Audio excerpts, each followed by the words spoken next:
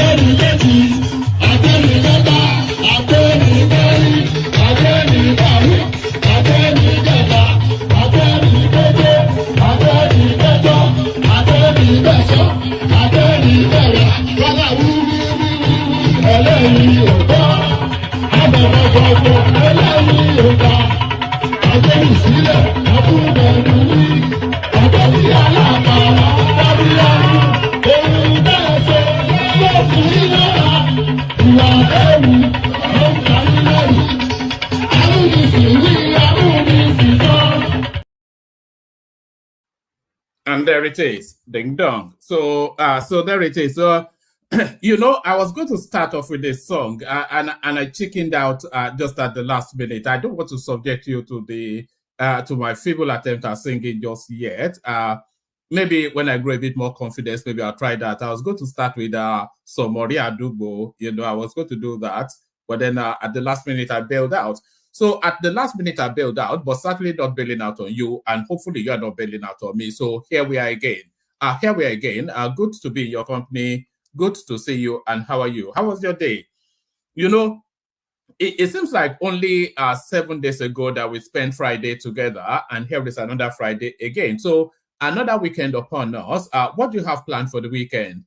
Barbecue season. You know, it's meant to be summertime in the UK. But I don't think the weather quite got the memo because you're still having to wear a jacket often instances. I think today is the warmest we've ever had. Well, not we've ever had, though, but today has been the warmest yet we've ever had, certainly where I am in Kent. So summer in the UK is probably winter in somewhere like Dallas, you know. Yeah, just all day. You know, there's a window right behind me. I'm in my conservatory, by the way. It's just it's a little add-on to the main building. So that's why I'm able to come out here and speak with you guys.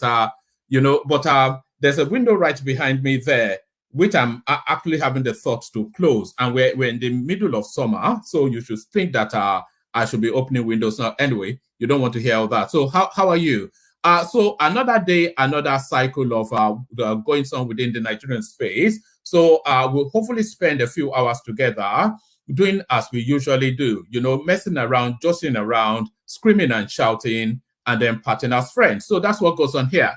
But before we kick off anything, the usual protocol, click on the like button just as soon as you're coming in.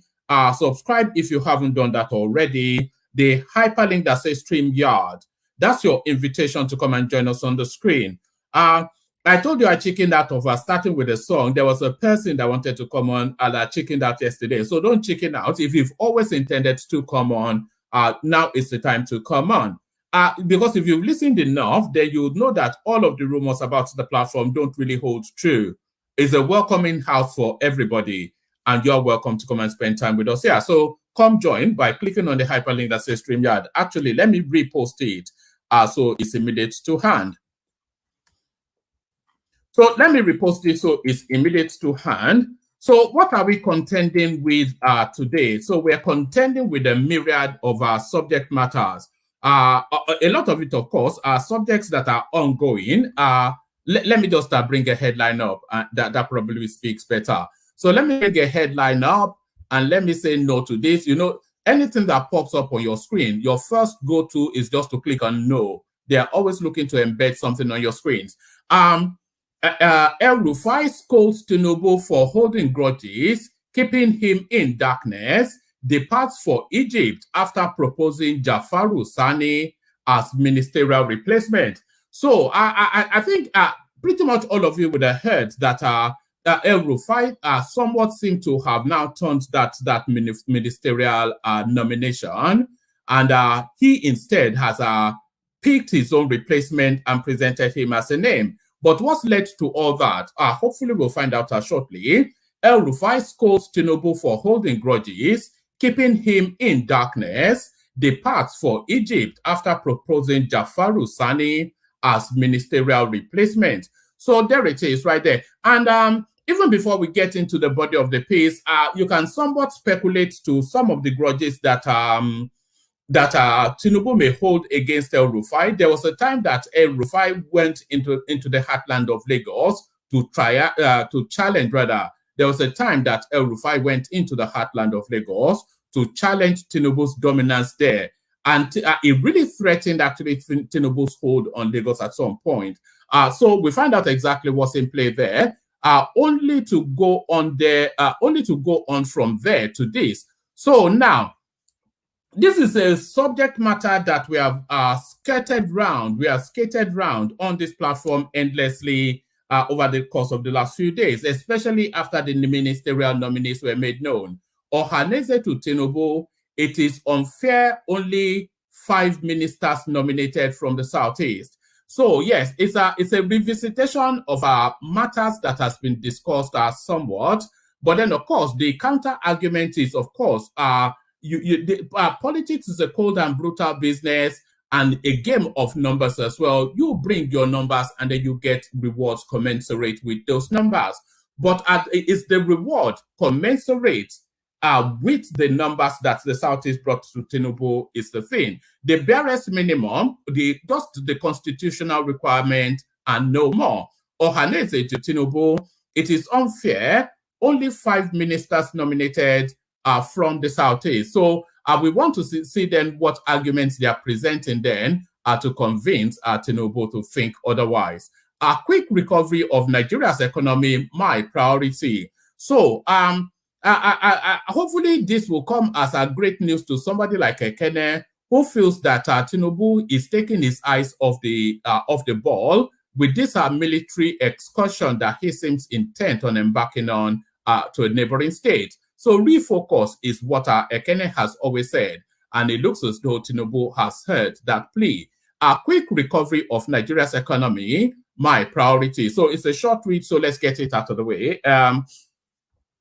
President Bola Tinubu has reassured Nigerians that no stone will be left unturned in his administration's efforts to stimulate the economy and make it work for the greatest good of all.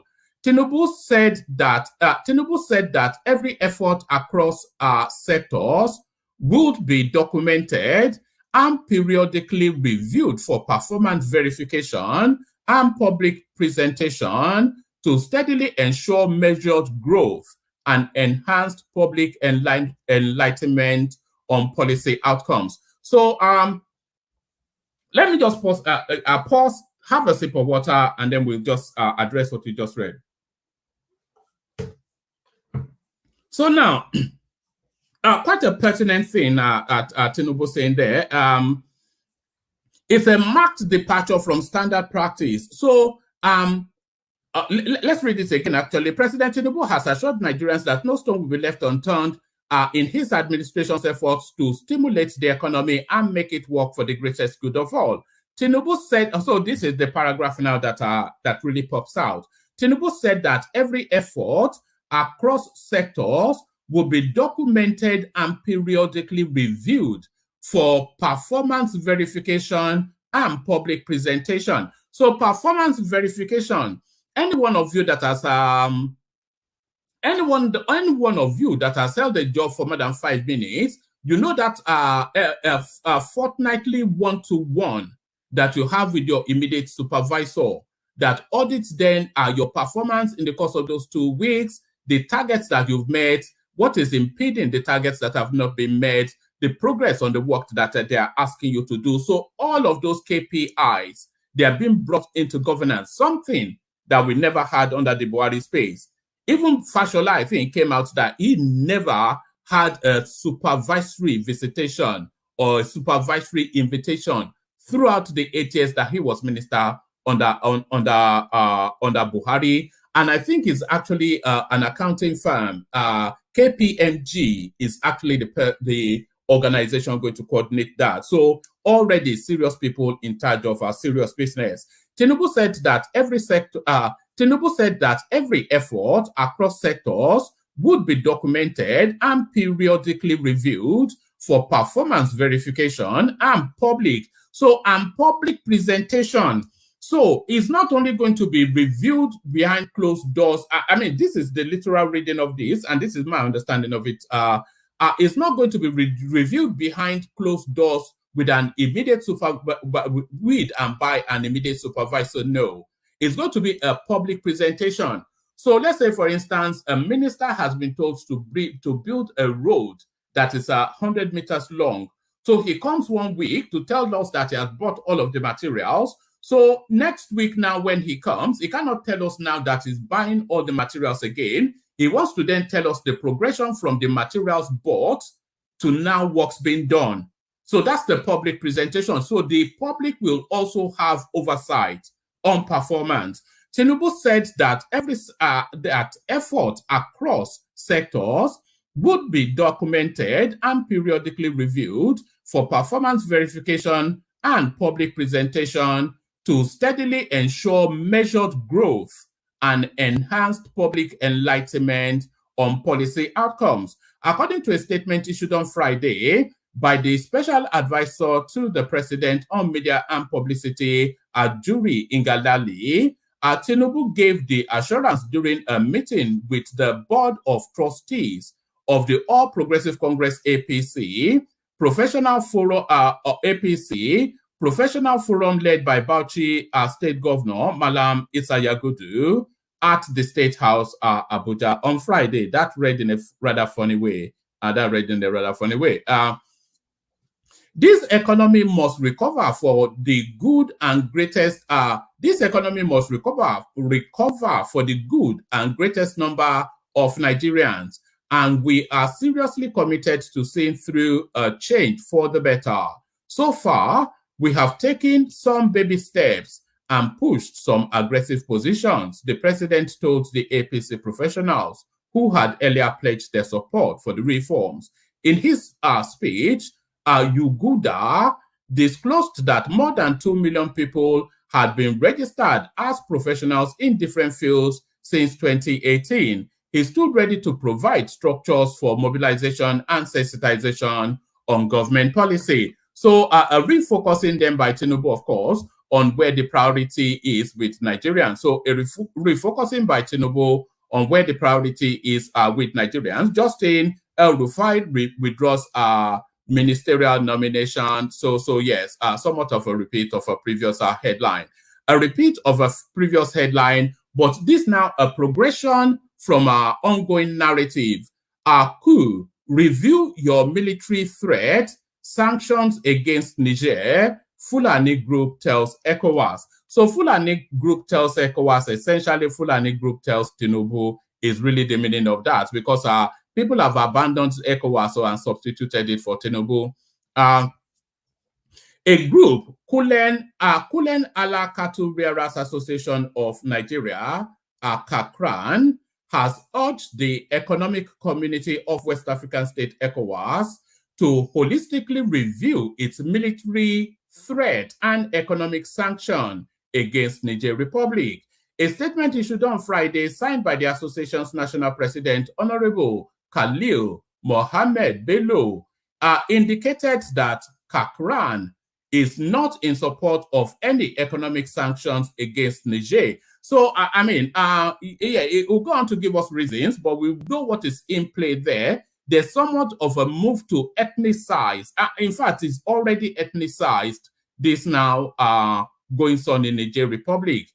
It claims that the sanction would be more harmful and disastrous to poor masses of Nigeria, and her neighbors than the culprits and their surrogates. We are against any military intervention by ECOWAS or European countries for the reasons that the said act would create more insecurity in Niger and Nigeria and other countries, as this would lead to unnecessary fights between the intervention groups, troops, and the Niger Republic Army, and the civilians will be deluded by the military, and the civilians will be deluded by the military under the cover of nationalism to join the fight as volunteers, he said. So this is it now. Hopefully there's no fires, no shots fired in this thing. It could so easily, even the Russians are warning against it. It can so easily spiral out of control. He added that the use of military in Niger Republic would also directly affect pastoral occupation in the entire Sahel region, as herders cannot freely move in search of animal feed and water points. The action will seriously lead to widespread terrorism, as well as proliferation of small and light weapons in the fragile sub-Saharan countries, Bello warned. Kakran appealed to the West African countries to review their military threat against Niger Republic and engage in a dialogue to resolve the political and military problems. So those are the Fulanis then coming out. Essentially, from all of that, you can transmute it to infer that those are the Fulanis coming out to want Tinubu.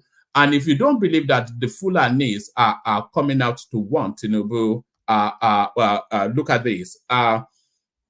Very bad. Buhari's camp fumes as ECOWAS puts army on standby. So now Buhari now, through his surrogates, take a stance. As leader of the Economic Community of West African States, ECOWAS, set to crush Niger coupist Bashir Ahmad, an aide to the immediate past president, Muhammadu Buhari, has reacted to media coloration of the ongoing political instability in the troubled Sahel region. Our correspondent reported on Thursday at the end of his second. Let's get to Buhari's reaction.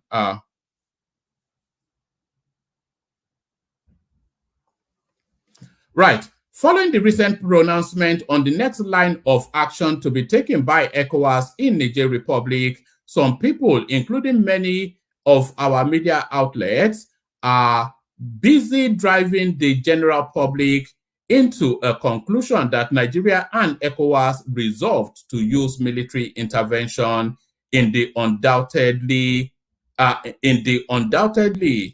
our most important neighbor. Very bad. We should be aware that war entails complex factors as seen recently in Sudan and the Russia-Ukraine tension. Let's also learn from history, like America's prolonged conflict in the Middle East. Peace prevails. So very bad seems to be Buhari's commentaries on the moves to go into Niger Republic. So very bad at Buhari's commentaries on the move to go into Niger Republic. Let's get this one out of the way as well, actually. Let's get this one out of the way as well. El-Rufai scolds Tinubu for holding grudges, keeping him in darkness, departs for Egypt after proposing Jafaru Sani as ministerial replacement. And Nasir El-Rufai took umbrage at the... let's do that again. Nasir El-Rufai took umbrage at President Bola Tinubu to his face during a pugnacious meeting at the State House earlier this week. Correspondents can report as per multiple sources briefed on the matter. The former Kaduna governor decried Mr. Tinubu's failure to be upright about any reservations the president might have held against his ministerial appointment as indicative of a suppressed animosity as the controversy over his nomination continues to drive ripple across. Mr. El-Rufai specifically said it appeared Mr. Tinubu had reservations about me because you can't claim not to be aware of the petitions. According to the account of one of our sources, which was subsequently corroborated by another State House official with first-hand knowledge of what transpired at the meeting. Before Mr. El-Rufai's remark, the president has said he was only waiting for a security report from the National Security Administrators before taking a final decision. But a seething Mr. El-Rufai quickly interjected and informed his host that he had already decided to step down as a potential minister, as sources said. And by the way, this has been reported across a multitude of our news outlets, news platforms. Mr. El-Rufai's brutal candor before the president startled people around the presidential villa. Correspondents heard, with many fearing the political fallout. So he doesn't want to make an enemy of El-Rufai. I don't think he does. We know of his high level of competence, and Aso Rock Aid said of Mr. El-Rufai, and the president would rather have him as an ally rather than even a cursory enemy. At issue have been the machinations of National Security Advisor Nuhu Ribadu, who boosted the severity of a string of complaints against Mr. El-Rufai's viability for a seat on the Federal Executive Council to oppose his security clearance. I don't think that Nuhu Ribadu will be acting alone. He can only really be acting with the if Tinubu tells him that he wants El-Rufai, it will clear him immediately. It's just as simple as that. So let's not pajalobo for each other here. Okay, let's go on to this one. This is the Southeastern space. Southeast, Ohaneze begs Tinubu to give Igbo more political economic opportunities. So yeah, let's get to this one.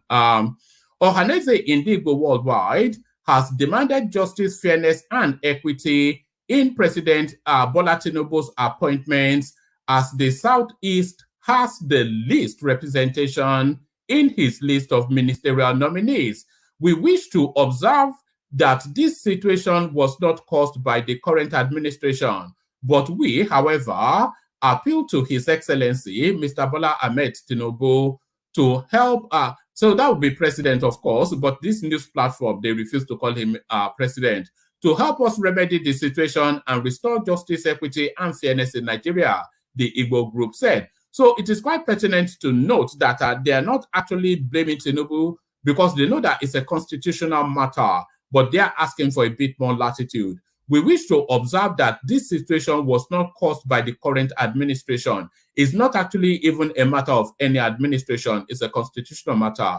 Ohaneze added, we pray the Almighty to bless and prosper our country, our Nigeria, and give our leaders the wisdom and knowledge to steer the ship of the Nigerian nation to peace, happiness, and prosperity for all Nigerians, irrespective of ethnicity, creed, and political persuasion. The group said they were disturbed by the president's ministerial nominees, in which the Southeast had only 5 ministers, and every other geopolitical zone has 9 or 10 nominees. Ohaneze President Emmanuel Iwanyawo expressed displeasure in a statement issued on Thursday. We therefore demand justice, fairness, and equity for every ethnic group in Nigeria, including the Igbo. So, especially the Igbos, you should say. Recall that the states and geopolitical zones were created by the military administration, stated the Igbo group. All honest Nigerians know that the Igbos did not play much part during this exercise. It added, as a result, the Southeast was shortchanged with 5 states, whilst other states have a minimum of 6. Ohaneze explained that the situation placed the Southeast in a difficult position politically, economically, and socially. Our political power has been reduced as we have fewer senators, and also in the House of Representatives, governors, House of Assemblies, and local government. Ohaneze said the Igbo group added that in federal revenue allocation, the region was denied commensurate revenue based on state, federal board appointments and other resource distribution after being strategically shortchanged. So that is an ongoing narrative within that space. That's an ongoing narrative within that space. We're going to land on this, but I'll play this now after I come back from the Kegite break.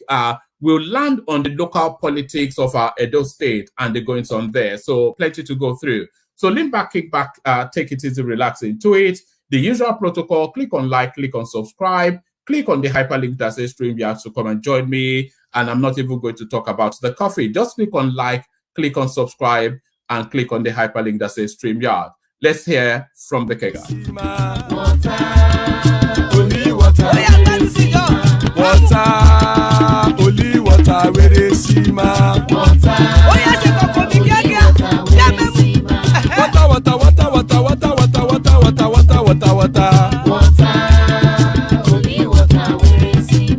Hapa o naido.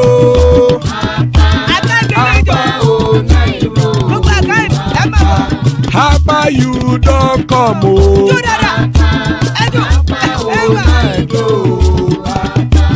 Hapa o naido.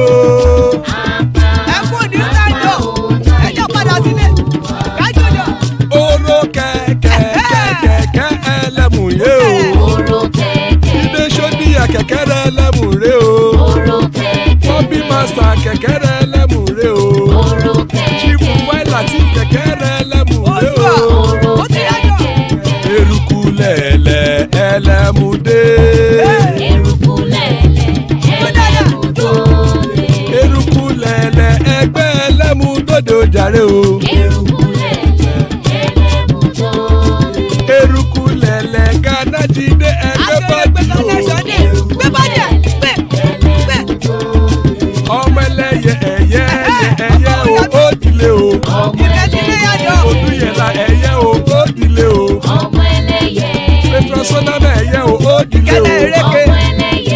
ṣòdùkẹ́ ẹ̀yẹ rẹ̀ ó ti lé o. ọmọ ẹlẹ́yẹ ẹyẹ. ẹlẹ́kọ̀ọ́ ọ̀run mú ìní o. ìgbàlà tí ẹlẹ́. àkùkọ ọ̀run mẹ́kọ.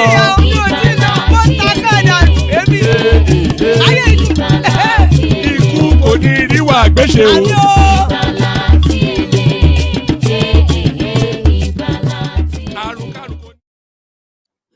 And there it is right there. So let's kick off the conversation. And I'm not quite sure how much of a conversation it will be. I've got Bishop and I've got Ajande Koko.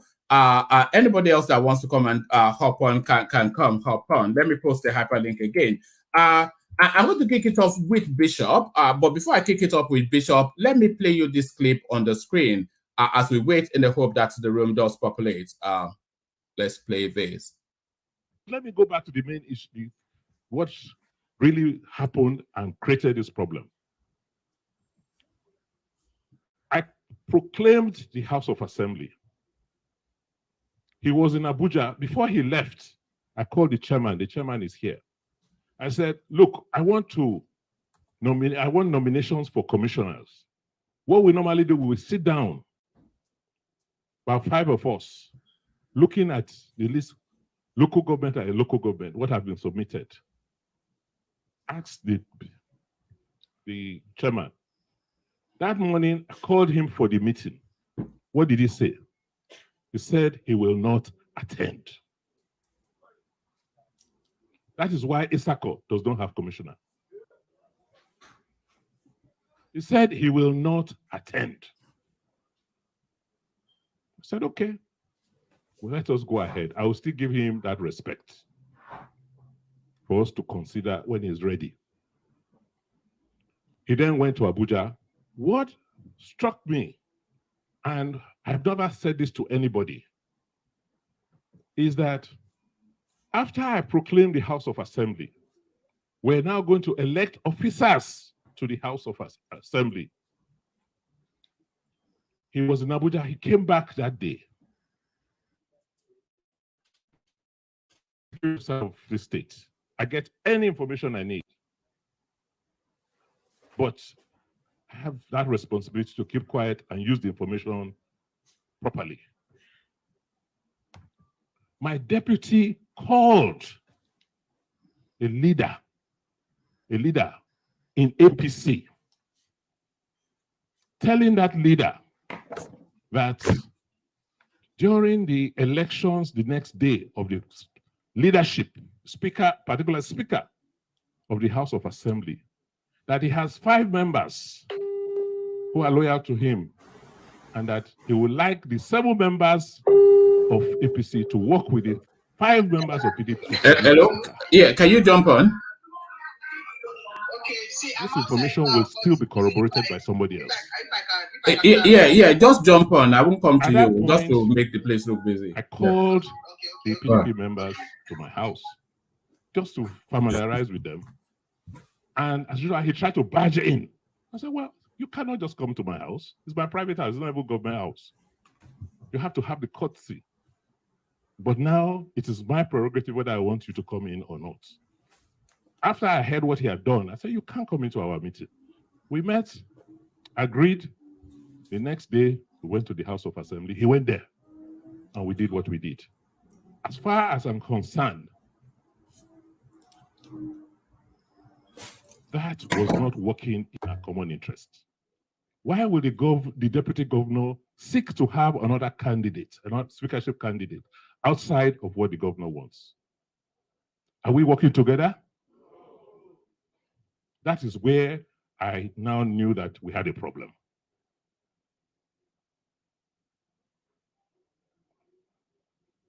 To say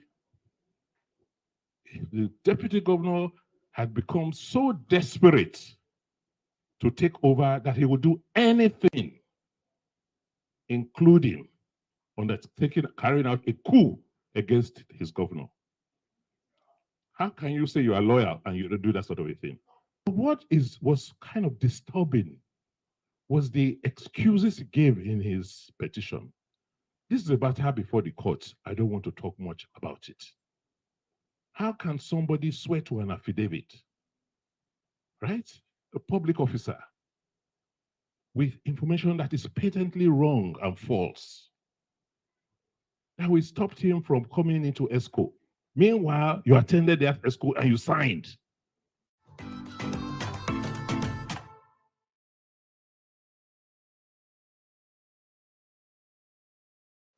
The supra party to which we all belong to is the Federal Republic of Nigeria.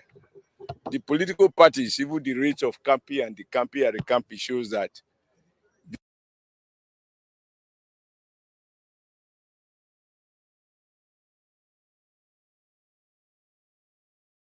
of being the chief steward. The supra party to which we all belong to is the Federal Republic of Nigeria. The political parties, even the rates of Campi and the Campi and the Campi, shows that the only that is constant is Nigeria, not the political parties. To that extent, as someone who have the rare privilege of being the chief steward at Osadebe Avenue, it's my wish that this government and even future government, regardless of the political platform, govern in peace and help to that we have peace and harmony. But what I read, if it is I was referring to about somebody going to court to complain about, quote, suspicion about being impeached, I don't know how courts adjudicate over suspicion. Maybe I'm a very poor legal student. I don't know about that. But let me say this. To say that somebody wants to run to APC is not a rehabilitation center. I can tell you that for free. We in APC, we are satisfied the way we are. We are happy in opposition. And we are not about to receive people who are coming because they have lost out. No IDP cap in APC. So my advice is those who are having challenges should learn to respect their bosses. And many of you will attest to this, and that is what gives me joy. I have always advised people, whoever you work with, be loyal. I was here, I was unable, whether I was right or wrong, it's a matter for individuals to judge. I was unable to support my deputy to succeed me, right? But my deputy never took me to court. And if there are people who profit only from crisis, they cannot have my support. And I also do understand, regardless of what anybody will say, I come from one of the clans from my local government. I'm not talking of Edo State now, from my local government. I come from only one of the clans. And even based on the principle of fairness, it would be nice if only my clan produced governors. But I know that Nigeria doesn't work that way. There are those sentiments that people feel at this level of development that things should go wrong. But I pray that God is able to help for us to all have peace. I don't wish it of anybody. God has been faithful to me. I didn't know how I could become a governor, and I didn't know how I could become a chairman. I also didn't know how I was removed as chairman. And now I don't know how God make me a senator. We had some city governors fail to make the same election with beavers that doesn't allow you to cheat. You did it, and so I've learned to trust God, to take control. And we must pray according to the Bible. We must pray for our leaders. Regardless of what you think, we are joined by God to pray for our leaders. So in a moment like this, all of you and all of us should pray for the government, for the governor of our state.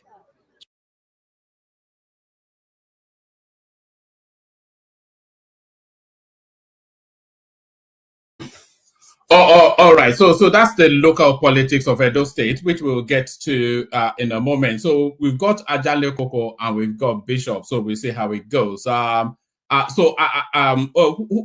is able to kick it off? Who wants to kick it off? Hello, can anyone hear me? Let Bishop go. Is Bishop ready?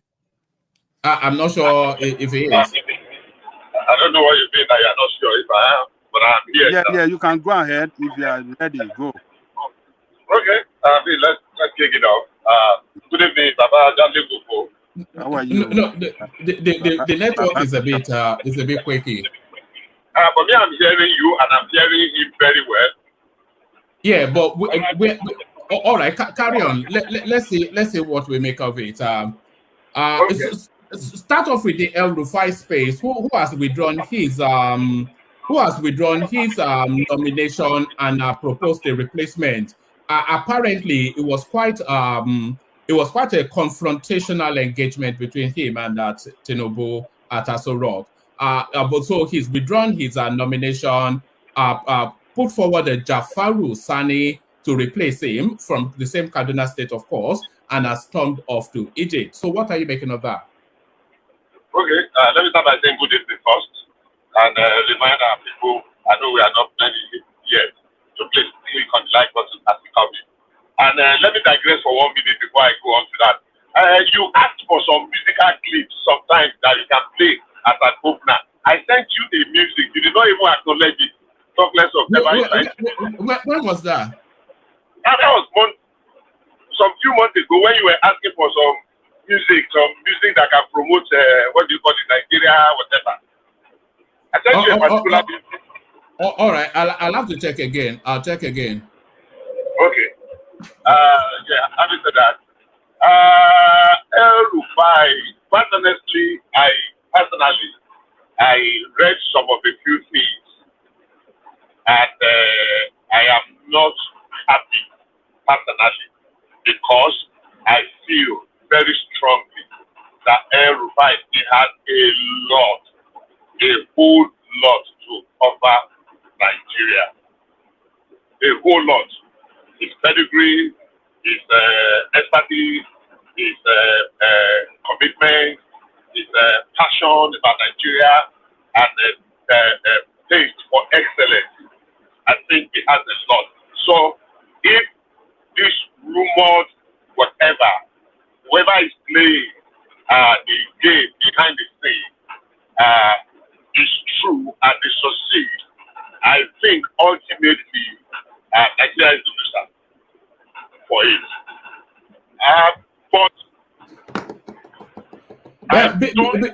Bishop, your network is quite quaky. Are you using Bluetooth? Yes. Okay. Can you do it directly? Maybe that helps better. We are hearing you in a quaky. Yeah. I can't. If I remove my Bluetooth, I will not be able to hear you. All right. Carry on. We'll see how we can manage it. Carry on. So, if you are still hearing me now, are you hearing me? Yes. Carry on. Yeah. Okay. I just reduced my speed. So what I'm saying is that it will be sad for me personally if this manipulation, they were able to manipulate El Rufai out. Whatever they are talking about, we had a minister that became a governor for 2 terms. He's not on trial. If there were petitions, of course, when have we been having hundreds of petitions?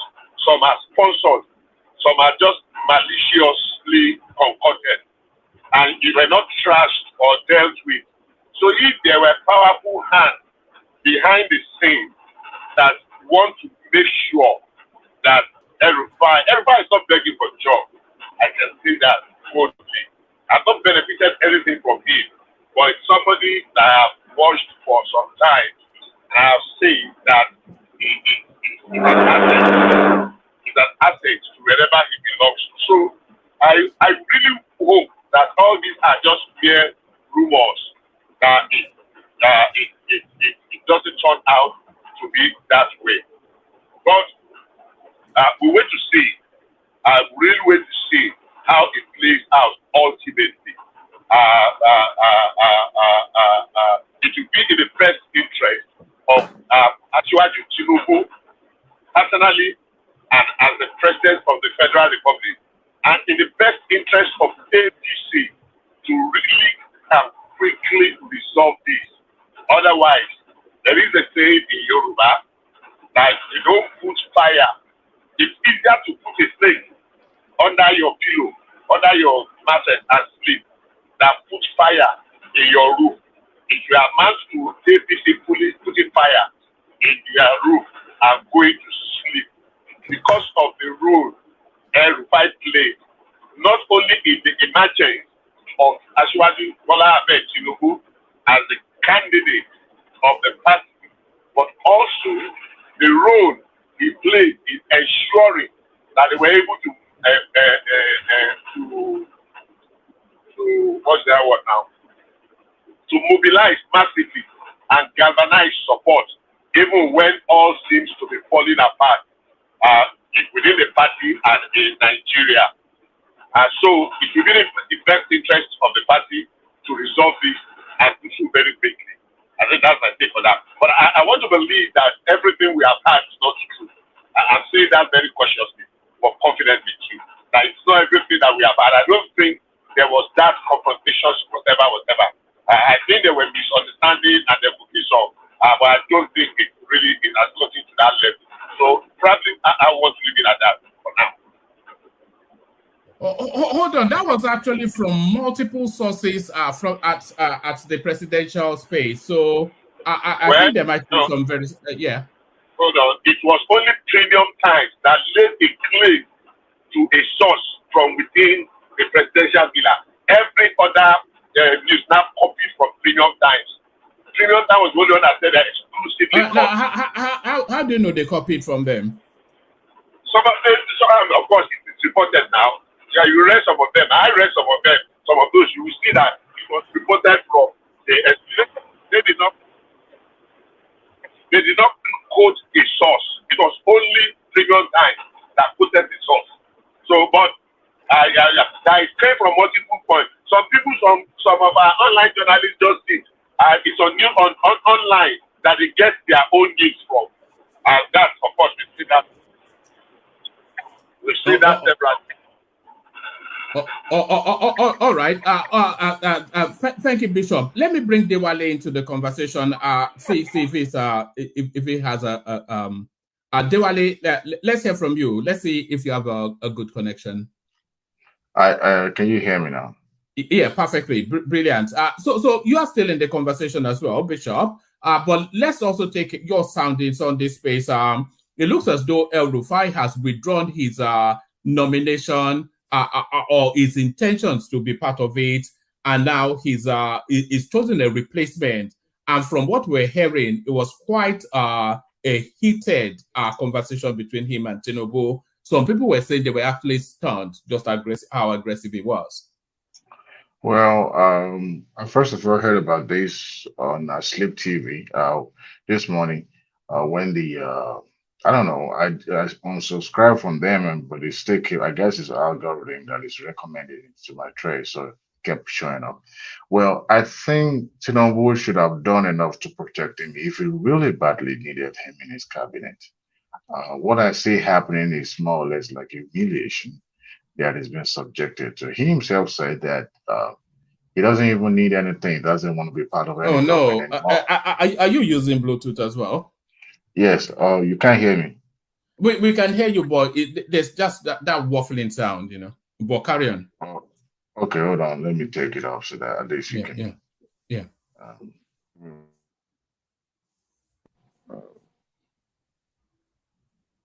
Can you hear me better now? A lot better. Carry on. Okay, so when he was subjected to, I mean, to me, I believe it's more like a humiliation because the government that proposed to put him in the cabinet should have done enough, do their due diligence, consult people that needed to be consulted. To me, it's more like humiliation because this individual has been minister in Nigeria before, and it was clear in every front. Recently, he was just relieved of his post as a governor of Kaduna State, which to me should have been an easy passage. But of course, the forces of the National Assembly are not relenting in ensuring that he doesn't get it. I think there's some powerful elements that are behind that. As for his his banter with Tinubu. Well, to me, whatever he says, I don't know how true it is. Um, I will believe that if I'm subjected to that kind of humiliation, I will react the same way. I will be furious because no matter what the National Assembly is holding, on his head, I don't think the executive doesn't have the power to wave it off. He just left a post as a governor. I know some people, maybe at the comment section or anywhere might be thinking that, well, some of the comments that he made, those are, uh, you know, enough to disqualify him as a minister. But yes, it's possible. But if Tinubu insisted that, or he put his foot down, that he wanted him in his cabinet, he could, as a wave of hand. But of course, he also cannot dismiss those powerful people, serving other powerful elements at the National Assembly. And with Akpabio at the end of affair, he should have been protected. People that are even less, uh, not, well, I can't use important, but less known. My goodness. Carry on. Yeah. So sorry, carry on. Yeah, less known faces in national at the National Assembly were given easy passage. But for someone who has been Nigerians have known, despite his utterances, because what I would like to know, Rufai has been in political space now for almost 20 years or thereabout. So, I mean, by now we know who he is. But I've truly, needed him to be in his cabinet. Yes, we'll have protect him enough. But at the same time, him rejecting it's like saying, I don't even want it in the first place. So, eh, but the danger of reluctancy when you have someone who is not actually willing or eager to jump on the train with you, you can't drag an elephant to the stream.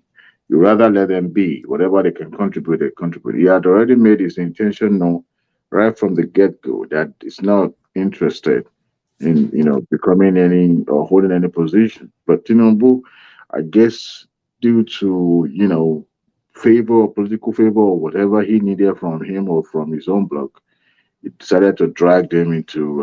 But I mean, he worked for him during the primary. He put his foot down. And even the general election, he was one of those people attacking his own political mentor, Buhari. So I think he should have been protected enough. But now that he said he doesn't want it anymore, I mean, he has his a good ground to reject it. If I were him, I would do the same because to me that is humiliation. You are bringing me back when you have people who are just new to the political space. They are being given easy passage, told to bow and leave. So why should I be different because of what I said? Yes, I said those things. Everybody knows that Rufai is a loudmouth, and I believe that the executive and with the alliances in the National Assembly, they have enough to give him a soft landing. But it seems, even if they're going to pass or give him the nomination, they wanted to subject him. Hold on, Dewale. Let me ask everybody. Can everybody hear Dewale okay? Thomas. Hearing him well.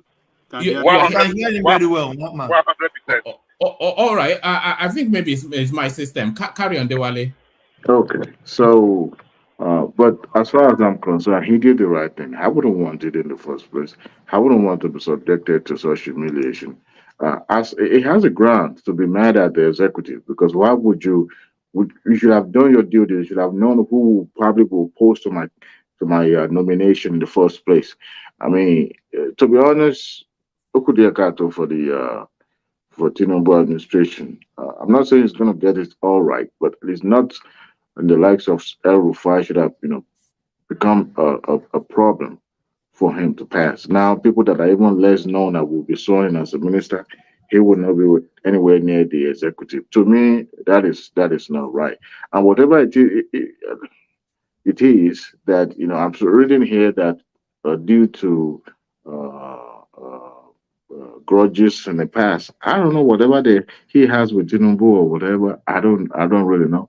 But for someone who have deemed it important enough to be part of his administration, I don't think there's any grudges that there will be more. But I just believe that I should have done more to, protect him enough not to have been subjected to the humiliation. But you know, they know how to do. Do you think the Tinubu administration, do you think they will be the poorer for it if they don't have El Rufai on board? Among all the 200 million Nigerians, they say, I mean, we can find at least 1 million of El Rufai. El Rufai is not the most brilliant politicians around or the most brilliant administrator or public administrator, for that matter. So I think, it's a privilege when you serve your country, not a right. You can throw your fist in the air, kick the hair, or whatever you want to do, or throw tantrum. It's just a privilege. And if you are called upon to serve your country, grab it because among millions of Nigerians, this to see you as being important as something that you can contribute. I don't think so. I don't really think that if Tinubu searched well, we have a lot of seasoned administrators that are doing very well at the private sector. But coming to public sector is a different ballgame because not everybody can withstand the heat, the pressure in the public sector. Public sector is not about bottom line. It's about interest, people's interest, political interest. Fending off all those interests is another big issue.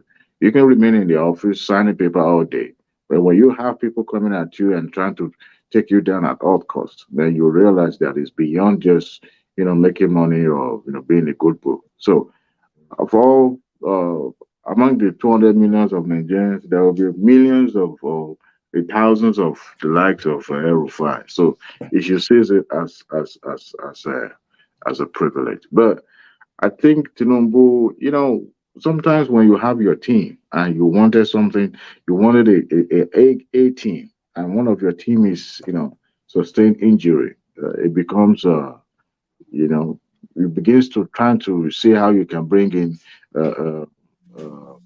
substitution. But sometimes you already have your goal and everything. Dewale, are we to read into this that Tinubu does not actually want him? Because if Tinubu wanted him, then he would have facilitated for him, Are we to read into this that Tinubu does not really want him? No, I believe he wanted him. I mean, look at the event that led all these, even to the point that we've speculated, we've thought everything, and yet he nominated, he put his name there. He was among the first set that showed up there. I think he wanted him not to humiliate. Look at the incident that happens in the Kaduna when when they organized that symposium. He dragged him to the podium and publicly announced that he will, to promise that he will be part of his administration. I don't think so. I think he was Tinubu must have really not really pay attention to, or thinking that that such things will happen, or his handler didn't pay much attention to it, because I believe should have given them, given him in particular a soft landing. Because if he really desperately wanted him, I don't want to believe he didn't want him. Because if he didn't want him, why are you going all out? This guy's stuck his neck out. Yeah, exactly. So that's because if Tinubu wanted El Rufai or as part of his government, then El Rufai will be part of his government. It would just tell Nuhu Ribadu to approve him, and then and then of course the Senate will just tell him to take a bow and go. It wasn't security issue. Really, if you look at what was brought forward at the hearing, at the nominations hearing, it was more or less like a petition, and because you could see the enmity is palpable in that hall. You could see that a lot of people were against his nomination. It was all, even the party, the APC party, some of them were not comfortable with him.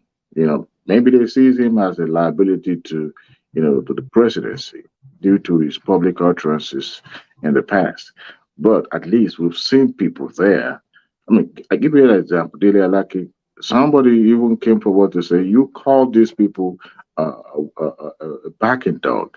And Apabio, kind of like gave him a sublanding by subverting that submission by the members. And they didn't question him further, right? So why should the LFI be different? But I could tell that there are a lot of people at the chamber that are not really wanted him, or perhaps they wanted to ridicule him, subject him to that treatment. But to me, I would have wanted after that. They can keep it. I've been more or less like a minister twice because I was in charge of BP, Bureau of Public Enterprise, and later on the mayor of Abuja. So what else? You governor twice. So what else do you need? I mean, you've got to embezzle money. You've embezzled money, so they can keep their position. So, but unfortunately, it happens and doesn't speak well of Tinubu's uh, uh, gang, if to call them gang or group. But at the end of the day, I would furious with Tinubu if I were El as well. All right, brilliant. Let's bring Mohammed into the conversation. So Mohammed, I'm still insisting that if Tinubu wanted El Rufai to be part of his government, then El Rufai will be part of that government. So he has essentially told Nuhu Ribado to hold him in abeyance. And so angered, El Rufai stormed into Aso Rock Villa and threw the ministerial thing in Tinubu's face, and then asked him to hand it over to Jafaru Sani. So is Tinubu's cabinet, if El Rufai is not part of Tinubu's cabinet, is Tinubu's cabinet the poorer for it? Starting from there. Good to see you, Mohammed. Oh, okay. Hello, Maman. Hello, the panelists. How's everyone doing? I hope everyone's doing okay. We're good. Yeah, that's good. My network was fluctuating. I didn't catch most of what you said, but I think it's you were asking whether or not Tinubu's cabinet is poorer without El Rufai, right? Yes, correct. Of course, to that I will say absolutely. I don't think a lot of people will say differently, because El Rufai might be many things, but nobody doubts his competence and ability to deliver. Like, he was Abuja minister for 4 years, but he is the FCT minister till today. Like, I don't even know who the FCT minister is currently, but anybody, and he was there just for 4 years, for one term. And in Kaduna, he has done wonders. So I go to Kaduna a lot. When I went the last time, I couldn't even find my way because of the changes there. So definitely yes, but what surprised me is to your question though, I think Tinubu really wanted him, and he wanted him a lot, because even before, just after the election, Rufai has been, just before also, he has been saying that he wants to go and do education, and Tinubu is telling him he should stay, he wants him to be part of his cabinet. Even that is even before, the inauguration of Tinubu or anything. And Rufai, like in some of his, he does this weekly address to Kaduna, Kaduna people in Hausa. So he always mentions it, like, oh yeah, this is that. Aswaju wants him to stay. He's insisting that he has to stay. Like, Aswaju is forcing him to stay, but he wants to go. He has been saying this, And I think there was a video recently that I also saw, even that publicly, Tinubu is saying that he should, he has to promise that he will stay. So this shows to me that I think Aswaju really wanted him to stay. But I'm also surprised. So I just want to ask something. Is it that they have not confirmed him, or they will not confirm him? What is the stance? They are saying there's some sort of a security clearance issue, which is holding his clearance in abeyance. And I'm not sure, El Rufai is a known quantity, so I'm not quite sure what security risk he especially presents. So that's why I'm saying, is there some form of reluctance on Tinubu's part? So I asked one guy, one of my friends, maybe even some of you know him, he's quite popular on Twitter, and he's kind of, he knows a lot about this Asiwaju space, staunch Tinubu supporter. And he has a lot of sources in the APC. I asked him about this. He said that really, the power industry, there are some cabals that really don't want Rufai to be there because he will rock some boats. That's what he said. I mean, I'm not, you can believe it or not, but that's what he told me. He has his sources and everything. So I don't think it's an Asuaju issue. Absolutely, I don't believe that even for 1 minute. But I think there are people who don't want Rufai to be there because he is a known quantity, like you said. What security issue are you talking about? That he killed somebody, or what is the security issue? I mean, we have people confirmed that have more serious indictments against them. I mean, Pablo himself is not a clean person at all, you know. What do you see the way out of this? How do you see the way out of this? Because when they were reading out the ministerial list, El Rufai was one of the star names that we identified on this platform. He, Dele Alake, Wale Edun, you know, and a lot of people wanted him to take charge of that, you know, because of course they're looking to converge the power sector with the energy sector to have that synergized and have El Rufai oversight it. And that seemed to excite a lot of our Nigerians. But now this, what's going on?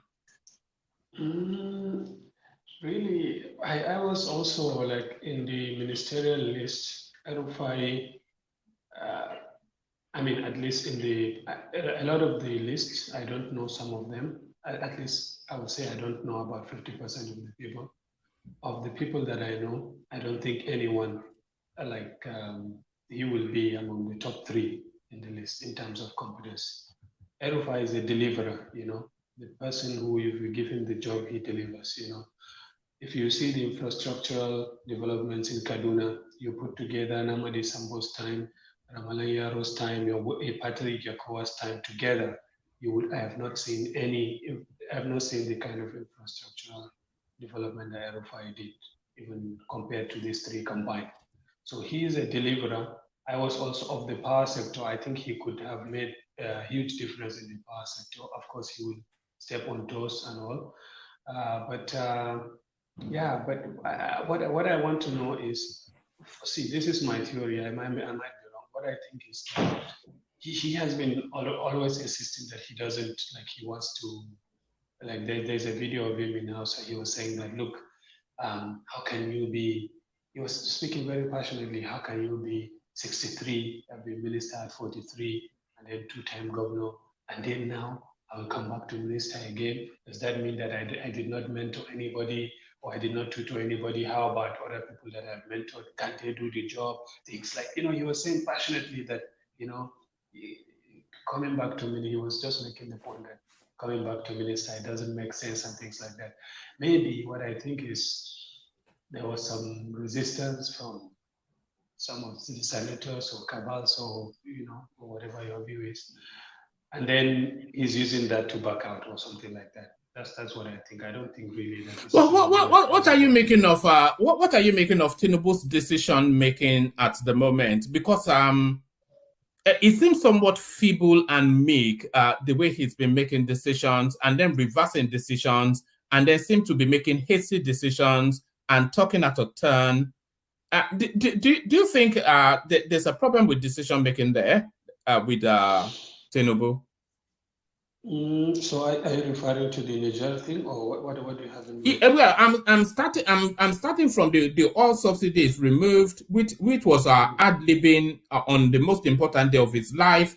I'm talking about the 8,000 naira that was meant to go to the poor, which we now don't know where it is. We're talking about this ultimatum that doesn't make sense. We're talking about now rolling out troops that ultimately the Russians are warning you not to go in, by the way. They just, and then the floating of the naira, which is now somewhat, it's completely, it's just the decision making just seems out of skew. Do you not read it that way? Yes, some I think, like for me, the one that I think is kind of shows a little bit of rashness in the decision making was the ultimatum, the 7-day ultimatum, although it's ECOWAS thing, but I mean, he had a huge part in that. And the floating of the naira, it's something like, you know, I honestly, I have to tell you, I did not predict that this will happen. when that thing, when they floated in, I did not predict that the naira is going to crash like this so precipitously. But yes, I think it's too early to tell. But I think that there is something about he has not been in this federal space before. I think there are things that he believes in and he wants to do. He doesn't have experience in this federal space, and I think that inexperience is shown a little bit. Do you think he needs a quick big win for people to reconnect people's confidence? Because I'm starting to get the sense somewhat, and we're only less than 3 months in. I'm starting to get the sense that people may start to, are they starting to lose confidence in him? Do you get that sense? Yes, of course. This kind of things will start to creep in. Yes, people are beginning to, but some of the things like the subsidy removal thing, almost it's not really 100% his decision. Subsidy was already removed basically when he came in. I mean, the ad libbing that you talked about, that's the only part that maybe he has some blemish there. But the thing is, I think he tried to do too many things so fast. He believes in those things like this subsidy, floating of the naira, these things. He's tried to do too many things in very short time without really allowing, like, just he created so much entropy, and now everything is messed up and nobody knows what everything is. Hoping that at some day, like maybe with time, it will calm down. But at least now, like this Naira thing, really, I did not foresee what is happening right now because Naira is just Mohammed, the international community actually foresaw it. They said the Nigerian financial space that it did not have the requisite sophistry to handle a free-based sort of currency doctrine. So they said Nigeria lacked the financial space of Nigeria. It lacked the sophistication for a floated naira, and that is what we're seeing. So if the international monetary space could see that, why couldn't Tinubu and his team of experts, some of the best brains Nigeria have to offer? Wow. So the thing is, yeah, for me, I like, for example, the way that I do things, I'm a more cautious type of person. When decisions was going to affect millions of people, I think you should take your time, have staunch supporters of it, have staunch, detractors of that position, let them, you should foresee, you should hear all sides very well, get the best brains of both sides, feed them very well, and do everything taking into consideration the concerns of both sides, and then that's how you take the decision. So when the naira was floated, I asked one person, I said, well, why wasn't this done before? Like for me, I was asking, like, I asked many people actually, like, what was the wisdom of not, floating the naira before? Why didn't the previous government do it? Like having official rate and then parallel market rate. What was the wisdom in that?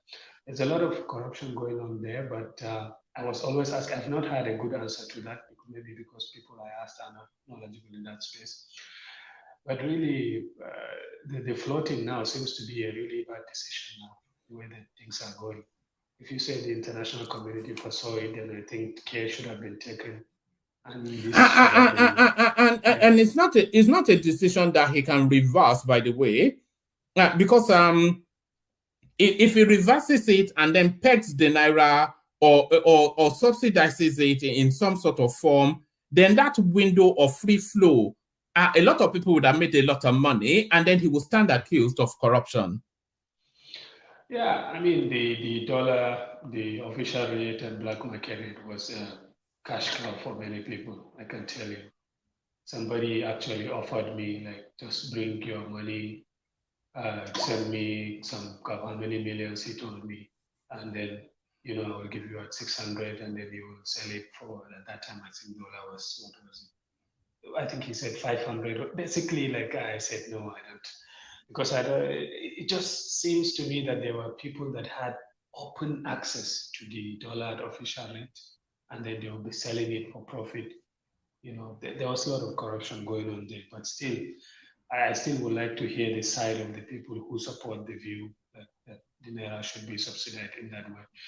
But to your point though, Tinubu he tried to do many things within a very short amount of time, and those things, each of them are big things. They are not decisions that should have been taken lightly. Like I was on this show when you were discussing the removal of the subsidy. I said that they should have been removed sequentially, and the way that it was done, even though it's not his fault, I have to reiterate that, like, it was already removed in a way, but a lot should have been done, and more discussions should have been taken, should have happened before those decisions have been taken place. But you are onto something, one man. When like 1, 2, 3, 4, 5 things like happening, and people are not so sure about this, with time, you know, you see that the confidence of the people is going to, even his supporters, the confidence is going to start to drop in him. But let's wait for him to gather his cabinet and. Alexander is asking you to. Alexander Gomez is asking you to speak up a bit. Speak up a bit to this space. Speak up a bit to the Niger Republic space. Review your military threats. Review your military threats. Sanctions against Niger. Fulani group tells ECOWAS. So, of all of the bad decisions, this may well be the worst decision, or probably the best decision, depending on how it plays out. So if they can go in quickly, have a surgical strike, remove these characters, and set that country on the course of our democracy, Tinubu can write his own check. He will be the darling of the international community if that happens. But if they go in and they get locked into some protracted war, and we start to see images of babies and women, then that will be the damnation of him. How are you reading that space and the warning from the cattle herders? But I have to be honest with you, one man. The second scenario is more likely than the first. Never has there been a military, intervention with the intent of restoring democracy, and it just went, smoothly. You just go in, take out the bad people, then restore democracy and come out.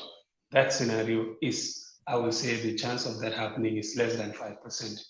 More likely than not, what will happen, once there's intervention, you will see the images of babies, like you mentioned.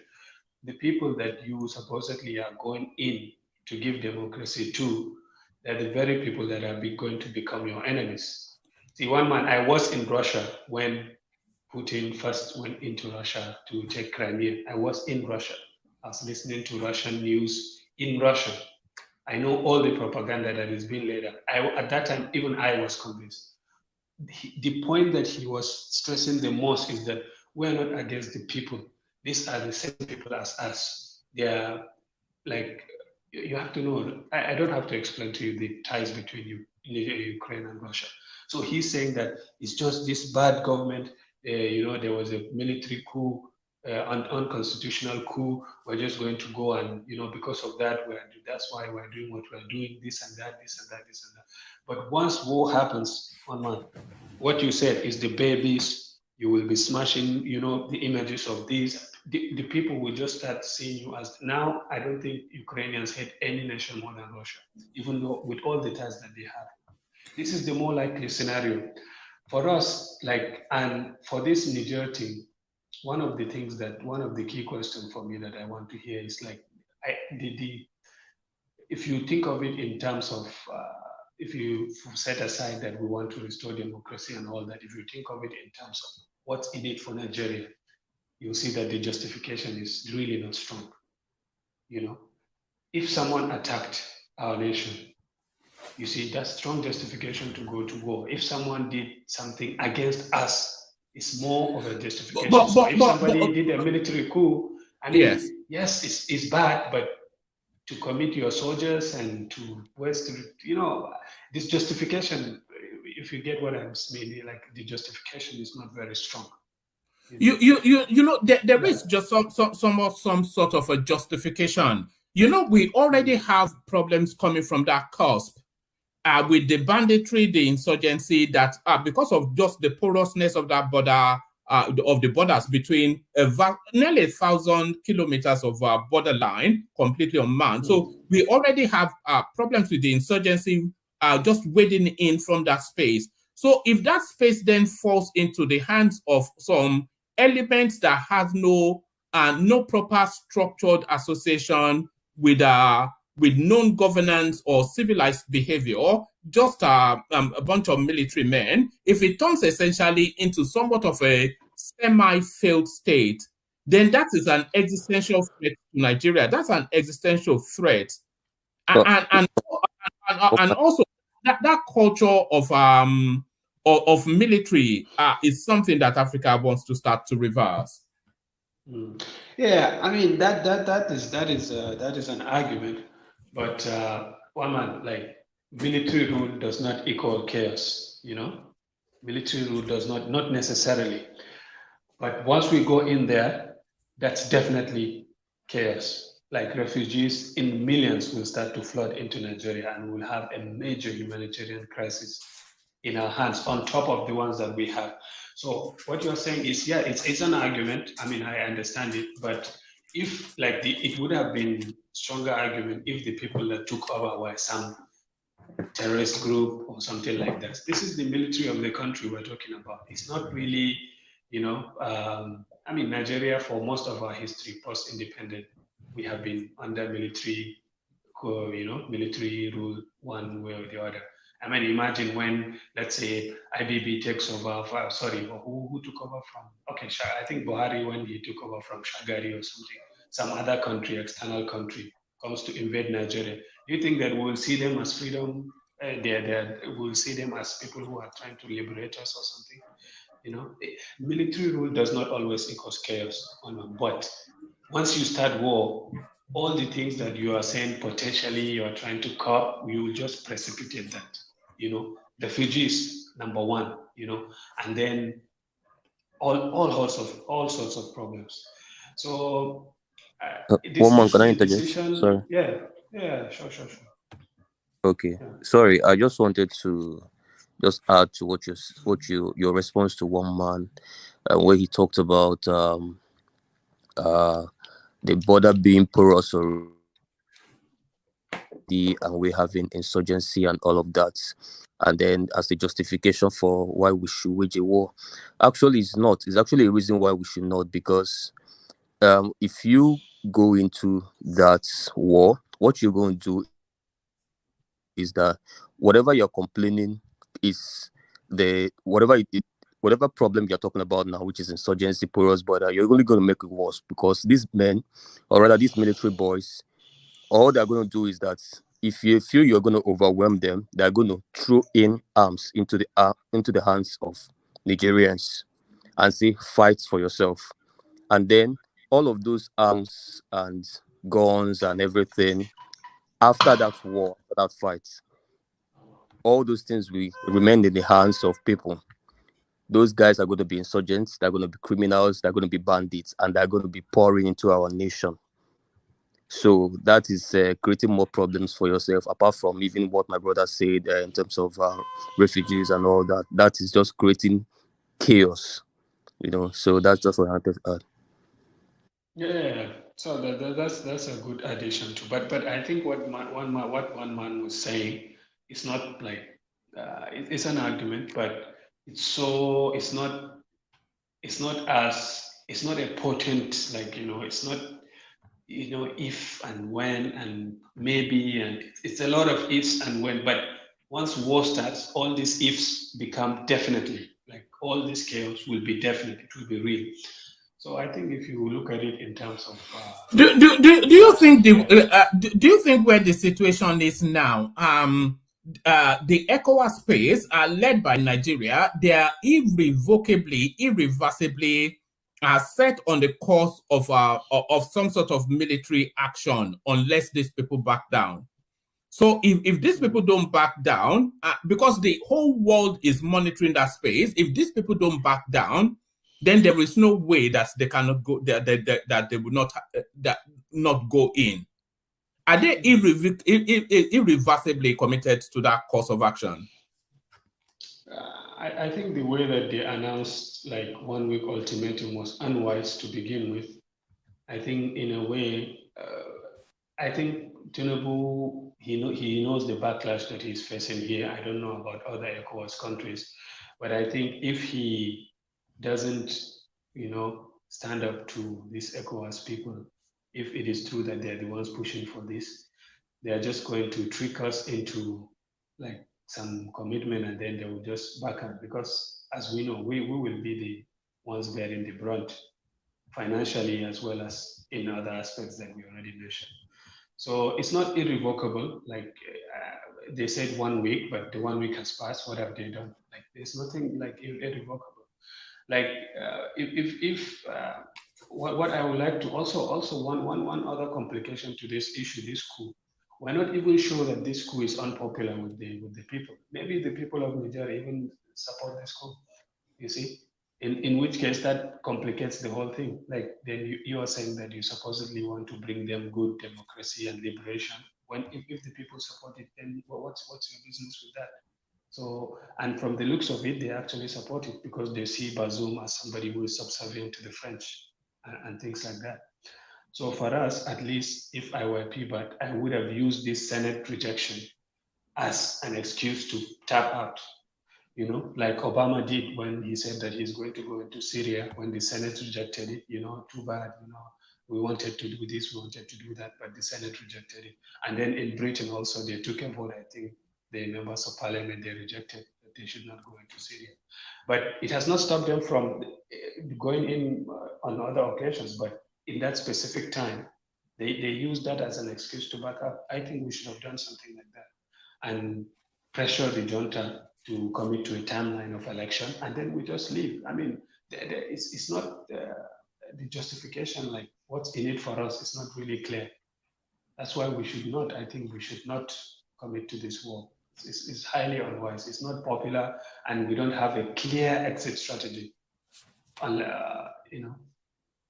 all right.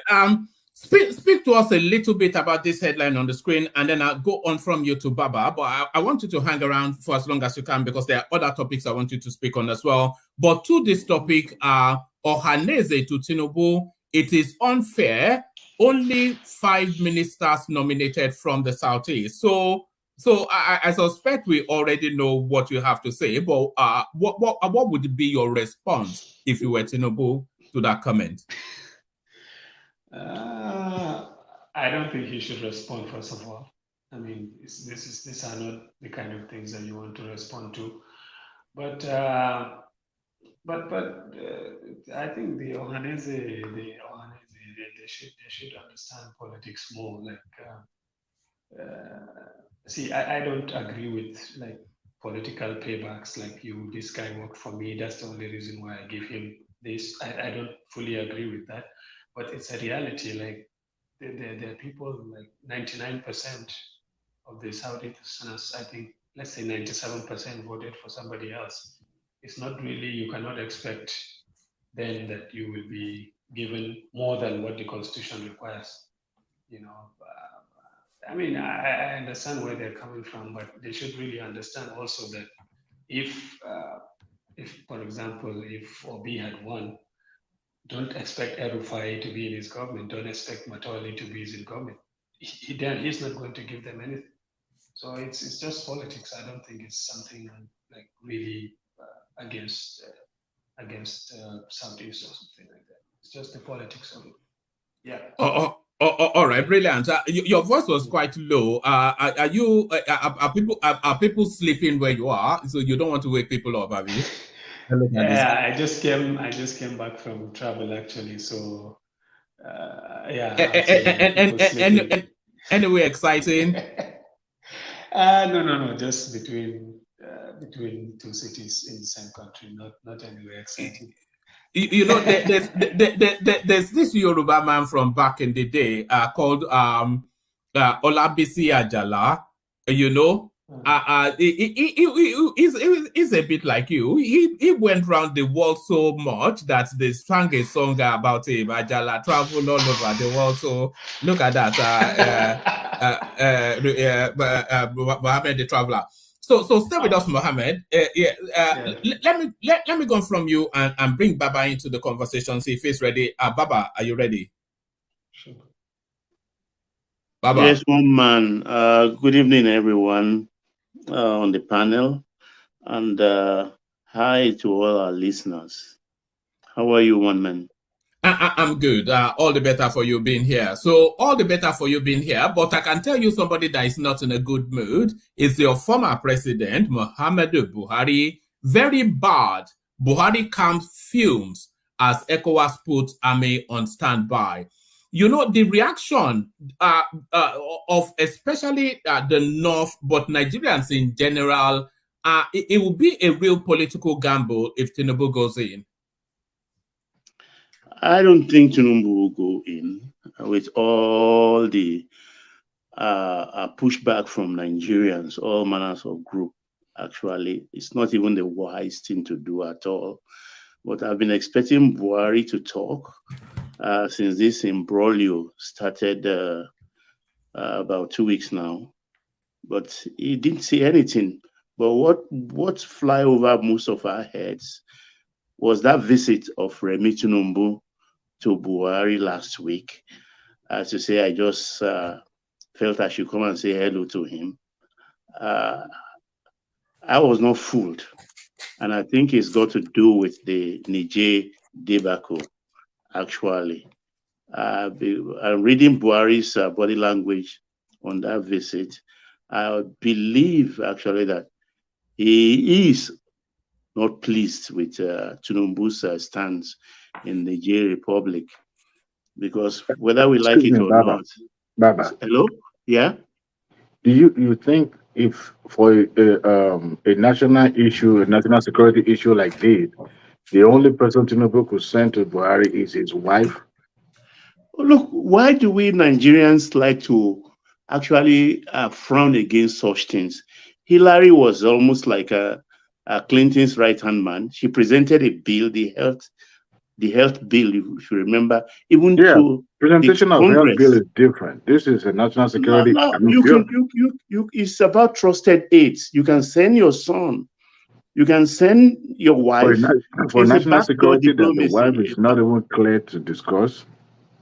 Well, she was a senator. And I think if there is any confidence at all, most of us, I think, our wife knows us in and out and stuff like that. So I wouldn't frown at that. We have the habit of,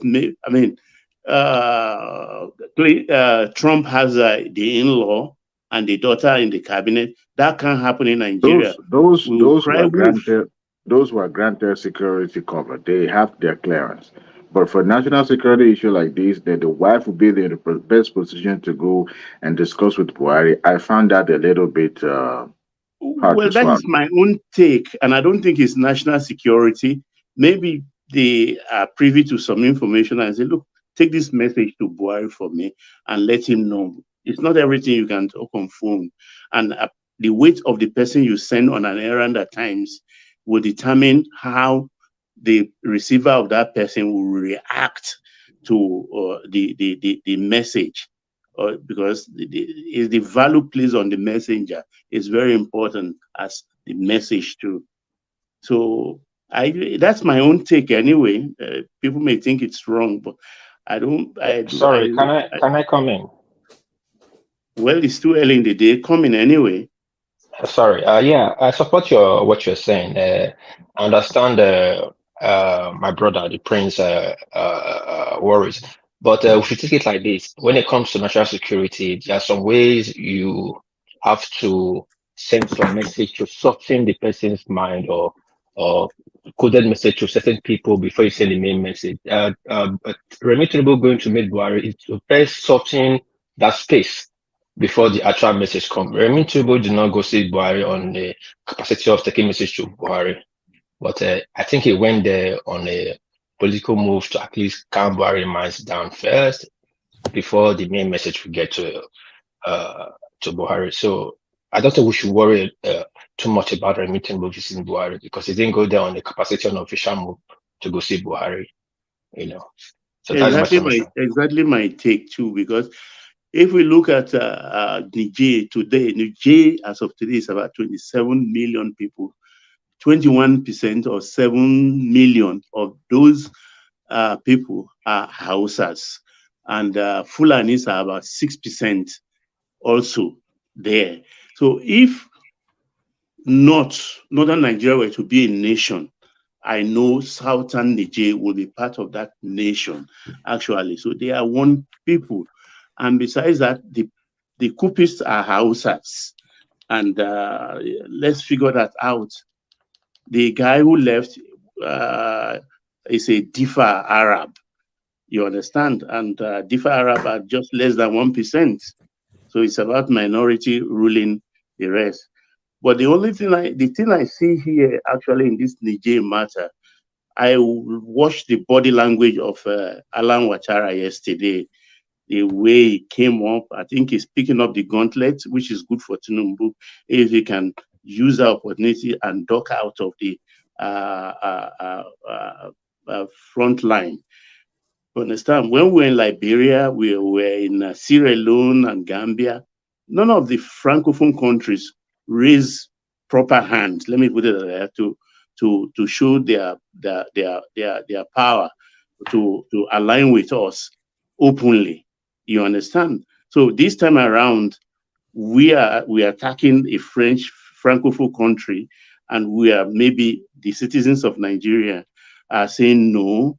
They are reluctant, and Alan Ouattara is standing up. Well, maybe I don't want to use a language strong. Maybe maybe he's standing up for France in this regard. So let him pick up the gauntlet. He has military men. Let him go. He's part of the problem. When he had problem with Gbagbo here, when Gbagbo didn't want to accept defeat, the whole world descended on Gbagbo. And Alan Ouattara came in. They will even say he was a Burkinabe from Burkina Faso. That was one of the things the Gbagbo people were putting forward. But here he is today. It's about, I think, going for his third term, which the Constitution of Cote d'Ivoire frowns again. And these are the kind of things that are fueling coup all over the place. You understand? I am not in support of Nigeria going to war. I just don't like it.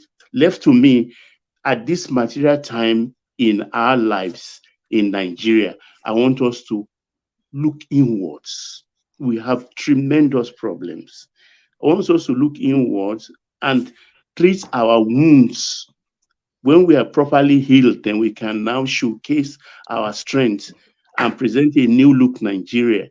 Today, the whole thing, I mean, I have trepidation about Tinubu's takeoff. Let me just put that as a takeoff.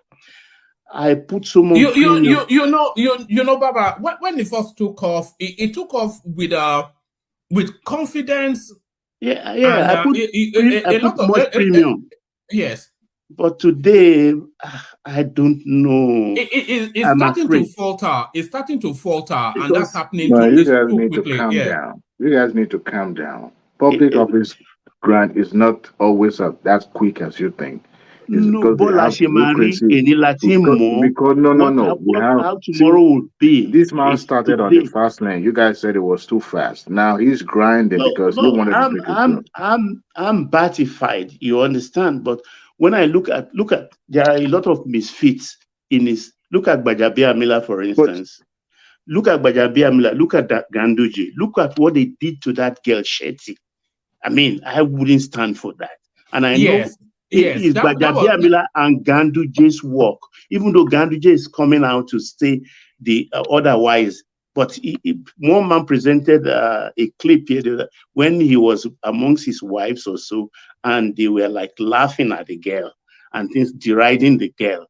You understand? And we know that definitely Ganduje's daughter and this girl. Baba, can you hear me? Yeah, I can hear you. Oh, hold on. Let me insert that clip. This is Ganduje mocking that Shetima woman that was removed from the ministerial list.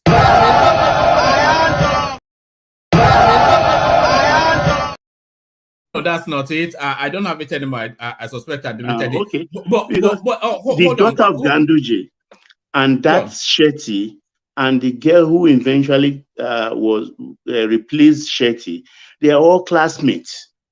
So they at times little issues we don't know at times affect people's fortune. Sorry, can I ask nation's fortune? Yeah, go ahead, please.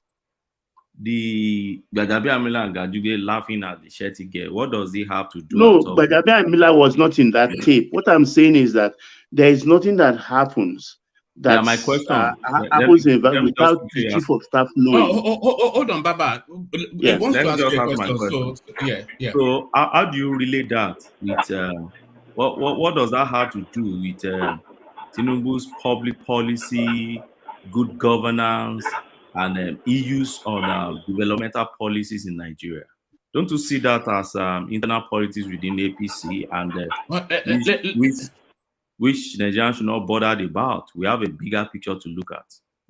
Sorry, Baba. Let me respond to that, and then you come in after. It's about Tinubu's decision making. This is where the query is decision making. But Baba, the question was to you. Yeah, you put it right. Took it out of my mouth.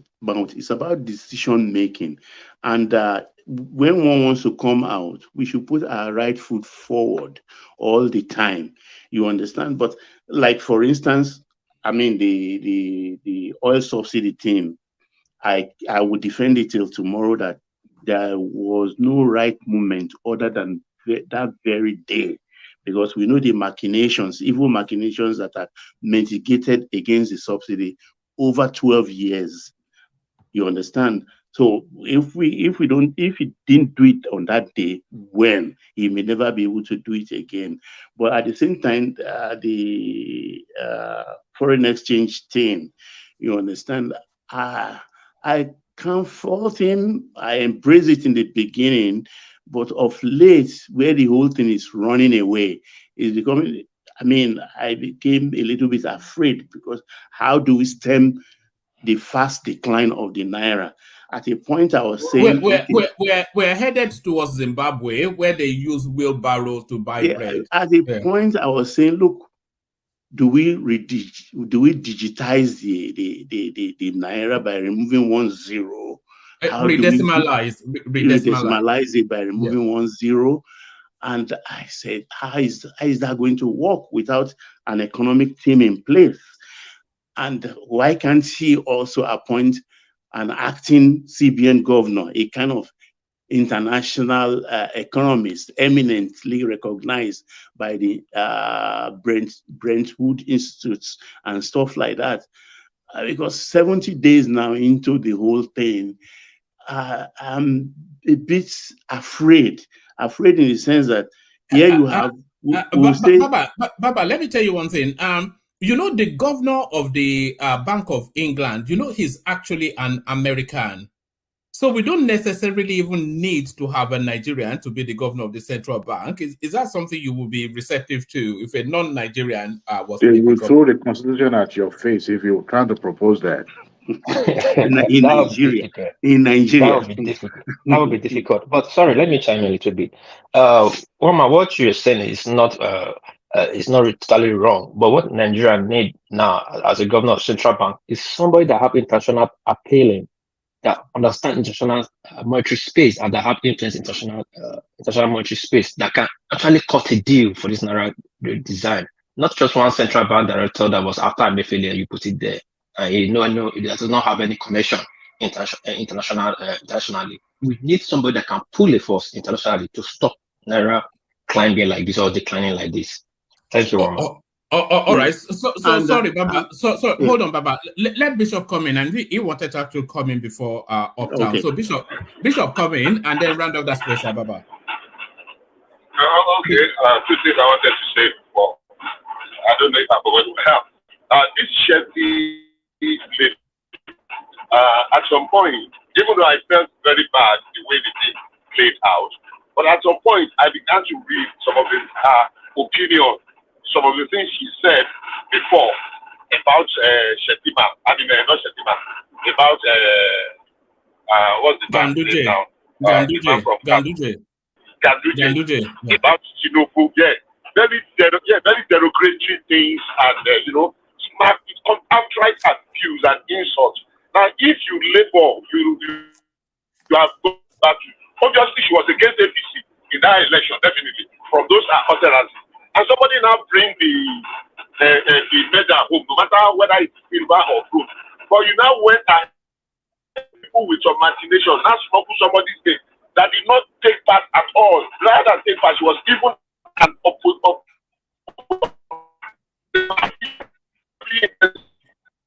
Bishop, we're losing you.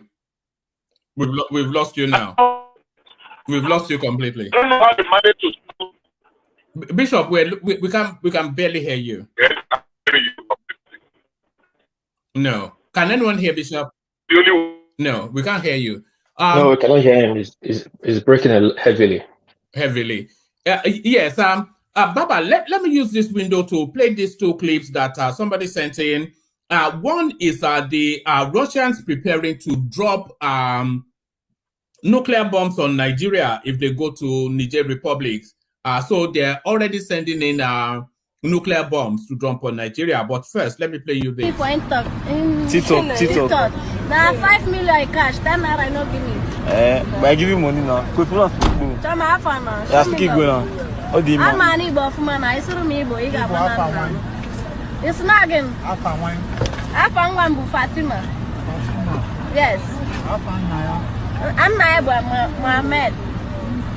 Are you serious? Oh, so you muta na ibo. Sifula nimi dey speak Igbo. Ah, one day unu na ifu go na ya na. Local government. Local government also there. Alambra State. Oyaka. Ifu go na ya. Oh, Abu citizens of Alambra State. Wow. Imela o. Magi waka igen na. I say what's up, ma? What do you get for us? All right, so that's the Nigeria we want. I'll save that one for Pansat. Next time he's coming here to talk his rubbish. I'll save that one for Pansat.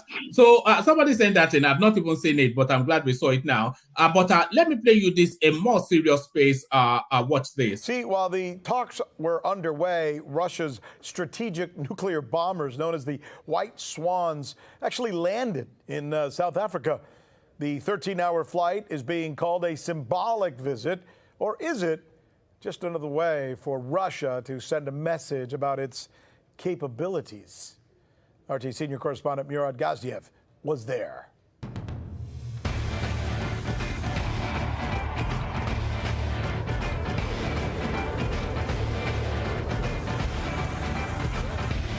And we have touchdown. The Russian Swans have come to South Africa. Blackjack, NATO reporting name, officially the Tu-160, Russia's strategic nuclear bombers. This is the furthest south that they have ever been.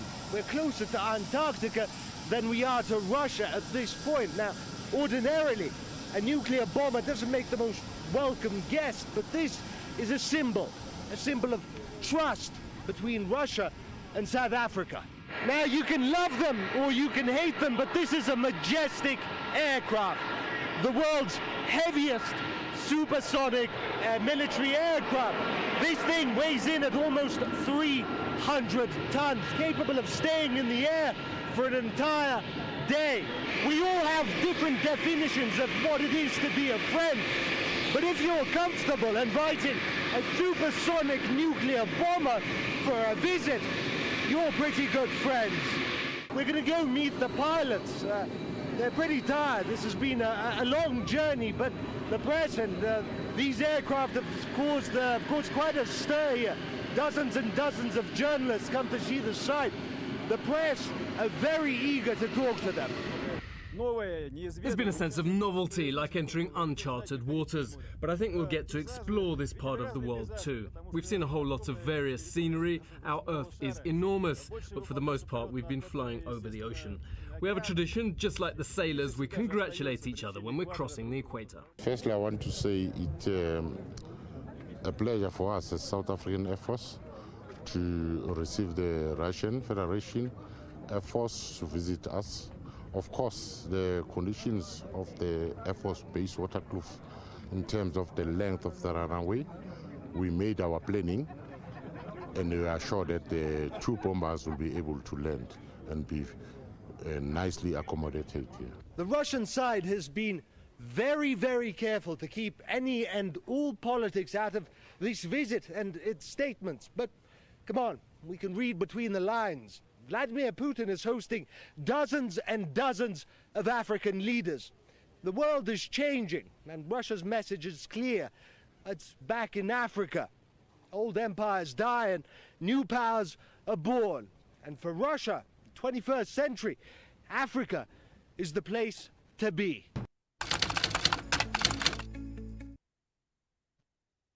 Okay, so if the message doesn't get to Tinubu now, it never will. There's a new scramble for global resources. And when there's a scramble for global resources, it's usually a scramble for Africa. Ogbeni, it looks as though we're about to be recolonized. Well, for me, I think it's a case of a tiger showing his tigritude. Apologies to, I think, Leopold Sedar Senghor, or was it Shoyinka? I can't remember. A tiger showing his tigritude. That would be Shoyinka, isn't it? That's Shoyinka type language. No, I mean, why didn't he use that on Ukraine? You don't just go about throwing nuclear bomb at people. So it's just blustering. I look at it. But when it comes to the present time, this is one of the reasons why I say Nigeria should just close doors and let us refit ourselves. Even most of our debt outside, yes, we are owing, and people are owing us too. I mean, Niger, Benin Republic, Togo, I mean, combined, they are owing. Even the debt of Togo and Benin is owed to private electricity suppliers from Nigeria. And this make me think that since government has removed their hands and switched off the electricity supply to Niger, if we are going to restore it, let's hand them over to one of the private companies in Nigeria so that that company will know how to collect their money rather than having our monies outside and the government-to-government debt. We don't want it anymore. Ghana for gas supply on the West African gas line, which Nigeria actually funded, they are owing us about $100 million.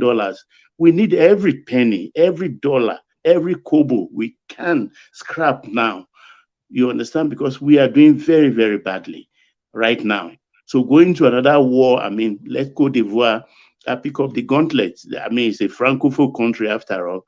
When you're in discussion with most of them, particularly in their territory, they always say, oh, we French. We are not like you. And I say, you French? They call themselves French. I can call myself English. I'm not English. You understand? These are the kind of people we are dealing with here. But I see benefit for us at the end of the day. Let's let the Francophone people do whatever they want to do to themselves. 14 of them have their foreign reserve in France bank, central bank. 14 of these African countries, all black. Algeria, I don't think. Tunisia, who were colonized also by French, I don't think they suffer the same things in the hands of France. So if they are doing this, maybe they will throw away the CFA and then embrace their own currency. Eventually, maybe that will make eco-currency of the ECOWAS happen quickly, and that will benefit Nigeria. So a lot of benefits, if we don't go to war, will happen on us. Do you know that Niger, they have oil. They take about 20,000 barrels every day. But even though they are landlocked, they lay their pipe through Benin Republic. So they export their oil through. And this disinformation where people are saying, why should Nigeria switch off the electricity? But we forget that in 2019 or so, they dammed the Upper Niger. Something we signed with them in 1960 that since we are having Kanji Dam, they should not dam. We'll be supplying them. They break away because China gave them 800 million and said they will construct that dam for them. And they accepted it. So they broke out of the contract first. So we are right to switch off the light even before this period of time. We should have switched it off. But when we are going to give them back the electricity, let's hand them over to a private company in Nigeria to do it so they can collect their money easily. Tinubu should remove his hands from most of these things. All right, brilliant. Brilliant. Stay with us, Baba. I want to stay with that clip that we just saw because we seem to have glossed over it just a little bit. I want to bring Ogbeni into that conversation. That clip that we just saw. So that was a nuclear bomb jet that the Russians flew all the way across the Atlantic to land in South Africa. You'd have to be a bit slow of wit not to draw parallels between now that inaugural flight and the goings on in the J Republic. So there's a new scramble going on, and Russia is determined to take a slice of the African space, and they are using nuclear muscles to send signals. What did you make of that clip, Ogbeni? That's what we call show of force. If that clip is actually true, if the clip is not a old clip being circulated, because I don't trust social media, a lot of things you get there, one has to be cautious. So, but let's assume that that clip is true and it's recent, it's not a old clip. Then I will tell you is what they call show of force. It's just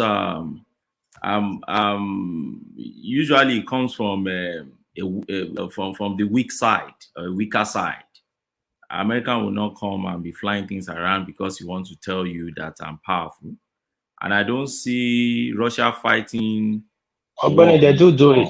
Sorry, they do it. When China and North Korea was flexing muscles over Japan, America sent a nuclear bomber to Japan. It took Japanese citizens to riot and riot before they took that nuclear bomber away. There was no reason for bringing a nuclear bomber to Japan.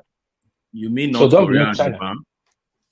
Yeah, when North Korea was sending bomb up over Japan all the time, and Russia and China was having some issues over Japan, America sent a nuclear bomber to Japan. So you could start any days. I'm only aware that I'm not aware of that. If you have any link, you can send to us. The only thing I'm aware is that yes, you can send it to us.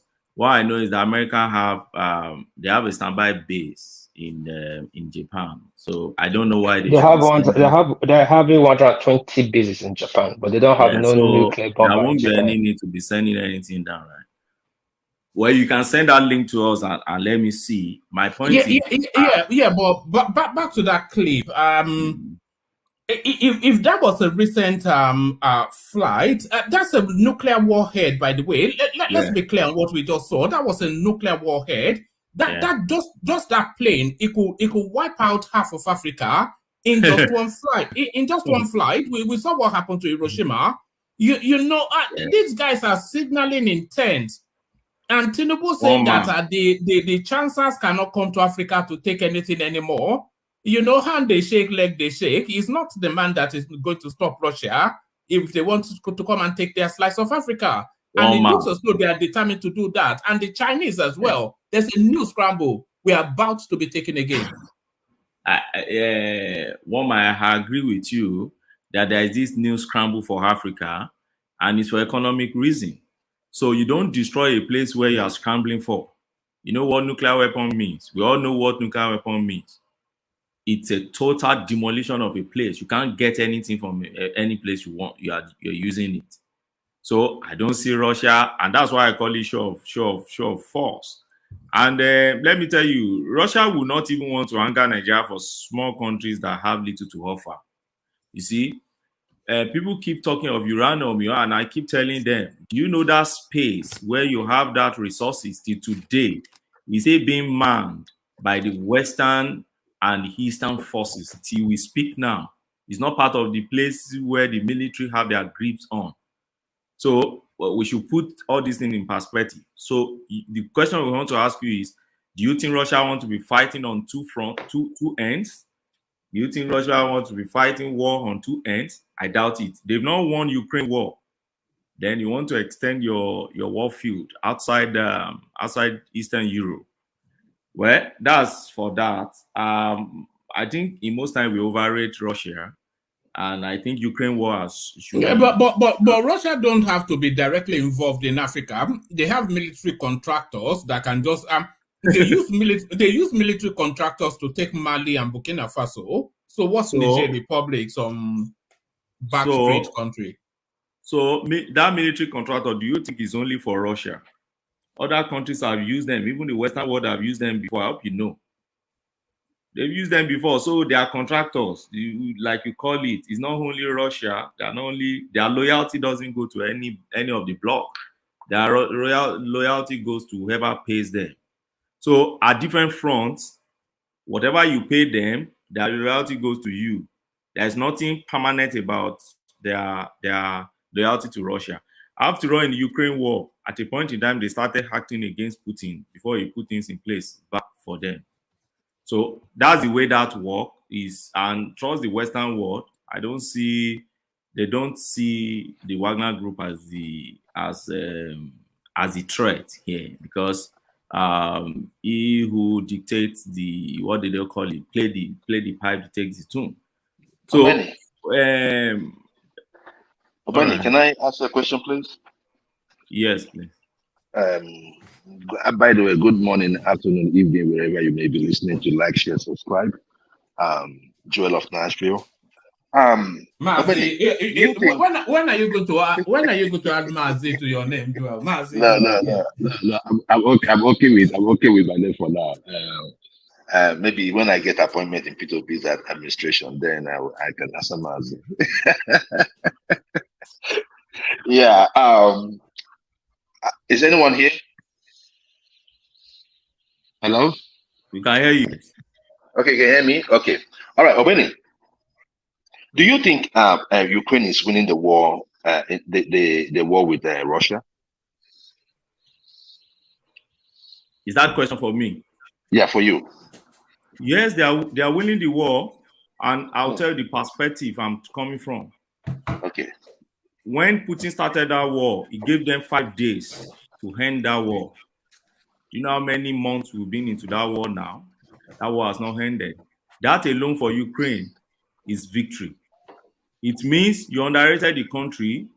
You thought it's a country that it's a war you will end within a short while. But see how they've been pushing back. So for me, that's victory for Ukraine. Victory in war doesn't mean that, you now demolish the entire place and you take over the entire place, or you are the one domineering or the dominant force in a war. No. When you are fighting a country that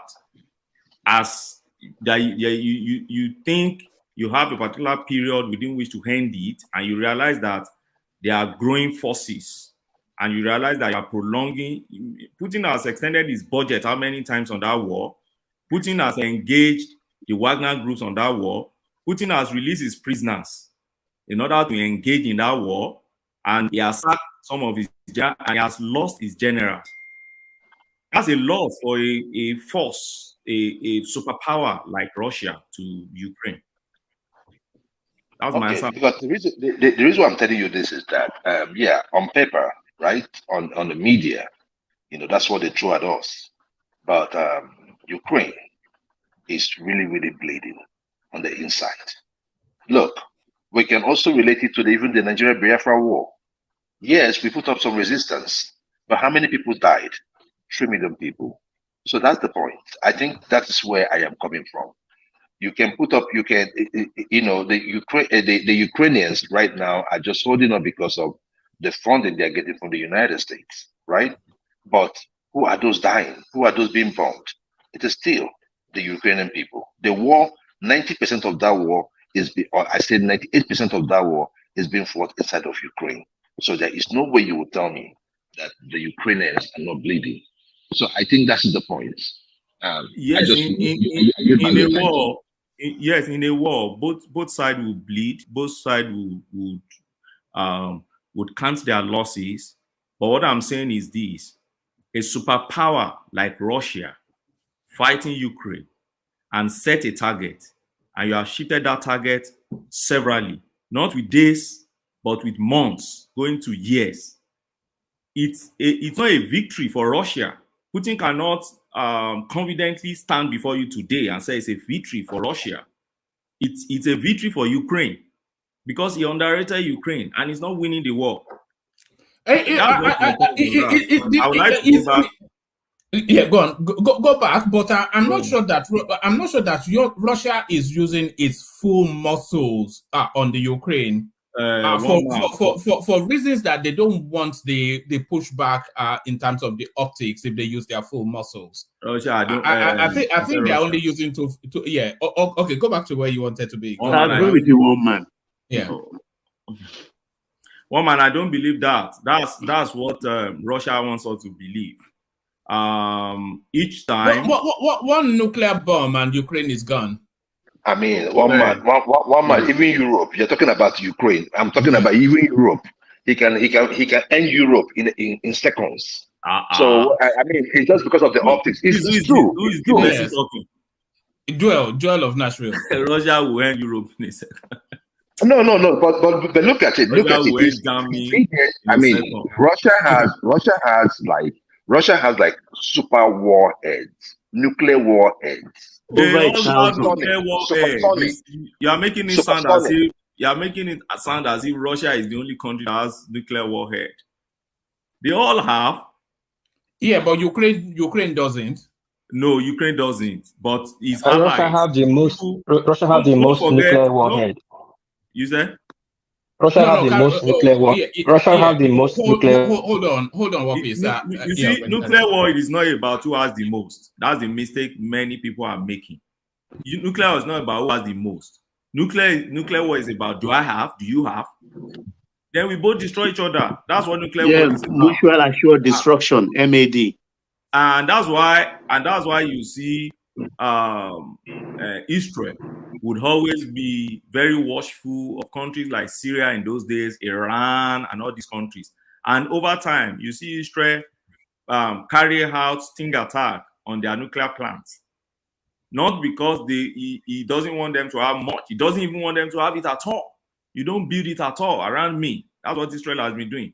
So nuclear war is not about, oh, I have 10, you have 2. No, my 2 can cause havoc. Why your 10 also will cause havoc.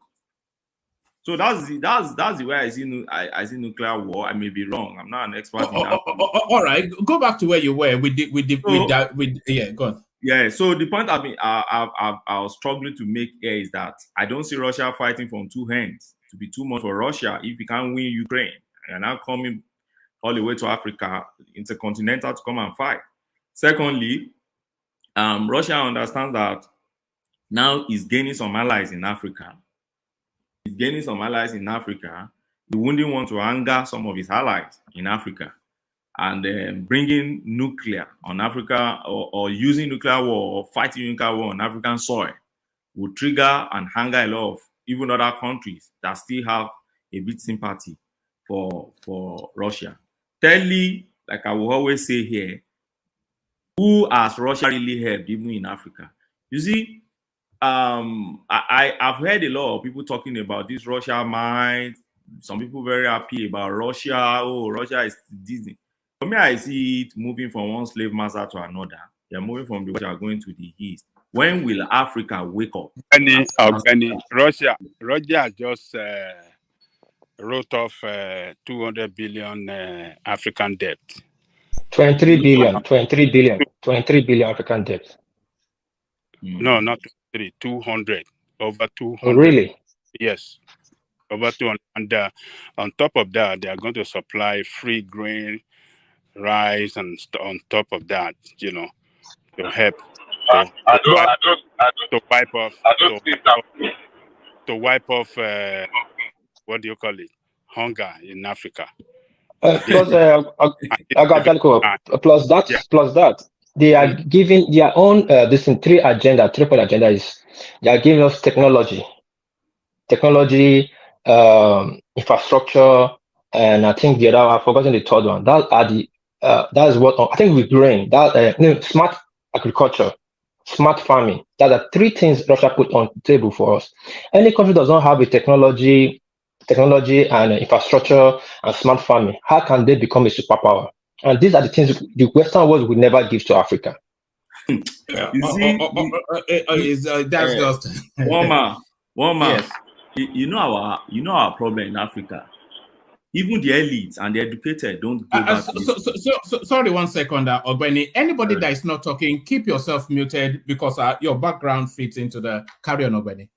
You see, even the educated and the elites, it's so sad that we don't go back to history in Africa. When African nations started getting independence from colonialism, most of them moved towards the Lenin and the Stalins, the Soviets, this Karl Marx ideology and way of doing things, right? The Kwame Nkrumah days, the Mobutu Sese Seko days, those guys in Burkina Faso, in the 60s down to the 70s. They experimented it. They had Russia as their backbone. They were running things. But how did those regimes end? We should go back to issue sabotage. They were sabotage all those efforts. So as the West died now, is the West still not in this world?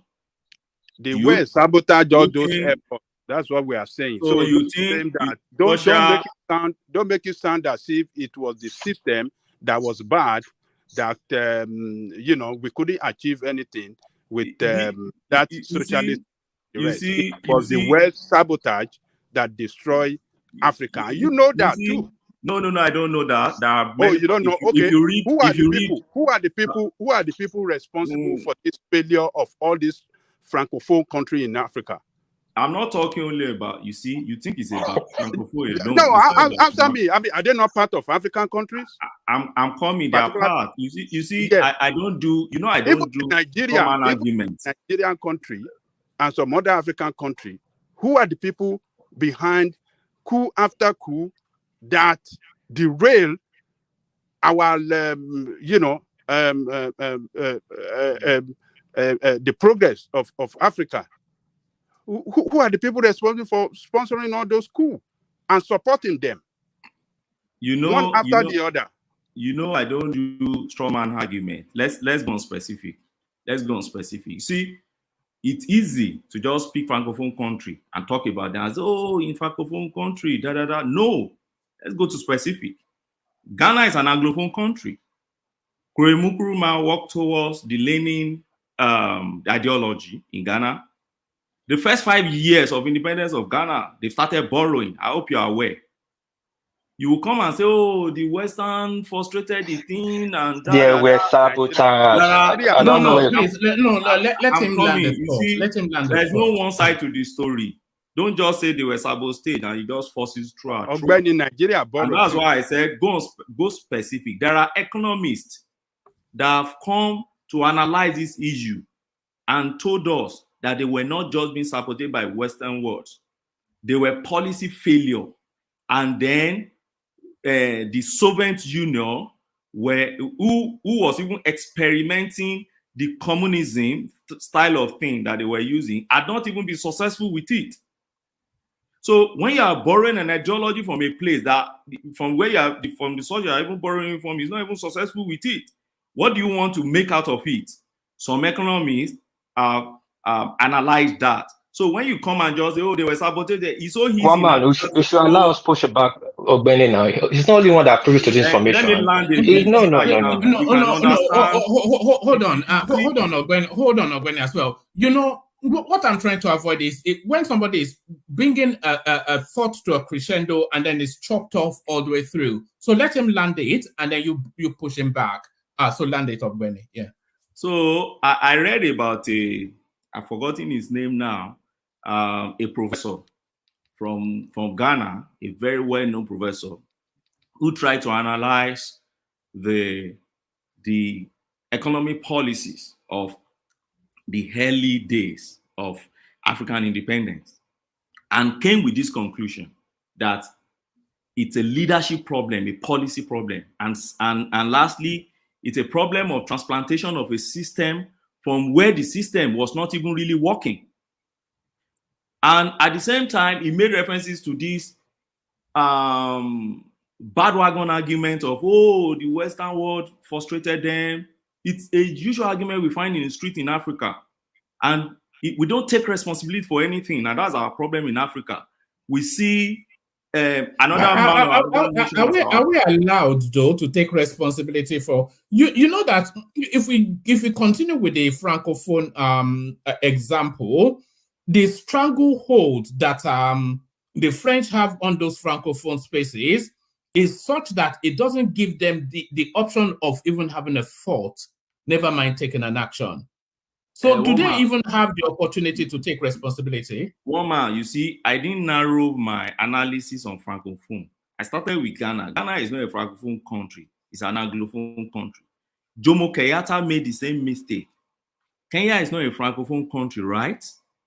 Gamen Abdel Nazir made the same mistake in the 50s. Julius Nyerere, Tanzania, made the same mistake.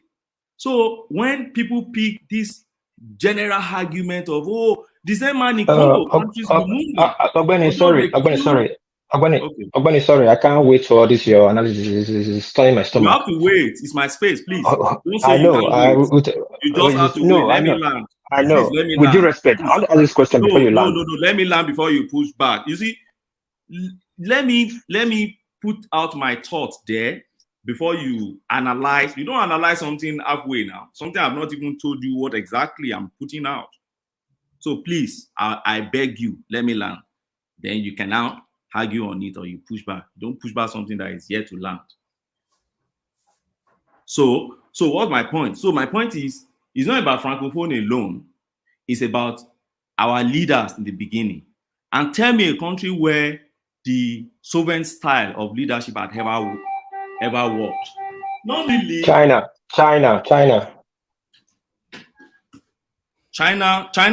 is not. China doesn't take after sovereignty. China is communist. Who says so? China is heavily communist. Soviet Union, USSR built China after the Second World War. Who did you see beat China? USSR beat China. USSR then, they were USSR, they were not Russia then, they were USSR then. No, built China. Who built Germany? Let's go back to China. Who built Germany after the Second World War? Who built where? Germany. After the Second World War. You are moving from Germany. You are moving from China to Germany. I'm just asking. Hold on. I said USSR built China after the Second World War, and I said make reference to Germany. So that's why I'm asking you. Who built Germany after the Second World War? I don't understand your question. Okay, after the Second World War, hold on. Okay, let me put it straight. Let me start with this. You know, I like tidying up my argument. If you're talking of China in the 60s, China had a leader. Their leader is Mao Zedong. Mao Zedong was the founder of Chairman Mao. Chairman Mao. Yeah, carry on. Yeah, just a minute, please. Let me attend to something. All right. So sorry. Okay, yeah. Chairman Mao you're talking about was a right-hand Mao with to Stalin. Chairman Mao actually was really on a Stalin style of government. They were allied. Russia, USSR gave Chairman Mao all the backing then to rebuild his country, technology and everything. So I don't know why people are just coming out to say where. I'm not sure that you can say that. I'm not sure that you can say that Russia, USSR back in then that they rebuilt China. That's a big statement to make. And maybe they offered some satellite assistance, but certainly the Chinese were equipped to pick themselves up. Chinese were broke. Dead broke in the 80s. From then to the 80s, they were under communists, and Russia helped them a lot, give them all the technology, everything back into rebuild their nation. Same with North Korea. This communist style of governance was not a failure. I think in the 70s, Yugoslavia and Yugoslavia were one of the richest economy. CIA sabotaged just to make a statement so that they can put Poland and other European countries out of it. Communism was like the rivalry for capitalism. So both people just come out and paint communism as a bad thing, like it was just a total failure. No, it was wrong. It was all sabotage. Yeah, but even the progenitor. Oh, sorry, yeah, go on. Whoever What wanted to this is trying to make us to think, understand that communism is the best form of government. However, it didn't take account culture into play when it comes to practicing all this system of government. See, Adewale, sorry, let me tell you something. Every country have a style of government to govern themselves that suit them. If you give China democracy today, the world will eat rat poison. Because of the style of government the Chinese have done. That's why we are having peace. Hold on. China is a democracy, even though it's a one-party state. Yes, they still go through some form of electoral process to choose their leader. Same with Russia, same with them of communists. They still have process, but just one party government controls everything. Same with China, government controls everything. So people just say, people just say communism like no, but they have their own style of democracy. All right, back to your Benny. Back to Benny, yeah. But Chinese communism is not the same as Soviet Union. That's what I want him to understand. If you go back to political ideology, Mao Zedong style of communism is not the same thing as Stalin and Lenin socialism and communism. They are different. They have different ideologies about. It's just like American democracy and where do I put Chinese democracy, because they practice democracy too. So you don't just pick because what they practice in America is democracy, therefore it has worked in America, therefore in China also practice democracy. No, they are not the same style of democracy. So all these zim, they have their proponents, people who propounded them. They came up with policies, they came up with ideas, they came up with how political structure should be, how the economic development should be, land ownership, power sharing, and all these things. So they are not the same. But what I'm saying is this. I've never seen where Russia, if Russia is saying, oh, I'm writing up there, I want to do this, it's another bait.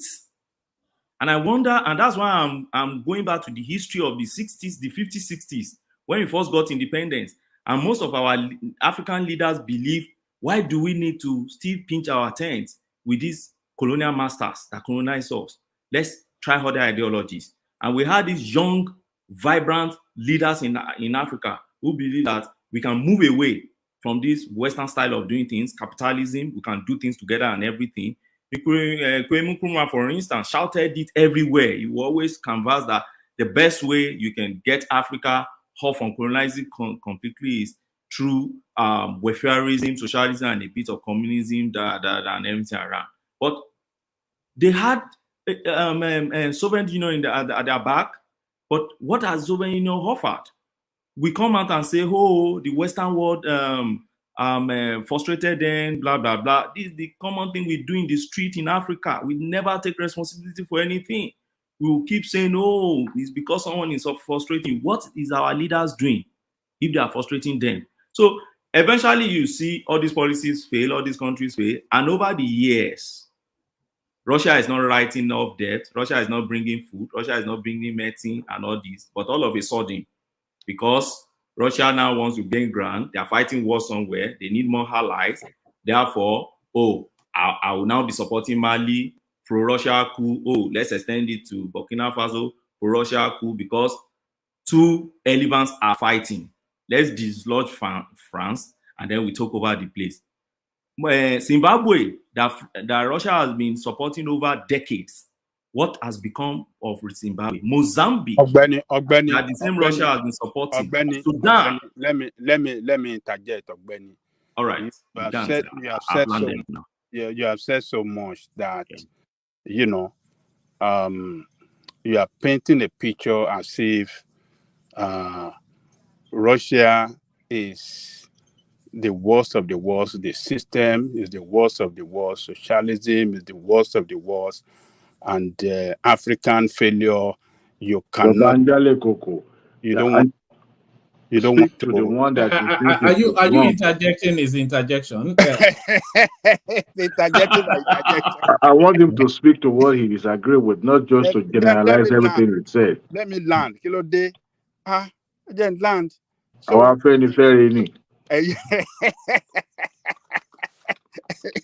So, I mean, so the way you are painting the picture is as if, oh, you don't want to, you don't want to see any kind of contribution of the West to our failure at all, as if we failed ourselves. There's nothing that the West contributed, in terms of the failure of many African countries. Look, Awolowo succeeded in the West. What system did he use? Is it not purely socialism system? Nigerian fought war, civil war. Who was the major supplier of weapons to Nigeria? It was this Russia. So, and we are in a world today where advanced country, even those of us that are not even advanced country, we are realigning so that we can be competitive in everything that drives this war, be it technology, be it military, be it economy. Country realign and realign. So if Russia is taking a strategic approach towards having more people on our side in this present world, where you see the gang up of the West, and with all the power of the West in this world, using all the institutions in this world to fight war against Russia. So what do you expect them to do? You want to say they are not doing the right thing? I mean, we should be fair and be balanced in our argument on issue. We should be one-sided, because the way you are painting it, you are totally rubbishing it as if they have not done anything good for African countries.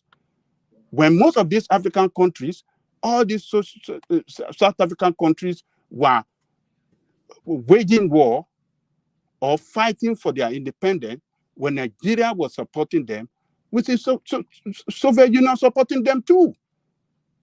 And we see Cuba. No, it was Cuba, actually. Wait, hold on. Russia was controlling Cuba now.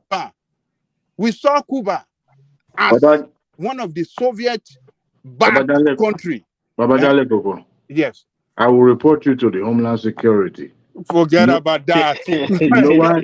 Because when you were filing your document, you say you are against communism, and here you are speaking glowing about communism. I will report you. Okay. Add this to it. Most of our industry that was built in the 60s, our railways, was built by Russia. Over to the I want you to learn. Ogbeni still has the floor.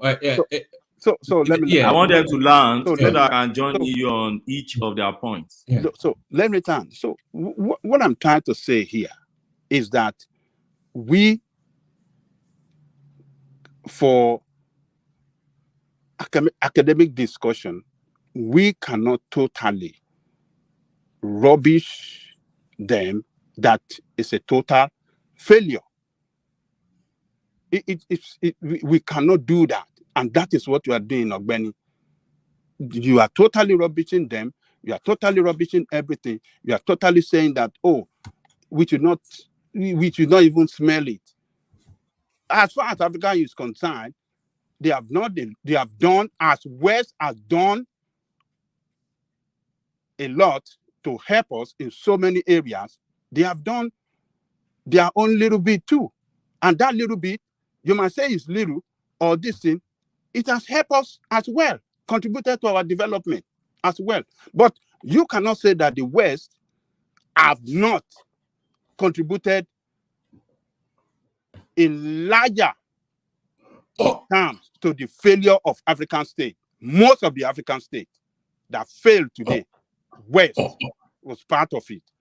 Francophone country, like I told you earlier, all the Francophone countries, none of them can stand on their own. Who is responsible? Is it not France? And even the Anglophone country.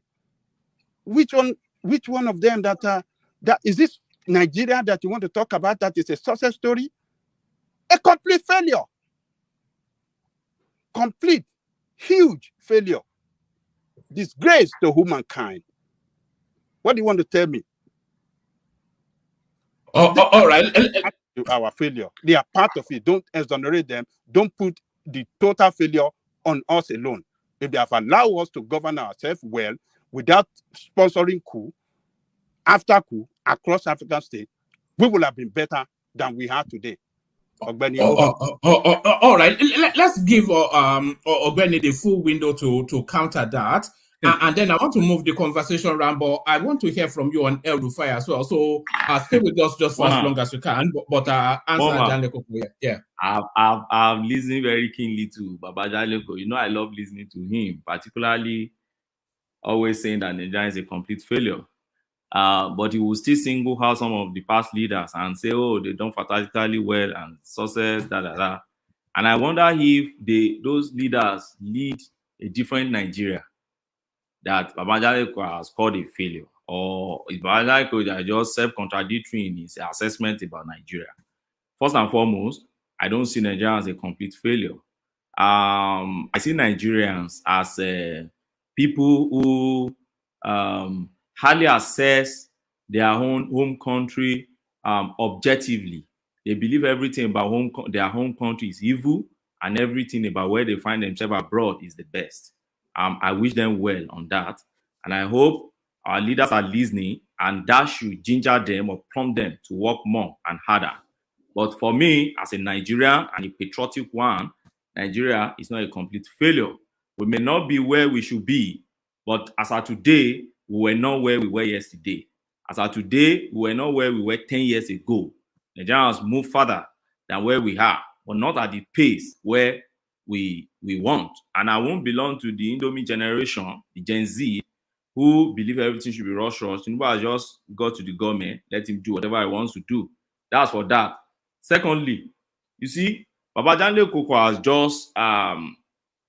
has just condemned the West for sponsoring coup to topple the first set of, many coups we've been having in Africa, in the Francophone part and the Anglophone part. But the same Baba Janleko is praising the coup in Niger. So I wonder whether coup is no longer the problem.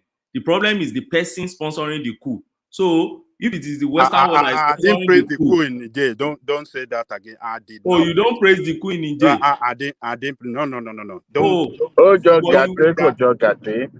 Don't bring. Baba Janleko has once said here that those guys carry out propaganda against me now. Baba, you said they were fighting for the right of their country. You said they are fighting for their people.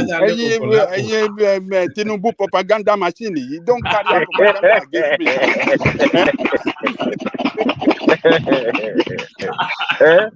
You said they were fighting for their right. You said they are fighting for their right. They should leave them alone. Is that not a support of the coup? Pro-Russia coup? I want to So I begin to wonder, is the coup now bad because of the person? So the coup is good when it is sponsored by Russia, but the coup is bad when it's the Western. You see, look, Baba, this is my point. See, I'm not exonerating the West. Okay, let me make my point on Niger. What I said is that on anything that we want to do on Niger, it should be through diplomacy and not the use of force, not war. I don't want war, by one African country. I don't want, Nigeria to use force against the second to the poorest country in the world, and against a country that is inseparable, undetachable with Nigeria, going by historical history, family history, everything that you want to talk about it. We are like one country. Which tribe in Nigeria that you don't see in that country? Is it the Kanuri you want to see in Nigeria that are not there? Is it the Hausa people? Is it the Fulani people? Why must you wage war against them? On the pretext that, oh, because they plan coup, then we have to go and kill people there? I will stand by it and say it before anybody. That is, Baba use of force is wrong. I agree. I agree. Yes. That's the point you So, made. and that does not connote that, oh, I'm supporting coup. So, you Tinubu people should stop this. Baba Dale Koko, can you confirm to us that you said on this platform, and we'll look for it too, we'll fact check. We are not, it's not, this is not show already, we'll fact check all these things. Okay. Now, yeah. Can you confirm to us that on this same platform, you told us that those military guys are fighting for their people? Several times. He said it several times. Yes, that is the information they dish out to us. Okay, they said the country is heading towards disintegration. No, hold on, Ajale Koko is taking you somewhere. So let him ask you the follow-on. Yeah. So do you see, if they are fighting for their people, and I know you are a human rights activist, you like fighting for people, do you see that as you legitimizing or validating the actions of those guys? I saw their people in their millions, or maybe you want to say it in thousands, trooping out in support of these people. So and it's simple now. Hold on. And all the opposition party in that country pledged their support for the military rule. Those are rented crowds. Hold on. Hold on, Ajale Koko. He's asking you a series of questions. When he has the big land, then you can push him hard. I don't want to go down. Let me. I'm answering it one after the other. So what we saw on the TV is thousands of people declaring support for these people, marching to the airport, to their stadium, to declare their support. We saw the opposition party, the political parties, opposition party against Muslim, or what do you call it, declaring support for them because of the reason that their country is moving towards disintegration and they don't want that to happen. They're saving their country. So what do you expect me to do? Do you have to have any contrary opinion against that when thousands of their people had declared support for them? So good. Okay. So we won't be wrong if we say that. We won't be wrong if we say that you agree that what those military guys did by planning coup was right because they were fighting for their people. So you shouldn't take offense, or you shouldn't say no. You are wrong to say that. It doesn't mean that because I am not supporting the use of force, you can't say that, yes. Okay, Baba Jalen Koko, what those military guys did in Niger? I have support for the military. I don't want military. But Baba Jalen Koko, what those guys did in Niger, was it right or wrong? Absolutely wrong. Okay. Absolutely wrong. Okay, the military should not intervene. Absolutely wrong. But here we are today. Hold on. Here we are today. Diplomacy can work. We have Hausa people in Nigeria that can speak Hausa to them. We have Fulani people that can speak Fulani to them. We have Kanuri people that can speak Kanuri to them. We are almost like one people. If not for France or this colonial criminal that break us into pieces there, maybe we'll have been one country. So what are we talking about? Yes, I agree. I agree with you. They have family, they are intermarried between them, between the borderland of Nigeria and this thing. And this is a country that when Boko Haram displaced Nigeria and banditry, Nigerians run to that country. They save a lot of Nigeria. They harbor a lot of Nigeria in refugee camp. What are you talking about? They have IDP camp there. They have IDP camp there. Even the DSS boss, his mom is from Niger, right? The Bachi guy. His house Nigeria had Niger. Bisi Yusuf, his mom is Niger. His father is Nigerian. So what are we talking about? So Baba Dale Koko, my point, you just made my point. You make my work very easy for me. So the point is good. Everybody believe that negotiation should work. But the question I asked you, I remember that last time I asked you. So if we've been trying negotiation, nobody has sent military to the space, so we're all on the same page. But if they try negotiation and it doesn't work at all, do you think they should leave them alone? Negotiation will work. If it doesn't work, it will surely work. If it doesn't work, yes, we have to continue to negotiate and play our diplomacy. We are big.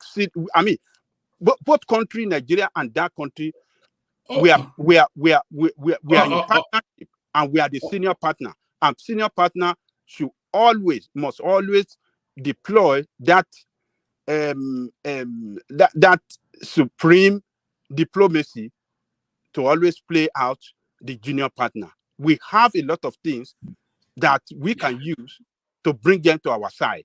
So don't tell me all this argument that, oh, if it doesn't work, it's just that lazy argument of people that want to justify the use of force to go and kill innocent people. They've been trying negotiation. You agree that nobody has sent at me. But the point is this: the government doesn't work on speculation like you do.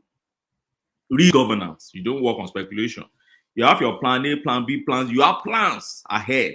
And as a good administrator, said, you don't work on speculation and say, oh, this would surely work 100%. So what I'm saying is, if it doesn't work at all, which you expect ECOWAS also to think about, because it never worked in Mali, it never worked in Guinea, it never worked in what do you call it? This Burkina Faso, it never worked there. They tried to negotiate, they did a lot of things, they put sanctions, it never worked. So if they are looking at last, if this thing didn't work, we will try. We will find all the top profile guys to come. But if it didn't work, do you still say we shouldn't do anything and just leave them alone because they are doing the right thing? They're fighting for their people. Already, we have declared economic war against them. All the sanctions against that country is a war already. So we mustn't use military force, military war. We must not carry military war against these people. That is what I'm saying. We have already fighting war against them. It should be there. So your point all right, all right. Let Ogbeni have the last word on that space. I'm conscious of how long people have been waiting. So we good. Other voices in. Yeah. You see, one man, I've been able to establish something through Babajan Lekoko today, and that is to say that you see, sometimes when we are not in government and we don't find ourselves in public space, it's very easy for us to make some assertions. If Babajan Lekoko happened to be in the shoes of Tinubu today, I know deep in his mind he wouldn't want to go to war, but at the same time he will be thinking this should be my last card in case everything fails. You see, so but it's easy because we are not in the public space. We are outside. We can analyze from online, and which is very good. It's good. That's what citizens do, and the government, people in government, leaders who do the governance is their business. So that's for that. I won't vilify him for that. But let me tell you, go and check how CFA franc of Niger is plummeting today. You can just Google and try and look at the graph, and you see how it's plummeting. The sanctions on them is affecting them already. Russia is not sending, I've not heard from news, I've been trying to watch. I've not heard that Russia is sending food and medicine to them now. I'm not sure Russia is finding a way to see how they can get energy, maybe alternative energy and others, as I speak today. But that same Russia will be fueling cool in Africa. People will be happy because, by the way, let me tell you, I listened to one documentary today, a bit old documentary about the tribal politics in Niger. And I also see Russia fuel cool. Where did Russia? We must move on. It's a pro-Russia coup, we all know. All the coups that have been happening in Sahel recently in Africa, they are all pro-Russia coup. Because the moment it happens, you see their leader visiting Russia. So we don't need, it's not a rocket science. It's something you should know. That's where they visit. Because they move away from colonial master to look for the new partnership. Of course. So that means Somebody must have empowered them to do that. They This- won't just go against their master without somebody empowering them to do that. Of course, you know that now. You know that. If not so, they'll be in trouble. But it's good. I don't have any problem with that. Let me tell you my own issue. The Nigerians are the ones suffering for all these things. Those guys in the military are not suffering. That's my problem. That's the major you have now.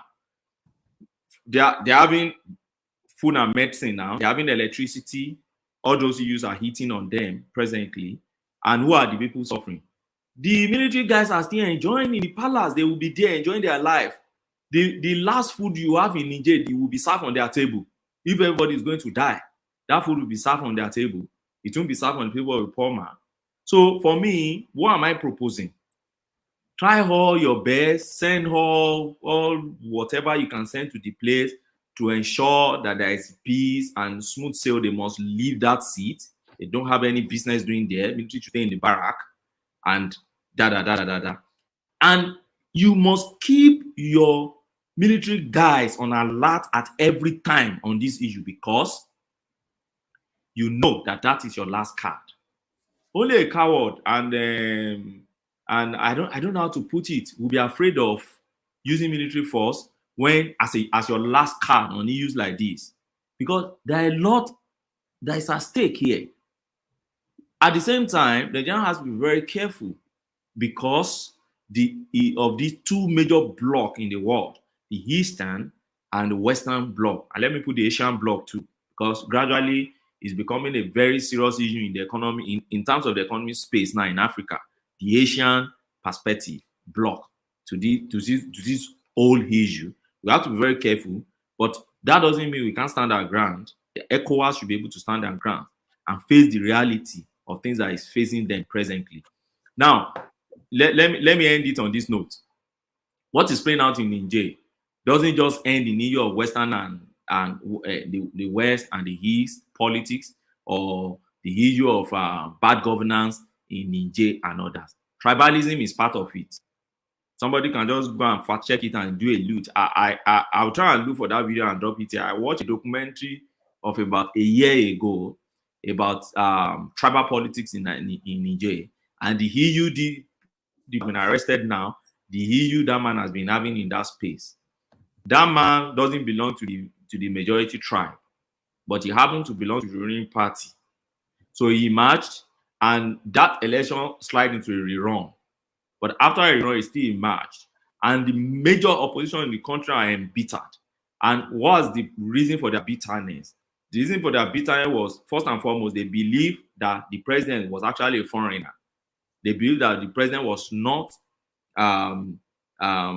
indigenous of Niger, or part of the indigenous tribe in Niger, that the foreigner lord over them.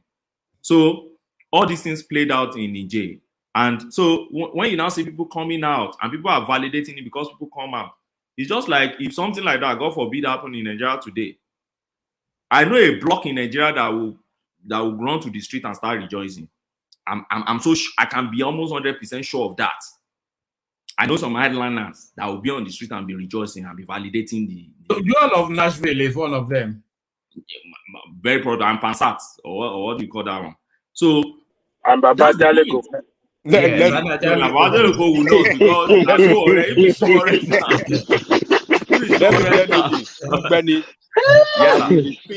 I will repeat what I said to you. If coup should happen in Nigeria today, and the coup is declared, oil or petrol subsidy is back.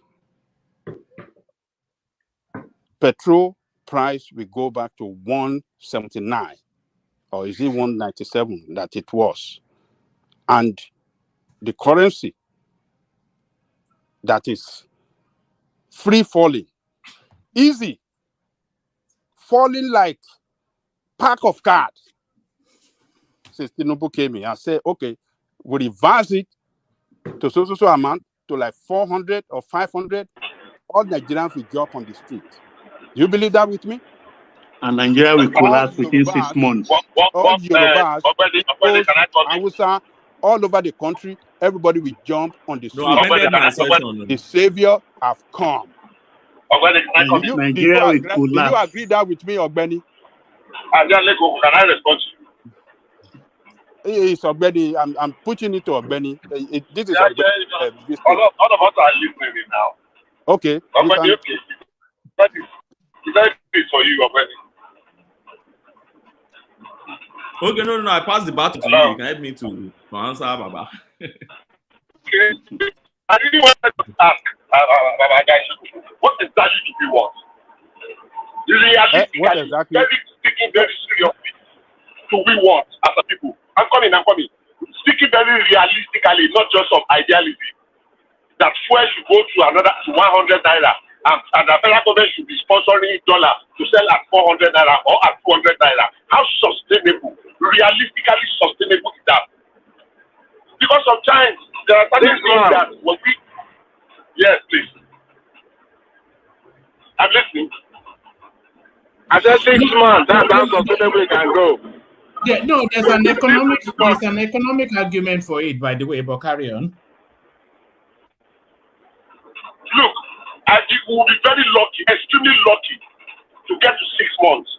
See, we put certain arguments out there many times. And when the argument of Nigeria is the poverty capital of the world, and some people ran with it, and we look at the indices, and it was a complete total lie. But because some people were running with it, this one that you just mentioned, we have practiced it, we have practicalized it, we have tried for not 8 years, not 10 years, almost 20 years. It is not sustainable. But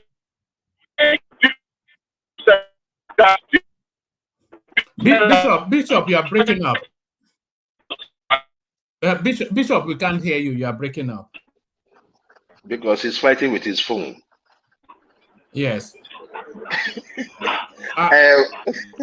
No worry, go ahead. I'll come in. Land it, Ogbeni, and then I want to go to Uptown, who is running out of battery. Folly B, just to let us hear what is happening down in the deep east, in the deep west, and then Joel of Nashville, just to dabaru the whole space. Ogbeni land. Why Joel of Nashville? Wow. You're a landlord now. No. Joel is a Dabarui. It was It's a Dabarui. Joel is Dabarui. Tinubu is not doing well. I tell you, what man? Tinubu is not doing well. People are dying. People are suffering. People are dying. But let me quickly put this. The sustainable stuff they say is not sustainable. Oh God, please listen. No, it's not socially sustainable. It's not socialist ideal. It's still the democracy and the capitalism that we practice for 20 years. The fuel and naira that is still flying up, and we are shouting that it's not sustainable. Russia didn't give us that system. American and Britain gave us that system, and yet it's not working. Ogbeni, please continue. We are waiting for you at the back of the stage. One piece. I've said the one that you see. I love this platform. You say your own, I say mine, and you allow public to pick whichever one they think they should answer pick. my question first, so before you go to what piece.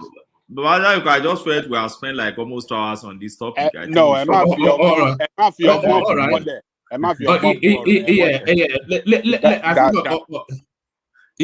Land that point. I want to bring Uptown in.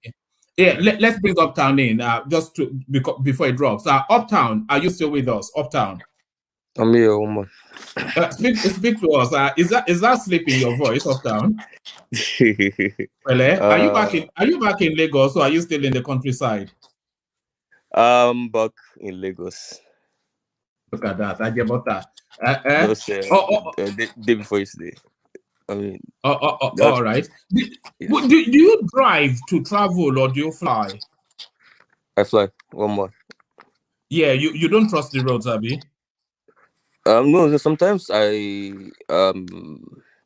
go via the roads. Sometimes I usually travel with my cousin, who is a producer. We usually journey together most of the times, and he loves to drive across the country. I don't do that. I have a friend that he's gone back. He runs a hotel so he says he would never drive past Ibadan, just for safety. If they are having something to do in Akure or something, he will just send them money.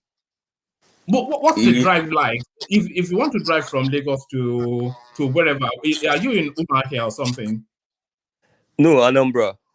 Anambra. What's that drive Yes. like? How long is it? And what sort of adventures do you have on the way? I mean, it's a pretty cool ride from the last time, earlier this year. It was cool, better than the last time I traveled via the roads. But what is bad is Anambra to Abuja. That's a journey. If people drive that, the risk, Yes, the bad roads that's the and the journey. armed robbers. I had that journey sometime 2019, and I swore it won't happen in my life, and even my children won't do that. It's terrible. Or maybe if we have a better road infrastructures later in the future, but it's a terrible journey. It's something you don't want to embark on. Just terrible. It's long and then it's terrible. It's just nothing fun about it. But Anambra to Lagos is good. What's the adventure with the checkpoints? What's the encounter and where does it start with the Yeah, checkpoints? I think that's the only annoying part of it. The checkpoints are really, really terrible, especially when you're coming down the eastern flanks. It's really, I mean, you go from just one point to the other, and then you get stopped again. It's just the militarization is just a lot. And you have to open your wallet every time, do you? No, not every time. But some of these guys, they can be overzealous sometimes. But not every time. I think more they concentrate. I think if you are maybe you're moving with a new car, a new vehicle, or newly licensed a vehicle with a new license plate, and then you are in for a deep mess. Oh, all right, brilliant. To the politics of it, what would you like to say? Okay, one man, I don't know. You guys talked about El-Rufai. Yes, who seems to have is taking umbrage to the way he's been treated, and is gone to Aso Rock to throw the paper back at Tinubu's face and say, "Stop your ministerial position," and he has stormed off to Egypt. But will Tinubu's administration be poorer for it if El-Rufai is not part of it? The first time El-Rufai's case was raised on the platform, I spoke to it when we were talking about him being nominated as a minister and all that, and then with the speculations of minister of power and all that, and even while emotions were running wild, I really cared little about the emotions, because I said that all the problems I had with El-Rufai, I don't think I think Ministry of Power is probably the most safe place to put such a person. And again, I say that I think he's going to probably do a decent job in that ministry. That was my submission then. But what's going on now, obviously I'm not a fan of El-Rufai. I think he's actually the most terrible politician in Nigeria. What are the facts on ground? Really very simple. According to the last information we got, I think he took the honorable path, which is to say, okay, I'm not taking again, since you guys want to.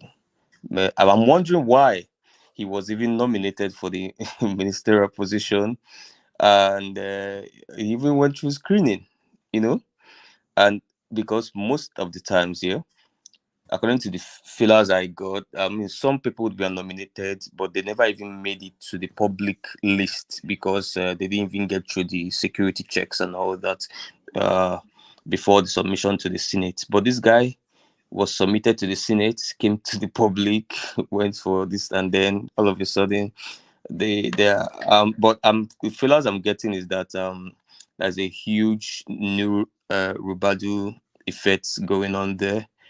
And also looking at premium time, looking at some of the issues the security guys has raised, they are quite very competent issues, one man, and it's really something to worry about. I'm wondering, this guy just has way too much. I used to think Tinubu has some baggages, but El-Rufai is just so condemned in terms of character. I think the only thing he has left in him is competence in terms of administrative competence, but every other thing that is required of a leader is Which one is the most sorry, which one is the most abiding virtue, the overriding virtue? Is religious those commentaries that he makes, or his competence?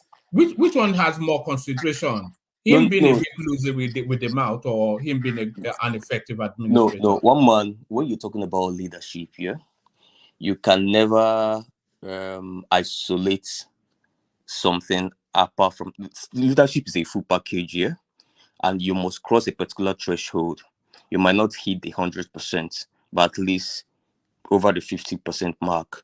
And if you're talking about competence and without character, one man, somebody's coming to say that El-Rufai is intelligent, is book smart, therefore he's going to make a great leader. That is not true, because book smart does not necessarily translate to great leadership when you're managing human capitals, physical capitals, and several other things. When you're book smart, and guess what? It gets more dangerous when you want to crown a new devil for the universe and you look for a very intelligent person. In fact, the best way to keep universe safe if you are crowning a new devil is to look for a dumb person, so that at least he won't be so effective in his devilish agenda. But if you crown an intelligent person, very smart, whatever, crowning the devil to do the devil's job, is going to be perfect in carrying the devil's job out. So, and that is what NOI said about El-Rufai. Well, I think she said something about you have to be careful about smart people that are dangerous. Now, the issues raised about this guy is really very troubling issues. Do you want this kind of person on your government or any place in any government? Is very questionable. Even the competence you're talking about. Now, what are the security guys talking about? They're talking about issues ranging from corruption, countless cases in courts, both within and outside Nigeria. This guy has tons of cases in the International Criminal Court. He has tons of cases. Who does? Who does?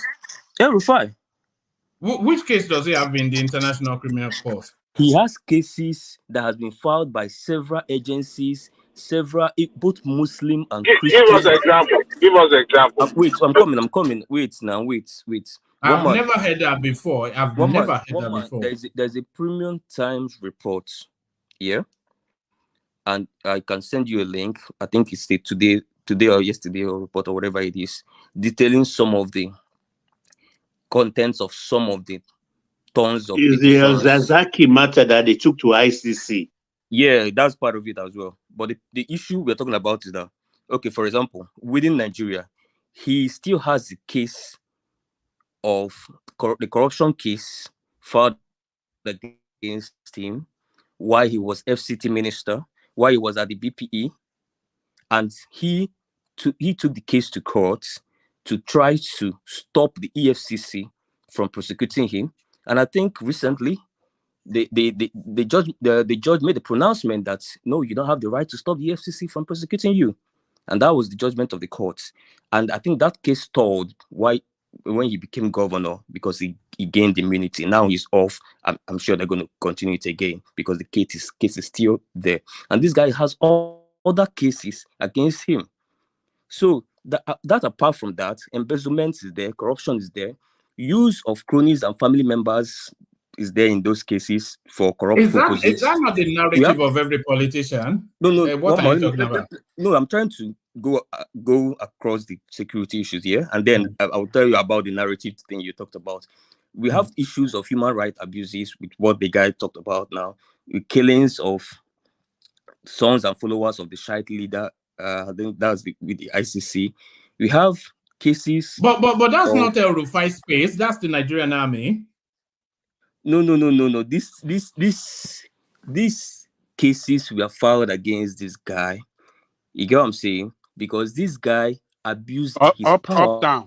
Uptown. As a matter of fact, you see on that Zazaki case, as a governor back then, he set up Petition a panel of that is before the judicial Senate and inquiry. with the security agencies here. Now, apart from Uptown, that, you cannot hear.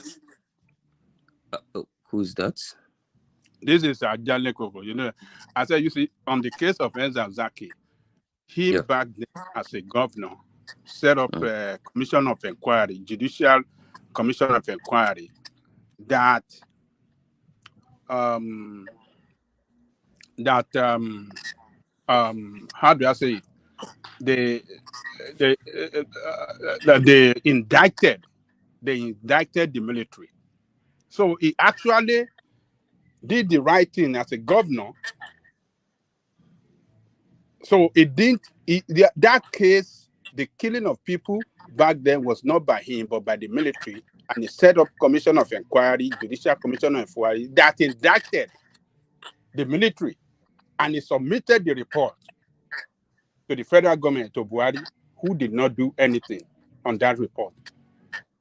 All his efforts for the military officers indicted to be tried were thwarted by the federal government, Buhari federal government.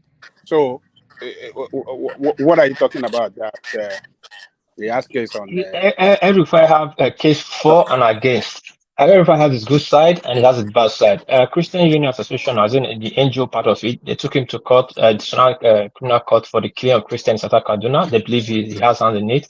Then there's a district community in Kano, Kaduna. You all know this is the Zango community. My brother, the issue is hold on. The guy went to see the king went to see everybody and never made it back home. They found his dead corpse on the way. That community has took him to Islamic whatever, accusing El-Rufai, pointing great finger at El-Rufai. So he has many good case, and he had against two. So I don't know which is sticking him right now. Okay, thank you for that addition. So the point I'm making is that there is just a whole lot. And the funny thing is that even looking at the tons of petitions, they're not just coming from Christians. So maybe we say this is just Christians against Islam. No, it's coming from both Christians and Muslims. Because even, and I've said this before, when people are calling El-Rufai a Muslim fundamental, I don't think so. That guy is not a true Muslim. Like my Muslim friend have told me, nobody sees him as a true Muslim. No Muslims. See, they know he just plays politics literally with Islam. That's all. Unlike Buhari. Buhari is a true Muslim. This guy just plays politics. He's not neither pro-Christian or pro-Islam. But the thing is, even Islamic Human Rights Commissions was one of those that dropped one of the latest petitions to the Senate recently. And again, we are hearing from the security reports that this guy actually has a US visa ban.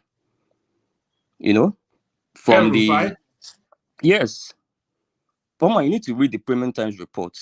He has a US visa ban, and following his comments, this guy even stayed there. He was one that made the comment of, if the EU come to Nigeria, they are going to live in body bags. Yes, that was in 2019. 20, yeah. And a lot of anti-democratic comments. This guy... If you want to quote correctly, he did not say if EU come. He said if anybody attempts to interfere in our elections. When we want to quote, let's quote correctly. No. That's equally as bad. I mean, it's just as bad. I can't believe that defense came though, but... The correction you made, it doesn't reduce it in any way. It's just as bad that if anybody interferes with the elections, they will live in body bags. So they mean it's not only EU. Why are we now saying you just broadened it? But the point is, our soldiers will be killed. Why are we saying that? What we want to be, the interpretation of what everybody is saying is that we want to go and interfere with jail, and that it shouldn't be. But it's okay for that foreigners to come and interfere in our own elections. Is that what you're saying? All right, thank you. But the point I am making remains the point I am making. And again, recently, across social media, you see the new video trending, which also my friend Jamal has also told me what he's saying there, which is same thing everybody's saying, where he talked about, he said where he was threatening his opponents in Kaduna, telling them that anyone that challenges his wish and will ends up bad. And he cited Yaradua. He said Yaradua fought me and ended in the grave. Like, Jesus. Is there anything this guy have not seen? How? Okay, so I mean, I'm really done with El-Rufai, and I think he's out, and that was quite disgraceful. But again, I think there are political. Do you think he's out completely, or do you think they will negotiate him back into?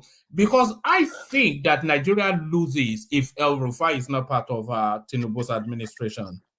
One man, remember, let's not forget again that El-Rufai has never really been a pro-Tinubu man.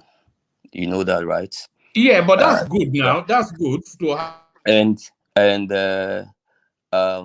this we all know what he said about Tinubu, about godfatherism in Lagos and what have you, and all of that statements he made. And so for me, if even I'm Tinubu, see, if Tinubu really wanted El-Rufai, all this story won't be working. All this story, I mean, he will confirmed. You get what I'm saying? So, but so again, I don't think he's not. Hold on. Yeah. Uptown, okay, I think you've answered the question that's about to ask. I needed to clarify that. I don't think it's a case of Tinubu not wanting him, because we saw when Tinubu was like, you need to work with us in my decision order. So I think it's a case of Tinubu's hand being tied for some reasons here. I'm getting feelers from the issues with his Speaker of the House of Assembly of Kaduna, and also from the angle of New Rubadu and several other political colorations to that. So I think it's a case of Tinubu's hands being tied. Yeah, Uptown, I think, just let me interject. I believe what you are saying, because New Rubadu, Sanusi Lamido Sanusi, and El-Rufai, they were together in school at Ahmadu Bello University. Yeah. For their first degree, they were together. So what went wrong that Nuhu cannot call him behind the closed door and whisper to him so that they can tactically withdraw his name rather than this public fiasco and embarrassment that is going on? Thank you. Yeah, so I think El-Rufai is just blessed with book smarts. He can read and write as a technocrat, but he lacks one major characteristic of a leader, which is emotional intelligence and diplomacy. He does not have it. He does not know how to maintain relationships. He doesn't even know how to build it. He just acts like typical women. Women just, what I will get this morning and the evening, I can backstab you and then follow another friend that I just met in on Saturday. But the thing is that, like that. Uptown. No stereotype. No. Okay. I take that back. But maybe bad. But I think you get what I mean by that. But I take that back. But the point is, yeah, I mean, this guy literally betrays everybody. Betrayed Obasanjo, Atiku, even Buhari, threw Buhari under the bus in Delhi because Buhari was already leaving as president. We are charging him to court. We are huffing and puffing. I mean, this is a guy that you literally rode in his back to be governor of Kaduna State. No, but Uptown. Will you have gotten to be governor of Kaduna State without Buhari's influence? You just conflicted yourself now. Uptown, you just conflicted yourself. You said he has a relationship with Nuhu Ribadu, Sanusi Lamido Sanusi, and their relationship I was not is someone wait else. now. You said no, I said that. I confirmed that. Okay, but we know that he has relationship with Sanusi Lamido Sanusi, Nuhu Ribadu. Even when Sanusi was in crisis, he stood by him. When Jonathan sacked Sanusi was away. El-Rufai flew to Lagos.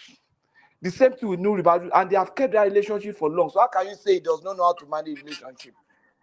So it's in the face of evidence. You are completely wrong, and I think you are just being sentimental. No, You I'm didn't not being stand back. sentimental.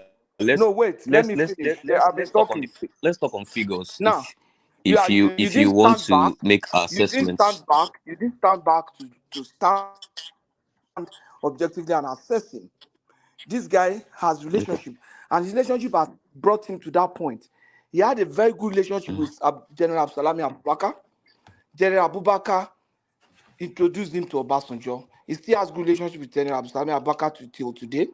The only thing, and I know another person that is a bit close to me that I know he has relationship with, and that's Pastor Tunde Bakare. As they say, he's a religious man. El-Rufai has gone to speak in later rain church. I can't remember how many times now that El-Rufai has been invited to speak there. And if you ask anybody in later rain assembly and ask Pastor Bakare, he will tell you no, El-Rufai is not. In short, it was El-Rufai. You'll be surprised. It was El-Rufai that it was Pastor Bakare that introduced El-Rufai to Buhari. And you would naturally think it should have been the other way around. No, it was Bakare that introduced El-Rufai to Buhari. And the point is that the only difference between El-Rufai and all these politicians that you call diplomacy is that no matter how close you are to him, if he has something against you that he feels that this thing is wrong and he's very, very sure that his position is correct, he will confront you. And if there's anything, he's going to fight you. He's going to fight you with it. He doesn't care whether you have helped him in figure everybody's shaking before you know.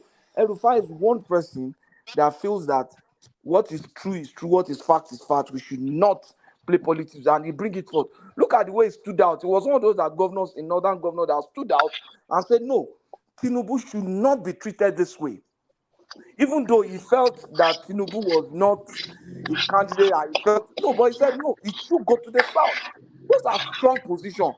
They are There's not a lot of background noise coming through, so I'm going to mute a few people for Patrick to land. Carry on, Patrick, land, and then those are very strong positions in the face of national crisis, things that would have been very contentious.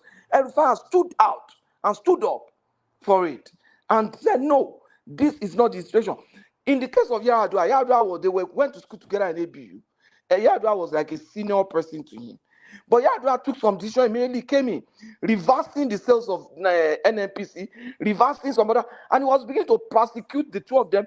So Ribadu and El-Rufai had to leave the country. So this is a man that feels that, look, I don't care whether you are my daughter or you are my child or you are my brother or you are somebody that's helping you, or if you are, even whether you are the president or not, he will tell you the truth. He was one of those I felt could look Buhari in the face and tell him the truth. And that's why I agree with one man that we have lost this guy. If he's in that board, if he's in that cabinet, he would have been one of those that will be able to stand to him, to Tinubu, and tell him, no. As powerful as Obasanjo was, in that cabinet, El-Rufai and Obi, I heard, and I've read some of the El-Rufai and Obi were the people who could look the man in the face and say, no, you are wrong. And because they say the man is really, what kind of statement is that? I'm a Christian. I belong to Christian, very strong Christian. If there's a sect, if there are sects in Christians, Christian does not have sect. I will be classified as someone who belongs to a very strong Christian sect. But I've listened to El-Rufai in churches. And I stand with him in some of the things. And even the things he said about Christianity, that was a response to the way my fellow Christians were handling the political issues in Nigeria. And some of us that were Christians, that are Christians, and have the opportunity to speak to leadership in some Christian group, we stood the same ground. And I said, look, you are going to awaken these people. And that happened in this election. And it is obvious that the Muslims, if they want to unite their forces, they don't need the Christian to produce a president if they want to. All right, back to Uptown. Okay. One more. I am yet to see anybody that defends El-Rufai that I can take away anything from what they say, but I'm looking forward to that day. Anything convincing. But the point is, people talking about somebody is being a religious fanatic, and they say it's Christians that are pushing him to be. That is just very, very funny narrative. Christians moved you to move for Muslim tickets. Muslim, they vexed you, and then you said Muslims should be for 20. Come on, let's forget about those things. The point is that if you don't have emotional intelligence, it's a gift. Actually, you don't learn it in your PhD classes or master's classes. If you are not blessed with wisdom, that is number one. That is why when they asked Solomon in the Bible, what do you want? He didn't say, give me PhD, give me house in my Tama, give me this, or give me that, or give me arrogance, or give me ability to challenge They everybody in have, the they world. have my Tama in Jerusalem. They have my Tama in Jerusalem. You get it? He didn't say uptown. People kill somebody. No, the reason, Just as an aside, just as an aside, how much is a Yeah. house in my Tama these days? Are we talking 2-3 billion? I mean, it should be that high. One man. I mean, come on. What are we doing? You are buying land, empty land in Matama. You can find 3 billion, 4 billion for your empty land. Not talk about the house on it. Yeah. I beg you, Matama. I All right, think carry on now. I think it's on the same level with Banana Island and some parts of Ikoyi. Woman. Have we lost you? Uptown? Have you lost me? Can anyone hear me? Yeah, we can hear you. He asks for wisdom. Wisdom. That is 70% of a leader is wisdom. That is why in the past, the great leaders we had anywhere in the world, be it in ancient Greek, be it in ancient America, be it in ancient Africa, none of them had PhD. None of them have masters. None of them went to Oxford or Cambridge. So is there any proof that El-Rufai lacks wisdom? I'm Is there any coming. proof that El-Rufai He lacks lacks wisdom? wisdom. Start lecturing us In on fact, the problem is that there is no proof that he doesn't lack wisdom.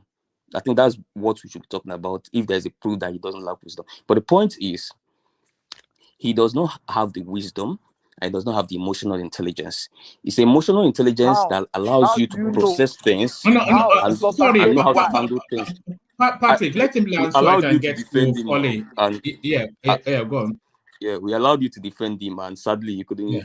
get any point to do that. But the thing is, wisdom, he does not have it clearly. Emotional intelligence, he does not have it clearly. Fighting with everybody is not a leadership quality.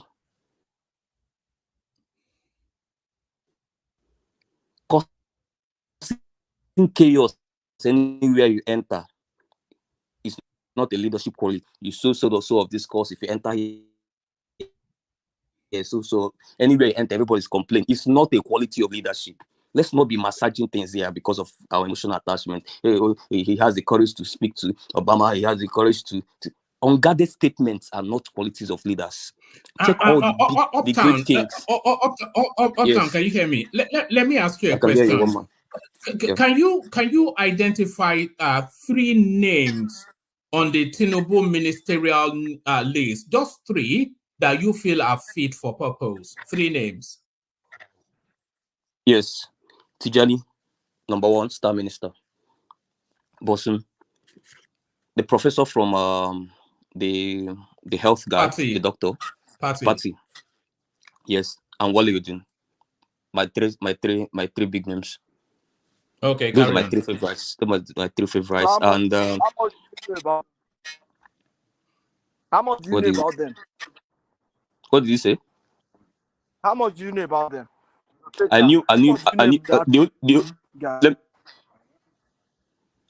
knew about Bosun long before now. In fact, Bosun was, if Obi won this election, Bosun will be on that. It will still be on that ministerial list. So let's even keep Bosun aside from that. How much but the only person I it's trying to recently answer. checked, who I didn't know before, was the professor. Yeah, the only person that I recently checked is the professor, and I thought he had a very good, outstanding resume. And I think probably he's going to do well. I don't know, but it looks like he's going to do well. I also listened to him at the screening as well. But Bosun is my guy. In fact, when Obosun was appointed, I feel this guy was stolen from my team. But it's okay. Go and make us proud. That's what I feel about him. Wale Odun, I think is good. I think he's going to make a good. He's a really reserved man. I knew his son. His son is an actor. He's a British actor. The man is quite qualified. So these are my three standings. One man on that side on the list. That list is obviously a compensation list, but at least we can still keep. 3, 4, 5 more. Okay, round off your thoughts on El Rufai, and then we get to Folly B before he builds out on us. One man, before he goes, let me ask him a question, please. All right. And this question goes for everyone on the panel. Who actually is against or pressuring Bats to throw El Rufai under the bus? Because I'm confused, honestly. Ganduje alone? Yeah, they are big rival. They are very big. They are super rivals. Because months before the election, Bat wanted him so badly at Chatham House, at that campaign outing. And if you talk about Nuhu Ribadu, they come a long way right from their university days. So what went wrong? That of El Rufai and Bat, they are close. That is not true. El Rufai and Bat has been locked long before now. They only just became friends a few years back. Actually, El Rufai took campaign to. You can be friends for someone. There's a lot of background noise, and it will be tight. I mean, El Rufai took campaign to Bodilon. El Rufai took campaign. Hurry. El Rufai took campaign to Bodilon. They're saying, why would the Godfather control a certain state? Oh God, what's going on? There's a lot of noise where you are. Sorry. Sorry. Pick up that question, Uptown. Bring it home, and then let's get to Folly B. One man is really very simple. I made a comment earlier before this ministerial whatever, when people were saying that the superpower Tinubu was coming to the presidency with was his power to get the best brains and Star Team, Star Trek and all that. And when he dropped, even me, that is not an APC guy, was shocked. I was like, oh, wow, is this what you guys have to give us? This is the noise throughout the campaign. I can't believe this. But then I can also sense why that list is really that watery. Because I said it clearly that this man came into governance with way too much political conspiracies and way too much. If he wanted to get whatever he wanted to do in Lagos, it's impossible because the tide was too much against him that he had to enter into way too many political deals to be able to cross over. And this was going to affect his decision making when he gets there. And I said this before the election. Now it is playing out.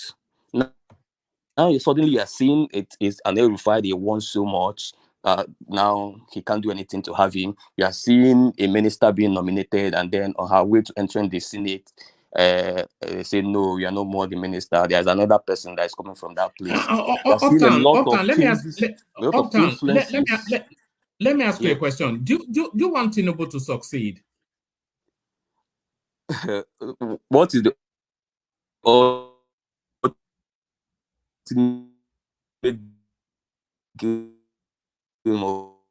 all this political in fact, the only thing I was even banking on the Tinubu space was like, yes, I don't like your politics, I don't like your this, I don't like your that, but at least this one gathering of team thing people are talking about.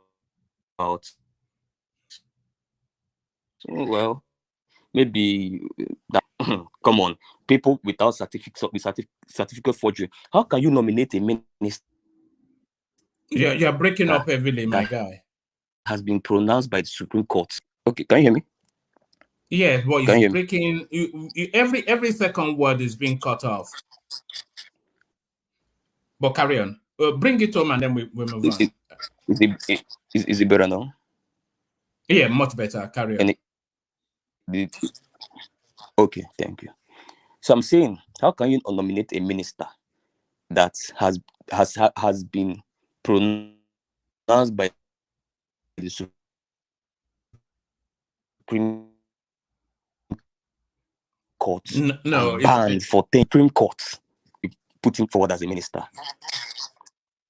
Yes, now that's the case the guy had in Supreme Court because he had multiple certificate forgeries over back to back. They had to ban him. The other lady is there. A lot of people with cases in court are everywhere. That's why I even think El-Rufai's case is quite political, because if a lot of all those guys and ex-governors that had cases, that has pending cases in courts of, see the Zamfara guy, had cases in court and they passed through that whatever screening, so why didn't El-Rufai pass through? Because you guys on the internet, and this is really very saddening for me, on their course of defending El-Rufai, all of them is sticking to one point. They're saying, especially the ones from the north that are pro El-Rufai and some other ones, they're saying, how can they do this to El-Rufai? How can they do this to El-Rufai? How can people like Wike, people like all these other governors and all these other people that Suwaju put there, that all of them have corrupt cases, all of them have certificate forgery cases, all of them have this. So why is El-Rufai's own different? I'm like, wow, you guys are indicting yourself because you're defending El-Rufai. You're not telling us. So you're actually aware of the incompetence of those guys in that list. But now your case is not that. No, your case is that, okay, if all of them can go through, why wouldn't El-Rufai join them to go through? It's really very disappointing, one man. But I mean, it is what it is. Let's see what but on the Uptown, can I ask you a question? Go on. Yeah, but before you answer that question,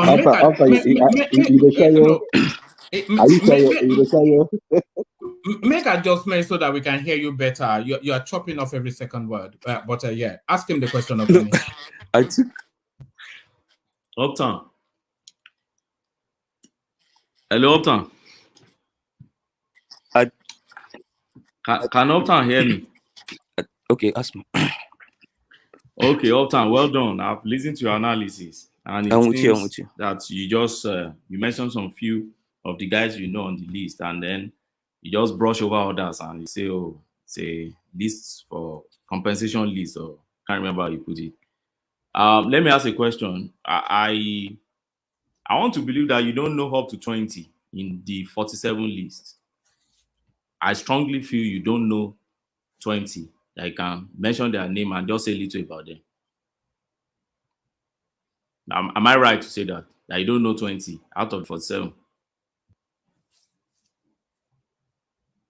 Well, times no, his connection is poor. Just make that assertion, and then we go on to Folibi. So often I said you don't know 20 out of the 47. No, nothing interesting. You said? No, I've gone to check them. Nothing interesting, most of them. I said you don't know 20. Are you saying you know more than you know 20 in those lists? And his connection is poor. Okay, yeah, disconnected. But the point I'm trying to make there, is that, but go on. Yeah. So the point I'm trying to make is that, you see, you make analysis on people you don't really know, and same you came here and told us that, oh, you may have certificate and have PhD and have all this, yet if you don't have wisdom and competence, it doesn't work. These people, you don't know anything about them.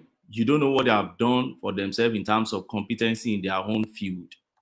Yet to come to say, oh, yeah, just list of compensation. I'm just trying to bring out the competence in your, the contradiction in your position. The 47 list you saw there, yes, in any government, politicians must fill some position. When technocrats, or I don't like calling it technocrat, competent ones who are chosen based on strictly on merit, will fill some positions. In my own little way, I know 10 major ones that I know what they have done for themselves in their respective field in life is enough for them to push Nigeria forward. So my point of time is just, if you don't know too many of them, then don't make general analysis on the competence of the next cabinet. All right. One man, please. I will have to respectfully take my leave.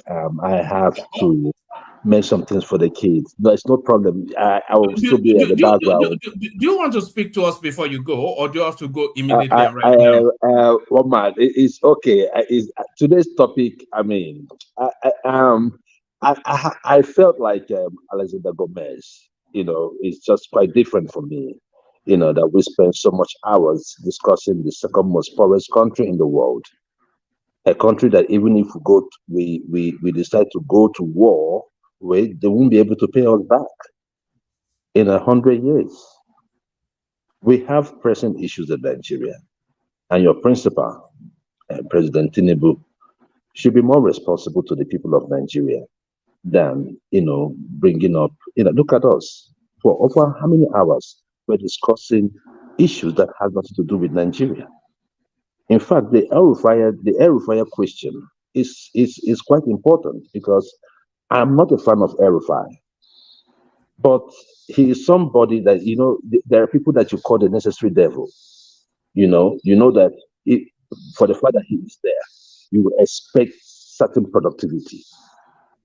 You see, it is not about, what if he's going to be corrupt or not. Yeah, he has so many corrupt cases. Even when he was the minister of FCT, there were many cases of land racketeering, selling land to his cronies, to the girlfriends, side piece, family members.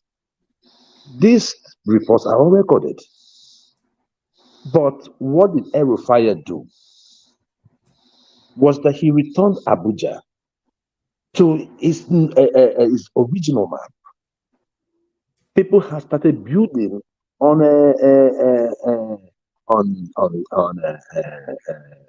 drainage system, just like the one we saw in Lagos. People have started doing so many other things in Abuja. So that is the thing. But I was thinking that, looking at that, I mean, I will always take an El Rufai over a weekend. Any day, anytime. You see, I don't, BK did what he did in River State, but a lot of people come out, oh, he built bridges, bridges. What about other areas of the economy? What about human capital development? What did he do in those areas with the amount of money coming to River State? He built schools and hospitals and courtrooms as well. Yes, but what I'm just saying is that what about the human beings? How many people got promotions in the civil service? What the people, the students, how were they taken care of? Would you say building schools is part of human capital development? Yeah, it is part of it. I mean, but I live in River State. So if you're talking about schools, I know that built many modern schools. So if you ask me, I wouldn't tell you that schools are not important. But the thing there is that you have to also concentrate on the human beings going through those schools.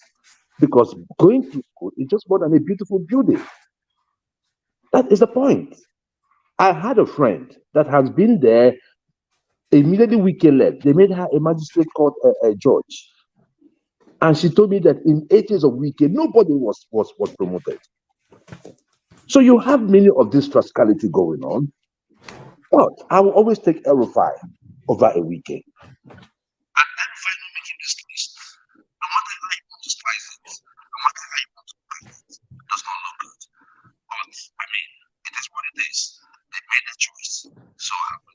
What happened? We can't hear you. No, it's gonna be weird, sort of squeaking voice thing. Sorry, I don't know how that is, but I mean, let me just round up, and let me not just disrupt the show. I'll be at the background listening. Thank you very much. All right, brilliant. I'm determined that we have somebody with a good connection at least. Today has been one of those weird sessions. Let's go to Folly Bees. Well, I keep calling you Folly Bees. Maybe I'm missing Sally Bees. Maybe that's what's the thing. But Folly, are you still with us? Folly. Oh, all right. Let's go to Patrick then. Patrick, are you with us? All right. Yeah, Let's go. yeah. Can you Yeah, hear me? well, yeah, hopefully we can hear you with a bit more clarity. Since the start of the session, we've just been hearing quaking voices, but speak to us about the El Rufai space, which I know you're very passionate about. But it looks as though we might well have lost him because they are playing silly burgers with him. And you know that El Rufai is not the sort of man that has the patience for being messed about. Yes, obviously. I just look at it and say, look here, what do we want? If the man is being penciled down for Minister of Power, and we think that the man is competent, how badly do we need power that will come and play politics with it?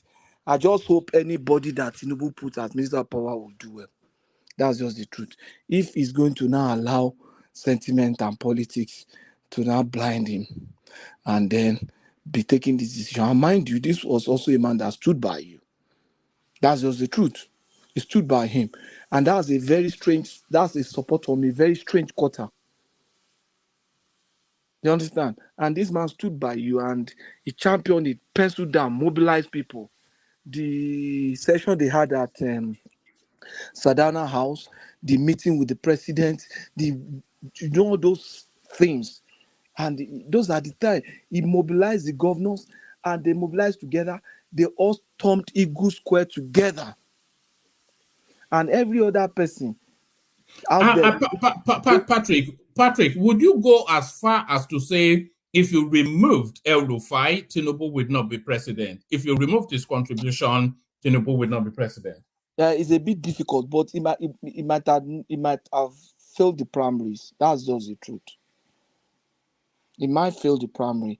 We knew that. I know that El Rufai has capacity to mobilize too, and the other governors too. I think the people that really championed that mobilization were probably Ganduje, El Rufai, and mind you, with Tinubu's case, Ganduje, El Rufai put aside his skirmishes and his the issues personal that he has with Ganduje because of Sanusi Lamido, and still went ahead to work with him to make sure that they produce Tinubu.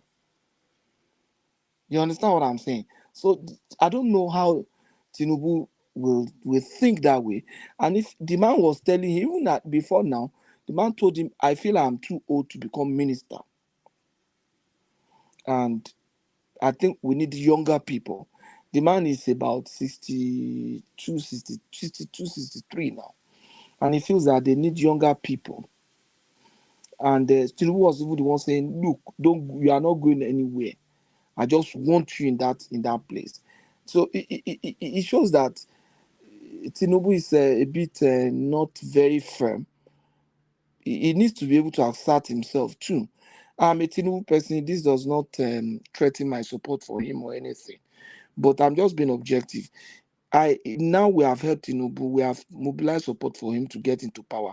We are not going to be the one to do help you him. think Tinubu has balls? Do you think he has testicular fortitude? Do you think he can make difficult decisions? I don't think he does now.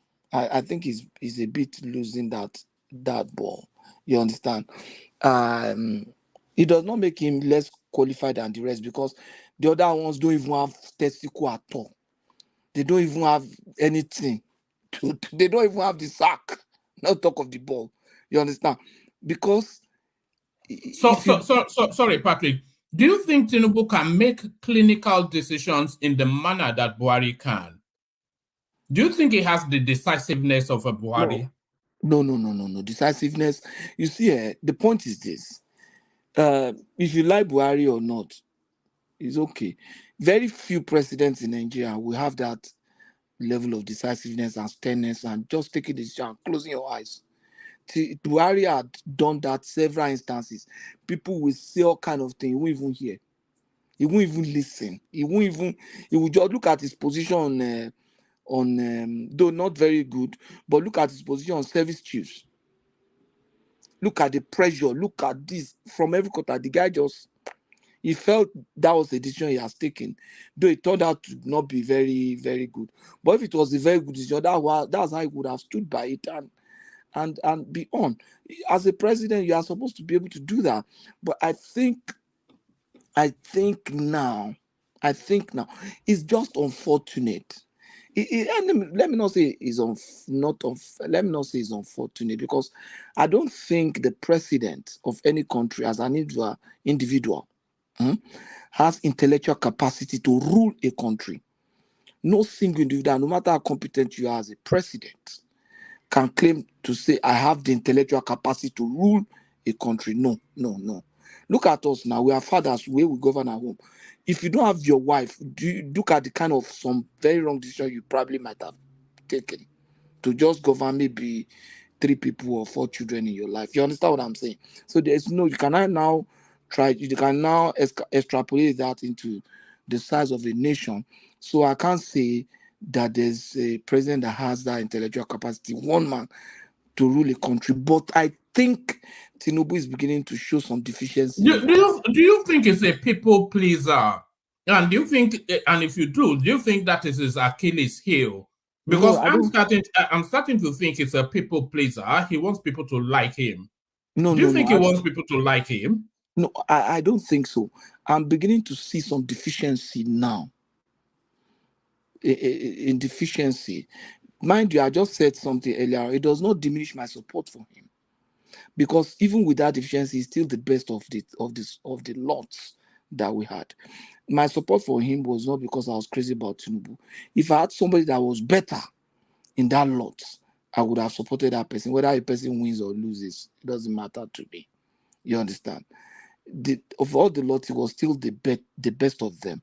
But I think the deficiency of Tinubu is progressively emerging, and I think the very objective, sincere team around him should better manage it. If not, we have a very big issue on our hand. You understand? And it does not diminish him compared to others. I keep saying that, because some people might say that's what we are saying. No, the other guys are just not even there. Not even there. Yeah, no. I'm with you. Tinubu was the best pick of a bad bunch. Yeah, of a bad bunch. The lot. Yeah, that's the point. So my position is that if you're out to do a job, you understand, you're out to do a job, and you will do everything to get that job done, because you know the value of the outcome to you as a nation. Is like a man trying to succeed in a particular area. How far are we willing to go to ensure success? That's very objective. This El-Rufai that we are talking about today, if you line him up, whether morally, religious, sentiment-wise, and everything, you cannot compare him to other people. Wike there has carried microphone and said Rivers State is a Christian state. El-Rufai have not said that. Wike, not once, not twice, not thrice, has carried microphone in his manner and gather his band to sing and say Rivers State is a Christian state. Said several times, I am a Christian, not by birth, by faith.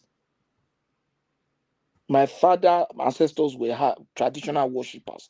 My father became a Christian. When they gave birth to me, I was going to church. But when I got to maturity, I became a Christian by faith. So there are people who are in the Christendom. When I say I'm a Christian by faith, they know what I mean. So it does not diminish my Christianity. That's what I'm saying. And I'm not sentimental about it. You understand? The fact is this. If we want things done, and this is the guy that can give us the results, then what do we do? Now, they say, oh, El-Rufai has said this, El-Rufai has committed this crime. Tell me one crime that El-Rufai has committed that people like Tinubu have not committed. They say he has corruption case. They say he has this one. They say he has that one. Tell me, which one? Which one? They say they kill people.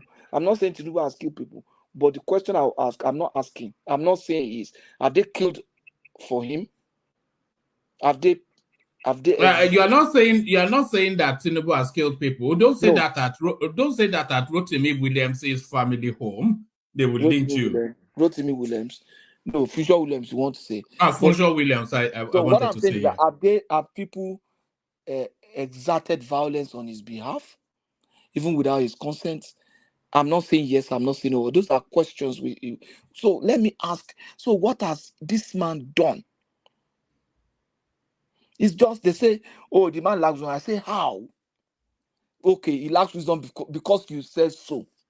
Because Uptown said so. He lacks emotional intelligence. Can Uptown define emotional intelligence? Can he tell us the meaning of emotional intelligence? And he will now say he lacks. He says he's not a true Muslim. Is he a Muslim for him to be able to say that? Or is he Allah for him to now be able to now say this person is a true Muslim or not? What kind of statement is that? You know, Patrick, there's a culture that is starting to emerge. I'm not sure if you are noticing it, but there seems to be a real push for the Tinubu administration to fail. But then if Tinubu's administration fails, it doesn't automatically then default the presidency to Peter Obi. No, it doesn't do that. So I'm not quite sure why people are so desperate for him to fail. Yeah, you see, that opposition wants you to fail. You can't blame them. So it's left for Tinubu to now decide that he's not going to fail. So that's just the truth. I've just told you something. We have supported him to become president. Yoruba say they help people to get job. They don't help people to do the job. And when we help you to get a job, we should be able to tell you that you are doing well or you are not doing well. Why? That country belongs to us. It does not belong to Tinubu alone. He might have more investments there, but I have equal stake because I have a life. And that life is aligned and identified with that country. He has just one life too. The moment he dies today, he ceases to be a Nigerian. He's as useless as anything. Even a baby born the same day is better than him if he dies today. And that baby that is just a day old is more relevant to Nigeria than him. So he doesn't have a higher stake in the country. We can help you, support you, mobilize you, do everything at our own expense, at the detriment of our name and reputation, even within our faith and the Christian group that we belong to make sure you succeed. And mind you, I'm advocating for somebody who is a Muslim now. So if tomorrow I advocate for a Christian, nobody should come and criticize me. I'm advocating for somebody who is a Muslim now, but on the ground of objectivity and outcome. Who is a leader? A leader is someone who takes responsibility for results.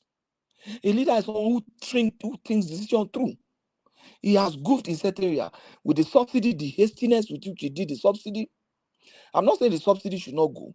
The hastiness with which he did it, the hastiness in which they attack approaching the Niger Republic issue, the hastiness with who does that? You are an old man. Who is rushing you? So I am really not happy with him, with some of these positions that he has taken. Yes, hold on, Patrick. You're not the only one that is not happy with him. Do you think people are starting to lose confidence in Tinubu? And do you think he needs a big win in order to reconnect, to recalibrate with the people? Because there's a sense that people are starting to lose confidence in him. Yeah, with people, maybe. With me, no. He's not losing. Yeah, maybe not with you, but with the abundance of I'm not even talking about the traditional anti-Tinubu people. I'm talking about people in general. You hear for the B, anytime he comes, he can't get past just the level of difficulty is going. So people are starting to lose confidence in the government, and of course, sitting on top of the table is Tinubu. Folly is not a pro-Tinubu from time now, so. Yeah, but he's a Showore man, so no, he's not a traditional. He's not an obedient though. If Tinubu decide to build skyscraper and give to people today, he will still not support him, except he does something like Ajale Koko has said by fiat. Just say $1 is 400 naira. I just laugh when Ajale Koko asked that question to Ogbeni. I wish I was there. That's the most ridiculous question I've ever heard someone ask. Baba died in his characteristic way. I was trying to chat Ogbeni, say, that's a very ridiculous question. I put it in the chat. You say the problem is that you guys will not listen well when someone speaks. Benny was saying that if coup should happen in Nigeria, he knows a section in Nigeria that will jump on the street, or maybe he says some people, some particular set of people, and that is some kind, that they are the one that will jump on the street in support of that coup, and not the generality of Nigeria. And I said, look, Ogbeni, if there should be coup today, and the coupists made mention two things. Number one, reversal of the petroleum subsidy to what it used to be, and $1 to 400 now. maybe to 400, or just below what we have today. That what is happening in our country is a scam, and it just I agree with you. A number of people military will do something to justify why they took over government. Yeah. And A number of people will jump on the street. Yeah, a number of people will be happy, not minding the fact that thinking that look, this is a lie, this is not possible. You understand? But they will emotionally just jump up.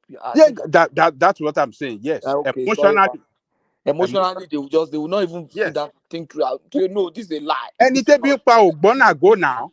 Anything being even if they that's what is happening in Niger. He just validated our point. Whether you people are not in the right position to tell them how to govern. That's me. I stand with you. We are don't have the right. No country, these people don't want democracy. So why are you have the right to tell people how they should govern themselves? Yeah, I agree with you. You can't do that. You people don't know international law. You're just in your cocoon. The law is meant for people. Which international law? No. Sorry, whatever happened to the countries in your region matters to you. That's why America keep watch on his region. That's regional politics. Don't localize it. Africa ain't a region, Wabi. Hold on. West Africa is a region. They play regional politics. That's why you have ECOWAS. So what's ECOWAS doing when those people were bundling, were taking all the resources, destroying and impoverishing the poor? What was the ECOWAS? My brother, you see, that's the issue. We look at ECOWAS only when there is trouble. ECOWAS has been releasing many communiques. ECOWAS has been doing what is mandated to do. We did the laws that passed ECOWAS. No, so ECOWAS should go on. ECOWAS should do what? To sanction Bazoum or what? No. This is what I'm saying. When the French people were exploiting the uranium and taking advantage of the people of Niger, what was ECOWAS doing? You see, you are coming from a very false background. The false background, you think that's why Niger is a sovereign state. Niger is a sovereign state. Niger has suddenly lost his sovereignty now. You are now. No, he has not. He has. He's still a sovereign state within the sub-region. He's still a sovereign state. Which of you will I agree with now? Is it one man or you? He's still a sovereign state now. So if within the sub-region. Why are we moving up? Why are we moving on it? It's international law. You need to understand this first. Law. Let me tell you. You see, let me start by this. What is your understanding? What is your understanding of ECOWAS mandate? Which law do you? What do you think the reason for ECOWAS? Hold on, one question at a time. I want to ask a question. Let me ask you this question: which international law gives a country the right to go and invade another country for whatever reason? See, which law? I'm coming. See, wait, you see, you are localizing it. You see, when you're asking which section, which country, you are localizing it. No, give us the law. Now, the point is this. Law. If you say it's international practice, I agree with you. Let him respond now. Let him respond. Let him give me the law. Yeah, but don't talk over each other. Don't talk over each other. You see, some people went to law school, they went to go and study it. So it's not something you just wait now. Let Patrick, please now. Yeah. Pato, we are not fighting. We are this is a platform from enlightenment. And then give me the law. Just a minute. Give me some minutes. I need to attend to something. I'll be back on that. You know, the annoying part of this is Russia invaded Ukraine, and we are Mm, saying that Russia is bad. mm. Now ECOWAS is Now we are trying to saying it's invade. international law to go and invade another country. That's why I The want that hypocrisy section of of the it law. is just funny. One man, let me No, tell no, you. no. I don't even know. Hold on. That's a false equivalency. What you just did, because the circumstances. Hold on. Now, this the circumstances are different. The circumstances are different. Russia invaded Ukraine for reasons that is inexplicable, because they said NATO was having relationships with them, but with the Niger Republic, they've truncated democracy and they've gone against the will of the people of that country, which was Which people? vested. But The one man, see Nigerians. it this way. See it this way. Okay, what was If you're NATO's? saying What was the reason for invading Libya? How do you mean? Yeah, the same thing. We have seen the West take certain position for their interests, and when it gets to that point, they twist the system, they twist the rule, they begin to. At times they ignore the rule and do what they have to do. I'll make one statement, and that is the danger of intellect, the danger of attack, the danger of intellect. You see, when you are in a field of a profession, or you are in a particular learning sphere, people respect you because you are expected to have that knowledge. I'll give you, and it happened here on this platform. One day, we were discussing, and Babati happened to be a doctor too, was talking, and Nigeria does not have medical this thing. Nigeria does not have this. Look at, they just gave one guy injection, one of course, he just died. Because we don't know anything about it. We say, really? Simba just came in that day. From that day, I respected Simba, and we have been. I said, this guy, I think he reasons like me too. Simba said, which injection do they give somebody and somebody die immediately? Because Simba is also Simba is not just a doctor. He happened to be a senior doctor relative to this my other brother. And he said, no, he was asking, say, but Simba said, no. Babati is a Babalawo doctor. Anyway, it's a Babalawo doctor. Simba said, give me the name of that injection. You understand? No name. No name. But there's actually an injection that they give someone. No. One Simba asked that day. I don't know if Simba is here. Simba asked that question. I said, no, I like this guy. And if you know, if you notice me too, when somebody make a claim like that, I want to say, where? Because if you are in a position, we say, oh, you are a professor.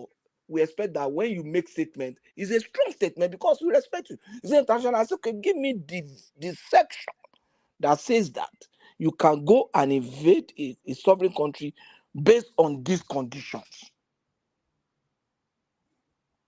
Then if you can't, then you can't use your authority. They call it authority fallacy or what, and I don't know all those things, philosophy, to now make a position and say, okay, because it has been, you cite some authority, and then you say it's like that. You understand what I'm saying? So that's what I'm saying. We don't have a right to go invade another country. We don't. Do you follow the comment section? You know, sometimes when you follow the comment section, it's just okay. You may not see this one because it's on Facebook. So apologies, Des, but this is to you. It says, Des's interjection is always annoying. I'm not sure the guy is all right. I know, right? I know that I get people worked up a lot, but it's all good. That's why I'm here. I just saw it and it made me laugh. That is why I'm here, though. You know, I need to make some people very angry. Please, sorry. There's one man. I actually returned. You're back. Can you hear me? You're back. Yeah, okay. We can hear you better. Yeah. Yeah, I had to jump out and to know if my audio is going to fix. Let me use to him briefly then, woman. Yes. Okay, when you finish, I can come back. Okay. And hope Ogbeni will be ready for me then. Yeah. I'm here now. No worries. Actually, when it finishes, hold on, Uptown. When you finish, I want to go to Folly B, who has been waiting, and then you and Ogbeni can have that conversation now. Yeah, Uptown. Yeah. Yeah, I'm sure Ogbeni is done with his final written address for you. you know. So you know, Uptown. I wonder why people try to argue with Ogbeni on this platform. He argues for a living. How can you win? How can you win? No, I actually have I have stuffs in the fridge for Benny, you know, a lot of stuffs as well. But then on a very good day, when you're done today, I will return for our match in. When you told us on the platform about who is going to go for a rerun, that's not true. That's not what the constitution says. But then that's matter for another day. Who is going for rerun? Okay. Yeah, when we're talking about the rerun, you say that the law prescribes for only for the first and second position to go for rerun, but that's not true. No, it that's depends. Not the position of the law. Well, Uptown, maybe you need to listen to me. It depends. No, So I listen to you. You didn't tell us that it depends anyway. When no, that means hold on. Let him clarify. Yeah, carry on. That means you didn't get my point. If they nullify the entire election, all of them go back to contest. If they don't nullify all the election, what they simply say is that you're not qualified because of the 25%. If the issue is on the numbers of votes you gathered, that's not up to the requirement of the constitution. The first two is going to recontest, not all. No, I contest that, Ubini. On grounds of I contest that on grounds of, and anybody can go and confirm. I contest that on grounds of what the constitution actually stipulates for.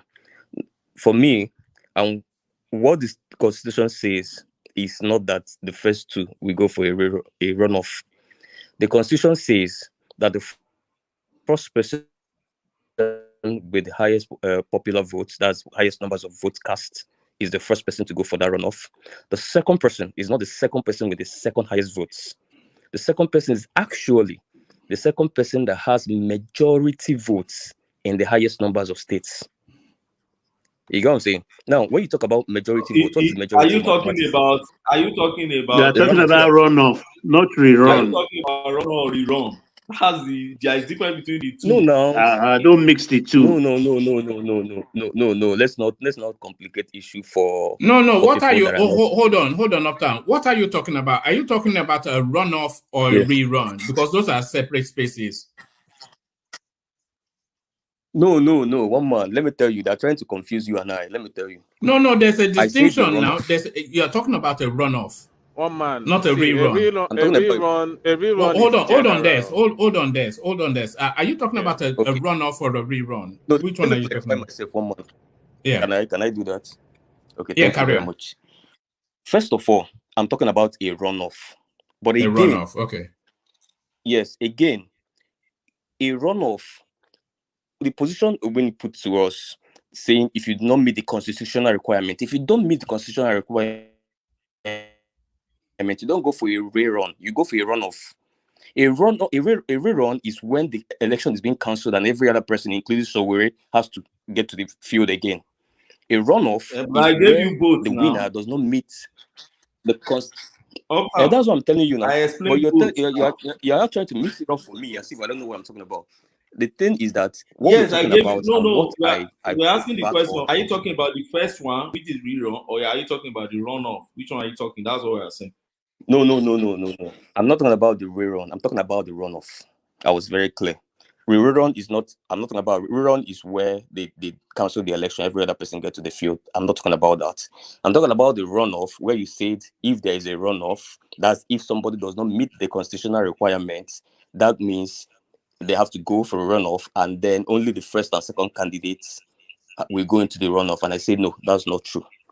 When there is a runoff, that means where the winner does not meet the constitutional requirements, the winner goes through because he has the highest popular votes. And then the second person coming after him is not necessarily the person that took second. It's actually the person that has majority votes in highest numbers of states. That's the point I'm trying to make. No, Atiku does not have the majority votes in highest numbers of states in that last election. He doesn't. He does not have the majority votes in the highest numbers of states. Let me tell you why. What are you saying now? Wait, now let me tell you why he does not have the majority votes now. Calm down. He came second now, and he has nothing to do with second. Baba, there's nothing. It has nothing to do with second. That constitutional requirement has nothing to do with who took second. The second person, he won in more states than Obi, isn't it? Isn't it? it's not who Hello? won in more states. He made the It's not who won requirement. in more states. Hold on. He had No, he didn't. He had 25% in more states than Obi, isn't it? And he had It's the not who majority. made 25% in more states. You're confusing it again. It's not. Let me tell you what I Hold said. on. It is very clear and unambiguous. I said that the second person going for that rerun is not the person that took second. It's not the person that Yes. made 25 in more states, like you are saying now. It's not any of these things. It is clear. The person that scored majority votes in the highest numbers of states. Now, what is majority votes in highest numbers of states? Majority is 50 plus 1. Yeah? That means he has 50% and above in how many states? Atiku has 50% and above in only 5 states in Nigeria. Obi has in 8 states. That's not the interpretation. That's disingenuous. That's not the What are you interpretation. talking It's about? That is 25%. that is not what One voice. This is why you should go to law school. That is your own Disingenuous. interpretation or the obedient interpretation. It's That's not not my what the constitution says. interpretation. What the 25% position is says, the threshold. hold on. What the position says that the person that will be the second in that runoff must have majority spread than it might not have majority vote. I mean, second to the first, but majority spread like the 25%, more 25% in more states than others. That is the Yeah, person. Ajali Coco is actually right there. More Uptown, that is, 25% yeah. in more states than others. That is what the constitution says. It didn't even consider a majority vote, but spread in more states than others. Uptown. So what are you interpreting? Uptown, the law. That is I mean, Uptown is... Lekki Constitution law, Abi. Lekki Constitution law. But technically, Ogbeni was wrong initially, though. But Ajali I Coco wasn't wrong got it because right. No, Ogbeni, you were Tinubu. totally wrong. No, don't even go there. Okay, tell me why I was wrong. Let me listen to you. For you to say that, maybe is that your default? Tell me why you said I was for wrong. you to say that a rerun is a person that came second, or sorry, Runoff, or yeah. rerun, whatever you say, is someone that came second. It's runoff, not so whatever. what they are saying is not necessarily the person that got second, because you can actually have majority of votes and you still come second. But the actual person that will do that runoff is what Ajali Coco just said. If you have the highest number of 25% in so many states, that's when you go for that runoff. You are right. You are right, and I'm not wrong. I narrowed my analysis on this last election. I wasn't lecturing you on what the law says. I was telling you in this last election, if there is going to be runoff, Tinubu is number 1, Atiku is number 2 by that law. Atiku has the highest spread. True. No, you're right. True. That's my point now. And I said if there is going to be a rerun, all of them will contest. Okay. One month. Please, can you I crave your indulgence to do one thing. Can you hear me? Is 1 month there? We all can, but carry on. Okay, thank you very much. I'm arguing with a learned colleague, Ugbeni. I don't know the witnesses he brought forward. Yeah,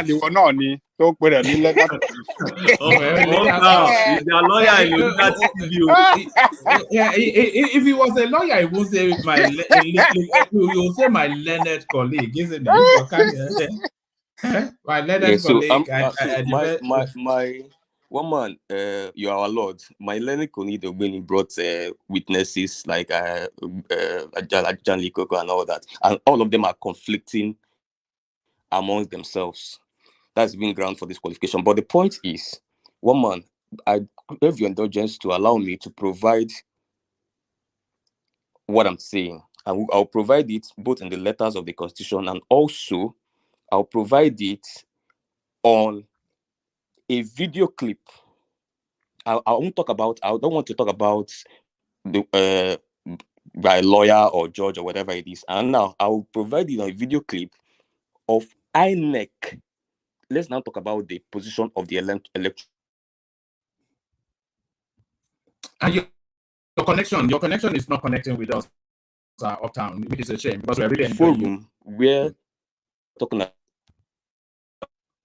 We can't hear you, man. The possibilities of a rerun, of a runoff. Can you hear me? Yes, you are. Every second word breaks off. Am I back? Is it still breaking? Yeah, you are back. No, you are back Okay. now. Yeah, where you are now, stay there. Yeah, carry on. Obeni and solicitors, they don't want me to submit my case, but the fact remains. 1 month, I want to tender. I want to tender an evidence that is going to shut everybody up. And I want you to allow me to do that, take a break of 5 minutes. And I'm not going to tender this evidence from interested party, be for or against. I'm going to tender the evidence from INEC, the umpire themselves. When on the press briefing, where they were talking about that they were ready for a runoff and they have already prepared everything for a runoff. And then they were talking about the grounds for a runoff, according to the Constitution, and the two people that are going to go for a runoff and what they're going to meet before they go for a runoff. And it's very clear. And I have lawyers, I have other people that have talked about it, but I don't want to, maybe they are interested, but I'm not interested in them. Let's use the evidence from the electoral umpire. Can I tell that? I listened to that from the spokesperson, that doctor something. I listened to go bring it. Okay. I listened to it too. So I'm going to tender that lawyer? evidence. Is this Okonkwo or who? No. It's the spokesperson for INEC.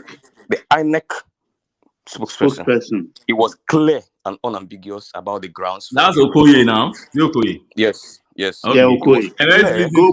Go bring it. So I'm going to tender that evidence here so that but 1 man, I crave you. I mean, you are our Lord now, please.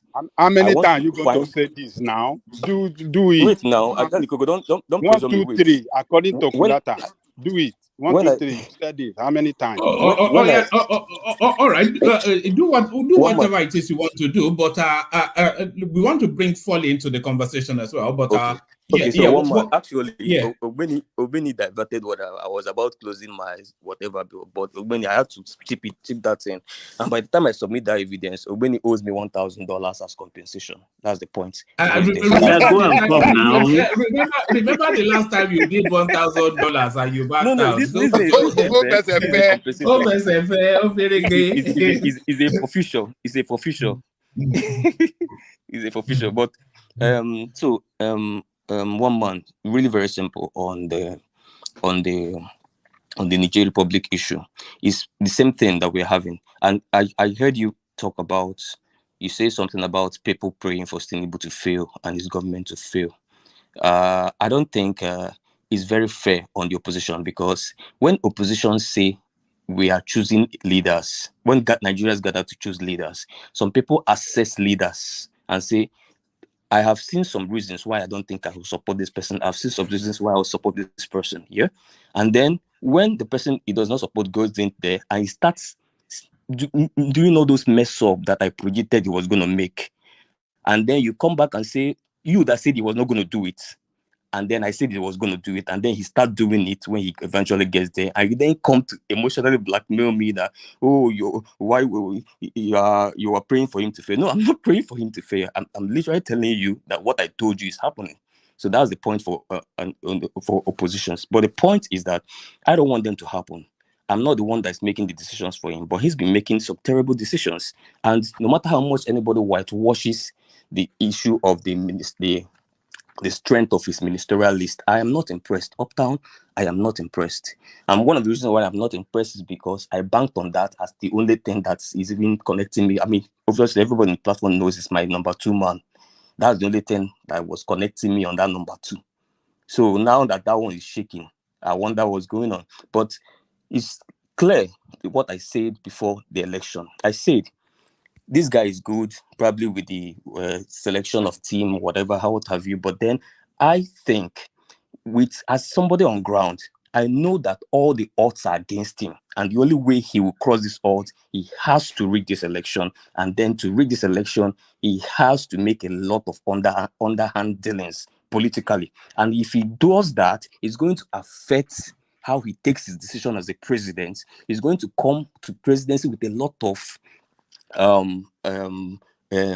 of deals that it will even affect his own independent thinking. I said all these things before elections. I don't know why anybody is surprised now that they're not bringing. Lotta is saying I'm disappointed. No. Why are you disappointed? You get what I'm saying? We say these things before time that this is going to happen. These are going to affect his political decisions. Now you see the decisions he's making. First one didn't impress me. He chose Baja Biamela. I said it. I didn't like Baja. I didn't think Baja was. I think Fashola was a better choice. He chose him. They're probably the ones advising him now. Ministerial list is weak. The firm. He's not a firm decision maker. He's shown that over and over time, like knee-jerk reactions and what have you. And anybody that wants to have a little bit picture on, okay, why might he be doing that? It's one of the things I raised before elections. Simple. We might just see, and anybody that is coming to whitewash it now and say, hey, it's fine, it's okay, it's not perfect, no, that's not how you sold him during the election. Because people like us, if this was Obi that came into the fray now and said subsidy is gone, and said 7 day ultimatum, and said we are giving 8,000, no, we are no more giving. Everybody will rush to this platform to remind us on how amateur Obi is, how he's learning on the job, how he's unpresidential, how he can't take firm decisions, how he's a weakling. So let people not come now and turn it around to come and want to blackmail all of us. So that's the point. This guy has clearly shown a lot of signs that are not impressive. And for me, I have my reasons, and that's why I chose Obi over him. Simple. I'm coming. Let me bring it home. Yeah. It's very simple.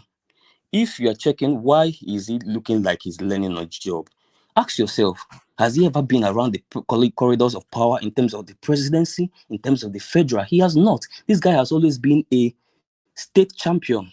You get what I'm saying? Even people that is trying to compare him with Obi and Atiku and all that, Obi has been a special advisor to the president of the economy. He has been on the economic team of the presidency. Atiku has been a vice president and all of those stuff. People like Obi, Atedo, Peter Said, Ngozi Okonjo-Iweala, they have all been there making economic decisions in the presidency level, even while he was a state governor. Tinubu does not have such experience. Obi was in the committee of the Sure P drafting, which was the subsidy removal program commission. All right, so let's not campaign. Let's not do campaign again. No. Because the person I'm answering, I'm responding to knows himself. So let it not surprise you. When we were making these leadership choices, these are things we pointed out. If they're playing out now, don't come and blame us. We didn't make them to play out. They're playing out because we saw these things. This is what this will lead to. Tinubu is good, but he does not have the popularity for him to for him to jump that. He has to rig the election. For him to rig the election, he has to go into some deals. Those deals are going to prevent him from performing. It's really as simple as that. I am not impressed so far, and I agree with Alexander Gomez. He's giving 20%. I probably stand behind him at 19%. Thank you, one more. All right, brilliant. This would have been a glorious session, but everybody's connection is so wavy that like that excellent submission by Uptown, but it was just so wavy. But hopefully not wavy. Let's hear from Folly B, who has been with us all the way through, but I think we have him now. Folly, are you there? Folly B, our correspondent from Ekiti. Over to you, Folly B, as they speak on CNN. Over to you, Folly B. Folly B is gone. You know, you will have talked now. You will have. No, it was saying in the private chat that it says I'm here and I've been trying to get to him since. Folly. But in body, not in spirit. Let's come to you then, Ajanle Koko, El Rufai and his faith. Well, greetings to our listeners around the world. Click on the like button, share and subscribe if you haven't done so. One man, the politics they are playing there, I don't really know. And nobody can understand it. But the truth of the matter shall come out later. Shall definitely know. They will tell us. Having said that, I think we have to give credit to that newspaper that brought the situation. I mean, that broke the news that something is happening between them. So, but let me ask you, woman, as Rufai spoken, I was hearing. When you were doing your reading, I think you said he already went to Tinubu and told him that he doesn't want the position, and somebody else has been nominated from Kaduna State. Is that a fact? Yes, that's what's been reported. They said he actually let me just add very quick speed, just bring it to you again. It says Nasir El-Rufai took umbrage to President Bola Tinubu to his face during a pugnacious meeting at the State House earlier this week. Correspondents can report as per multiple sources are briefed on the matter. So that's what I was debating with Bishop earlier on, that it wasn't one person saying it is multiple sources. The former Kaduna State governor decried Tinubu's failure to be upfront about any reservation the president might have held against his ministerial appointment as indicative of a suppressed animosity as the controversy over his nomination continued to drive ripples across.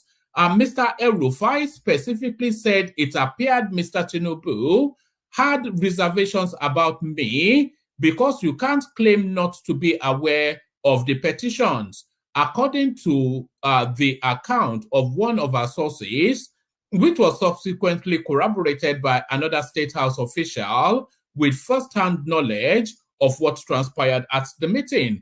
Before Mr. El-Rufai's remarks, the president has said he was only waiting for a security report from the National Security Administrators before taking a final decision. But a seething Mr. El-Rufai quickly interjected and informed his host that he had already decided to step down as a potential minister, several sources are informed. Mr. El-Rufai's brutal candor before the president startled people around the presidential villa, with many fearing the political fallout. We know of his high level of competence, and Aso Rock aide said of Mr. El-Rufai, and the president would rather have him as an ally rather than even a cursory enemy. At issue have been the machinations of National Security Advisor Nuhu Ribadu, who boosted the severity of a string of complaints against Mr. El-Rufai's viability for a seat on the Federal Executive Council to oppose his security clearance, sources said. Mr. El-Rufai met with the president shortly after correspondents broke the news on Wednesday that he had decided to step aside from Tinubu's cabinet because his nomination was withheld amidst a cloud of security concerns. He specifically blames the president for allowing Mr. Ribadu and other overzealous security aides to withdraw his security clearance and consequently allow rumors to proliferate about his status. Mr. El-Rufai is one of only 3 ministerial nominations that were withheld when the list of 48 were considered last week. The 2 others are Danladi of Taraba and Oketete of Delta, have not made relentless headlines because they are not as controversial as Mr. El-Rufai.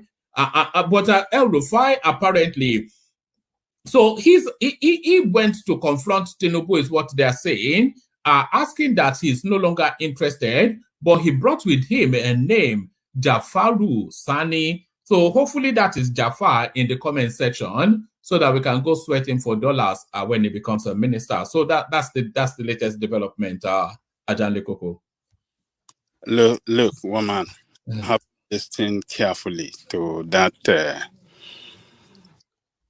reader. It appears to me that there is no iota of truth in all in what he just read to us. That he went to the president, people that were there, he confronted the president. That is not the way meeting between president and someone else. That is not the way, particularly at high level. It is not a jamboree. It is not a Bogboero meeting. So it's going to be president with him in his office. They can talk it out, and the only person that could be there maybe is the chief of staff, if necessary. If not, it's going to be president and his visitor.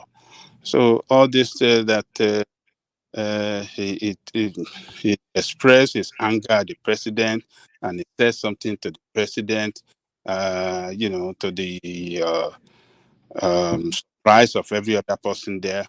There's no iota of truth in that. I don't want to believe that. So, but what could be responsible if this report is actually true, that he has told the president that he's no more interested and he has nominated another person? I think there should be official statement to that. There should be official statement in that respect. It's a developing situation now, so there might well be maybe in the news cycle tomorrow. But do you think Nigeria loses if El Rufai is not part of Tinubu's cabinet? Do you think we lose something if it's not on the team? I would say that his vast supporter in his state and in his region, which is Northwest, will be very, very disappointed because it's... No, sorry, Ajan Lekoko. I wasn't actually talking about the regionality. I'm talking about El Rufai as an administrator and as a performer. So will Nigeria be worse off for it if he is not on the team? So not his region specifically, but the country itself. No, we're not going to lose anything. We have many people that are smarter than him that could be appointed to do the job. To function at that level? Oh, yeah. We have many Nigerians. With the experience and the intellect and the fortitude. Many. We have many. Really? Name one. Look, one man, it is not a matter of naming one, but it's a known fact that we have talent in that country. We have smart and very smart, intelligent, competent, a lot of them in that country that can be appointed, and we do a better job or a very good job to our expectation. I mean, beyond even our expectation. But because but it's a case of either having Ronaldo on your team or having some guy that has the potential to be like Ronaldo. So if you already have Ronaldo, why not just have him on the team? Well, I'm not saying that El Rufai is not an excellent administrator, or he has not done a good job before. But to say that if he's not on the team, we are going to lose a lot as a country, that is not true. That is not true. We are not going to lose anything. And that's why I was making my point. I was building on my point earlier that those that will be very, very disappointed are people from his region, from geopolitical groups, because they look up to his leadership and they rely on him they believe his presence in the cabinet is his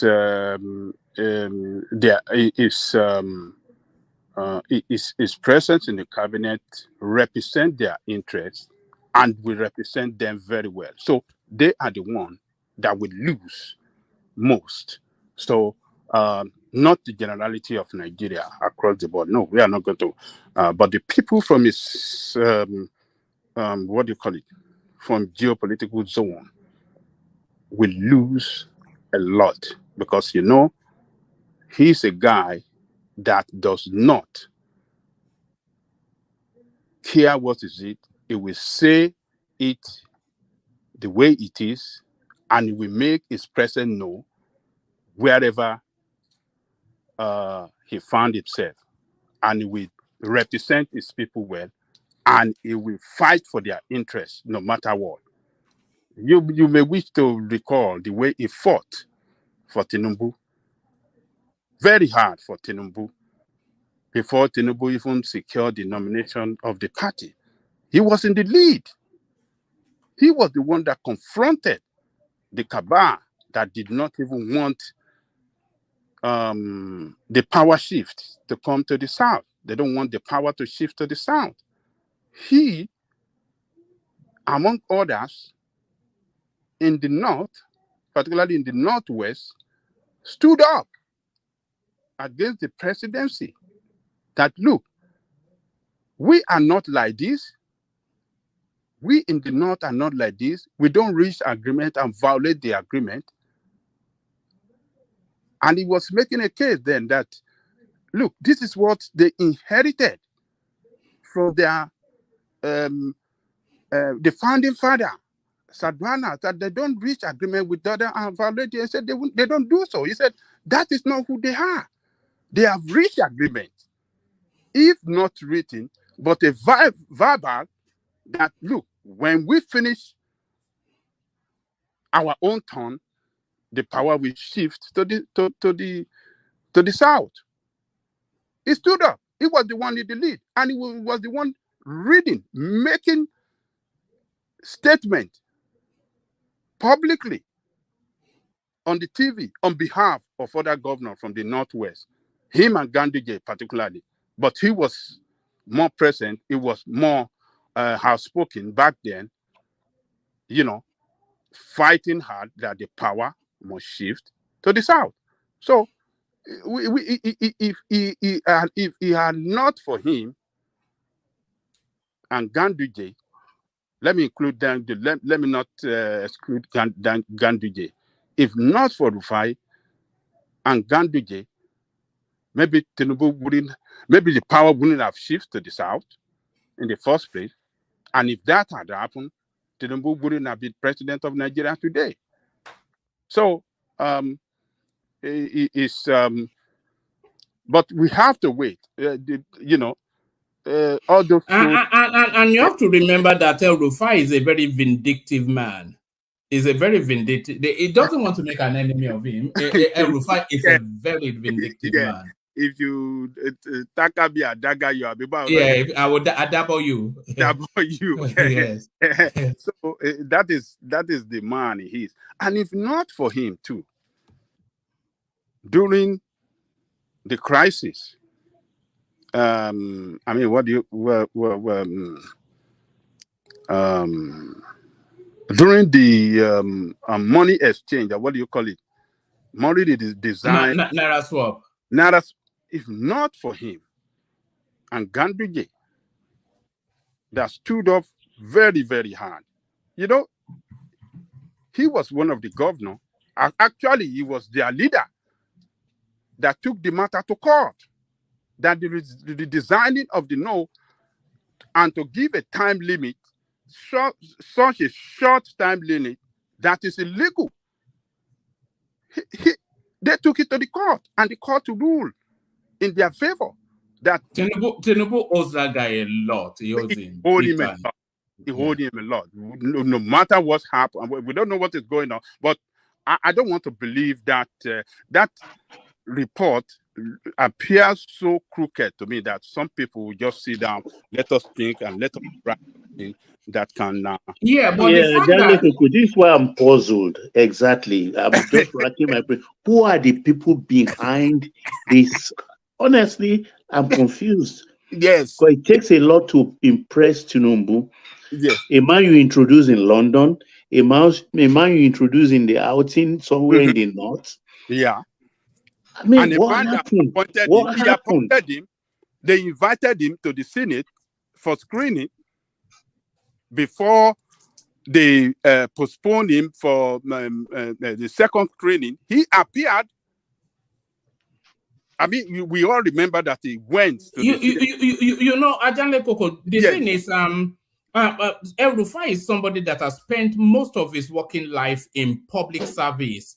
So he would have had security screening when he was the Minister SCT, security screening when he was the governor Kaduna State, and all of this. So what happened between him finishing as governor of Kaduna State and this space for them to suddenly say that they can't? It's politics, isn't it? So it's dirty politics. Let me tell you, people I suspect in all of this, because if Tinubu wants him, he will get him. Yeah, I think Ribadu, Bajabia Mila, and Ganduje, the three of them, no. Something is wrong. I suspect the three of them. And since Ganduje became chairman of the party, all these things started happening. Check. All these things started happening. Unraveling since he became chairman. It's like he's been waiting for that. And if care is not taken, Ganduje and Akpabio may bring this government down. Ganduje, it looks like Ganduje is a very vindictive man. And look at the way he treated his boss, Kwankwaso. He treated him so bad in Kano State. He treated it, he roped him up with corrupt this thing. He stopped his benefit, the benefit that you enjoy after for being a former governor.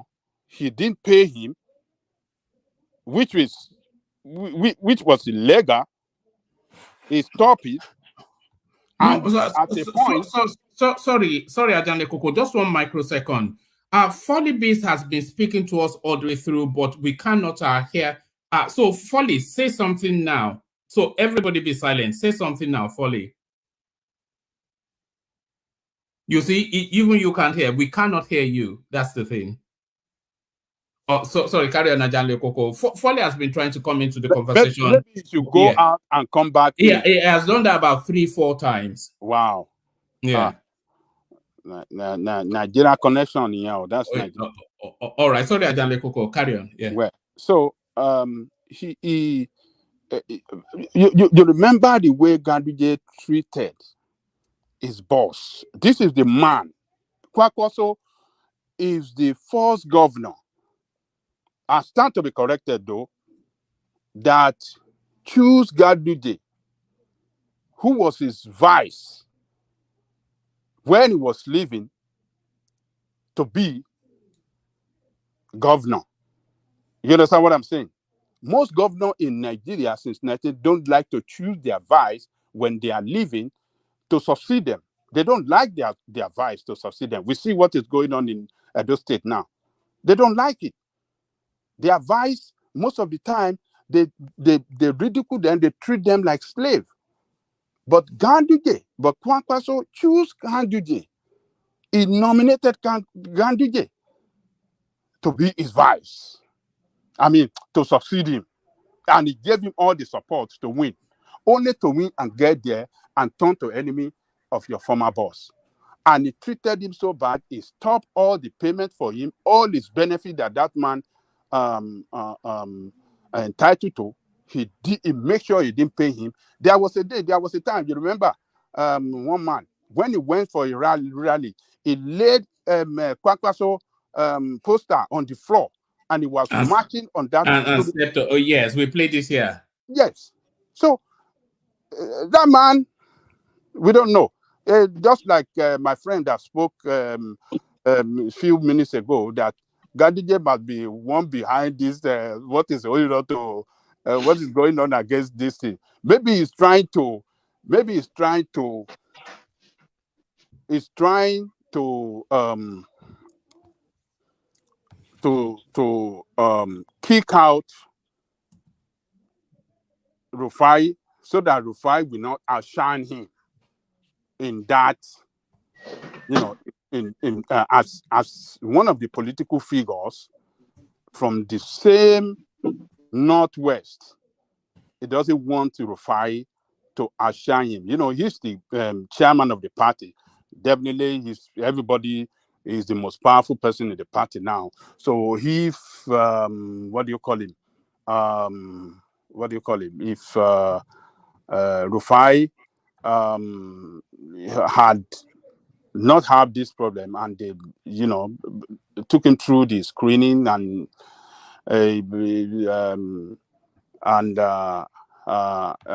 as a minister, he performed very well.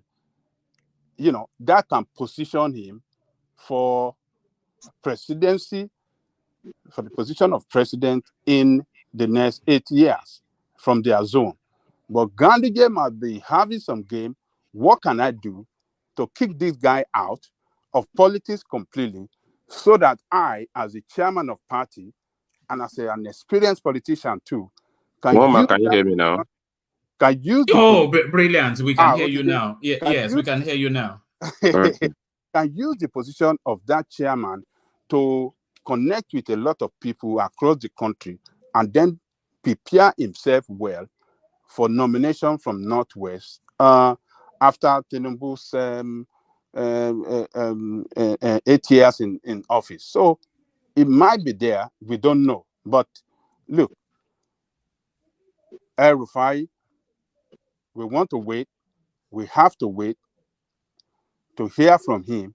If this thing is true, presidents have a spokesperson. I believe if our press is working well, with the news that is flying all over the place now, I think they should ask the presidential spokesperson to, tell us what he knows on this issue. So, but as far as I'm concerned, it looked too petty to me. I don't want to believe it. It's just like some guy just sat down somewhere, wrote something, and let us make it look real. And here we are on this platform and every other platform, people are talking about it. So that's the way I see it, Wama. It doesn't sound too real to me. It looks like a crooked story somehow. All right, Roland. We'll get any. I think Prince Daddy actually wanted to come in. Prince Daddy, were you just mic checking, or did you? Yeah, can you hear me? Yeah, we can hear you. Yeah, I have my Bluetooth on, so I don't know if you can hear me. Yeah, I was gonna make a comment earlier. Yeah, what Angelica was saying about Rufai, I totally agree with. So perhaps another fake news, just like the Russian nuclear whatever you guys were talking about earlier. Like Russia is going to go to war over Niger. It doesn't even make any sense. They're transporting a nuclear weapon to South Africa. It's just a joke of a story, anyways. On Ganduje, I don't think he's behind it. What may be going on, if the story is true or not. Because Ganduje, unlike Kanu, that's a different ball game. I think Ganduje is more, he's going to play the ball according to Tinubu. I don't think he's there to undermine Tinubu. And I don't know if he really has a beef with Rufai because they both work together for Tinubu, right? And Rufai is, quote unquote, is kind of doing Tinubu a favor being part of his administration because I think he wants to do something else, actually. So if he becomes a minister, that's a plus for Tinubu. And all this story about, well, we'll see anyways, nominating somebody else on his behalf and all this story about, getting into a shadow match with Tinubu. I don't know all about that. I just was going to make a point about that. Thanks. All right, brilliant. Let's hear from Folly, who I think finally has contact. So Folly, good to have you. We've been trying to come to you all the way through, but finally I think you have the connection. Folly B. Yeah, good evening, everyone. Good evening. Yeah. So we were talking. Yeah, go on. Yeah, I'm listening. No. You just speak to us. If you, we were actually talking about the Rufai space, but coming at whatever point you want. Yeah, I was listening to one of my what's it called? Is it Pete? Is it Patrick or whatever? The other time when he was saying about me, I will never support Tinubu. Even Tinubu is doing something good. I will never support him. I will never support him for any reason. But I just want to tell him that he should not see me in that way. This kind of person that I believe things that work for Nigerians at large, not for my own selfish interest or what I want for myself. So if anybody as a president is working perfectly okay, I don't have any reason to condemn that kind of person. But what we are seeing here is this: we have seen all these things before we elect them. We know these people have nothing in their wardrobe to offer Nigerians, and somebody actually mentioned it that there is not any one person that can actually build Nigeria, that can actually fix Nigeria alone. And that's exactly what we are saying. The processing of our Nigerian politicians, they believe in compensation after the elections. So they always use what they have after winning the election. They always use what the tools they use during the election to bring them in on board to come and help them to work for them, for the government, not even mind whether those people are competent or not. So this is the reason why those guys always fail. And that is the reason why we are actually saying that we need to play the game differently by allowing another new set of people who are not politicians, but that mean well for the country, that will not do anything because of being a politician, because they are politicians, because they want to make money for themselves. People who can come into the system that can actually change the narrative. But unfortunately for us, we are not seeing all these things. We believe these people who are destroyed the past can actually guarantee the future that we want, which I'm not saying it happening. So this is the reason why somebody like me, would never support any one of them. We want a fresh breath, a fresh idea to set in, to build a nation that we can all be proud of, not politicians. So, but our politicians that we have here, they were using the position they have to compensate themselves, to enrich themselves more, to give themselves a kind of entitlement that we cannot even talk about. I was listening to that man then when he was talking about being in the system with Jonathan, being in the system with what's it called? He has been economy something whatever with Jonathan. But what are the results? Do we see any results? The reason why we are praising all those guys today is because Buhari came in and he performed woefully. Okay, and Tinubu has come now. He's doing the same thing. It's too early for us to determine whether he's going to fail or pass. But what we are seeing presently is failing already. So we are here praying for him, if God can actually use him to change the narrative. Because I don't know how this thing is going to happen. Because today, many Nigerians are not even going out again. And we are the ones that are supposed to be driving the economy of the country. People that are supposed to be driving the economy don't even have the capacity anymore to go out to go and do what they need to do to drive the economy. So government policy alone cannot do it. Because when there isn't any policy you make and people are not going out to go and contribute their own quota to develop their own space for the economy to grow, it will never see the light.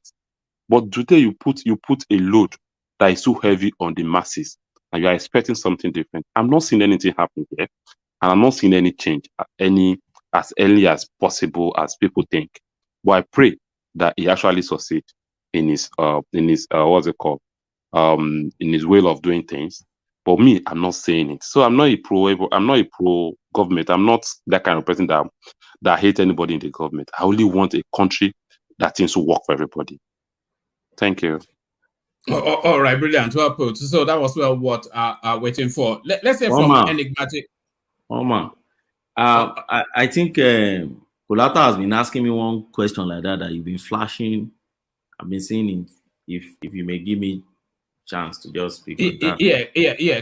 Carry on, and then after you let enigmatic. Patrick that was saying he wanted to give you a beat down. He ran away. But yes, let's hear from you, Benny. So anyway, I don't know if Kulata is still there.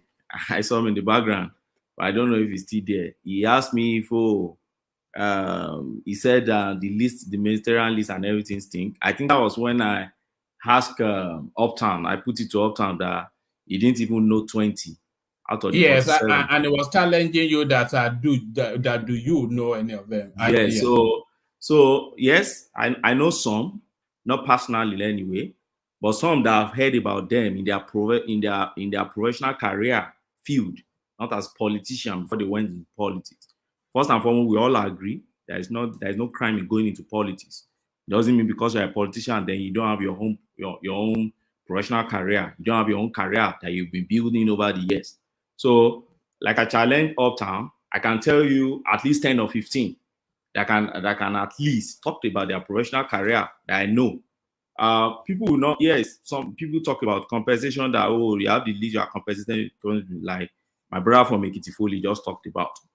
There's no country in the world I know where you have cabinet, you're forming a cabinet, and they're all people you don't know at all, or you just go to the industry and you bring people that you don't, your ideology does fall in line, or people you don't know at all. You don't bring them into your cabinet. You bring both people that you know are politicians like you in your cabinet, and at the same time you look for technocrats and put them in key sectors. That's what they do in all countries that I know. I don't know of anyone where you just bring strangers or people you don't know because you just have their CV into your cabinet. You can put them in some parastatals and others where they're going to function, but not in your cabinet, because people in your cabinet are people that should be able to talk to you, look at your face and talk to you and tell you what is right and what is wrong, what you should be able to do.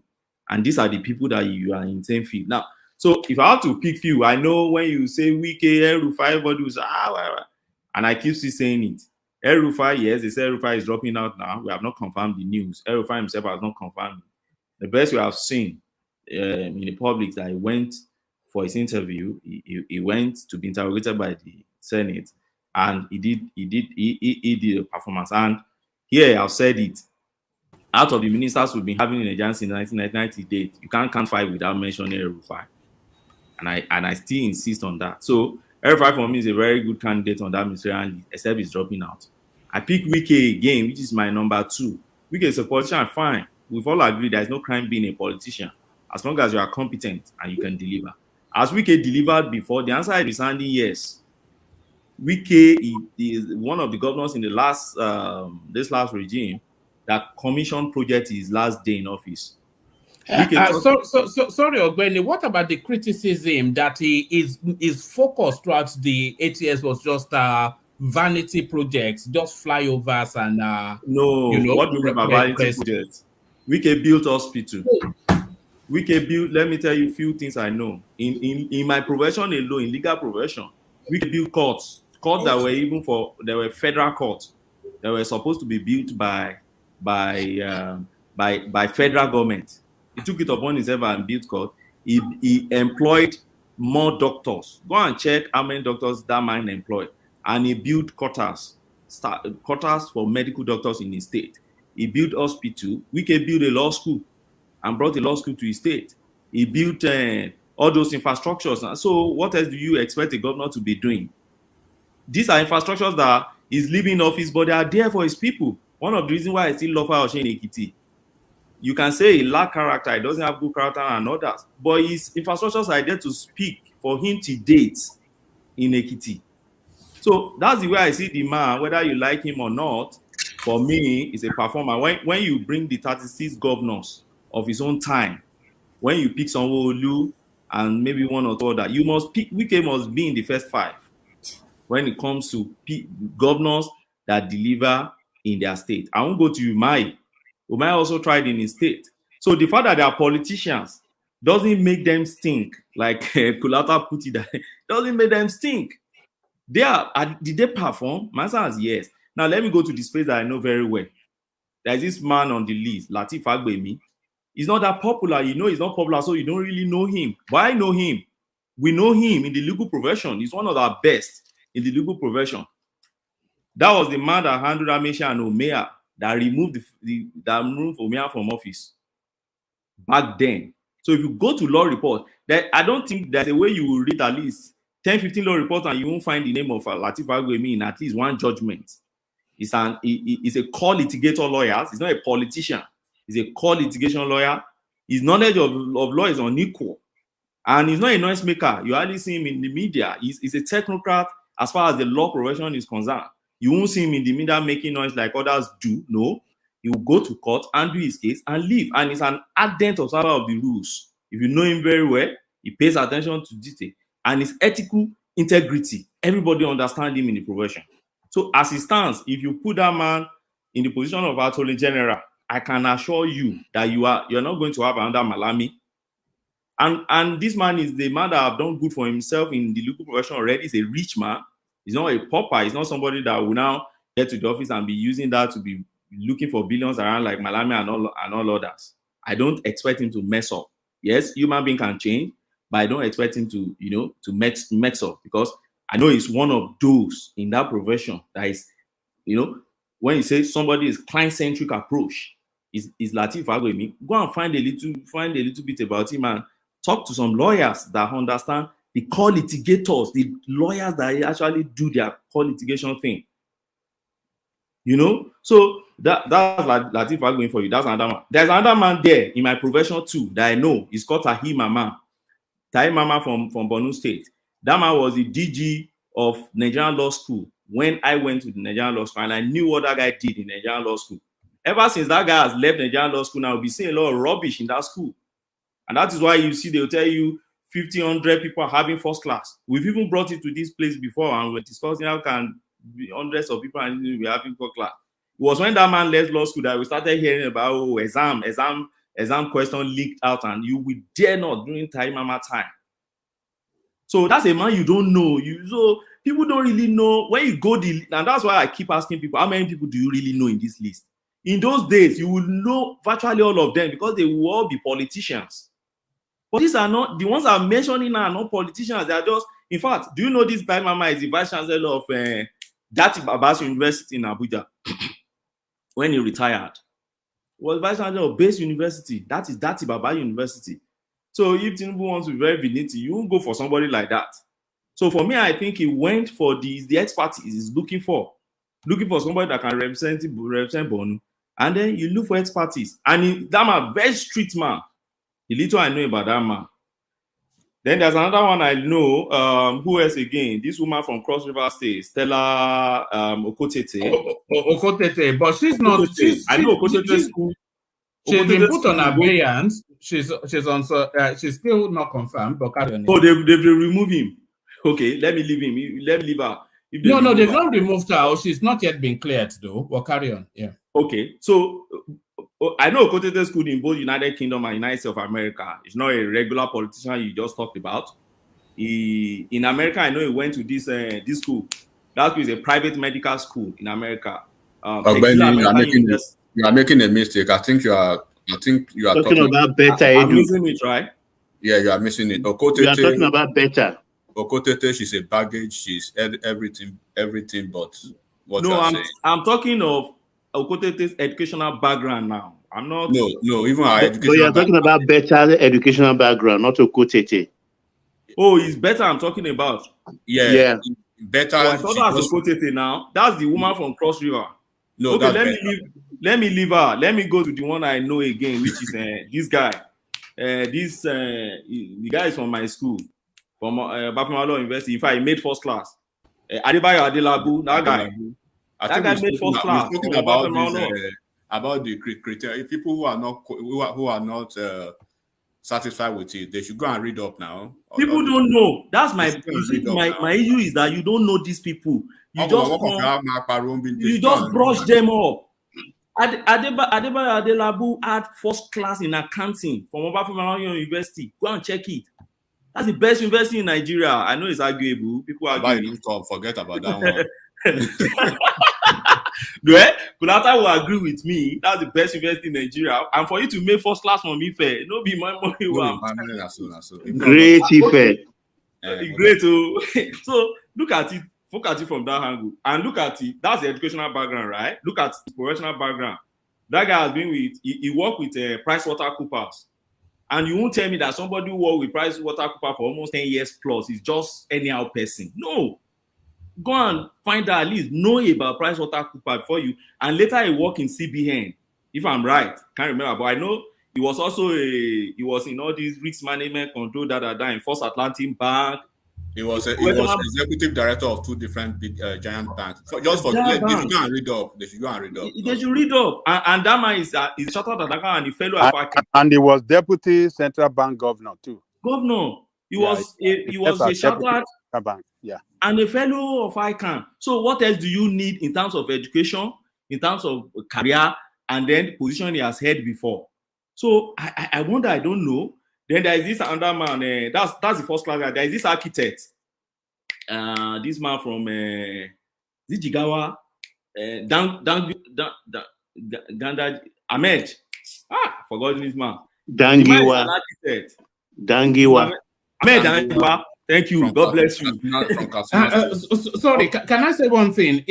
Anybody that is not talking, please make sure you're muted because your background noise comes through. Carry on, Ogbeni. Yeah, they are helping me anyway. They are reminding me now. No, they can unmute and then help you and then mute back. If you can hear, you can hear some whoosh, whoosh, whoosh. Then that's go on. Okay, well, I know little about that. People studying in America would know. I'm not sure he studied in UK, but I know he studied in America, both his degree and his master's. He went to University of Pennsylvania in USA, and he has been in private practice for a very long time. Before, I think they later appointed him as in a First Mortgage Bank later, but he was in private practice in terms of finance, mortgaging, banking, and all this. And he was a fellow this institute. Institute of Credit Administration. The guy is a fellow. So I ask, what else do you need? You need somebody to have all the awards of this life. Academically, they've done good for themselves. And in terms of their own professionally and career, and you all say you want technocrats. So which technocrat again do you really want? I ask. Okay. He said I should focus, but don't focus on Yoruba. Okay, man, but Ahmed Dangiwa is not Yoruba now, Kulata. Then, okay, look at Professor Utsef, the man from Benue. That man is a PhD holder, is a professor. And I know that man as a lecturer all his life. That guy has been a lecturer for almost 20 years. A lecturer of either mechanical engineering or so. So you are saying that man he has not done well for himself in the education career. So if tomorrow a Don in the university, a professor has been there for almost 20 years in engineer, and he's not an average politician in Nigeria that you know. And that's why many people don't know him. If they put that man in Ministry of Education, you think he won't do well? For me, because I don't know what Nigeria wants. I believe we'll do well. Okay, Wale Edun, let's even leave Wale Edun. We know Wale Edun's credential is there, very obvious. So I don't think there's anything we should need. There is this my party. What's his name? This woman that has a Matrix IT. Bishop, remind me. Where is she? Tunji Ojo now. Oh, okay, BTO. Yes. Tunji, yeah, that you waste your. You just a cap for all these people. Even make you go and bring 10. My brother, that folk. Yeah, sounding like a fanboy or Benny. No, that folk is a professional hacker. It's a professional hacker. Rational mind could not stomach it anymore. He's here to give you a beat down, but carry on. Well, but he happened to be one of those who are one of the first to have indigenous IT company in Nigeria, Matrix IT, and he had it, I think, at age 24, 20 something. So Nafuta boy, you said? Nafuta boy, Yes, yes, I know now. Akure, right?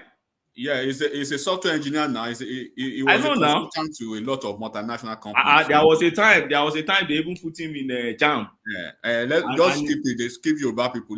Is there somebody? Is there a Mohammed Idris.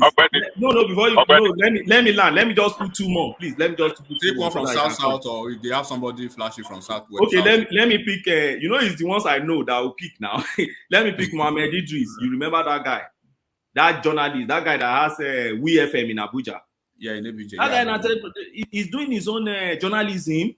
At a point in time, he was the general secretary of this newspaper proprietors association of Nigeria. He has both FM, he has WeFM in Abuja and this newspaper, Blueprint newspaper. And he has been in the field for very donkeys of years. He has done well for himself in that aspect. So if tomorrow you put that person in maybe information or something, you think he won't do fine? For me, he will do fine. And lastly, another person I know is this woman in Aegis. Was in Aegis of Abuja when we first came. Imam Suleiman Ibrahim. Nice woman, a businesswoman on her own, doing her own. He has 2 masters. And he has 2 masters at age 21. I read about the woman. So my own is this: when people you don't know, don't just that sounded like a Yoruba local list that you just gave us. Yoruba list. I mentioned Tahimama. Did I mention Professor Pate? The token black man. The token black man. Bonuma, Kanurima, Yoruba. How did they relate? Then, did I mention Professor Pate, the Harvard man, both Harvard and Yale? He's part of Bill and Meligate. You don't even doubt that guy. That guy has been on malaria and cholera eradication for many years, and he worked in World Bank. So what else do you need from that man? Then there are many non-Yoruba I mentioned now. I didn't mention Ikeruka, that woman that sponsored the low government financial autonomy under Buhari. Please, let people just go and do this thing. And if they do and they said it's not okay, well, fine. Whatever Tinubu bring, many people say no. But this is just for Kulata, so that Kulata just, I'm not sure if I've known so many in the list. But I think it signals a very good thing when you don't even know too many in the list. It means they are not an average politicians like it used to be.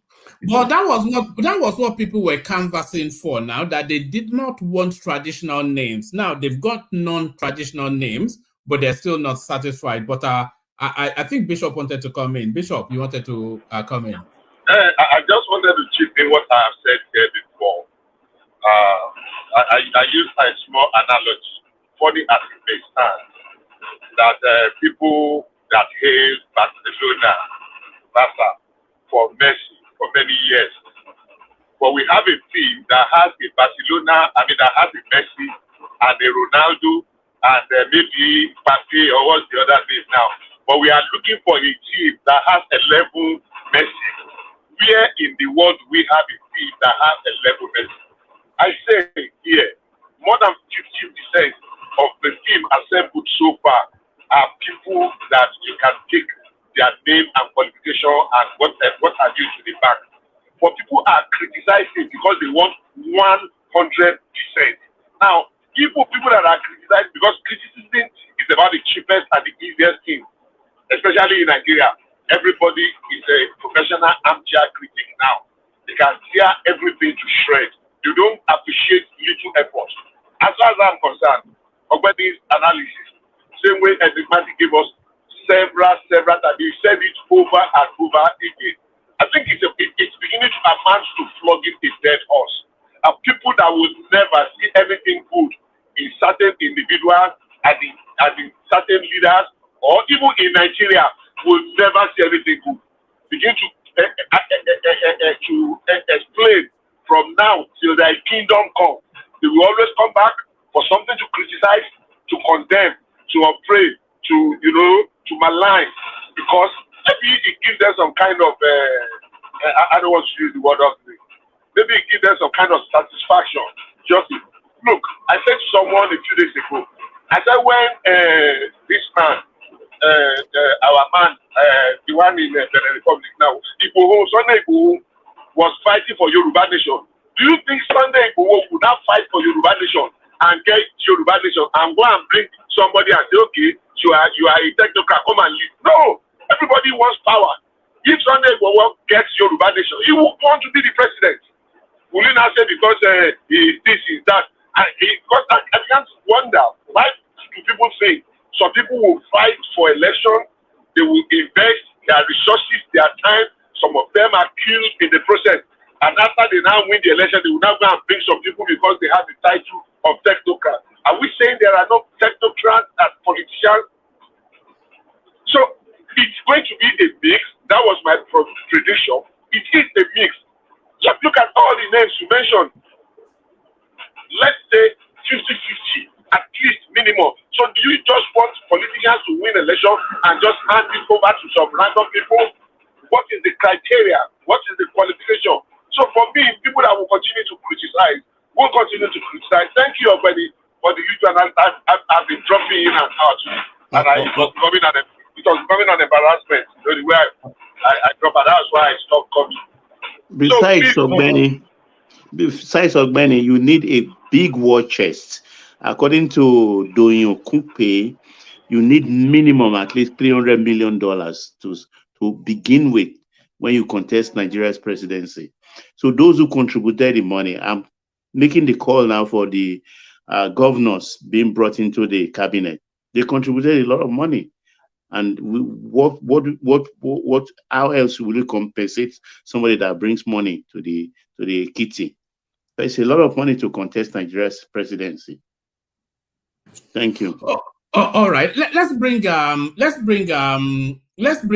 enigmatic into the conversation. But Ogbeni, Kulata's real gripe is that there is no Ajebota that speaks Fone, a bit like Kemi Adeosun. That's what he wanted. So Fone speaking Ajebota, that's what he wanted on the cabinet.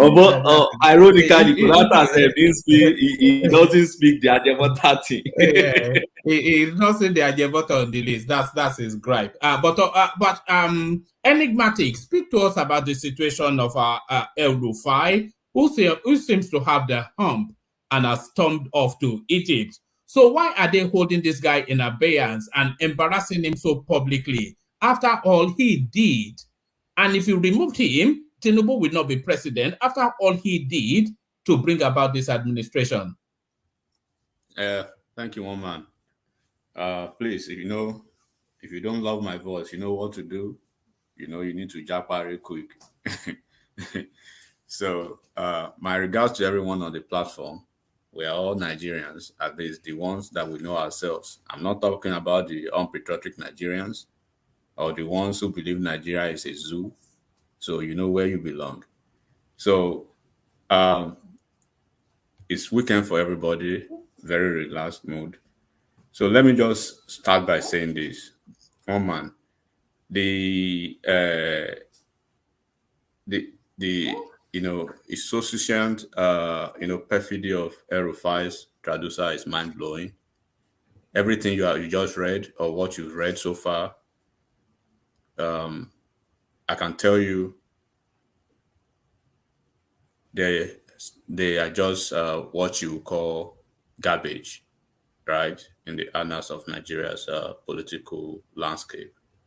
Of course, we all know El Rufai is a man that a lot of people are scared of. It's a thorn in the flesh of the opposition, right? The PDP and the PDP Light, the Labour Party. But like I always say, Labour parties, they are divided into two. We have the Labour Party one side, and we have the Obedient the other side. The Obedient, one of those people, and then the Cabal, the Aso Rock Cabal. El Rufai, I was supposed to toe a certain line, but they have this belief that he betrayed, their arrangement, and then he did not only betray that, he was more or less like a recurring decimal and a big figure within the opposition that stood against, quote unquote, whatever could have been their plan. he was in the forefront of the governors, the northern governors that challenged the northern agenda for presidency, that took the Naira policy to court, even when we had Atiku and this boy Obi, supporting that. So what you are seeing now is El-Rufai is going through is, like I said earlier, his issues are multifaceted. But everything you just read, they are what you call propaganda. The same paper that you just read now, is it not the same guy that Obi said he was going to file lawsuit against? Has he filed the lawsuit yet? So you've not read it from Punch or from all those papers, and you can tell for a fact that there would have been an official, or an official communique to that effect, if there are anything. Is El-Rufai going through issues? Of course, there are, plethora of petition against that kind of person. You can imagine how many petitions will come from. You can guess from wherever. From Southern Kaduna alone, they will have a lot. I'm not private to the petition, but I can tell you, if there's one person that will file a petition against El-Rufai, you can tell it's Shehu Sonny. Petition will be one of them, and then we'll have a lot of those petitions around the country. But the situation is politics. If it's not really about the petition. So, and then we should be very careful, one man. Do not forget we have a group now, the group that are so delirious to Nigeria, right? They are benighted in the annals of their intellectual ignorance, and the level of their odious vituperation towards Nigeria as a country is quite undignified. And then we should understand that they do have this malevolent nature, which is so ludicrous, right? Sorry, enigmatic. Next time you want to come on, send me a text so I can notify everybody to bring their dictionary to the session for the session. Carry on. Well, I believe we can. It will be so. It will be so irrelevant, right, to speak even about the, their truculent and their pugnacious and obtuse, inclination for propaganda, right? It is in this country that we had a group who actually more or less mobbed with the group that want coup for Nigeria now, that want Nigeria on its knee, that we had a president who was cloned, right? And people believe that. So we've had issues like that in the country. But there's a guy called Professor Dataho that comes here till today. And if you come here now, he will still tell you that Buhari is a clone till today. You can't be surprised. Some people, they do not have their mind again. They've been buried into the abyss of that echo chamber that nothing makes sense but the information they get from that echo chamber, right? It's so hypocritical when things pander into what is negative to them or probably what is going to be a talking point. They will read it in the paper and they will take it hook, line, and sinker. But when you come with graphical details, right, analytical graphics to them, they will tell you, where did you see this? Go and bring your proof. Go to UNN or go to ICPC or ICC to bring your proof, when it doesn't actually align with their rhetorics. So what am I saying? El-Rufai, of course, there are millions of El-Rufai that will do whatever El-Rufai would do for Nigeria, but he has paid his price. And I challenge a lot of people on this platform the other day that put El-Rufai side by side, right, with your state governor, past and present, side by side, in terms of in every woman, on everything. Are you talking about his intellectual fecundity? Are you talking about his performance in offices? He has had the opportunity to spearhead. Tell me, any of the governor in the league of his governors, the set of his governors is if he's not one of the first three, he's probably one of the first five. And I'm putting Wike too side by side because it's so easy to criticize. But for you to have an objective criticism, right? Put yourself on the look at the mirror too and look at yourself. What has your governor done that could actually stand side by side with El-Rufai's performance? If you've been, like I always say it, if you've been to Kaduna State pre-El-Rufai and then post-El-Rufai, then you will tell the story by yourself. Rest ipsa loquitur, the fact speaks for itself. If the record is there for you at his position as Obasanjo's what Obasanjo's senior advisor, then when he was at the office of Bureau of Public Enterprises, and as FCT minister. How many of the people on this platform now who like to cry and whine about El-Rufai can, champion the cause of their governors like that? I mean, let's look at his capacity first. Are we talking about governors who are so even ashamed to come up with whatever degree they have? Are we talking about those?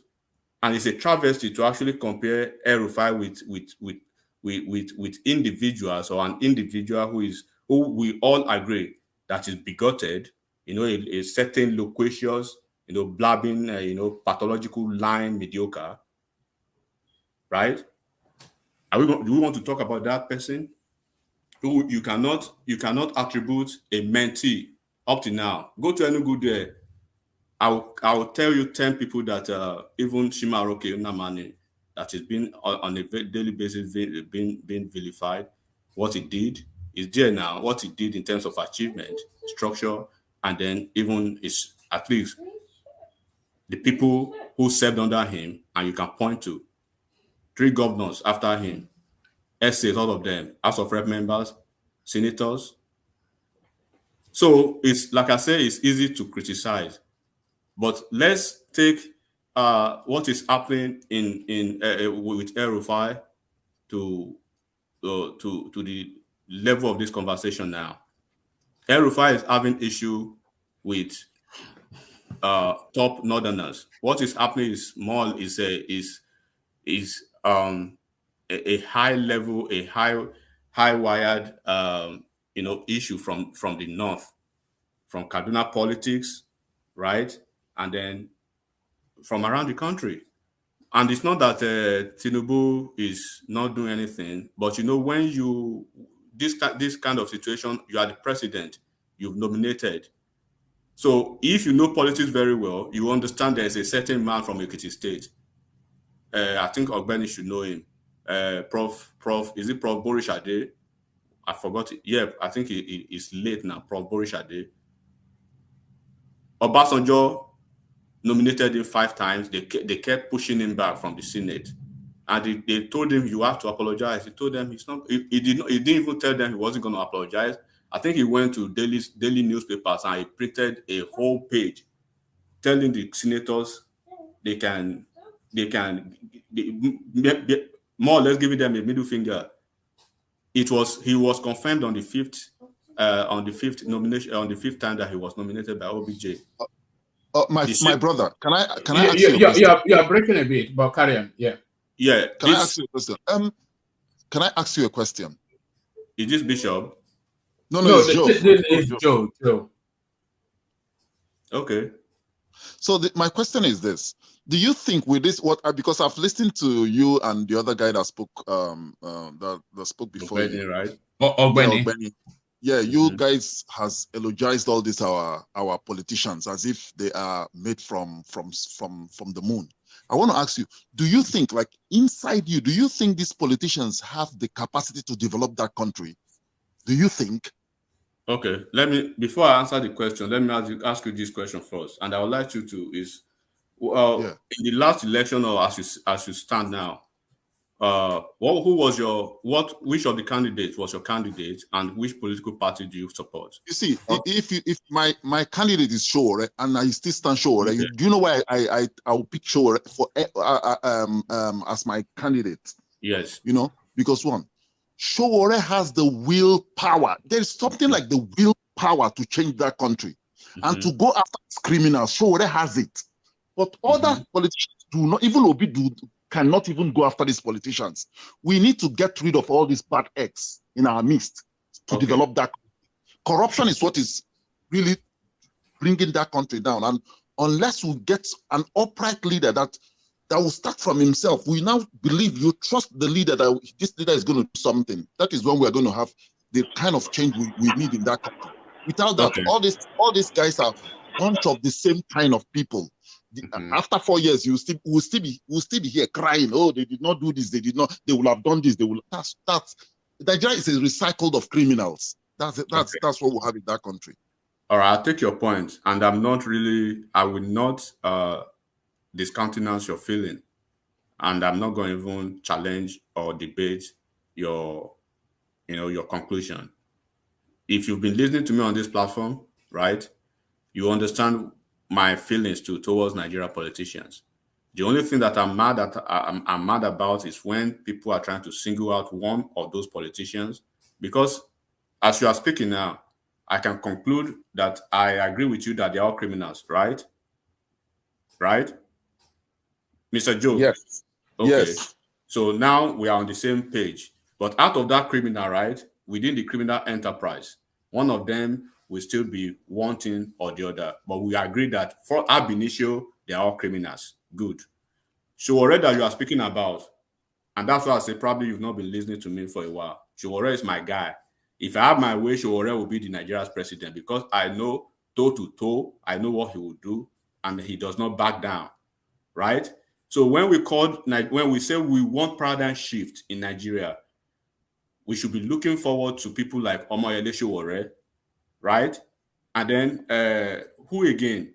Maybe one or two of those guys within Omoyele Showore's political mental state. Now, why I say we're on the same page is because Showore is quite different from all of them. It's not subservient to any of the establishment, frontiers, or is not linked in whatever way, shape, or form with the political system or the political class. That's why I appreciate your conversation now. But I wouldn't have appreciated you, and that was the reason I posted that question to you first, so I would know how to start my conversation with you. I was expecting you to say one of those people, maybe you mentioned Obi, then I will tell you you are not objective, but I can sense your objectivity 100% by mentioning Showore. Showore is a clear cut from the politicians. So when you have politicians, all we can guess for and all we can pray for is for them to do better than the other. We cannot expect something to come out, from core politicians, especially within such a political terrain in Nigeria. Because for you to actually successfully navigate the murky waters of Nigeria politics, you must be part of the system. Showore is not part of the system. That's why it's very clear from them. So I don't know how to. It's not that we are eulogizing them. We are not trying to embellish them. What we are saying is, among these folks, right, they are still better than each other. Antecedents, right, track records, they are debatable anyways, track record and everything. I don't know your state. I don't know where you come from. But I always reduce things to the barest minimum. I always tell everybody, look at your state, right? Because that is the best thing to do. It's so easy to say El-Rufai, right, did not do anything. Opani, please, can I come in again, please? Okay, go ahead. Yeah, I was listening to Arise. Was it yesterday night? I felt like crying. There's a young lady that she's a medical doctor. She came to Arise and she was saying there's this lady that died. I don't know if she was a medical doctor or what. That died in Lagos State. Yeah, that died in Lagos. He said the guy was Yeah, this lady was now talking about the situation of things in Lagos hospitals. If Lagos hospitals are like this now, he said even hand gloves, all these surgical gloves they use, they don't have it in hospitals. They don't have anything. It's just an empty building. The girl was almost, you could see the girl's emotion. Then if Lagos is like this, how will other states be? That's what I started thinking about. Like my state, Imo State, if there is no surgical glove in Lagos, that means that there's nothing like that in Imo State. And there will be no structure in Imo. At all. Just if you now go through all this, you see that these politicians are they are criminals. I'm telling you, see, I live in China. I know what it costs to build a hospital here in China. It doesn't take that much. They tell you it's 1 point something billion data, but they start calling billions. This thing doesn't cost anything to build a standard hospital in Nigeria. But Bro, people are eating the money. Let me tell you something. Let me tell you something, right? Let me tell you something. I think we are being sometimes we are being cavalier, right? And the serious nature of our conversation when we try to talk about Nigeria's politics and politicians as a whole. It's like we over exaggerate and overestimate our expectation over them, right? For instance, I like to put things side by side. I don't know. I don't want to get wrong, but I know China's democracy. If they are doing, I know they are not really doing democracy there. But let me reduce it to the U.S. over here. U.S. democratic system has been over 200 years. Nigeria, let's say from 99, it maybe barely 25 years. So we are still at the nascent stage of our democratic process, right? So if, by what you just said now, if a flagship state like Lagos State is still dealing with such, administrative, malfeasance in the structural, processes of maybe taking care of their citizens, what do you think will happen in other states? And I told you, we may not even have the structure where you even have the gloves in the first instance. So it is just the collective idea of what you are saying and what I'm understanding, that, of course, all our politicians, they are criminals. In this just recently held election, right? We had Atiku Abubakar. Are you telling me Atiku Abubakar, Kwakwanso, Tinubu, Obi, and who again? I think those are the 4 top guys, right? Look at the time they've been in politics. Look, they've been in politics for over 20 years, right? There are people on this platform that maybe 20 years ago, maybe they were 4 years old, right? Or maybe 5 years old, or 10 years old, right? I know how old I was. I know since when Atiku has been running to be president years ago. And all things being equal, there's every possibility that he's going to run in the next presidential election of 2027, right? And we'll have another maybe perennial presidential contestant too from 2027. I'm talking about Peter Obi now, because by virtue of what is happening, he's going to be in the league of perennial presidential contestant. He can except if he just say, I'm done, right? So when you look at all these things, are they actually running because they love Nigeria? If they actually love Nigeria, why don't you trace it back to what they've done in the past, right? So, like Omoyele Sowore has thrown everything. He has given his blood. He has given his my life. brother, I like what you're saying. Like, this is a good conversation. I want to tell you again. You see, do you know why? It's because before I started following Sowore, I started looking at things that is really happening in the country. You see, Sowore is tired of this recycling of politicians and all this election cycle, the same people, the same thing. That's why Sowore was calling, let's have a revolution. When we have revolution, is not about because of is this person. No, revolution. Sowore is actually thinking of who said revolution? Sowore said, let's have a revolution. Revolution, kick these motherfuckers out. Sorry to use that word. Let's kick these people out of the country. Look, man. Hold on a second, Joe. Let me remind you before you can. So you know the same revolution that Omoyele Sowore was calling for, right?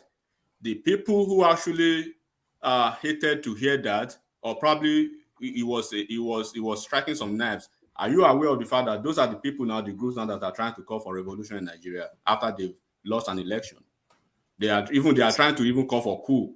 They be begging the army to take over. I even blame Showore for even contesting. You understand? Because Showore Showore like doesn't believe in that system. If you don't believe in that system, why going into that system? It doesn't. That system is just paddy system. Let's call for a revolution. I'm telling you, because look at what the Senate did. Akpabio was saying on live screen that they've given tokens into your listen. Go and come. These people are, you know what these people are doing? They are rubbing it on our faces. What can you do? You are stupid. You are hopeless. What can you do? That's what these people are telling us. And if we don't stand up now, we are done for. We are finished. What do you think? What do you think? Let me ask you a question. When he said that, what do you think some senators in that chamber could have done, or what do you think should have happened? They will have impeached him immediately. I'm telling you. Who? You know, it is. You see, the thing about our system is so corrupt that even what Akpabio did, your system is not connecting properly. It's a bit choppy. Can you adjust where you are so the connection can be better? Yeah. So, Joe, let me just tell you this. Look, I understand your pain, right? And we just share the same. I believe we share the same sentiment about Nigeria, right? But why I actually align with your conversation is at least you are very objective that we have criminals, running the country, right? Except for Omoyele Sowore and a couple of them. So until you get to the office, you can promise, you can do whatever you want to do. But when you are part of the system, you've been, to me, right? You've defeated the purpose of even trying to paint yourself to be different from others, especially when those people who are actually clamoring for you or probably sponsoring you from behind the scene and then, openly, publicly, we can see what they've done, trajectory in the system over the years, right? What is special in any of these thought force, right? That we can if Atiku had been the president now, and these are questions I want to be throwing to you now. If Atiku had been the president, what do you think Atiku would have done differently? If Obi had been the president, what do you think he would have done differently in 2 or 3 months? If Kwakwanso had been the president, what do you think he would have done? You see, I was listening to this guy Adewale. There's this other guy, SDP man, Adewale. You understand? Mm-hmm. Yeah, Adewale, yeah. They asked the guy, what would you have done with the subsidy? The guy said he was not going to remove subsidy. He was going to just clean up that system, that program, clean it up, because why we have all these things is that we know the corruption going on in that system. We know how it is. So it's not like everybody doesn't know what is happening there. The man said he's going to, immediately the man said that you can see somebody actually making sense of what is happening in Nigeria. Everything is all about corruption. You understand? So when these are leaders that should come up, it baffles me, and it's so disheartening to see Nigerian youths, these same politicians in the 60s or in the 80s. So, sorry, can everybody hear Joe? Because I'm struggling to hear him. Can you hear him okay? It's fading out. Yeah, I think. Okay, so what I'm trying to say is, let me just conclude my point, Joe. So we don't take the shine of the conversation. Let me just conclude my point. Look, as far as I'm concerned, right, it's easier said than done, right? First of all, in Nigeria as it is now, right, and at least we know we are dealing with criminals. But like I said, out of that criminal, with the political arrangement in Nigeria, one of them will surely become the president or the governors or whatever, down the trickle down effect. If you are not part of them, you can never be there. That's the point. So Omoyele Sowore, if he fails to be part of them in the next 100 years, he will never get. Do you think a certain OBJ will support Omoyele Sowore, or do you think all these Akin Oshutokun, right? do you think they will see anything good in Omoyele Sowore? No. My brother, let me just come in. I will just leave you to that speak on. You know, you see, this is something we do not understand in NACOD. You see, the last election actually gave us a clue that the people, like, the people matter, if not because of anything that happened, like all these things. We know that the votes of the people can actually count if the people come out and demonstrate that, yes, we want this person. My problem with Nigerian youth is this: we know these people are criminals, we know they are rogues, we know they cannot do anything, but we just have this small tiny hope that, oh, maybe something will change them, maybe God will change them. This is where I don't even come. When it comes to all this, their nonsense, God will do this one, God will do this one, I don't even align with that. We know these people are criminals. What we should do is, oh, we've seen, okay, these people are a bunch of corrupt people. We know Adewale is there, Sowore is there. Let's see, in this too, let's see who we are going to go behind and make him the president of Nigeria. If they don't, if they fail us, we move to another person. That's how it works. But you see, these people are still. You see, I looked at Showore's I think we've gone beyond that now. Let's wait. The next election, 2027. Let's see if the youth, right, will not be sold a propagandist to be the face of the youth in the next 27. Nigerian youths are hungry. They are not ready. They are hungry. So, okay, they are not ready. Then we can have this conversation until hell freezes over. It's not going to change anything. Hold on, Enigmatic. Joe, so what are you proposing for the situation as at now? What's the way through for you? You see, for me, I know the line I'm going to toe is going to be really, really, like, most people wouldn't like it. See, for me, do I believe in this bunch of politicians that we are seeing right now? I do not have any belief in that. I do not believe they are going to do anything. Let's just move on. Since we don't want crisis in Nigeria as of now, but for me, I want a revolution. But if it's not going to work, let's just 2027. Let's try and educate our people. Tell them the dividends of democracy. Do you think there's a realistic chance of power being taken from Tinubu in 2027? You see, the thing is that if we stand behind Sowore, the way Nigeria stood behind Obi, we're going to take these people. We're going to take these people out. Hold on, Enigmatic.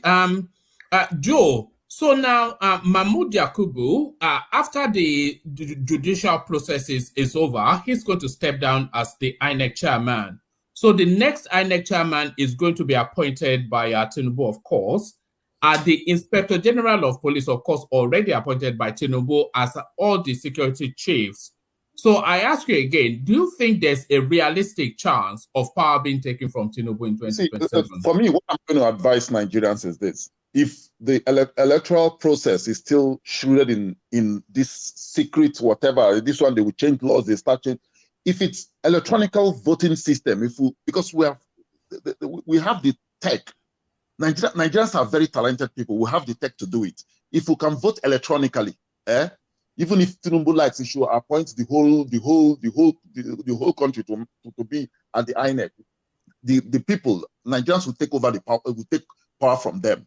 The thing is that we still let me tell you.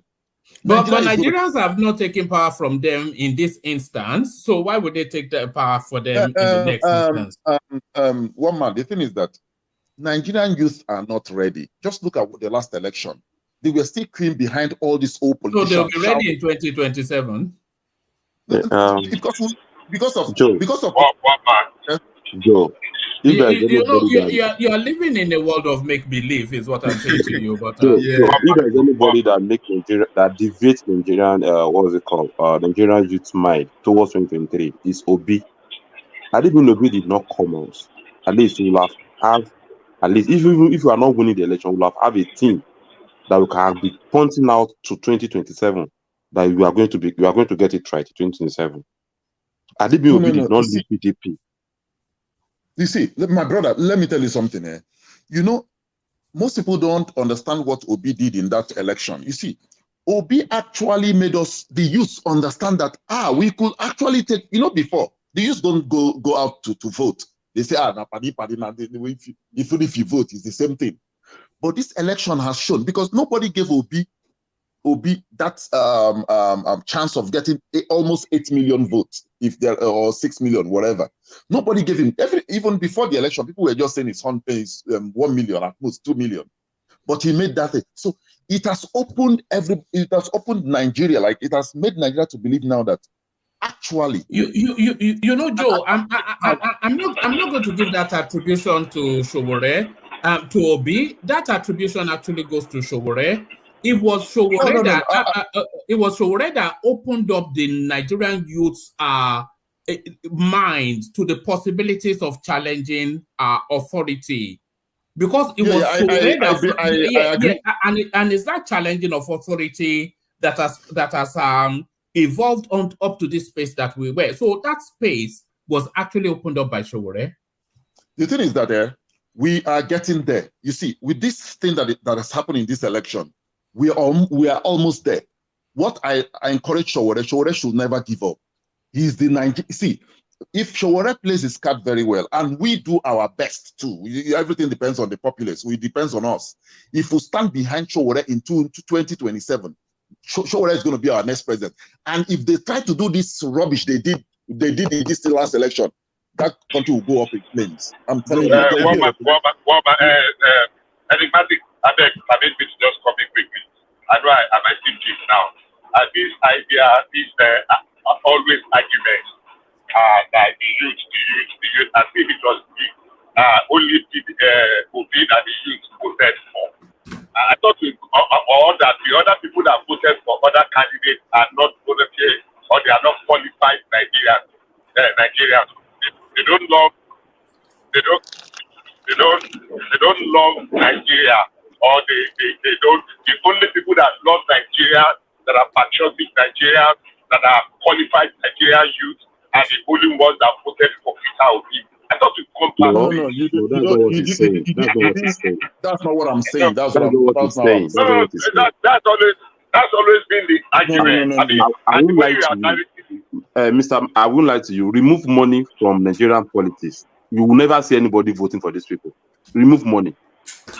Look.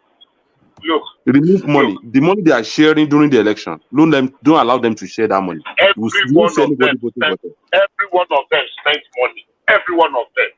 I mean, we were there. Some people still go out. Some people still go out to go and vote for other candidates without even expecting any damn from them. But all these people you're talking about, both PDP and APC. That's not true. That's not true. Forget about it. That's not true. I contributed, donated money to a candidate that I believe in. And I mean substantial.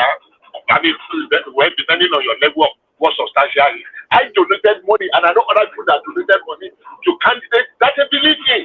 Look, we have not gotten a perfect system. But because the system or the results did not go our way, does not mean that other people do not have a right. My brother, can I ask you a question? Go ahead. Bishop, yes. His name is Bishop. Bishop. Yeah. You see, you know Dubai. Yes. You've been to Dubai. Dubai doesn't have a perfect system, but they built that perfect city. You understand? Okay. We mustn't have a perfect system to build our country. No, let him make the point and then you counter. What I'm trying to say is that when you see, I've listened to a lot of my brothers on this platform. They say, "Oh, America was 200 years this, America was this, America was that." You understand? Now, Americans, let's assuming Americans didn't see anywhere to copy from. Now we are in the era where we could actually copy and paste. It doesn't take rocket science to build a standard hospital. It doesn't take rocket science to develop our power sector. It doesn't take all this to do it. But these politicians are not doing it. They are not ready to sacrifice, but they are telling the people to sacrifice. You understand? So my argument here is that Our problem are not the populates. All this is they are dividing us. The suffering of a Yoruba man is the suffering of an Igbo man. The Hausa man, the Fulani man, they are facing the same problem. Hold on. Let Bishop come in when he lands. Yeah, Bishop, come in. Okay, as they landed, see, we'll continue in this, continuous circle, endless circle of using comparisons that are not, you just compare Nigeria with Dubai now, and you just compare Nigeria with America, and you are justifying it by saying it doesn't matter, we don't need to wait 200 years. But there are certain things that are completely not comparable. Look, we have a country. We are challenged.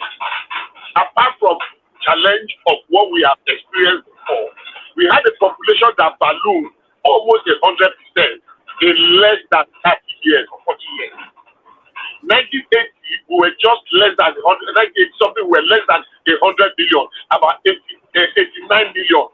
Whether they say with argument it was overbloated or whatever, let's even assume that figure is correct. 40 years after, we are 200 million. I have given this example on this platform that go and take some of those countries that grew with us and see what percentage of population grew. We grew in such a way that we did not make provisions for the population growth because we have had a dysfunctional governance over the years with military intervention here and there that did not allow. So we've had challenges along the way. When we make some of these arguments that you are making, look at the income of Dubai compared to our own. It's just like a man that has one wife and 4 children that is earning certain amount, and another man has 4 wives and 50 children and is earning the same amount, and you want them to live the same standard of life. It's not going to happen. And so sometimes if we grow at our pace, it might be challenging. It's going to take time. But this wishful thinking as if we can just flick the light on and Nigeria will come and No, that's not what he's saying. What Joe is saying is that we don't have to reinvent the wheel. It's not. Hold on. It's not any magic tricks to commission somebody to build a power station so we have electricity. It's not magic tricks. It's not magic tricks to build a standard hospital. We should have at least 7 world-class hospitals, at least 6 world-class hospitals in Nigeria for all of the geopolitical spaces, and then we should have just a stream of standard hospitals in that country. It's not a magic trick to build a road that you can drive on. These are basic things, and that is what he's saying. But let's bring rational mind into the conversation. Bring other voices in. Rational mind are coming. I've not finished mine. Finish your thoughts because we've got Femi joining us for the first time. Rational mind is here. Kenneth, Solly, so many voices not spoken yet. But let me just finish before I leave. So at least we understand the situation with El-Rufai now. So El-Rufai is still part of the system, and then moving forward to what the leadership problem in Nigeria. Look, as we speak right now, if I'm not wrong, Saudi Arabia, I think they produce 9 million barrels per day for maybe population of 30 million or thereabout. Nigeria, that is probably like 4 times or 3 times of Nigeria's production per day for almost 9 times of the population. Nigeria is well over 200 million now. So we have to always put all those things into consideration. But there's no nation without their own challenges. In America, as we speak again, they have their challenges. In Saudi Arabia, as glitzy and as flashy as it looks with all their stuff, they do not run. They do not have democracy, and they do have their own challenges, human rights abuses, and a lot of stuff. We know. If you go deep, or probably you know the story in the Middle East, especially in all those Gulf nations. Enigmatic, can you give me 1 minute, please? Please, I'm sorry to. Okay. Yeah. You see that argument you just make now that Saudi Arabia they are producing 9 million barrels of oil. We are making 2 million, and therefore we make lesser money for bigger population to their own, making more money for lesser population. Is it, why must we be slave to Saudi Arabia? Why must we stick our neck in that organization where a smaller country have to dictate to us on what, on how we should use our natural resources for our development if we have the right leadership? Okay. Russia is not one of, it doesn't belong to any goddamn organization. It can produce as much oil on daily basis. And we saw the way Russia was selling oil at discount rate. It doesn't respect any goddamn person when the whole world slammed sanction on them. A nation that really want to develop, that have the right leadership, must not subject themselves to dictation on how to use their resources for their development by any organization. So that is where we fail. We can't, it's the bad leadership that we are talking about. We are not supposed to be member of OPEC. We should be able to get out from there if you have the right leader and use our resources to our own advantage. But, okay. So it's part of the bad leadership that we are talking about. So we can't blame. We can't use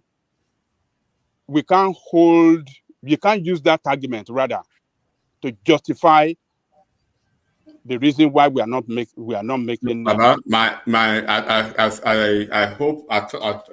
Let me just say my point is not actually on the threshold of justification of what Nigeria is going through, right?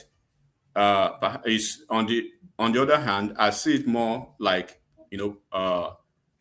contextualization of issues, and then within a certain perspective, where it actually boils down to the conversation around our leadership. Of course, you are talking about OPEC. Are we supposed to be a member of OPEC or not? Remember, Remember, we have a government in power now that is less than 3 months, but we've been having government since maybe the 60s, right? So the absence of leadership, let me say, patriotism, and the intellectual understanding that even if we have to pander to some nations, right, we should still understand the fact that we have to be patriotic without our sovereign, sovereign survival. What I'm saying now is that as good, probably as flashy as even Saudi Arabia is, or as we see them, right? They do have their own fallibility somewhere. Like, I was trying to talk about their human rights abuses. I think Jamal Khashoggi, anybody can go read about Jamal Khashoggi, right? And what happened to him. We had a president in the US whose son-in-law was a senior advisor to the government, who made a deal of over $2 billion for behind the scene deal. So Nigeria is Nigeria. Are we talking about the Eldorado of Nigeria? Absolutely not. We are not talking about that. Okay, this is not about Tinubu or an Atiku or an Obi or Kwakwanso. We've concluded that they've all been in power. They've all performed woefully. We've had Buhari twice. We've had Abdul Salam. We've had plethora of leaders in Nigeria. And Nigeria is an oil-producing nation. There was a time that Nigeria was booming with natural resources like cocoa and all of that. But people do not want to hear, especially when their politics does not pander to what whoever is in power now. We are not talking about who is in power or what Nigeria needs to do or what country they are subservient to. This is not the problem now. The problem is now in the next, because we cannot expect an Eldorado in 4 years or in the next 8 years or in the next 20 years. So if we even bring Chiwore now on board, let's say Chiwore is on board, and we have all the Harvard-trained Nigerians, right? The Ivy League trained Nigerians. bring them on board. Then you will still need even Nigerians, right, to be patriotic and to do their part, because you have to reduce everything even to the subnational. Look at each of the states. Go back to each of the states, Baba. Think about let's leave the federal government and look at each of the states. Look at the councillors. Look at the local government chairmen. Look at the governors, up to the senators and the House of Assembly members. The House of Assembly that has become an appendage of the executive, or the Senate that has become the appendage of whoever is the president, the executive. So when you look at all this, in the structural fragmentation that we have in our policy or in our politics, it will take years. Then we need people who can revolutionize that sector, the likes of Shore. And one man was asking us, how do we get those kind of people in power? Is Nigeria ready for those kind of... Shore was out now. What has Shore not proven to Nigerians? What has he not proven to be a patriotic? He left his family, he did his business and everything, right? But the bunch of the youth, they still killed behind one of the establishment, criminal. So what are we talking about? So when you look at all these things, they are multifaceted, right? We had governor who wouldn't conduct local government elections. So it means for almost 8 years of the administration, the local government administration rendered basically useless. Nothing. And then we are talking about that kind of person, and people want to support that kind of person, and we are talking of Nigerian leadership. So you see, when you keep talking about the criticism of Nigeria, then we have to bring all these things into perspective and understand the fact that America does not get to where it is without their own challenges, and how to find a way to deal with the challenges. We've had people in Nigeria we've had Ganifa Wemi of blessed memory. We have Omoyele Sowore now, right? We've had a couple of patriotic Nigerians. Where are they? Nowhere. But as long as you are talking about Tinubu or Obi or Atiku or Kwakwanso, then they want to revolve, or they want to define Nigeria's leadership with those people. So until we get a person who has a revolutionary mindset like Omoyele Sowore, I don't think things will happen in Nigeria, because they are all in the same ship, all the politicians, as Joe said. So how do we differentiate, and how do we move forward? There's no way forward until we have Nigerians who are really patriotic. Not that when you run an election, the election does not go your way, you want to burn down the country. And Joe is here. I don't know if Joe will support, or if I should ask him, do you support people hounding and denigrating the judiciary or any institution of government because of an election? How would you talk about that? Is that not part of Nigeria problem? When things does not go your way, it's either my way or the highway. It's not mine, but I'm going to burn it down. And when you've already approached an institution of government to actually address the issue, but all over the place you are still doing what is unpatriotic. How do you define those Nigerians? So when I always start my conversation that Nigeria's political experiment is still at the nascent stage, we should just be giving. There's no way we'll not give them these excuses. They will have their teething issues. They will learn, and they won't learn. So in 10 years, in 20 years, even when we wouldn't be here again, we will see what they can do at that time, right? So people can like it or not. Go back to your own state and look at what is happening in your state. Are you proud of your governors, past and present? So let's start from the home state first. But can I interject? No, don't interject, because I want to bring Femi in, who is joining us for the first time. I want to document his voice just in case his system drops. But thank you, Omar. Yes. Femi, come in. Introduce yourself. Sorry, Folly. I'll come to you in a moment. And Rational Mind and the rest. But Femi, come in. Introduce yourself and come into the conversation. Yeah. Hello. Hi. How are you? How is everybody doing over there? We're all good. Good to meet you. Same here. Yeah. I've been following you for a while, but this is my first time of actually coming into the StreamYard and all that kind of thing. All right. So what would you want me to talk about, though?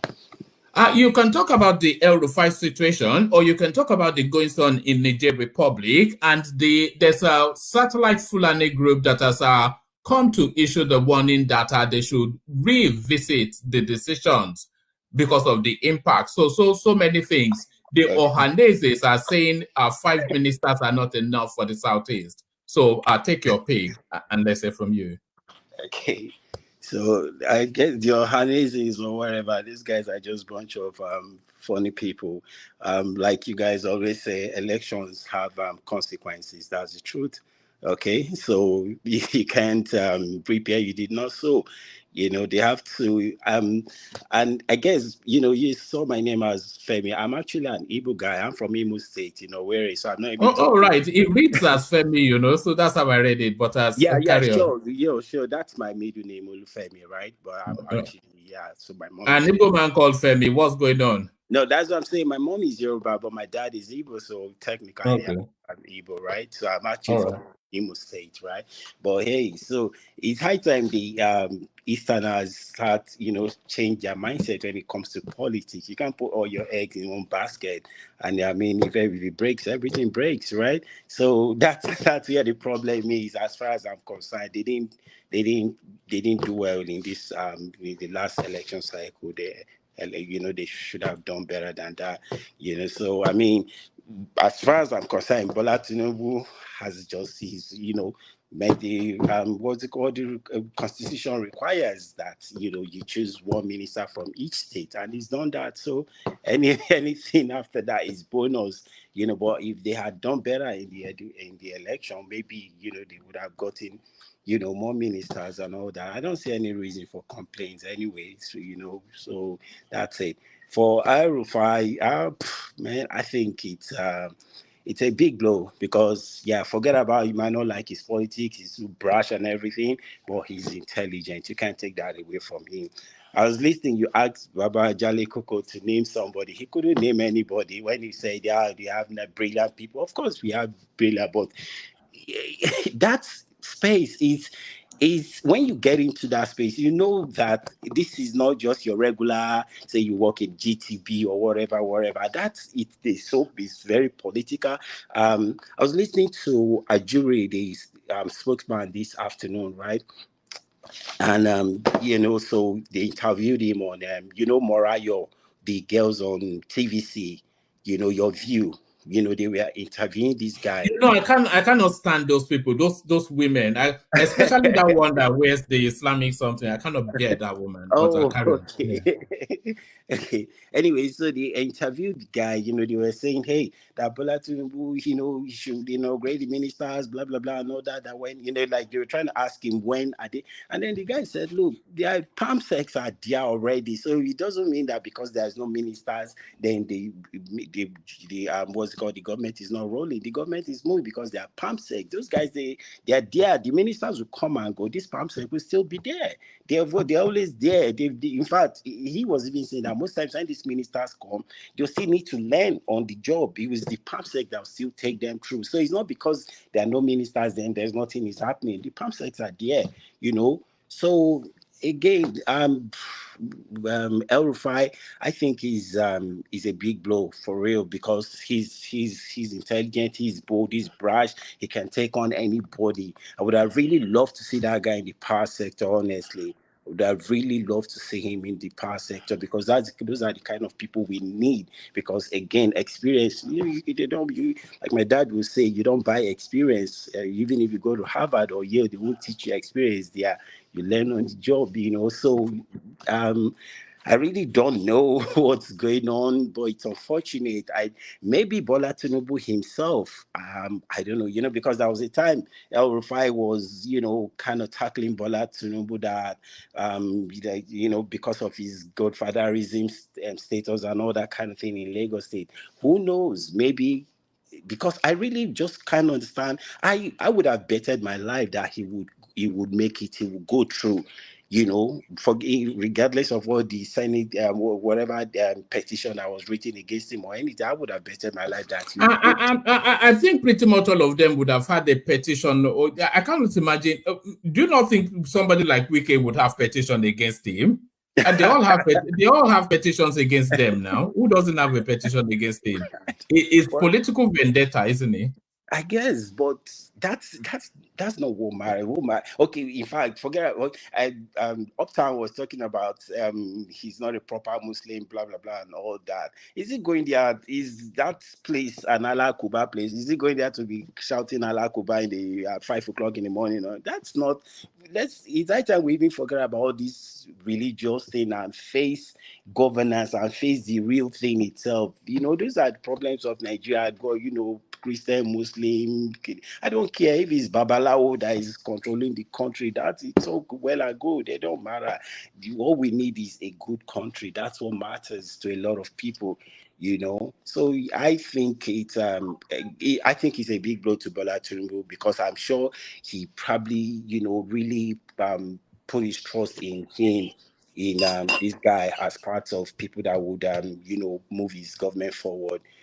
But I heard he's nominated somebody. Who knows? And I want to share. He's also a builder as well, like Bola Tinubu. I know he's probably rebuilding some people, on the ground and all that kind of thing, because he's very cerebral and all that, So hopefully the guy that he's put his name forward could do something. We never know. We'll wait and see what happens.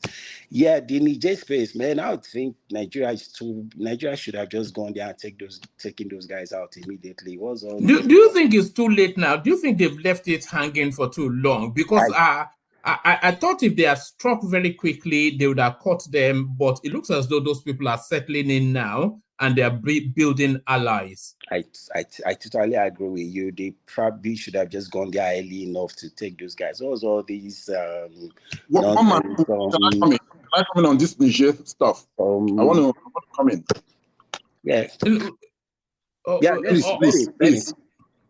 Yeah. Okay. You see, the thing is that one problem with us in Africa is this: we do not know what is happening in Niger. We do not have the bigger picture of what is happening in Niger. Let me give you this scenario now. Niger produces uranium, and this uranium, it's sold in the world market, whatever, $280, $281. I do know what Niger gets from that money, $11. 11. Do we have the fact? It's there. Go and check. It's there. It's there. That's what they get. $11. That's what they get. No. Where are you getting that from? Where are you getting that from is what he's asking you. Also, I don't think it's more than $200. If you go and check online, it's around 50 something. That has already been debunked, but they are still being cheated though. That propaganda. I mean, are they stupid? Okay. Let's assume I'm corrected now. That is 55. France is getting this thing at 55. They are taking it at 55 and giving what's his name? Niger $11. That's their fault. Excuse me. That's their fault. It's like, my brother, it's not their fault. It's not their fault. Stop saying it's their fault. Never their fault. Let me tell you. Did you know? You see, till date, Nigeria doesn't know the amount of crude oil that is taken out of Nigeria. Nigeria doesn't have the number. It's just, this person, okay, you extract this from us. Extract this for us, and they extract. They don't tell you the actual number they extracted, because Nigeria is not the ones extracting their oil. That's the thing. That's due to corruption. Technology has gone beyond all that nonsense. Let me tell you something. Yes, sir. See, Africans should liberate themselves from this colonial whatever. This imperialism. We should just remove ourselves from the. And what is happening in Africa now is the wind. Hold on. That's just loose talk now. You say you should liberate yourself from something or the other. How do you even go about doing that? You don't have the accoutrements to make anything or do anything with whatever it is that you have. One man. I disagree with you. One man. What do the people in Mali know about uranium? Exactly. They don't know anything about anything. These are just these are cutlass and hoe people. Thank you. That's why I like Kulata. Kulata said, like, I think it was 2-3 days ago, he was saying something like this, like, what are the guys doing? You have this thing, but you don't know what to do with it.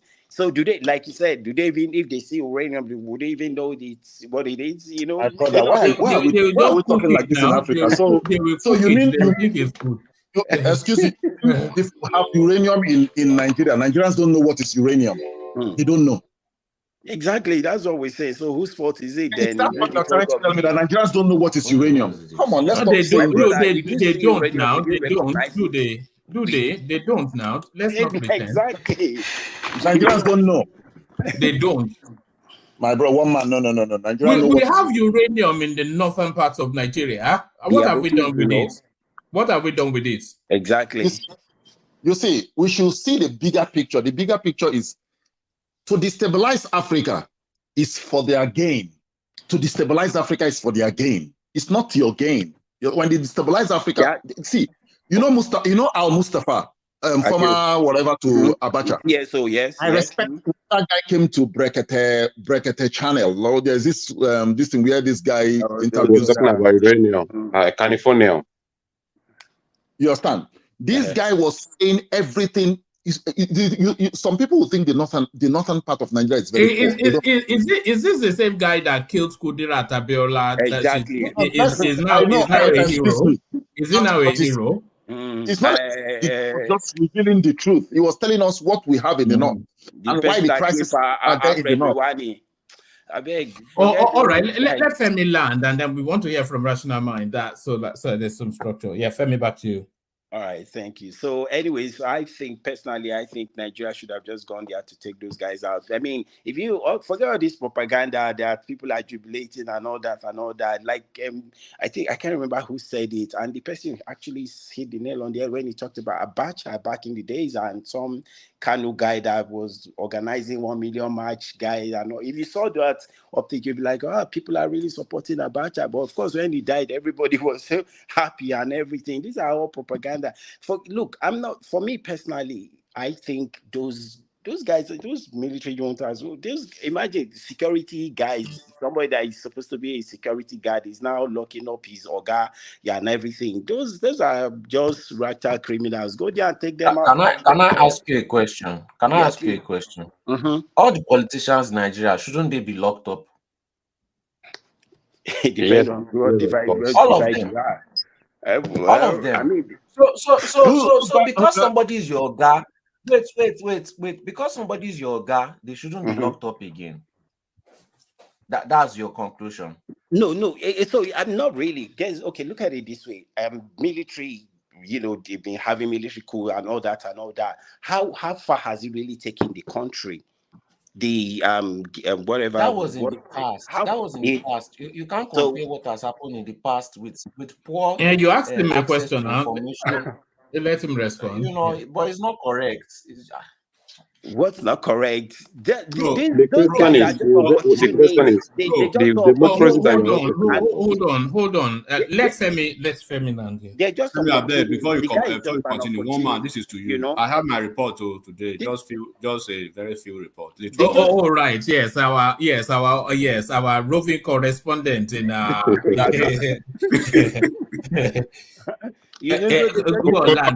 Ongbona report. Out of the press. Those guys just saw advantage and they took advantage of opportunity and took advantage of it. I even blame those guys. How can you put somebody in one position for like 12, 13 years? You should be rotating those kind of people.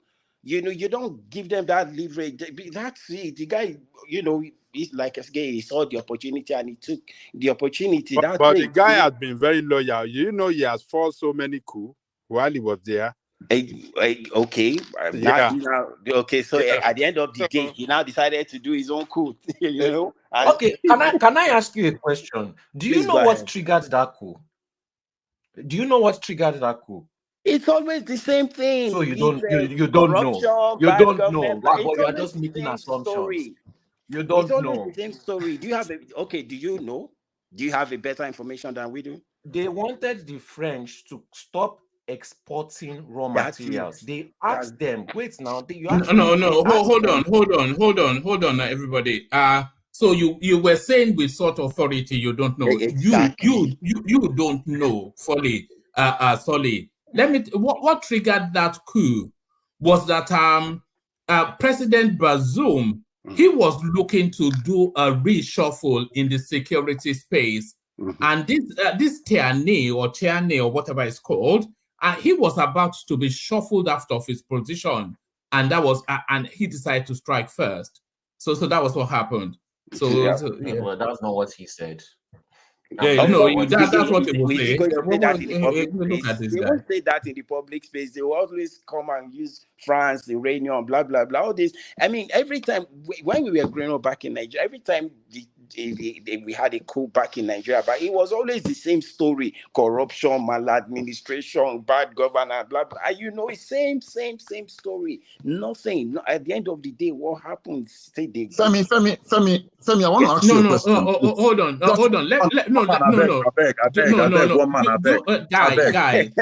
Guys, settle down now, please. Settle down. Let Femi land. I want to bring Russia. There's so many voices I will still not heard, so we want to bring other voices in. Femi land, and then we hear from Rational Mind. All right, I don't want. Let me not take much of your time, so that you can go to other people as well. That's fine. Okay.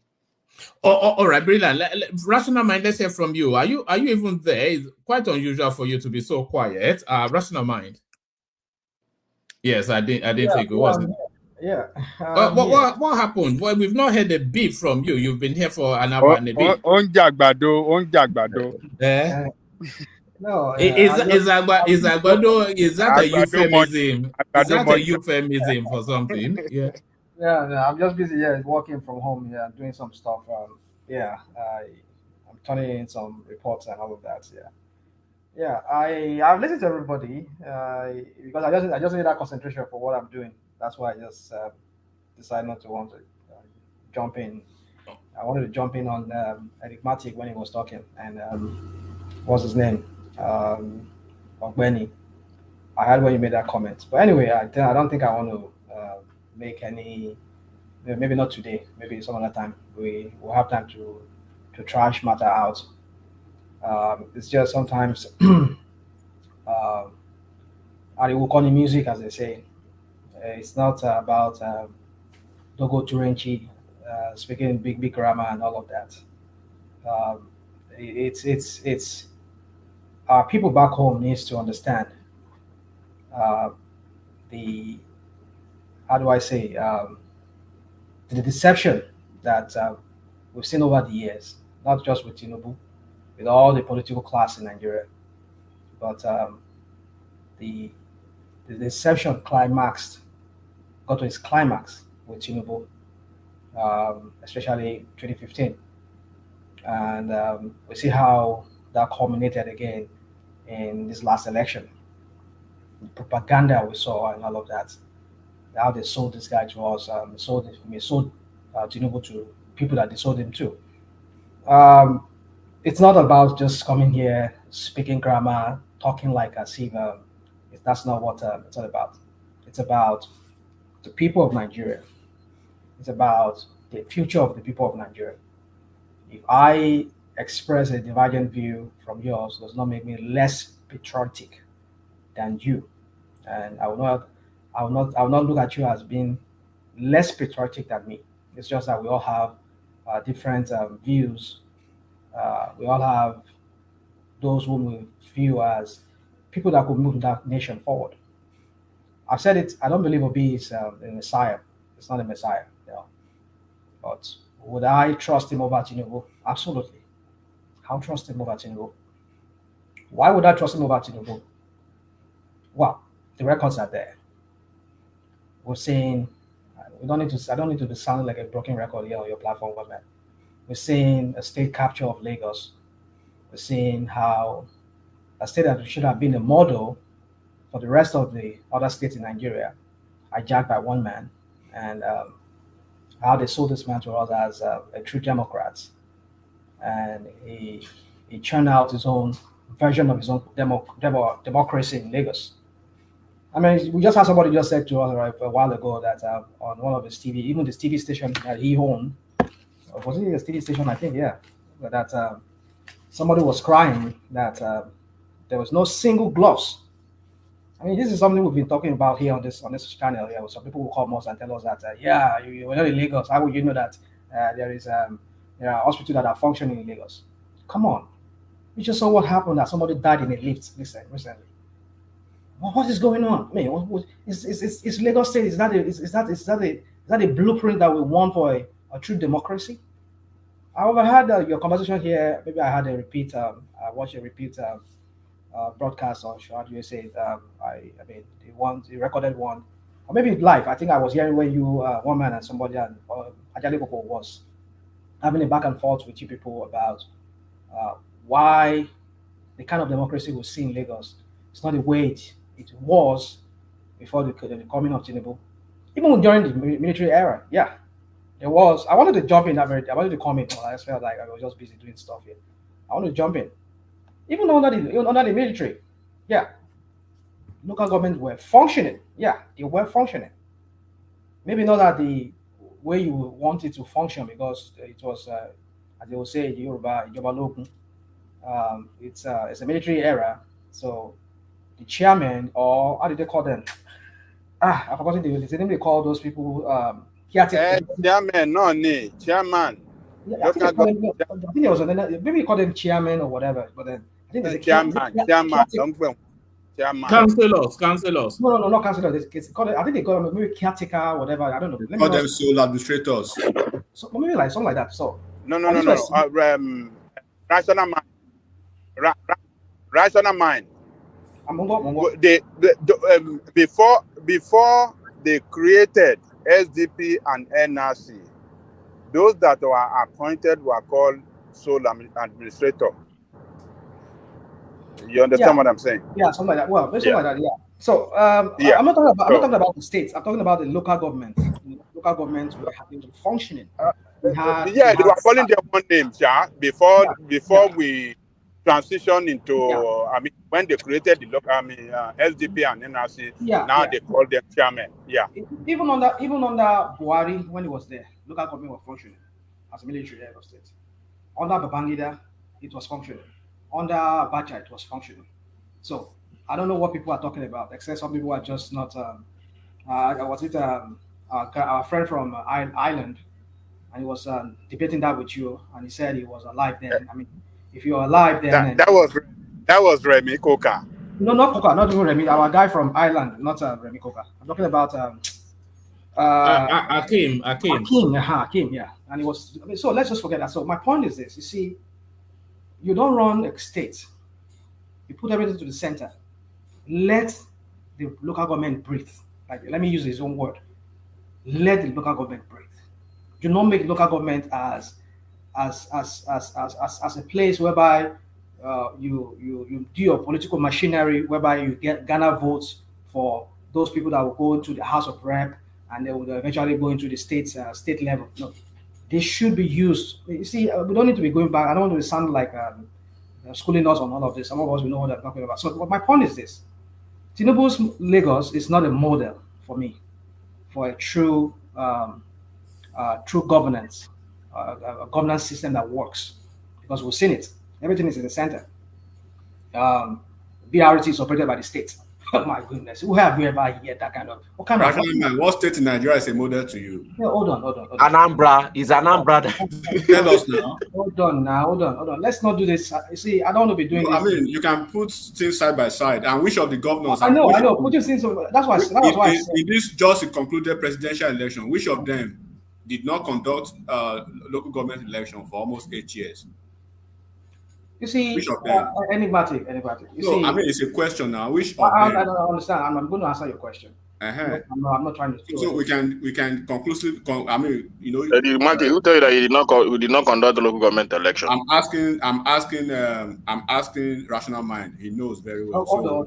And who said he did not conduct it? Oh man, have I mentioned any name? It's okay. No, you have not. So. This already you are coming to say, who told you he did not? Did I say something? Did I mention a name yet? No. It's not so let me just say this. Enigmatic. I say who tip the meat? You say no get salt. I never answer. I never talk any name now. It's okay. Enigmatic. So my point is this. You see, when I started this my rant, I'm just saying I'm saying Lagos is a model. That's what we look at it. Yes, there is no other state that compares to Lagos. Yeah, there's no other state. None of them has come close to what Lagos State has been as the so-called model. But I'm just saying that even the model that we are championing about Tinubu Lagos, it's not even it's not a model that really works. It's only the model that works for him and his cronies. People that get contract or whatever, people that get, you see, I'm so tired. I'm getting sick and tired of having to be talking about this, how governance works. Some of us live in America here. Some of us live in other countries whereby governance system works, whereby even to the very minute, like San Francisco. San Francisco is working, and LA. Those places are working. And California, California, where people are stealing. And they can't even get arrested. Let's rational mind land. Sorry, if you don't understand the using drugs on the streets. A whole street can you hear me, Solid? Let rational mind land. Yeah. You see, we'd have to throw spanner in the wheel so that somebody cannot even speak because of you trying to make comparison. I agree with that enigmatic. Yeah, you cannot compare Lagos to any other state. Yeah, it's true. Yeah, I won't say. You see, I've argued this point here on this platform. I said my only reason for wanting Obi to lead that country is that I think at this point where Nigeria needs somebody who's empathetic, somebody who can relate with their sufferings. My second question, please. You hold on. Let me answer your question. Obi compared to what Tinubu did in Lagos, yeah, you cannot compare it. It's incomparable. But please let me say this. But with the kind of things that Tinubu had at his disposal, the wealth of Lagos he has at his disposal, what we are getting from Lagos is tokenism. Again, see me. When they can't, some of us who are Yorubas, some of us, it means just take, make a hear word. Leave me alone. I mean, BRT. Rational mind, is that not the narrative of every state in Nigeria? That's what I'm saying. Okay. So no, stay where you are. Hold on, rational mind, because I want to just make one point. If that is the narrative of every state in Nigeria, then we are talking about relative terms. So in relative terms, is Lagos State getting more relatively from what it has to offer compared with other states? Or in relative terms, are there certain states that are getting relatively more from what the state has to offer than Lagos State? Please, one man, tell him to answer my question, please. That second question is very important. What's the second question? You ask I said, okay, in this recently concluded election, right, we had 3 governors, Kwakwanso, Tinubu, and Obi. Which one of them did not conduct local government election for 8 years while he was governor? No excuses, so just... No, let's not do it up now. Answer my question, rational mind, because that was a big as the story goes, enigmatic, as the story goes. Yes, they said he did not conduct. Yeah, he did not conduct election. Rational man, if you allow me, I will answer him. Okay, all right. Let me answer. Okay, just do that real quick, please. Let me just allow you to do that real quick. I don't know much about that area. Okay. Go on, real quick. Obi conducted local government election. So forget about rational. I mean enigmatic. And Peter Obi before he came to. That's a lie. Let me finish. Let me finish. We cannot condone lies on this platform. Let him land, and then you can debunk him. You can go and check the record very well. He said he did not conduct local government election, but after in his 8 years of tenure. But you can go back, get your research very well whether he conducted it or not. You understand? Though he conducted it late. But what really happened? Let me finish. What really happened?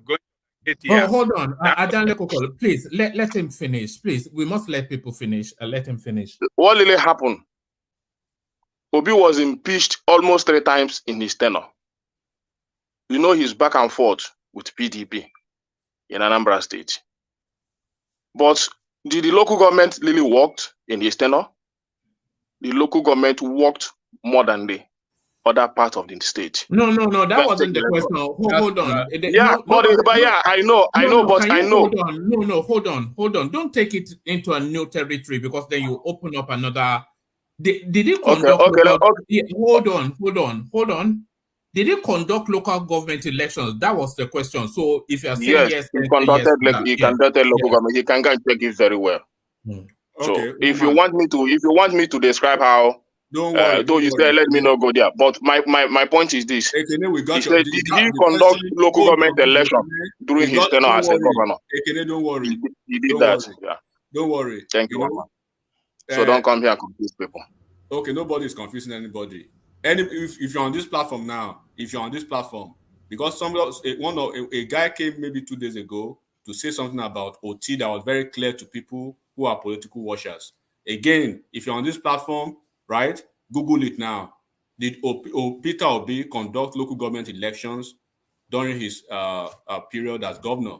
You cannot tell me he conducted local government election a month to the time he was about to leave office, and then he left the burden for his successor.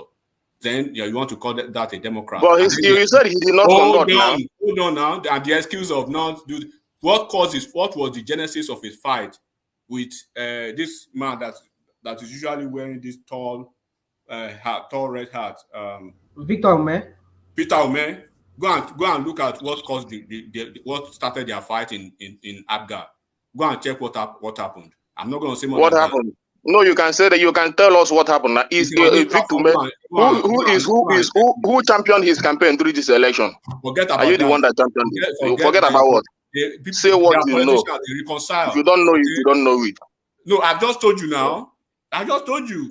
I'm not. You said what happened between him and the victim. Then who championed his campaign? Okay. In this election. You are talking off substance, because you are talking about, because look, politicians. First you said he did not conduct local government election. You didn't know what you said. All right, we have to get back. But I told you he conducted, and you now said he conducted. If you want me to give you the reasons, if you want us to iron it out, we'll iron it out here. But it's just that I don't want to take time. I don't want to take time off. I don't want to take time here. I don't want to, but you just ask a question. You just ask a question. You say, did he conduct local government election? I said yes, he conducted.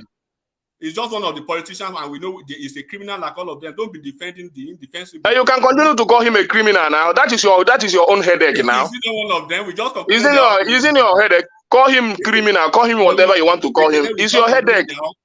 You ask a question. Did he conduct local government election? I told you yes, he conducted. Then what else do you want? If you want us to iron the issue, we iron the issue. If you want to continue to call him a criminal, continue to call him a criminal. But as far as I'm concerned, P2B is the only governor today that is not collecting anything called whether you call it benefit and whatever. Just the whole Nigeria today. Tell me any governor that is doing it. All right. Tell me any governor. And you are calling him a criminal. All right. Jonathan is collecting money. All right. Thank you, everybody. Back to Rational Mind. Rational Mind, back to you. Yeah. So to your question, one man, I think you might need to just quickly rephrase that question again. I can't even remember. I was just so soft. All right. So let me just one. So I think. No. I was asking that in relative terms, who has performed better relative to what the resources of their state and what the citizenry got from it. Which state has performed better than Lagos State? One man. You see, this comparison that we do, I mean, it's fair. It's fair. No. You can't single out one person for a special standard that others are not held to. Okay. Now this is the reason why.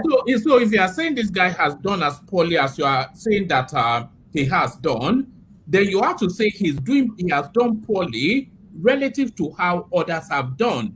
And since we're in the relative space, this comparison we do, I think it's a necessary thing we have to, because considering that they're all rivals in this last election, so we can compare them. What did Obi do compared to what Tinubu achieved? Not just Obi, any of the 36 governors. For me, I've said it on your platform, one man. I've said it that I know Obi has his own skeleton in his own cupboard, especially with that issue of the Pandora thing. Sorry, National Mind, let me just say this. Okay. Leave Obi alone.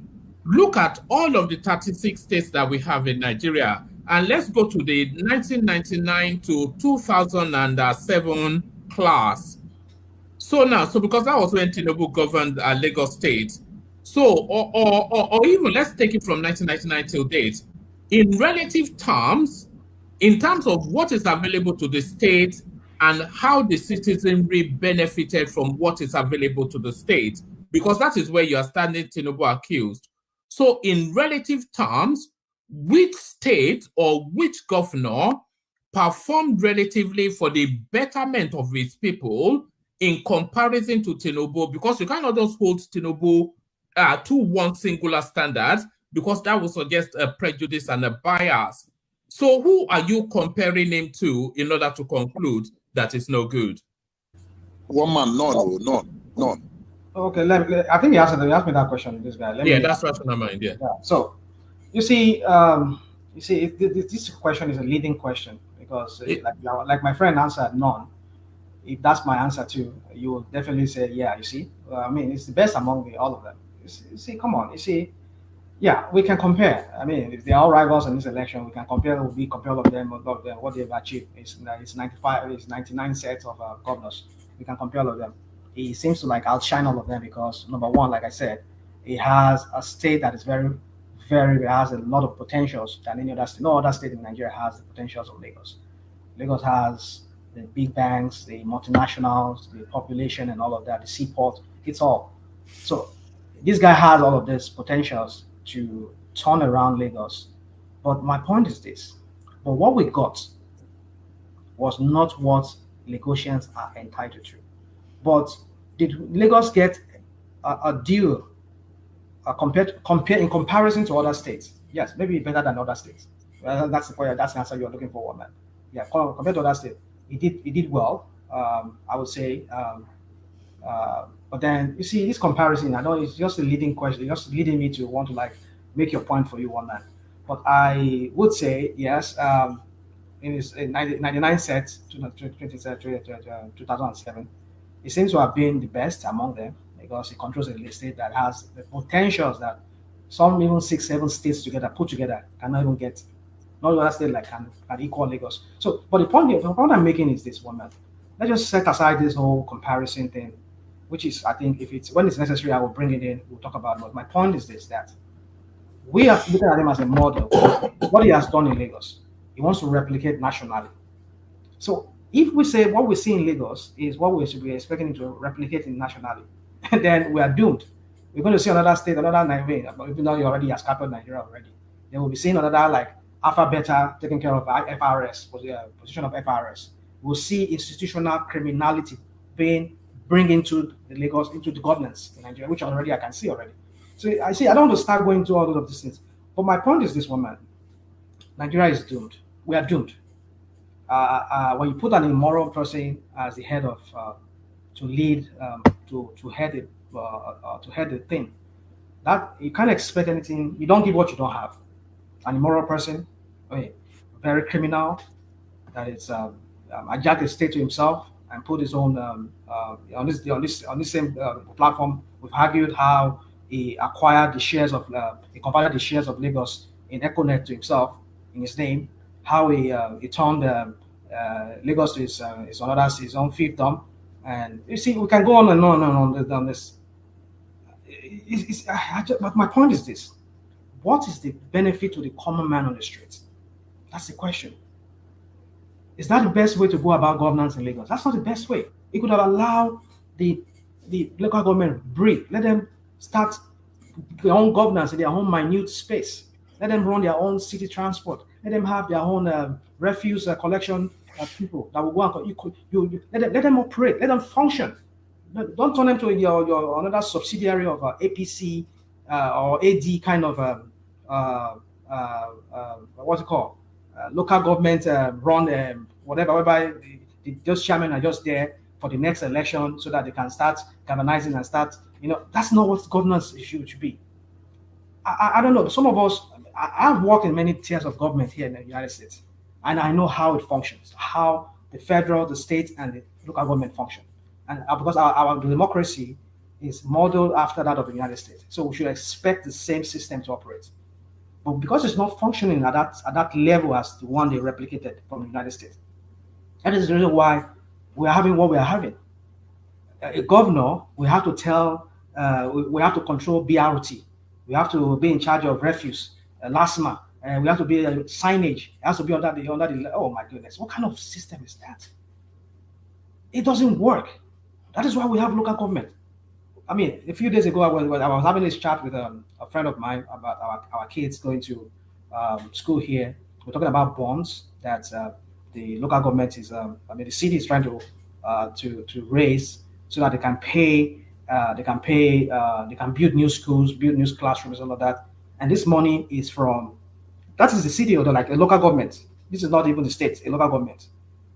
They have to build new classrooms, libraries and all of that, some project they have to do. Now they have to transfer everything to everybody's tenement rate here. You have to pay tax. Council tax. So much, yeah. on your property tax. You have to pay that. So, and they've devised like, okay, we have in this city, we have like 200,000 homes. They've done the plus and minus. Okay, we have to put like $500 on each property tax is going to pay in the next tax season. Then we are going to be able to pay the money we got from the bank as bonds to build this classroom. They can account for everything. Everything is just, it's math, it's arithmetic, it's so clear. And the parents are being called to vote or to talk about it. This is how governance works. I'm not saying there's no corruption in America, but even though there's corruption, like somebody was saying here a while ago, trying to compare America, like even though there's corruption, but the system still works to a large extent for the people. That's what we want. Not that one man would just, not you one man, one man would take over hijack a whole state and bring everything to the center so that he can control all the money going into that state. And then he can pull out whatever he has to pull and put some cronies there. They too can have their own courts. So he can now use them during the election and continue perpetuating himself. Come on, you see, life is too short for us to be doing all this. Look at our people back home. I can open my text, my phone here. If I open it for you, one man, you see the text messages I'm getting from home. People are just bombarding me. I want to do this, I want to do that. Am I your savior? They don't need me. They could. You see, that's what you see, one man. May God help him. May God help Tinubu if he succeeds this what's it called? This judicial case. But I know they will still take it to even though if he won the case, I'm sure these other people will take him to the Supreme Court. And if he lose, I think he'll still take it. So I don't think appeal court is going to be the last we're going to hear of this. So people are just waiting to hear what they are going to say. But eventually, I think the Supreme Court will be the final decider, people that will decide on this case. But for me, I just see Nigeria moving forward, talking about the likes of people that is going to work with him. They are criminals. Akpabio has his own case. We know how he fought the guy that replaced him, and how he left PDP. And we saw all of these things.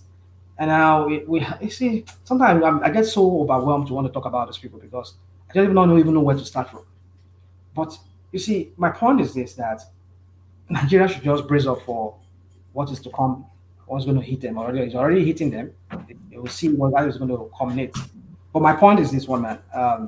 Talking about the ministerial list, I'm not impressed in any way. I'm not really impressed because I don't even expect anything. Like I said, you don't give what you don't have. A man that is morally bankrupt will not think in a morally way. He will always think like, okay, the selfishness that he has always displayed. Because being morally bankrupt sometimes is not about being selfish. It's rooted in selfishness to some extent. So he would do whatever he would do just to continue perpetuating himself in governance. So one man, I know there's so much other people waiting to talk. I just want to rant. I just want to give my rant, but I wanted to go head and head with Enigmatic and our friend Benny. But I just let me rest because I wanted to. Enigmatic came out the other day here and he was saying, "I know Tinubu will not go to war." Come on. In fact, I only a few days ago when that news broke out. Was it yesterday when they said they resolved their final communique or whatever they call it? The guy read out. Okay, see, look at what it's saying. And when the other day we're talking about Janimari say, I know it was the obedience that were flipping everything around, spinning everything. We did not do that. It's what he said and what we heard. And that is what they repeated yesterday. Already they've already building up military at the borders, trying to invade the Niger. So are we the one making this up? Even his own party people, they were against him. They were saying no. I mean, party people from North, they said no. Even the Senate said no. We're not going to support your war effort, your war going into Niger. So we don't cook up these things. For the fact that we don't see eye and eye, enigmatic with you on your views, doesn't mean that we hate you or we. It's about the people of Nigeria. We've seen it with Buhari, and we don't want to waste another 8 years of our lives. 16 years of our life gone. When PDP wasted the 16 years of their own. Other people come and waste 16 years of our life again. I mean, we're not getting younger. So I'm not less patriotic than you, enigmatic, and I don't believe you're less because I know you're passionate about Nigeria to war. That's why you say shit. But let's not go this route of every time we have to see the opposition as they are just they're irredeemable, they're just irredeemably bad, they're just bad people. They hated this guy. No, it is what we are passionate about to see Nigeria work. I, for one, I'll speak for myself. I want to see. You're not obedient now. Like I said, I don't go by that appellation of being obedient. So I'm obedient inclined. You don't have to worry. Don't worry. You don't have to worry. Wow. So, but then it's just when you talk to people or talk of people. Obedient inclined. Yeah, is that? You don't have to worry. That sounds like Diet Coke. That sounds like Diet Coke. I usually put a proviso to it, right? Woman, right? You can bear me witness. I usually put a proviso to it. That Labour Party, they have different, they have different divisions, right? The rational ones, which we can call the Labour Party and the legacy version of the Labour Party, who are patriotic in Nigeria. They will not go and be begging, go to the defense headquarters to bring Nigeria down because they lost an election. They wouldn't be willing because they can't be in the court at the same time, hounding the judiciary, basically almost all the institution of government. And then it's so funny when they say they want their mandate. You cannot lose what you never had in the first instance. The constitution is there, right? You never had any mandate that you are taking back. Do you understand what I'm saying, one man? You must have had the mandate in the first instance before you can be kind of obedience. Remind me of those armed robbers in Lagos that will go to people's house and tell them, you go to people's house and say, I've come to claim my property. Hold on now, you guys. Can I come in? Hold on. Anybody? Hold on. Let me answer anybody. Anybody, you need to understand when we say we want our mandate back. At least we've heard when Tinubu was a candidate, we hear people say, "On your mandate we shall stand." So mandate will not from done. Láti kọrin yẹn tán náà, láti kọrin yẹn tán. Your mandate, Bola. I read something real quick. I read something somebody said, why am I always talking about Labour Party? I'm not always talking about, I talk about Labour Party in good sense. Because in my mind, Labour Party is different. They've said it over here. Am I lying, one man? If I lie, jarrow me. They've said it that they are not Labour Party, they are obedient. So Labour Party, they are different from the obedience, right? And they said, why am I not talking about PDP? Of course, PDP, they are an opposition party, but they are. Have you seen them acting crazy the way the obedience are acting crazy that they want to burn Nigeria down? Anything that will burn Nigeria down, you will never see Labour Party there. You won't see PDP there. PDP is in court as they are in court. But Atiku, who is even number 2, who should be crying every day, right? Woman, have you seen something recently? They've attacked almost everybody. Fashola, one of them pasted or probably posted the tribunal chairman, Haruna Samani or whatever, and his children on the internet. So when you I saw that, and then they put bubbles on the children's face when they published it. You want to think those people are not they are normal. You think they are Nigerians. So when you say why are we not condemning PDP? PDP, they are matured. They know how to handle their their electoral losses, and they know the appropriate thing to do. They know they're already in court. Any human being, any rational Nigerian at the level, right, at the level and at the sophisticated nature of Atiku will be surprised for Atiku to debase himself or his team or his political party or his base, right, to condescend so low to the point of these, national renegades that we have. No. We have them in America here. We have the MAGA Republicans and we have the Republicans, the real Republicans, and then we have the division of the MAGA. So the MAGA, they don't care if America burns down. They just want their man who is running everywhere, that he won an election that he lost for the past 3 years. So that is so when we have to make this clarification. When I speak, I'm not speaking against Labour Party and I'm not speaking against PDP. I emphasize every time obedience. Enigmatic. Don't you think don't you think it is like the anger, the people are pouring their anger over like years of misrule. Now the people are really angry, Gentlemen, I want to get to hold on. I want to get to Ekene before his battery drops because I think he's been quite patient. Okay. Yeah. But 1 second to answer your question. They are not the only one angry now. Do you think Atiku is not angry with the system or not winning the election or feeling cheated? No, I'm not talking of the elites. I'm talking about the populace. A lot of people are angry in Nigeria right now. Do you think Atiku does not have his own populace, quote unquote, behind him that are not happy with the system? So when you say they are angry, you cannot be angry, right, and be absolutely irresponsible to the point that you want to bring every institution of the government that you seek to rule to its knees. It means you are not patriotic. You are not part of the system. How do you want to bring the Nigeria down because your man lost an election? And then under the constitution, he does not own the right to say they stole his mandate. They cannot steal your mandate when you never had it. The only person who has that right in Nigeria of blessed memory was MK Abiola, right? It was clear that he had the mandate. He was stolen. That is a different. So how can you compare that? Atiku should have been the one crying all over the place.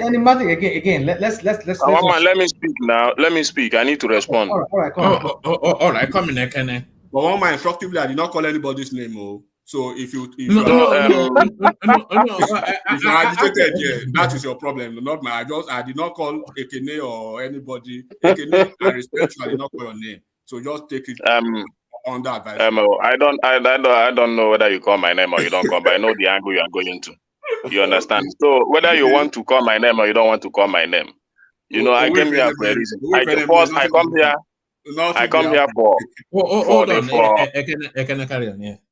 I come here for Southeastern agitation and what I've been hearing in P2B space. These are the two reasons I come. So, coming to politics, people say you get what you contributed, or I don't know how they speak that English and all that. But for me, I'm not a lover of English speaking without action. I'm a lover of action, that speaking grammars and all that. You understand? I love people that take action, that want to solve problem, than speaking long English. In fact, I hate people when they speak long English and they don't have solution or to any problem. I don't like people like that. So what happened in the Southeast, that the politicians crying because they're not getting their share of what they want in this government. And I'm not troubled about that. In fact, I'm happy that they are crying. So they can continue to cry until they get to their sense that they need to come together and build the Southeast for us. And that is my position. Whether people like how, I don't care. I'm talking about Southeastern politicians. I'm not speaking about Nigeria now entirely. I'm speaking about Southeasterners now. So I will still come to that point of speaking for Nigerians. So once they come together to say, this is what we do to salvage the Southeast and make it prosperous, we have the capacity, I believe. Whether we are small, whether we are dots in a circle, that doesn't take that capacity away. Because when people begin to conquer their greed, their ego, that is when you see the society begin to work. No matter the grammar you speak, whatsoever, if you have not conquered your ego, if that greed is still there, if that ego is still there, that country will not work. Go and write it down, one man. The problem we are facing today in our society, greed, ego, is the most part of it. Just check all our politicians, the way they behave, and you tell me that the country will move forward. So when it is not going their way of interest, when they are not getting the portfolio that they want, that is when they begin to complain. But when the society, the common man, is speaking, you don't see them talk. They go to hide. But when they begin to share the national cake and all that, and they didn't get the equal share that they want to get, you see them begin to lament. So those Southeast, I don't care about their complaint. I don't care what is happening to them. I don't really care. They can continue to lament until they come to their senses. Building a nation is not a rocket science.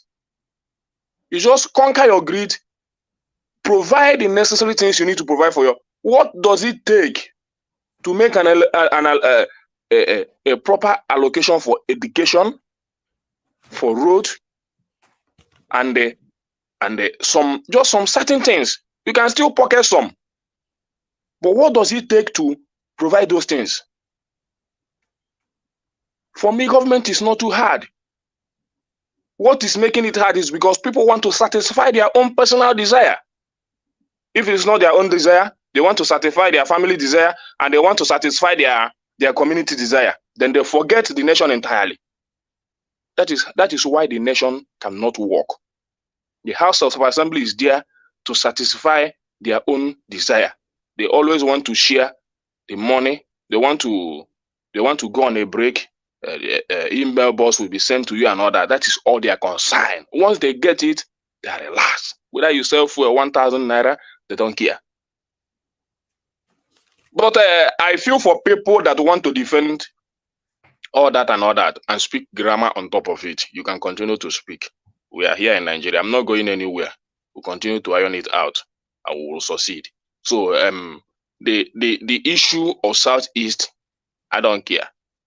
I believe that we have the capacity to make our people happy, whether Biafra or no Biafra. We have the capacity. You cannot tell me that as a governor, you cannot build a federal road. That's a fallacy. Who says that?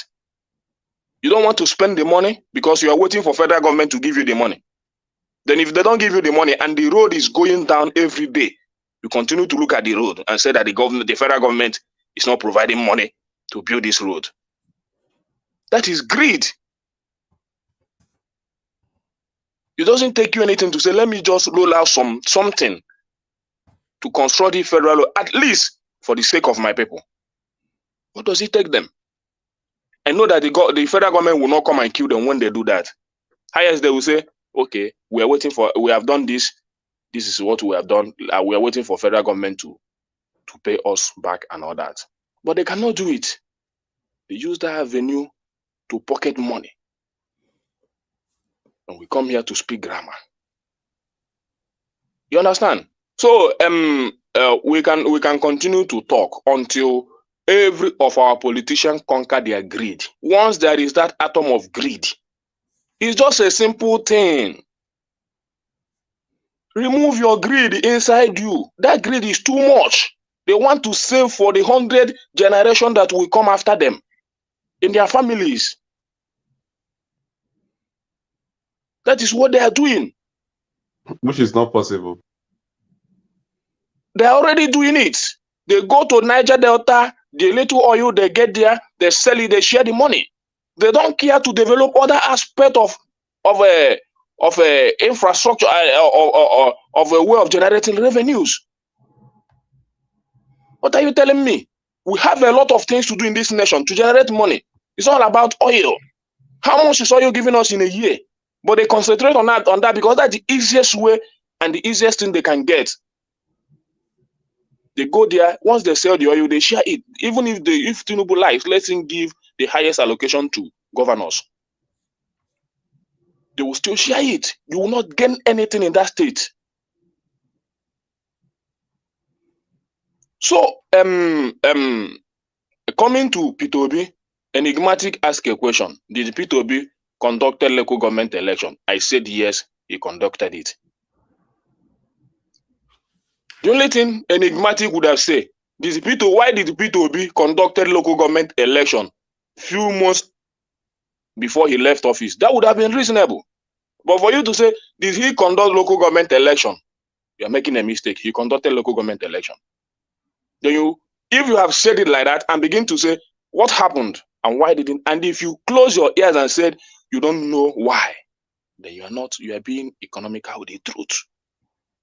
But I don't want to go there because I know to you, P2B is a thief, it's a rogue, it's a criminal. But to me, he's my best governor. Nobody in my state, no governor has ever beat his record. No governor. Soludo is still jumping around. We're having an argument in our platform today. What is happening in Anambra State?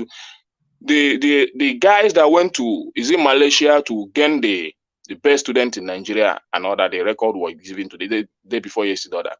From Anambra State, those are the schools that P2B gave back to what are they calling them? Missionaries and all that, and sponsor them. And those schools are still doing fine today. So he was trying to say, Soludo. I tell them, don't say that. Don't come to this platform and deceive people. What has Soludo? For deeper life. What? No, it's not that. It's not that Deeper Life girl. That was a record that broke out yesterday about a few students from Anambra State. They went to represent Nigeria in a competition. Just check the record. Those guys are from those schools that P2B gave back to the missionaries. They won. They were the first in position, and they came back. And people were celebrating them on Twitter and internet today and yesterday. And the guy was coming to say, Soludo, if I told him, if you say anything, I can bounce on you. The school in question, are they running like private school or government school? Or how much are they paying in that school? Is it government school or private school? Or how much? That's a government school. How much are they? Is it government school? But, yeah. Well, when you come to Anambra State now, we don't really, because most of those public schools are now being managed by churches. I understand what you're saying. We have the same thing. We have the same thing in my states. Okay, but the money that those children are paying is more or less they are going to private school, and they are paying it from their homes, from their blood. Okay, so we can't actually give that to government. We have to give that to the parents. Because I think I make a comment on that. So let me finish. Let me finish. There are still schools that are paying money here that are not doing fine. So let me finish what I'm saying before you bring those arguments here. I don't like those arguments. What matters is that when you go there in that space, those public schools in Anambra State are doing very fine. Do you know the state that started returning schools back to the missionaries? Do you know the state? Well, enigmatic, I don't know, and I don't want to know. I'm saying what happened. I'm saying what happened. The argument we're having. You understand? And the result. So you can begin to tell me those states. I don't like to have the argument. Enigmatic. So what I'm saying is this. How Obi organized it and it began to work. And we are seeing the record today. Is what I'm concerned about. Ekene, are you pissed off at me? Yes, Are you mad at me? Yes. You speak evil or you speak bad of Southeasterners so much. Oh, really? Whether you like them or not. Yes. Really? Ekene? Yeah. Ekene, do you know the problem with our country? That's fair enough. You see, yeah, it's Joe speaking now. Do you know the problem with our country? and the populace. We have set a low standard for our leaders. Very low. The standard is very low. That anything goes. If they do a little thing, we say, oh, they've tried. After all, others weren't doing it. If others were doing it before, the standard is quite low for our leaders. That is why they are and not we doing have anything. intellectuals like Enigmatic. We have intellectuals like it because Enigmatic people are so low. Look at Enigmatic. Enigmatic. Hold on a little. Can I hold on? For example, in Imo State, this man Uzodinma or whatever his name is, he has been there for the past 3 years now. He's going to very soon. He's going to run for a re-election. And right now, if you ask him, "What have you done? What have you done?" He'll say he's trying to maintain security. He's trying to. He doesn't. There's nothing he has done. You can't even picture anything he has done in that state. The same guy is going to win again. At the tail end, that is the problem. Up and vote for him again. That is the problem. I don't know the kind of mentality that they will not vote for him. He's going to win. It's not like they are going to vote for him, but he's going to win. That's the problem. So and we have people like Enigmatic who have the brain to do research, the intellectual to do research. Instead of Enigmatic to come here to defend the poor masses, he's defending the politicians. Enigmatic, I put that against you. Okay. You are not defending. You are not defending the right people. I take your. I respect your opinion, Ekene. You know, I respect your opinion. I mean, you're entitled to it, which is all right, no problem. But I do understand your passion. Okay, but you should understand the fact that having a divergent opinion or probably a dissenting maybe outlook of how you see things does not really mean it shouldn't be, let me say, reduced to having this probably hatred. If I say, for instance, now, I know a lot of people are not happy when I say I'm going to be the official Abia State reporter on this platform. I know I know people are not happy. They will say, oh, he hates us in the Southeast. He does this, he does that. Sorry, hold on, Enigmatic. If people can take us to 100 likes, that would be great. We'll be getting decent likes, but we've not yet gotten past the 100. So take us to 100 likes. There's more than enough people on. If everybody watching us now clicked on the like button, we'll well exceed that 100. So take us past the 100 likes. Back to you, Enigmatic.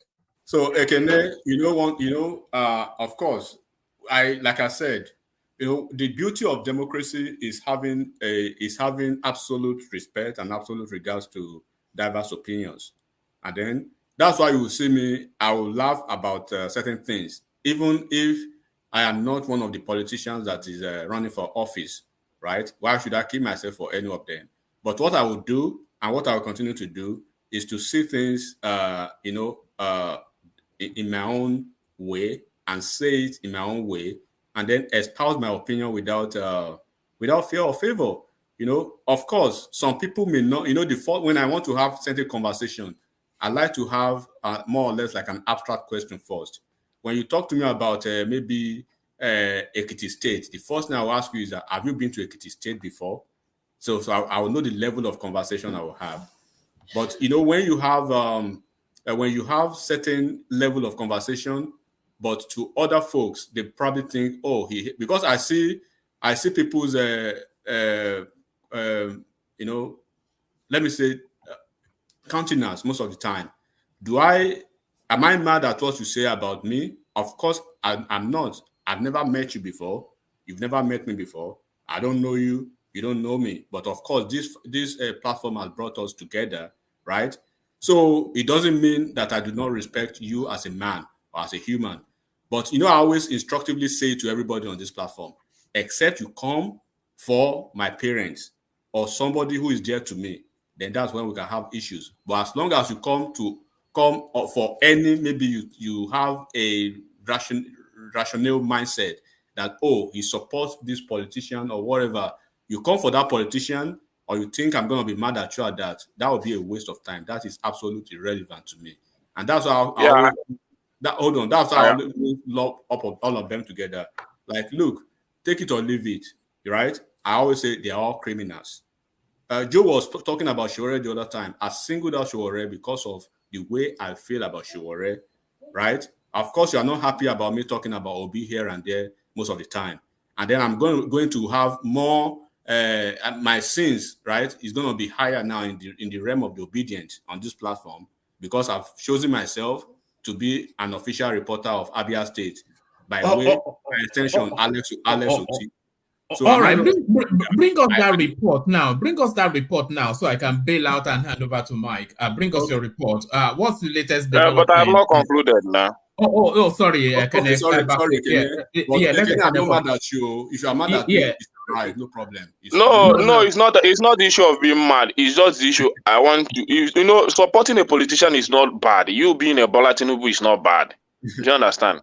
But then when we come to talk issue, let's talk issue. What affects our people? What will Bola Tinubu do? What has he done to make sure that he salvages this nation? You see, when you come to this nation, to this Nigeria today, what is going on enigmatic. I don't think you can bear it. It's just that you are abroad. You understand? If they tell you to stay in Nigeria 2 days without electricity, can you do that? And you buy fuel for almost 600 and something naira for that 2 days. Can you do that? No matter the amount of money you are earning, it's ridiculous. If you have a car in Nigeria today and you want to drive it, now it's not that I'm one of the people that supported him in removal of that fuel subsidy. But my issue now is that I want to see more of his policies that will cushion that effect. That is my point. Nobody's against Bola and all that. But you can speak, you can call Obi what you want to call him. I supported him, and I know the reason, and I know why. If you see, even if you don't know anything about Obi, know that the education system we are enjoying today in Anambra State was because of Peter Obi. No matter how people want to paint it. If you don't like anything about him, know that most of the general hospitals that are functioning in Anambra State today, and most of those infrastructures in our health system, was because of him. No governor has added anything there. Obiano didn't add anything. It was the one he left that is still functioning. Even Soludo, the agreement we're asking today, Obi provided all those infrastructures, buses, renovated about how many thousand schools and all that. Which one has Soludo did? What has he done?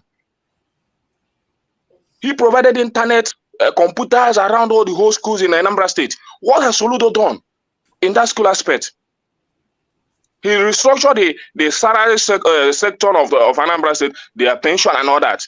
And it's still functioning today. Those workers are still enjoying those benefits. But you know, so even if you don't like, even if you don't like him for anything, but you know, doctors went on strike under Obi, right? But yes, even schools went on strike. But what happened after? You cannot just like what we are talking about Bola today. The situation is getting hard on him now. People are complaining. Let me finish. Just like what this thing might take us like 2 years or a year and for him to get out of it. That doesn't mean that he didn't get in any bad situation. So what happened after? If he eventually, maybe at the end of his 4 years, we can say that Bola Lily did a wonderful job, because we're expecting that at the end of his 4 years, all this criticism we are giving to him, that he's not getting it right in fuel subsidy and all that, then at the end of these 4 years, everybody should be able to come out and say that after the whole said and done, after all the criticism, he has gotten it right. That is how you do. You don't just say somebody went on strike for this month, this and that, but what happened after? Okay. What infrastructure did he put in place and all that and all that? That is how to do criticism or enigmatic. Okay, now I get you. You understand? Because you know the man you supported today, you want us to support him. You really want us to support Bola, but you cannot take the fact that where we are today is very bad, and he cannot perform magic. No. I'm not. Look, you understand? So if you want us to give him that, benefit of that, which we are still giving to him, but we are still saying you need to do it more better. You need to do this. You need to do that. You know what? I can guarantee. So, if Tinubu even perform, they will say at the end of that 4 years, at the end of that 4 years, Bola is not able to get us back well economically, don't come and defend him. Okay. But if he does that, whether you are obedient, whether you are Atiku and all that, everybody should be able to come out and say Bola has done well. That's a lie. Not everybody will come and say that. Some people will that is my opinion. That is what I'm propaganda to saying. say he didn't do anything. No, I'm saying what everybody is recommending. Yes, I'm saying that is what everybody should be able to do. I know that people will not, even politicians, because we will be here at the end of the day. Maybe Bola may build a refinery and things begin to get better and all that. Then you still come and see politicians and they maybe let me take Enigmatic the way he used to do his politics and all that, because I see him more as a politician than a Nigerian. That is how I see Enigmatic. And I'm sorry about that. You are more of APC than Nigerian. Somebody like Enigmatic, maybe let's say he's in PDP. You come out and begin to speak English. That refinery. So as the equation of and all that. Begin to speak instead of him to come out and say, yes, he has done well. He has built a refinery. He has given us electricity. Conclude it like that. Don't begin to bring the refinery was a higher equation and all that. You understand? People should be able to say Bola did well in this area. The economic aspect of it, he has performed very well. Maybe the electricity, we are able to get at least 7 hours electricity. Okay, let's give him more 4 years to see how he will. That is how to do to make a nation to work. Let us not spin things around. Ekene, I get like I said, I get your point, your opinion, I respect it, I respect your views, and I do respect you as a person, because you are able to, ventilate your point, which you have right to, and you're at liberty to say whatever you want to say. Even about me, I don't have issues with that. Provided that we are talking about politicians. I will, like I said, you are at liberty to say whatever you want to say about whoever you have an inclination, right, to say, okay, this is who I'm supporting. Showore, they know my relationship with Showore on this platform. But when it was very clear that the youth of Nigeria are not ready for Showore, then let one of the thieves carry the day. So it is what it is. So people can say the way they want it. You have to skin it back to the political trajectory of it. But I'll let you land so I can give my report about Abia State. Okay, I'm already coming to it, but I want to address some issue. People say about I go to comment section, I see people complain about me complaining about grammar and all that. I'm not a hater of grammar. When you speak grammar, you use it to bring innovation, to bring something that is edifying and all that. It doesn't mean that I don't understand grammar. There is no grammar that I read that I cannot understand. People might not see it that way. I am more of a businessman than all these things. People like me, I said it here, I like action more than speaking grammar. So you can begin to comment or say whatever you want to say. Whether you see me as somebody that hate grammar. I don't hate grammar. But the reason I hate it is because in the Nigerian, even in our educational system, it's all about theories, no practical. And that is why we are getting down every day. Because if somebody like me today say, if I have the upper hand, I will be the one that say that, see, if you go to that school, you use Igbo to teach people so that they will understand it more better. That is what they do in China. But we come here to confuse ourselves. And the people that call themselves intellectuals will be there clapping. Yeah, you are speaking a very big grammar, or this and all that. But you are killing yourself. That grammar is not knowledge. You can go and argue that.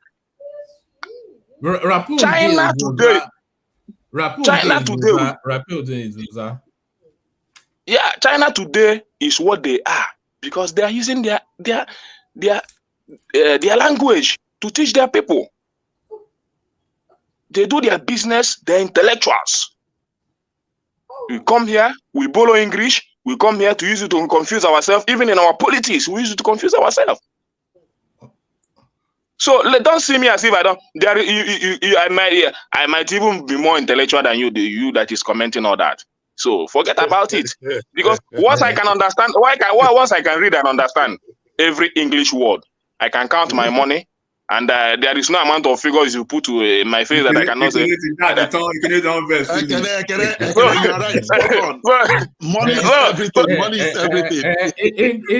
English does not cash check in the bank. It is the money you so have if you think your certificate is moving me, for your certificate is not moving me at all. What moves me is your intellectual. What you will bring to the table with your knowledge. That is what moves me. Have the whole certificate in the whole world. It doesn't move me, my dear. So one man, continue. I'm okay by now. Thank you very much. All right, brilliant. Brilliant. So the like button, we're about 15 from 100. So think of it like childbirth and give it one last push. So take us past that 100. So think of it like childbirth and give it one last push. As you listen to our roving correspondents, reporting from Abia State, Enigmatic, what's the latest development? Yeah, it's very short, but thank you so much.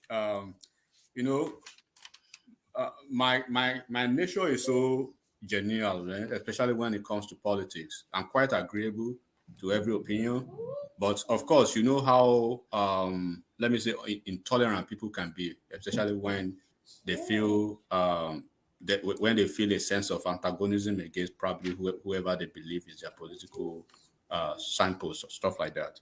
No issues like that. I will not denigrate anybody by level of their benighted mindset when it comes to politics. Politics can, especially where we are now in Nigeria, it can be so confusing.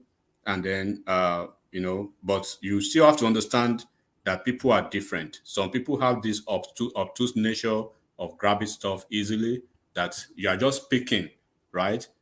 I'm not here speaking on behalf of any political party or any politician. My job here is more or less we are all political talking heads, if we have to say it like that, right? So if you are new to this platform, you should have seen what happened during the peak of the election. Then you probably see the what God has blessed this platform with, set of intellectual mindsets. So that's by the side. Today, Alex Oti, the governor of Abia State, he has ordered that vehicles, parked by roadside, like by shanties and then, shops, other illegal structures along a certain street. If you are from the southeast, you know the Unkwegu down to Obakala and then Ohia Motor Park in Umaya. So he has given the order before 17th of August. They must all clear themselves out of that neighborhood, which failure to comply, strict compliance to that, vehicles will be impounded and shops probably be demolished completely. So it sounds very nice, right? I mean, this is a thumbs up for Governor Alex. No, you are going to be doing that at the end of every report. So at the end of every report, I'm going to be asking you the question: is it a yay or a nay? So give us the report, and then you tell us if it's a high or a low. Okay, this is a yay, but on the flip side, the hypocrisy of it, where I'm speaking to now. So I will always speak to the hypocrisy of it, right? So let's flip the coin now and bring it to maybe Lagos State, where a certain pronouncement has been made, right? We would have seen some noise, some cries. So I wouldn't expect any noise in Lagos. Maybe if this happened in the next couple of months or in the next couple of weeks, when they start clearing, the streets of Lagos, and then there's this kind of strict compliance that has been laid down by the government. So I wouldn't want to, I wouldn't want people to start yelling that some people are being targeted because it is our brother, right? Quote and unquote, our brothers and our sisters, right? That will be having their businesses destroyed in the course of clearing this neighborhood in Abia State. So my people in the platform or on the platform from Aroshuku, Abia State, Enigmatic Ondi. There you are. It's a year from Enigmatic Ondi. So a year from Enigmatic Ondi. Acknowledgements of the super chat. Ayo, he will get a mention, and he does. So that's Ayo doing as he usually does. Thank you, Ayo. And that's Alexander Gomez. So now this Eyo Adeoye joins that space. So well done. Kulata, as you know, when it's not on the screen, he likes to do it via that portal. And Adeoye still haven't discovered that button, continues still. Prince Daddy makes a comment using that function. Kulata continues his conversation still with her. And then the other Prince, Kulata, and the other Prince. So thank you for all that. Keep them coming. So I'll hand over to Mike. So before I hand over to Mike, just two things. When somebody is trying to land a point, please let them land that point before you interject them, so that they can at least land a thought. Then you can know if you're agreeing or disagreeing. And let's not have too many voices cascading over each other. Mike, are you ready? Yeah. All right, over to you, Mike. Thank you, everyone. Join us tomorrow, same time, same place.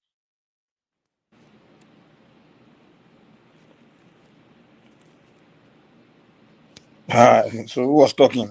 Who was talking? Can continue, Abby? I think Enigmatic was talking. I don't know if he's the one talking. You see, Enigmatic, let me just, if you're still there, let me just address something with that thing you raised. We're not saying that government should not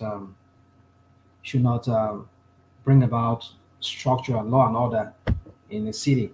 So they call urban planning and all of that. You see, there's a lot of problem wrong with that country. I just don't see us even moving forward as a country. I don't know. We continue being a slum of some sort. How did we lose it that we don't have planning anymore? We don't plan our cities. We don't plan our towns. People can just erect structures anywhere, and even on top canal, go some places like in Badia, those areas like Morocco. I mean, Morocco. In Ebute Meta there, close to that lagoon there, where they have this wood. Where they said is their wood. Go those areas. I mean, go to rational mind. Please, do you know the reason?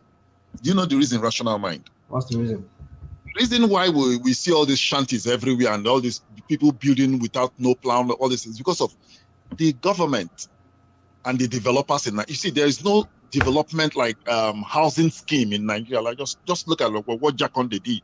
I'm not saying the government should do it, but the private sector should come in collaboration with the government to do something like that.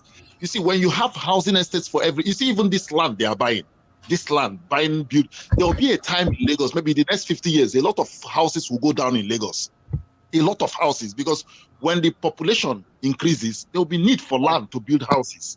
And then government will now start all those. If you go to like Ijesha, you'll be seeing all this downstairs. You go to all those places, you know, you see downstairs, you know. Hold on. Joe. You see, the bottom line is that you can criticize however you want to criticize. The bottom line is that why we find out rots in that in urban planning and city planning and all of that is because over the years we declined. We don't have leaders that are visionaries. We don't have leaders that have in their mind, in their head, a vision for a country that is structured. All they think about is they want to be president. They want to be governors. They want to be this, they want to be that. But they don't have any vision that, okay, if I'm going to this governance as a chairman of a local government, I want to make sure that my area, my own jurisdiction, they'll be planning the gutter, the drainage, everything will be done. They don't go there, they don't do that. Rational mind, can I come here? I don't want an idea like that. You know? You see, you definitely made a valid point. We have leaders that don't have vision. They're not capable of, planning, or they don't know. They don't know what to do.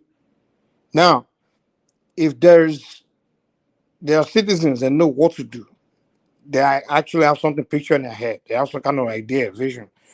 Why can't they now just present it to the government? It's okay, here's a vision, here's this, here's that, here's what we can do. Just work with them, and just show them. Or, kind of, for example, like in the West, right? When you see them create a milestone, like let's say they went to Mars or something like that, and then when you begin to study the origin of the idea, you find out that it was someone that had an idea in his mind, and then he approached the government like, you know what, we can go to Mars, and we need you guys to put funding into the research, And then they actually did research and figured out to get to Mars. It wasn't a government's vision. It wasn't a politician that had that vision of going to Mars. It was just an American, regular American. There wasn't a politician. Just a scientist that has a vision of going to Mars. So he just approached the government, and the government was like, "Oh, that's a good idea. Maybe we can go to Mars, right?" So what if Nigerians that can have vision, that can have vision of how society can be? Maybe they can. I'm just suggesting, Sha. You know, I'm thinking we should start using another approach. This is our problem. I'm waiting for a visionary leader. Hold on. You see, there's certain comparison that we cannot make when it comes to comparing certain things. You see, when it comes to urban planning, it is not the work of. Let me give you an example. Some small local government here, some small city counties here, they have structural engineers, they have architects they have architects, they have all kinds of engineers that work for the local government. They have urban planners. These are people with either even master's, PhD. They work with some cities.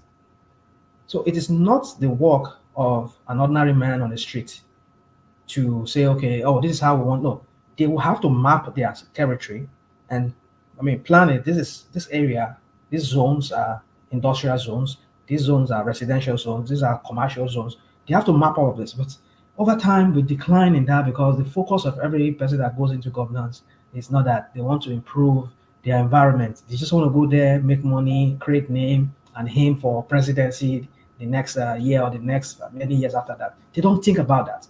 But that's politicians all over the world now. They just want to get there and make. America, yes. Listen, America did not. Ordinary people don't go and say this is how we want to design our city. No, they don't do that. It is the city that does that. The city plans. No, actually, it's a group of engineers, like sophisticated engineers that actually come up with an idea and present it. Like actually, different people present their ideas, and the government look at the best and they pick the best. Okay, cool. Mike, they don't work in isolation. Listen to Rational Mind. Rational Mind is saying the truth. I'm telling you. Yeah, we know now. Anything else about government. That's what you guys want to hear. You know? Government. Just blame. No. People should not take any part in why things is not working. Let's just sit down and give it to government only. Mike, are you anti-people? Mike. No, I agree that the government is jacked up, but the government is also part of the people. The government didn't fall from the sky. Mike, please. And we've been changing them, and every one of them we change came from the people. So I'm saying it's all of us. It's no longer one. It's not like government. They were born in a different world, and the people are born in another world. They should share the money to us as well. Let's be spending the money together now. Bro, do you know that most of the wait, hold on, Joe. Let me respond to that. Do you know that most of the money stolen, like public funds are stolen, actually stolen by people that are not politicians, people that are working in agencies and all this, and they are just the regular people. And that's the corruption is not just on the politicians. Everybody in Nigeria. Go to airports, go everywhere. Everybody's part of the looting. A majority of the looting are actually people in the lower part of the parastatals. It's not even people on the top. It's still the feeling of the government that caused that. Who is the government? It's the people. Just say us. Let's not say government as if that government is one group of people that just came from the sky or came from somewhere else. It's all of us. That is what we need. That's why we need somebody as a governor, in government that can hold. We don't have to be in government to enforce a change. Just study this. My brother. Study. Look at America. When you're not in government, you cannot hold people responsible when you're not in government. No, we have to hold ourselves responsible. We can't say you cannot. Yes, it's your no. Every one of us in Nigeria, Africa, have to hold ourselves responsible for our place not advancing. But we can't sit back because you don't give yourself reason to do it. You don't give ordinary people reason to do anything. Leaders need to lead as well. That's what we're saying here. Let me get one thing straight. Give me 1 minute. Wait, Joe, you go. Give me a second. My brother, first of all, let's get one thing straight. Politicians are not your leaders. They're just policy makers. Let's get that straight. Let's get that out of the way. We are the only people that use that word leaders. I don't even see Americans calling their politicians leaders. They just give when they become president, they'll say, hey, you have a job. They don't say he's my leader. Nobody see them as they are not leaders.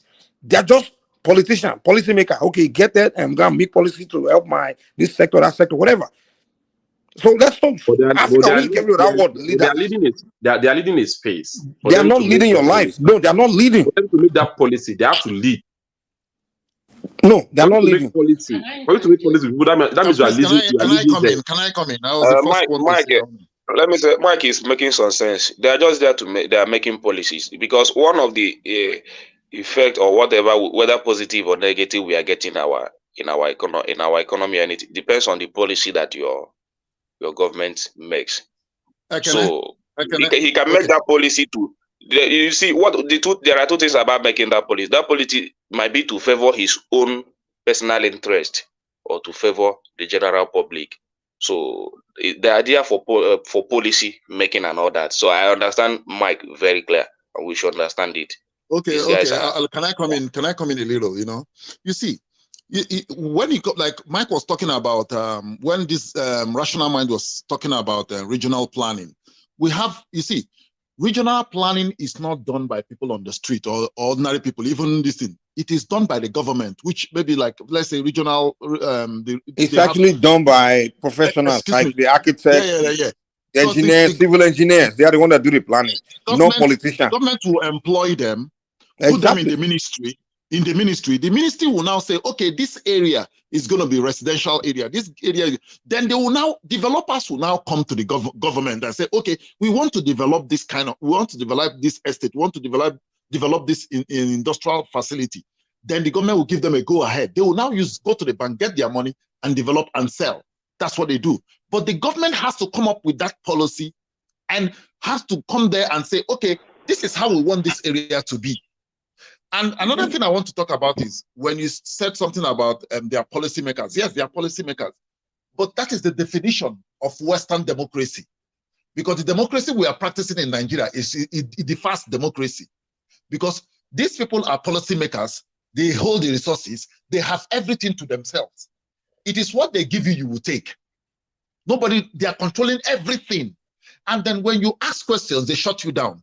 If you go on the street to protest as normal sane countries will protest, they shoot you. So what do you want from the people? So that is why the people are so tired.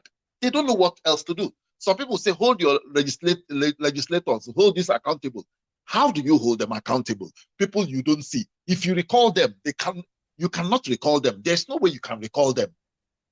You understand? So I don't even elect them. I don't even know if we are really practicing democracy in Africa. It doesn't make any sense in Africa again. Okay. You understand? So that is why you see people are always asking, what has because the government has to lead the way. You can't tell me to go to maybe Ifako. I go to Ifako, I say, okay, I want to do an estate in Ifako. Do you think the government will just kick me out of there? But the government has to say, okay, these places are going to be residential areas. You go in. The developer, see, there are a lot of Nigerians that have money to want to develop in real estate. They will go into there and develop it. And that's it.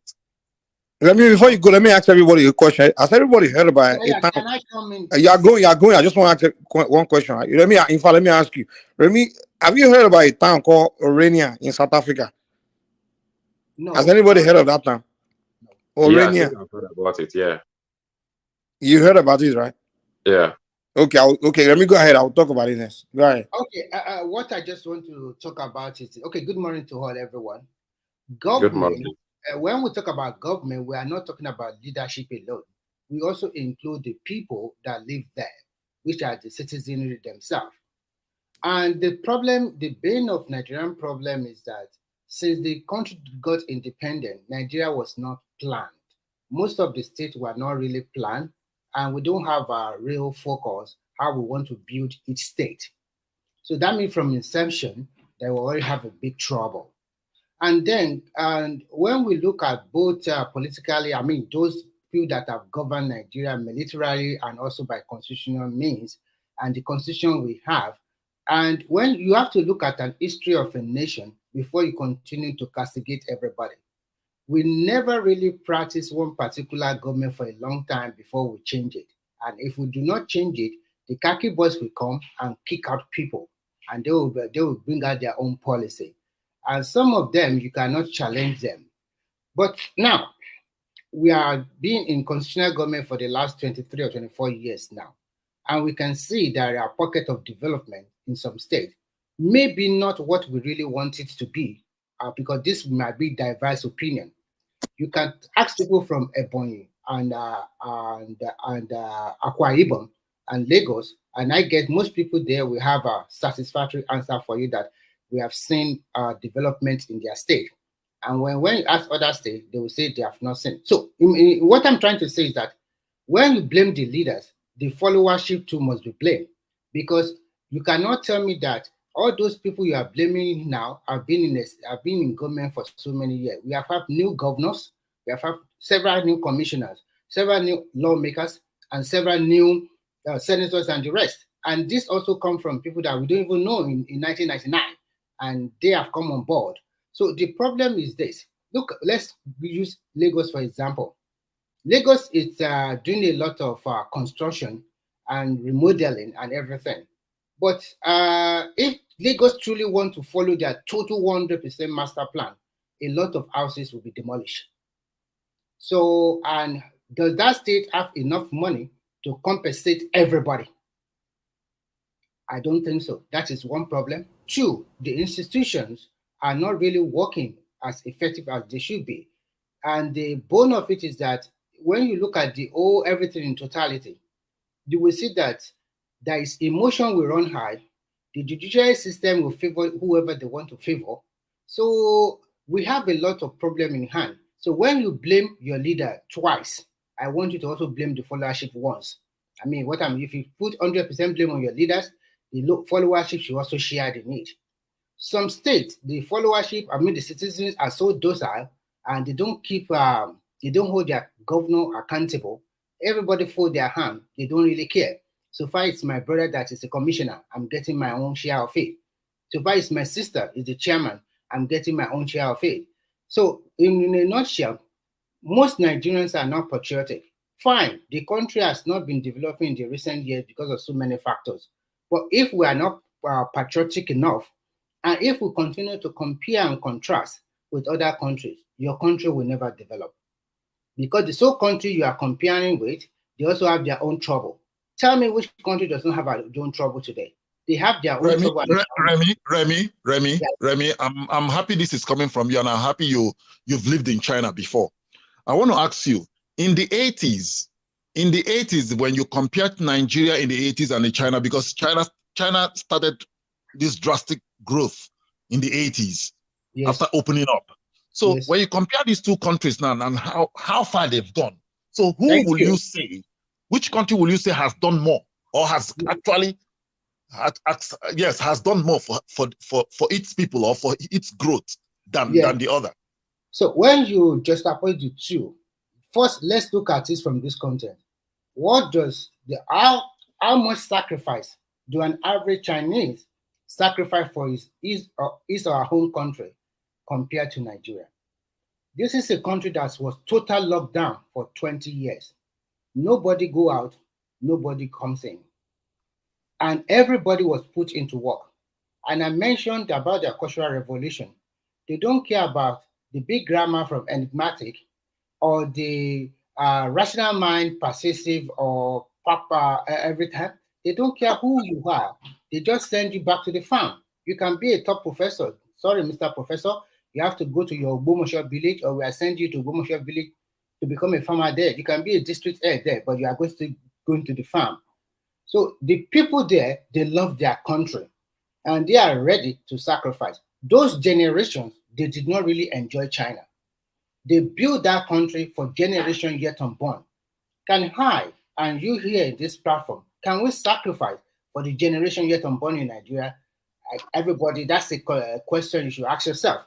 I'm not sure whether we are really ready to really sacrifice our mind. But we need a leader that can actually lead.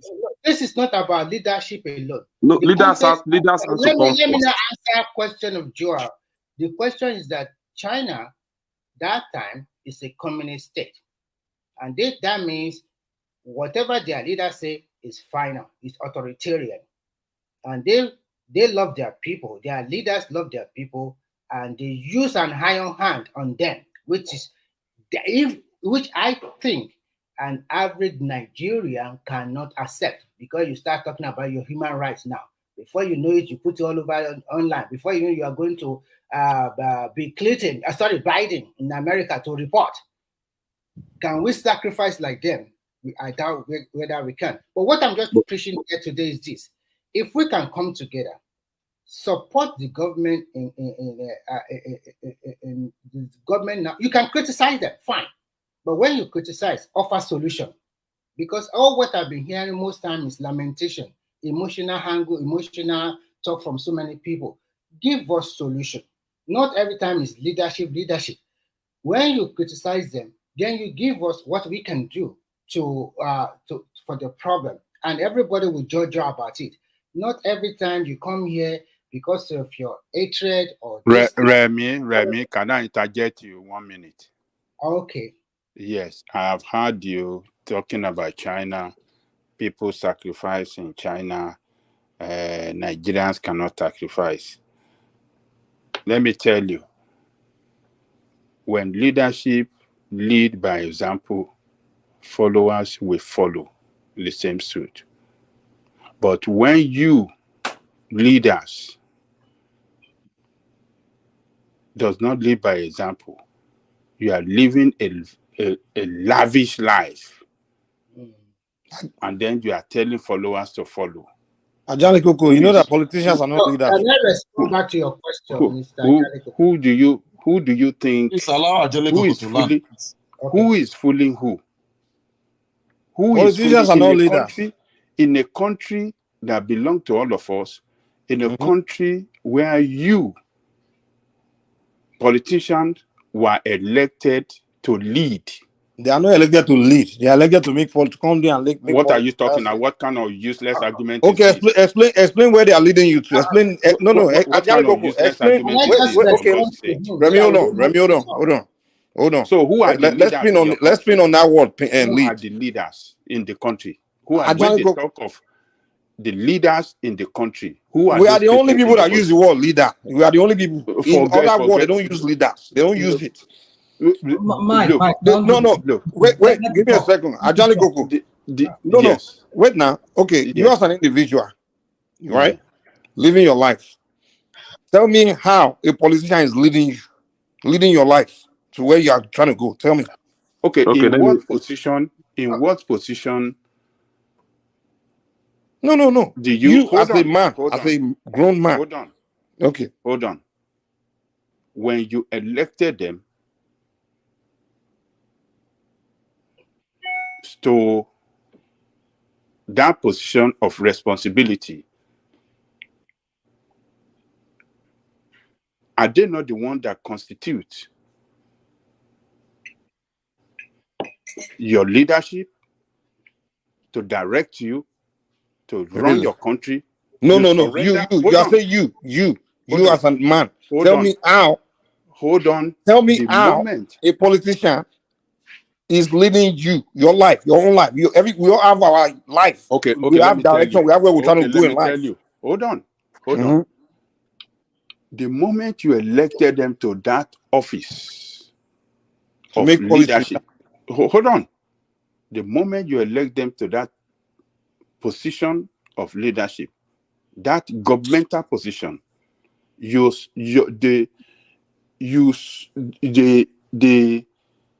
surrender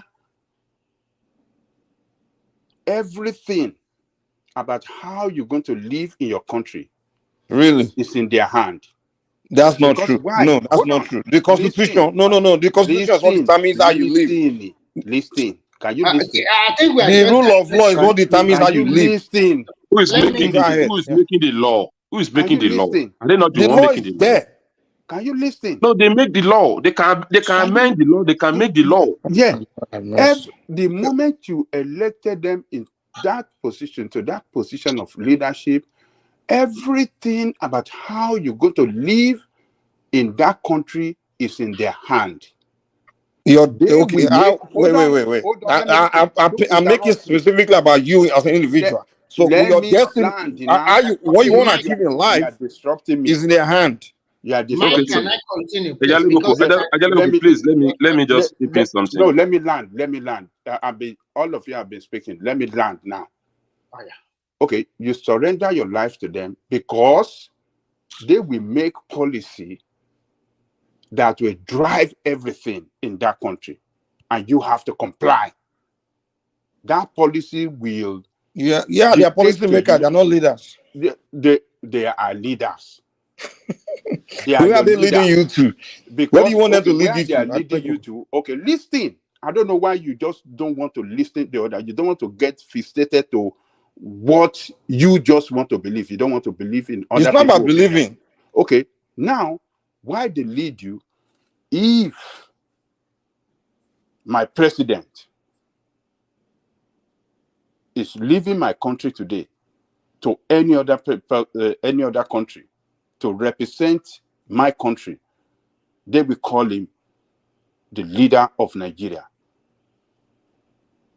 The leader of your country is President Tinubu today. The foremost leader of your country is President Tinubu. I've never seen them use that. Maybe in Africa, but in international state, they don't call you leader. What are you talking about? What are you talking about? Leader of Nigeria.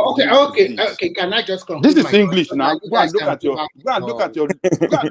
You can go back to which government or no government is functional. Go and look at your dictionary. To go and look at the meaning of leadership in your dictionary. Then you will get it right. What is this argument for?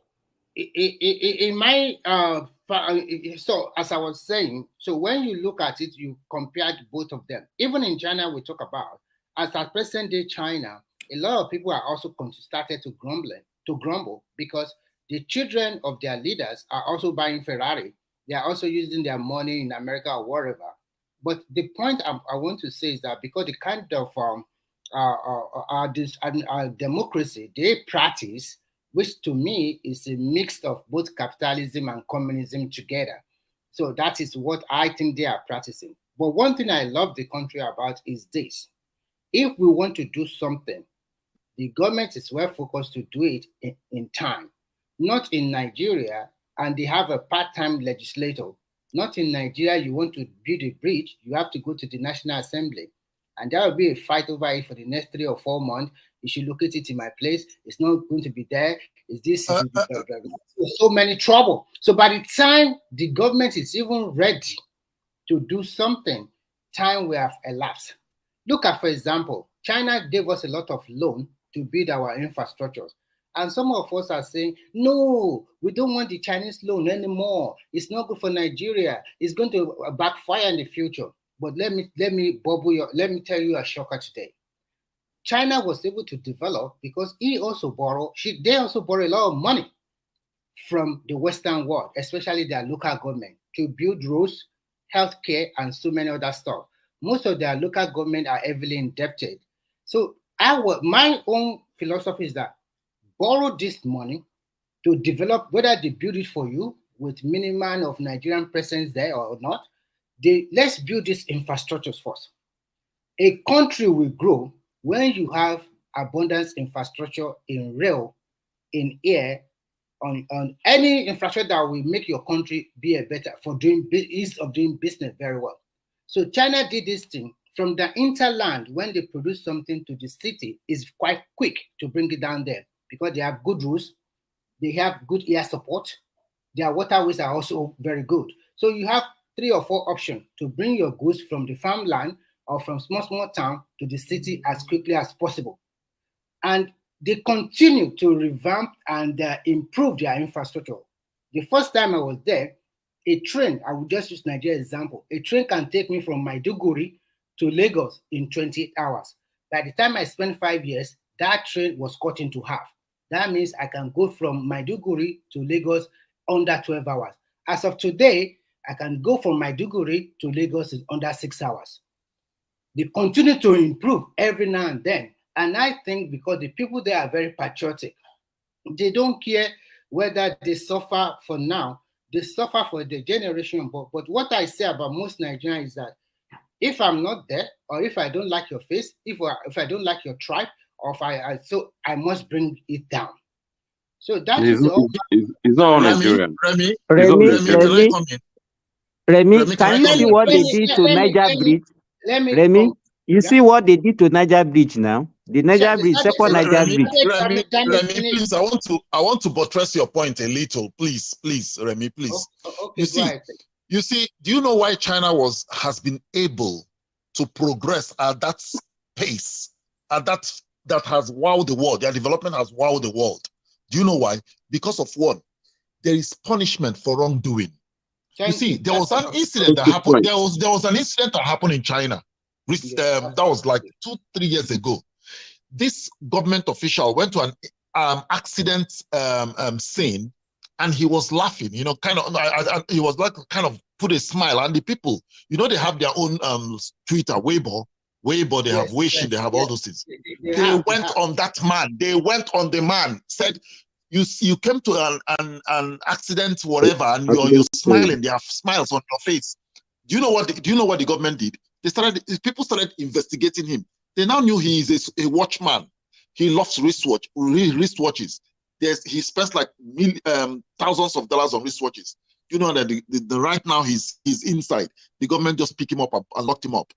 So the problem with China is that they listen to their people, and there's guys, punishment. Joe, give me 1 second. Remy, hold on. Give me 1 second. I want to find out who's still here with us and who's not, because some people want to come in, but I don't know if some people they are still hanging already left. Rational Mind is still here, and I'm pretty sure it's still here. Rational Mind. Rational Mind is not. I'm still here. Okay, yeah. Soli, are you still here? Yeah, I'm here. Soli, not fully. Soli. Okay. Soli. I don't think Soli's here. Let me see who else hasn't said anything. Bishop. Bishop, are you still here? Well, let me talk. Never let me talk, please. Okay, Bishop is here. Ekene? Yeah, I'm there. I'm here, but I want to leave. Okay.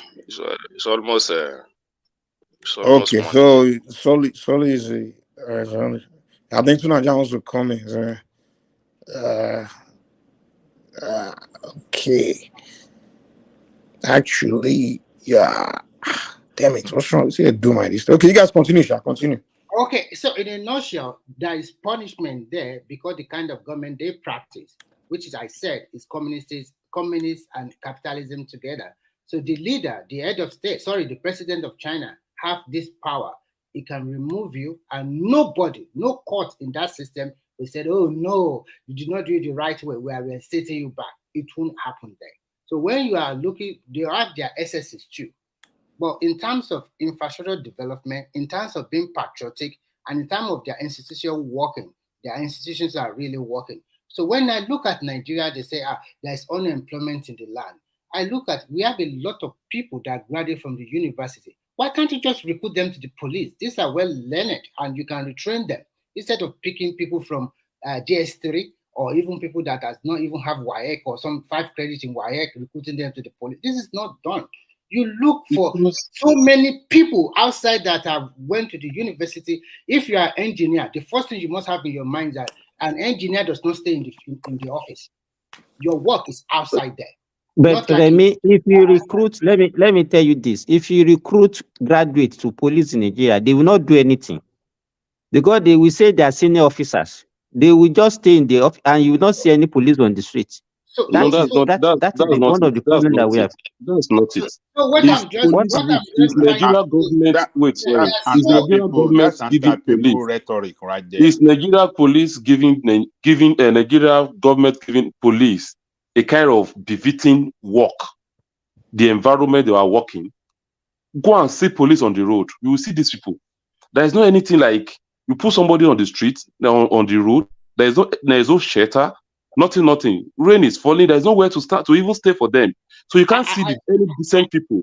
You can't see any decent people to go and the problem. Let me tell you, by the time we start, if somebody is talking and people will say we're anti-people, what we are seeing that you people refuse to understand is that we always talk about, we don't want to take responsibility for anything. Even if somebody stole something in Nigeria now, we will still find reason for that person to be stolen. I say, maybe because he's hungry, or maybe because the government is not providing for him, that's why he's stealing. No, but Sorry. at what point are we going to take responsibility for our own But the undoing? simple thing is what we are saying is very simple. For you to have a police checking point, Because you're supposed to it's provide very a easy kind for of somebody to at say least you are anti-people, you are against people. It's very if you easy. want I to think have you are campaigning.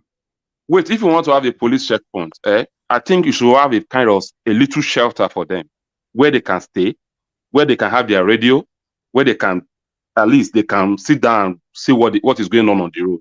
Not like you put them on the road without any care, without any provision for them, and you want them to perform. So you can't see people with people who really mean well to go and join police in that manner. Guys, let's hear other voices too. Let's Let me just conclude. 1 minute. Let me conclude. Well, I mean, you have conclude. Well, you haven't concluded the last 30 minutes. Well, go ahead, Sean, go ahead. It's not up to 30 minutes. I've not been talking.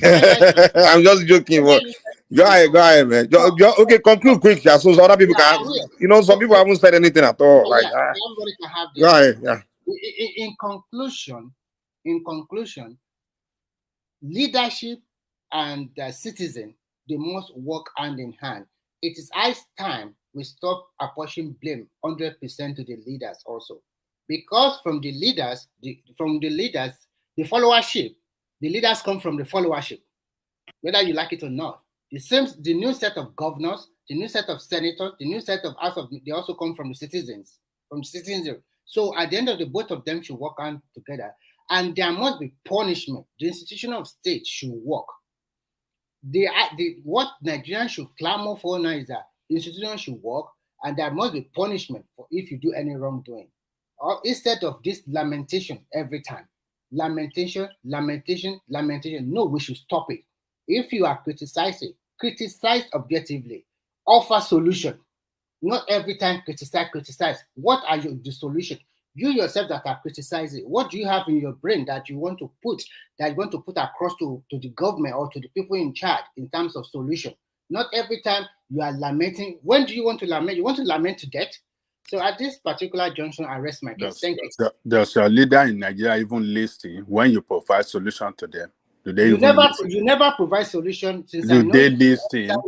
We don't even have leader in Nigeria. We have conqueror. We have people look at these people. They be talking as if we are living in we are not in Nigeria, and that they are preaching to as if we never live in that country.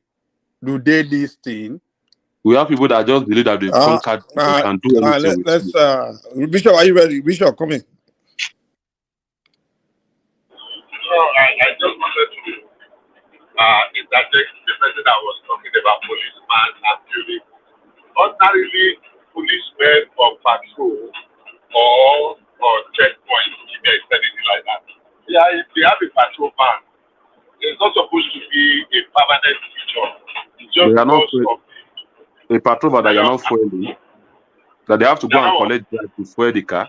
The patrol van that they are not fueling. Are you sure that they were not giving them for fueling? It's what we know. Okay, it's what we know. It's what they tell you. It's what they tell you.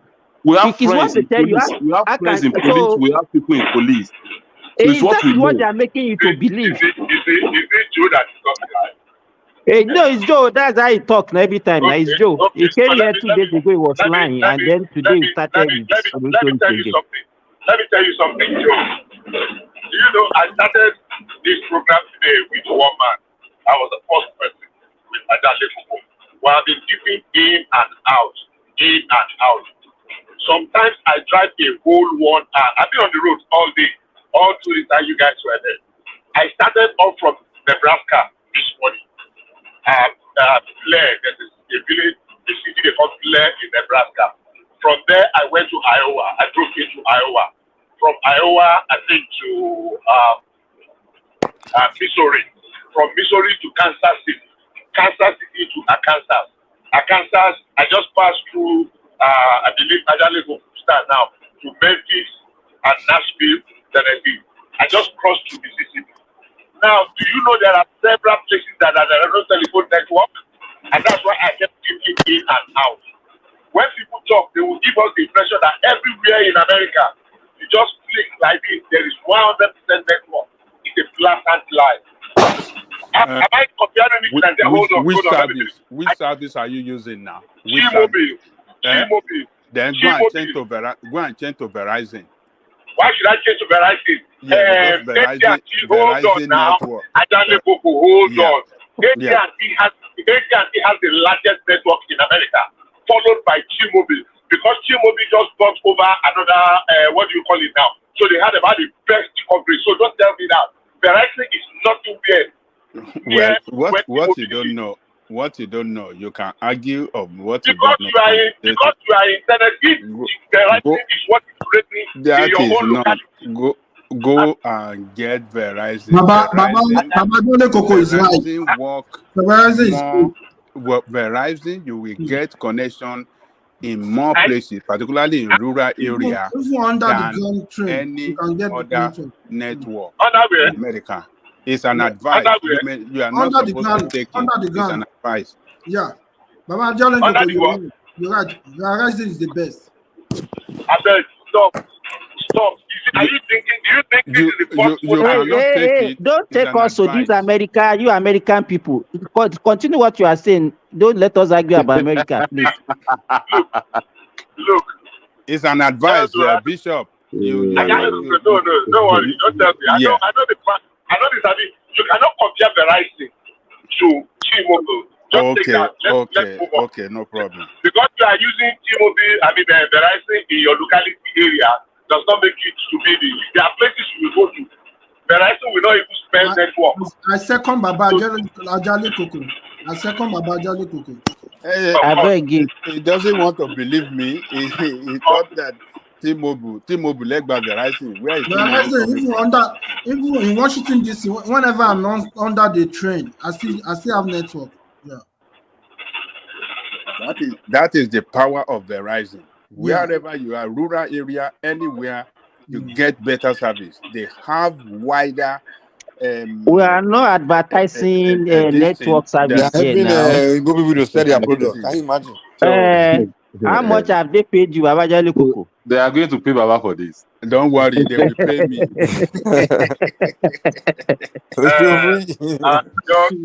Your phone. Cuckoo day here. I've been waiting at the corner. Just Cuckoo, the widest network coverage in America. If Verizon comes among the number 1 to 3, I don't know what I'll say out of it, but let's do that. That's not my argument. My argument is that we have our challenges. I always say this. Our challenges is not the picking of our leaders alone. That's a fact. Because 90% of the time, those that are leading us are a product of our society. They are people's friends, people's uncles, people's husbands, people's wives, people's children, people's brother, nephew, cousin, and what have you. They are a product. We are not bringing aliens. So when we talk of leaders, those leaders are the followers at some point. Do we need a thorough reorientation among ourselves? Everybody, because our level of maturity is very low. And we are always quick to say, oh, what has the system done for me? Oh, what has government done for me? Oh, everybody, there is always a ready excuse to justify the reason why we are not doing what we should or what we. If somebody is not paying and they say the one that they are paid, what has government done with it? You'll be shocked that they are vandalizing the second Niger bridge that we built through blood and sweat. And some people will still justify it. That if the youth have work and they are not hungry, they will not go and be vandalizing the bridge that are just been constructed. They will suffer it now. Let them continue. Hold on. Bishop, what do you but what is responsible for it? Nothing will warrant them to go and destroy it. Nothing. Nothing will warrant them to. You want to justify. You want to justify the fact that nothing will warrant them to do that. Nothing will make them. No, let's listen. Baba Jayoko want to justify it. Let's listen to him now. Hold on. It's because they are hungry. It's because government did not give them jobs. I want anti-people. That's why they are stealing. We have a lot of Adalagogo will say, if we have good government, they won't be doing that. Even during protests, I didn't support you burning tire on the streets. If during protests, there are ways you can do your things without even doing that. Because once you burn tire on the streets, before the road will weak. We have and you're a going to lot provide of country. We have a You lot want to of. hear me? Am I talking to myself? I mean, I don't know because it's too. We can hear you. We can hear you. So I'm asking Bishop a question. Where did you see any video clip of this destruction of the second Niger bridge? Where is that? Where do you guys have the message from? It's there now. Why is that? What is that a question? Rational mind. It's everywhere now. No, I'm hearing it for the first time. I'm hearing it for the first time. So if you're hearing me, just hold on. If you have not had it, hold on. Let me ask Bishop. Bishop, where is that? I've seen it. Not only Bishop. I even saw it yesterday. Yeah, you are right. I've seen it. He's on channel. What's the question? He's on channel. He's on everywhere. Let me.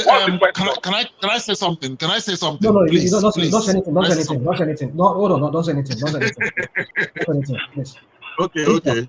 The question I'm asking is, I think some people say they've seen it, but no problem. So I'm asking, the question I was asking is that when you said they were vandalizing second Niger bridge, I was asking, where is the evidence to that? Meaning, do you have any video trending online? I'm not seeing anything. So that's what I'm asking you. Of course, there is been federal about 4 days or 5 days ago. Bishop, I have it here. I'm watching it now. If I have a way of saying, one at a time. Simba, let him land, and then don't want to be cutting people. When they haven't landed their points.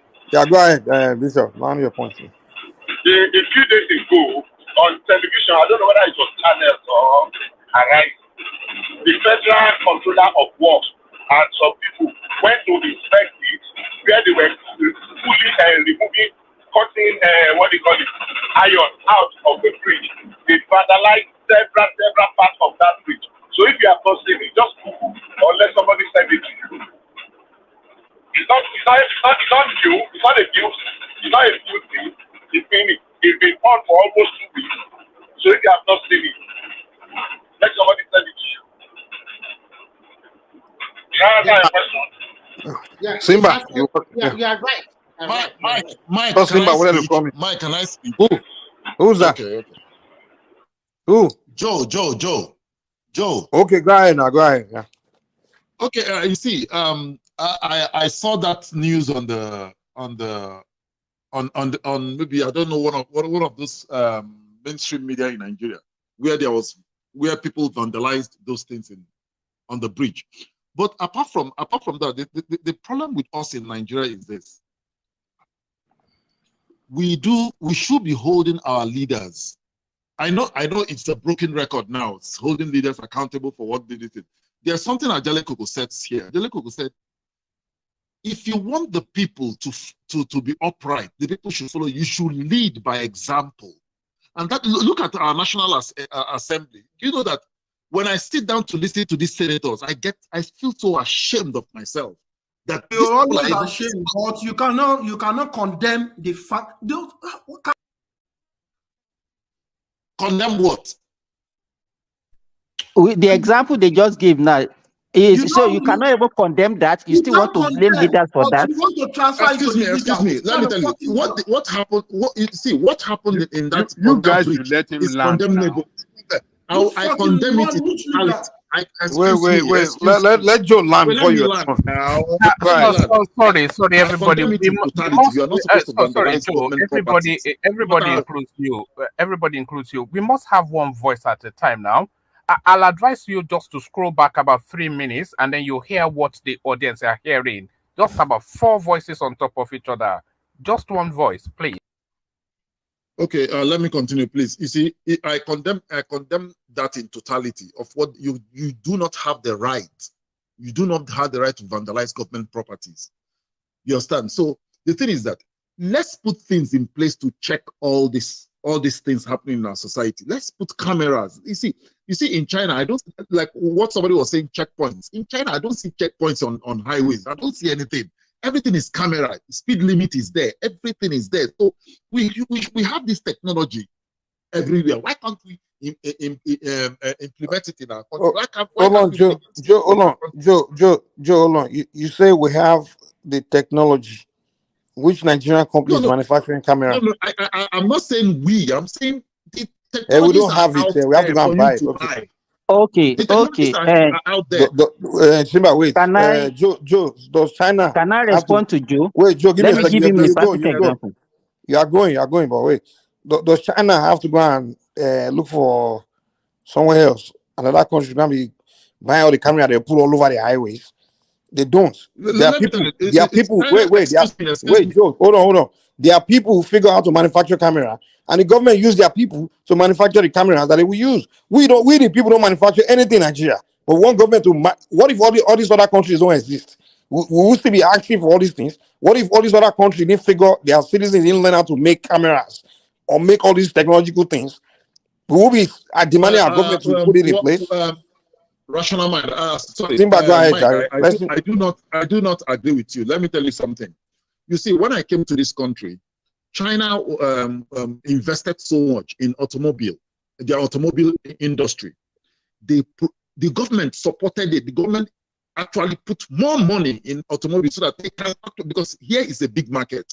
1.4 million people is not a joke. The market is here. So they wanted to tap into that market than foreign companies coming into and getting all this. They wanted to tap it. And they have to produce quality cars. So what they did, the government put more money in it. That's what I'm telling you. In this camera you're talking about, China actually started buying cameras from Japan and all those before they started manufacturing theirs. We have to start, because we cannot manufacture anything, so we leave our country like that. We have to start buying from people, install, and then we can actually move company from China here. We will over import. We don't want to over import. It's okay. Joe, let me give you what happened to me about 4 days ago in my farm. I have camera everywhere. And these guys, one of my worker came to steal some things in my farm. And you know what he did first? The first thing where he went to is the camera. He dismantled the camera and went away with the camera before they now stole everything that they wanted to steal. You see, these are the people that I'm trying to help. My life does not depend on that farm. And that's what you are saying, that when you are talking, you talk about what are you doing to even uplift these people that we claim that we love and we care for them on the platform, and we shout and shout and shout on behalf of them. I run a farm in Nigeria, and as at present, I'm just running it because I know that at least I have like 6 or 7 families that depends on that farm to feed their family. But they are not helping me. They won't help them. These are the people that I paid at least the minimum wage that I pay. At least as a private person, the person that is even carrying the sheet take up to 40,000 naira per month. Please, I want to say something here. Just say something. Let me finish. I'm not running that farm. Hey, Joe. Profitably. Finish up so we can hear from Tunaja. Tunaja hasn't said anything. Okay. So I'm not running, but I still maintain it because I know that if I closed it, a lot of people is going to suffer. But you can see what they are doing to me. So when you mentioned this camera of it, up till now, we are still looking for that camera. We can't see that camera to even look at the storage and everything that we can see from that camera. So what I'm saying is that in Nigeria, when we don't look at, I'm still maintaining that we have to be responsible. If you don't want to be, your responsibility, you are transferring it. That is one person that is not making you to be responsible. I don't think we have anywhere to go, because you cannot, with the level we are in Nigeria now, you cannot be telling me that we have to put camera everywhere to monitor government infrastructures, when people that supposed to know the importance of this infrastructure does not know it, and they are the one vandalizing it. At the same time, they'll be the one also crying for it. Does that make sense to you? Hi, Tunaja, are you there? Okay. Yeah, I'm here. You went on another show and then no, I'm here. I'm just listening. All right, go ahead. Yeah, it's What do you quite have to add there? fascinating, some of the conversation regarding basically you are talking about systems and who is supposed to be responsible for it. At the higher level, obviously, the people that are running the system are accountable, and on a lower level, you have to also hold individuals accountable. In the end, when you want to hold people accountable, you have to decide which part of the system, how it was designed to work. You can, let's say a programmer, most people will know what programming is.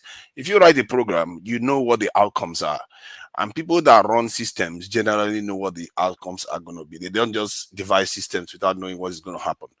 So if you find that people are doing things that are violating the law, if you allow that to carry on, the people that are responsible for the system are generally accountable. Any profession, they will tell you to learn to take responsibility for what you've done. Don't make excuses and don't, you have to learn to fall on your sword. And the problem with Nigeria is that you have so many people at the top that are responsible for the system that are not accountable.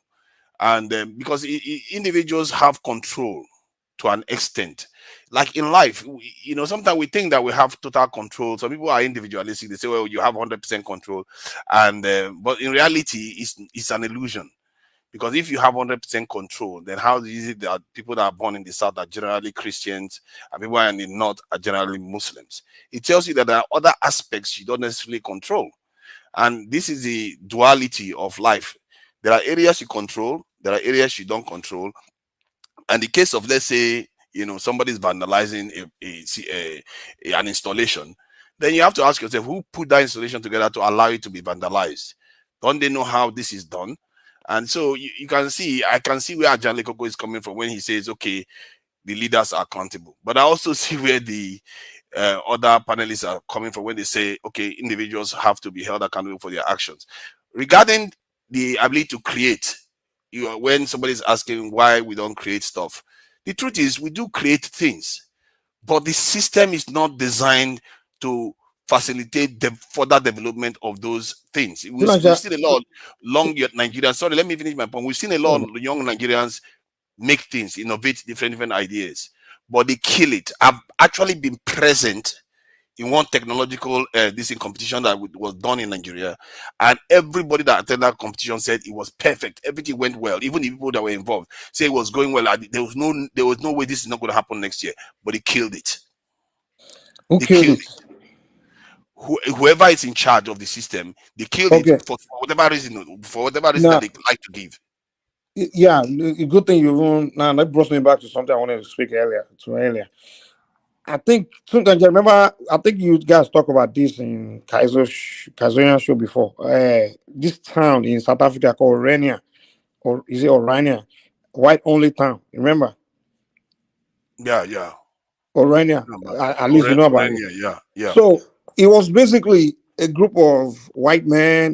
They just picture, okay, we want to build a small town, a town for ourselves. And then they got together and built that town. Put everything in place, the very functioning town, privately owned. And they say, you know what?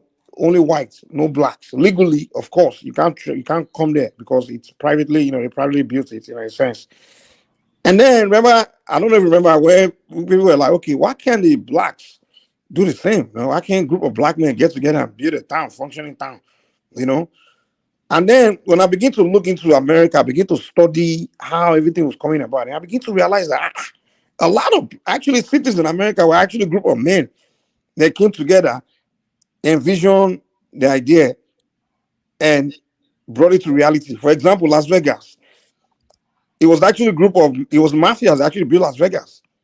The people that believe in gambling, they just picture a city where they can make gamble legal, and they picture the design and everything, and all they did was just, present the idea to the government and allow for permits to go ahead and make it happen. And they made it happen. In so many towns in America, too, usually like individuals, they just have a vision of designing a town like this and that. And then they approach the government. The government just give them the go ahead. Either the government put down the money and they carry out the building.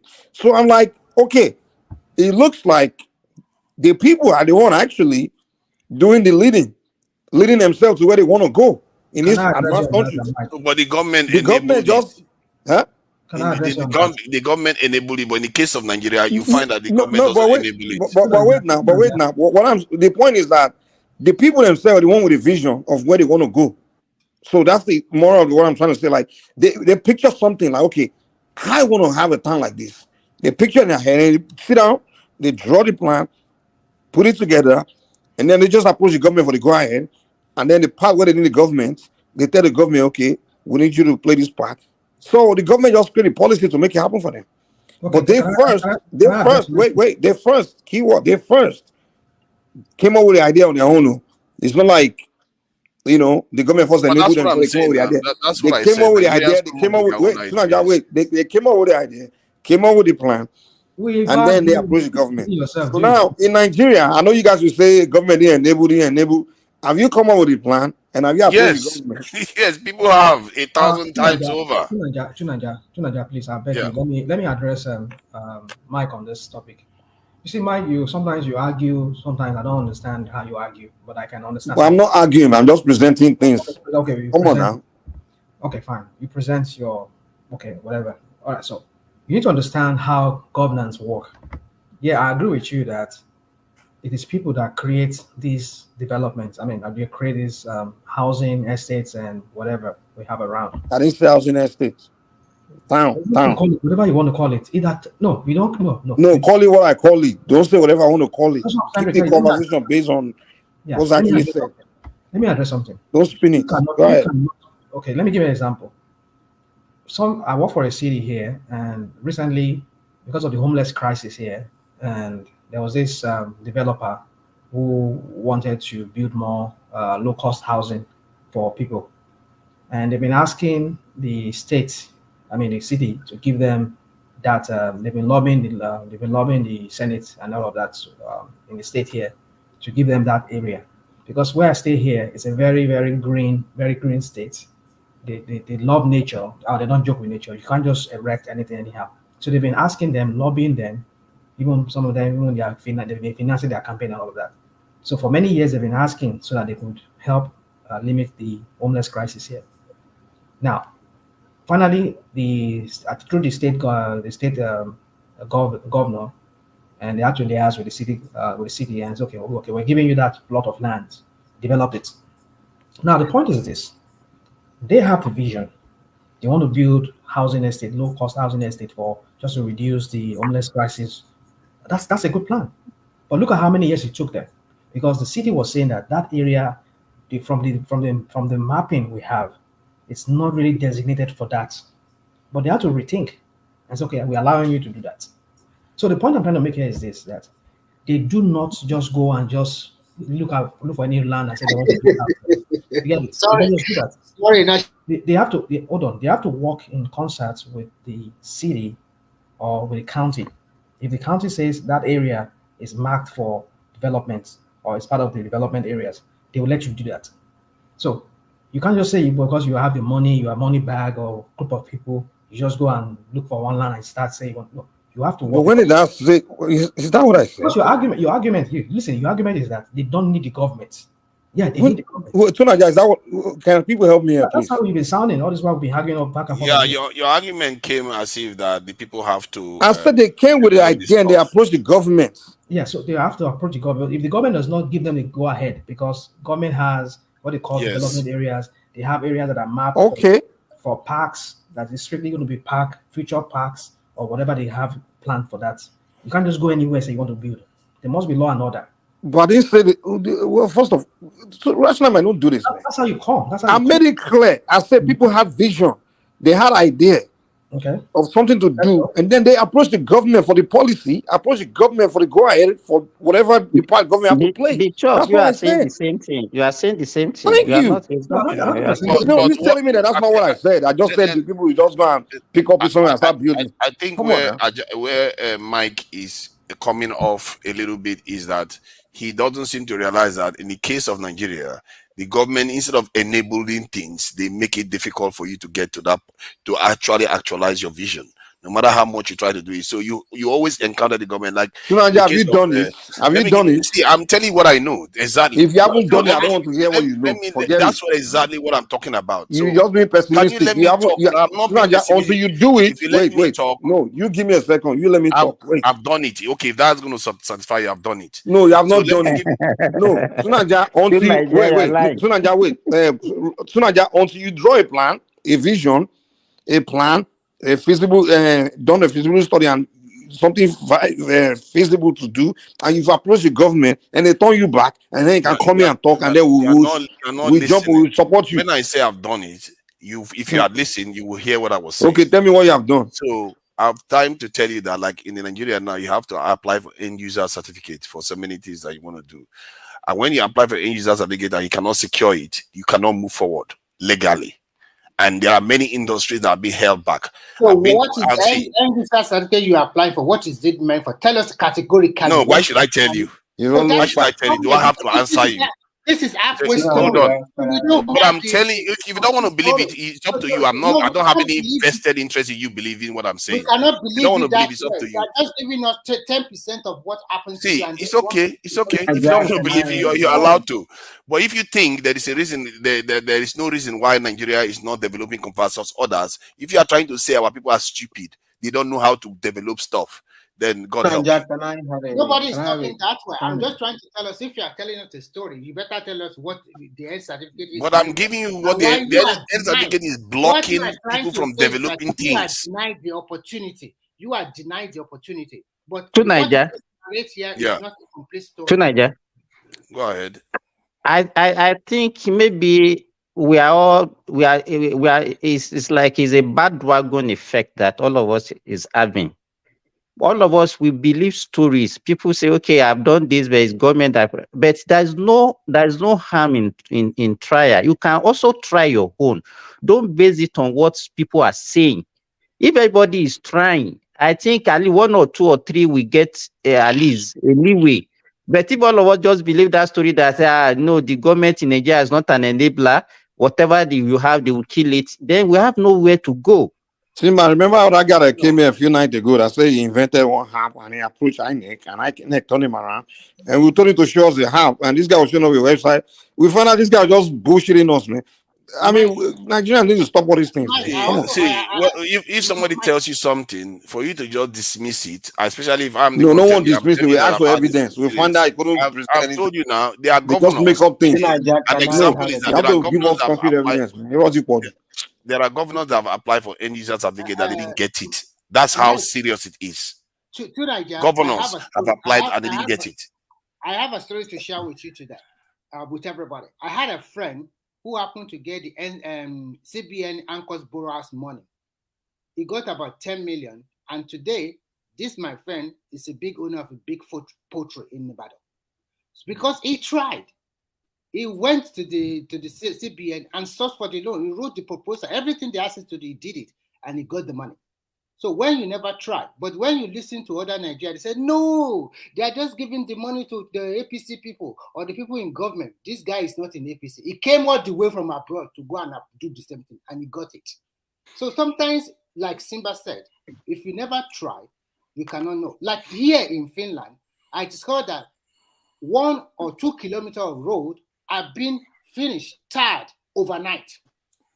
In Nigeria, why does it take us days, months to do 1 or 2 kilometers of road, for God's sake? It's corruption. It's corruption. I don't see when I see that if you try something, can I let's hear from Fatai. Let's hear from Fatai. Hello. Actually, this I came in because actually I think a lot of time this argument takes a lot of space, and I didn't really understand the point. Like if you're in a political debate, right? I mean, if you want to blame the people, or we want to let me use the word lecture the people that what is wrong with the people. I mean, everything have their own spaces. Like the argument about the people versus the government is capitalism versus communism argument in the 60s. right? Nobody says the people don't have to do stuff, but like most of things in life, everything is a synergy. And I thought to Nigeria, you were going on a good foot, but then you are making it about these license and no license. That one will always be here and there. But I think to Nigeria, your point was on point. Everything it's what term did you use? Actually, I was impressed with the term you used, the duality, right? But that is really life. Nobody says it's not really an argument whether people have their part to play. Of course, people have their part. Nobody is going to argue against that, right? So it's a lot of energy spent on what nobody really disagrees with. Who disagrees that people have their part? Of course, people have their part, but it's a political debate environment. Right? So while all the energy is lost on blaming the people, if I want to blame the people, actually I know where to go. I will go to a cultural event and sensitize the people. I will go to a church. I will go to a mosque. I will go to rural areas. I will go to a town square. There are places to sensitize the people. Or if it's a political debate, I mean, why is it so much about blame the people? What about blame all the people stealing the money? This is the point of the political debate. What about blaming the people who don't create the environment? What about people who don't know how to create the environment? Whatever, America or anything, there is nothing America did that it was all private. There was nothing the Chinese did that was all private. There's nothing anybody did that was all private. It's always a synergy. Everything goes hand in hand. If there's not an enabling environment, even if you are genius, that's dead. There's no environment. Environment kills creativity. Environment enables creativity. It actually is the whole essence of entrepreneurship. If you're an entrepreneur and there's no environment, it's not like government should give you stuff. It's not really the point. But government should get out of the way, either by knowing what to do or knowing not how to destroy the environment. So I don't know. It's just like it's a whole lot of takes a whole lot of energy, and personally, I don't really know where the argument is going. If you're debating capitalism versus socialism, yeah, it would be a very nice debate, I would think. But other than that, I don't know. I don't know where it's going. I just wanted to chime in there. Thank you. Thank you. So as I was saying regarding this, it's not that this thing, if the environment is not enabling for whatever reason, because sometimes it could be through licensing, sometimes it could be through practices, corrupt practices, sometimes it could be the fact that you need to bribe somebody, sometimes like Simba said, it could be somebody that is stealing this thing. If the environment is not enabling, there is no power supply, all these things, and there are people that are accountable for these things within the system. That is why when someone like Anyakoko says, you know, the leaders have to be held accountable, you can subscribe to that. But there is also the other aspect. For leaders to perform, the followers need to also hold the leaders accountable, because the system is meant to be checking each other. We are meant to check each other, and this is one of the strongest argument electricity made, that the House of Assembly is meant to be checked by the people. The House of Assembly checks the president, and the judiciary checks both of them. So everybody has a role to play. So when we see something going wrong like this, you can say, okay, we are all responsible for it. But when it comes to dealing with the problems, you have to know specific people that have to be held accountable for the system to deliver what we all want. So it's not black and white where you just say, oh, everybody, this is some people are innocent and some people are guilty. We're all accountable to the end. We're all part of the system. When it comes to fixing things, you're not going to come and hold me for not giving license to people when I'm not the one responsible for licensing. The people that are responsible for that, you have to target those ones and say, what is going on here? Why are you not allowing development within the country? What is happening? Or in terms of holding thieves accountable that steal, like from Simba and all the rest, why is the police not doing their job? Those sort of things, we have to start holding each other accountable based on this thing, the kind of outcomes we want. Question you have to ask yourself, that to simplify it, is to people need to ask themselves, what do they want? If they want to develop, then they have to start following rules. Rules-based system is how things work. If you keep saying the rules should not apply to you in one way, and or because it's your family member or because it's affecting you, then you are breaking the system. And people need to stop being selfish about things, because in the end, you just one life out of 200 million. You're going to pass on, no matter how much you try to preserve it, how you try to cheat, you're still going to die and go. But if you leave a system that is lasting in place, chances are that your life would not have been meaningless, and because you've laid a foundation for your children to go on to build upon to. So I think that is how people like me and people that are nationalists, they see this type of things, because you have to look at building for the future, not necessarily selfish about these things. In China, one lady, I will finish with this point. In China, one lady said, if you hate authority, you hate China, because China is based on law. It's based on rules. If you don't follow the rules, you can knock your head against the wall all you want. Nothing is going to happen. And you might even get thrown in jail if you break the rules. So we have to have a covenant amongst ourselves, or an agreement amongst ourselves, say we have to live by the rules. Anybody that breaks it is fair game, period. Anyway, Tunaja, thank you. Thank you, Tunaja. But do you guys think? Do you guys think? Sorry, Marvin, your father. What do you guys think? No, but one rational mind, kilo ball. No, not much. I mean, I'm wine law on a Friday night. Later the share now. I can pour you some now.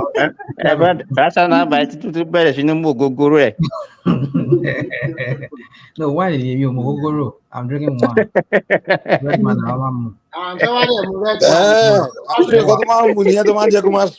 okay.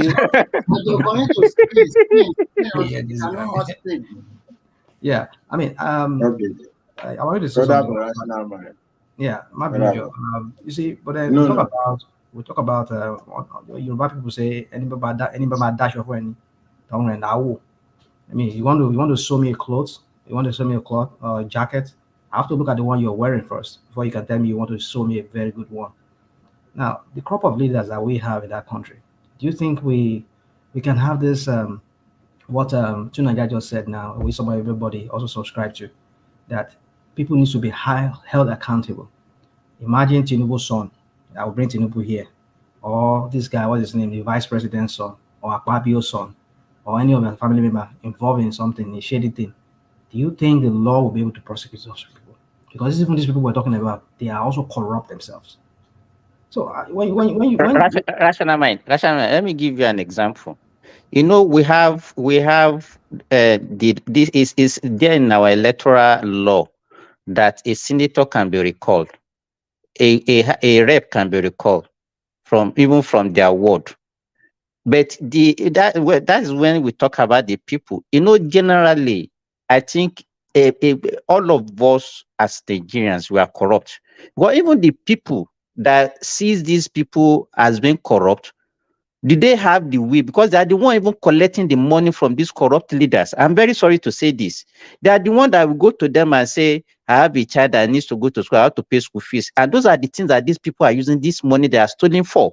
They will be the one that will say, I have a wife that is pregnant, is about to deliver, that I need money. The kind of things that we put to our politicians, our things that we're supposed to be responsible for as individuals, we are not putting it to them as their own responsibility.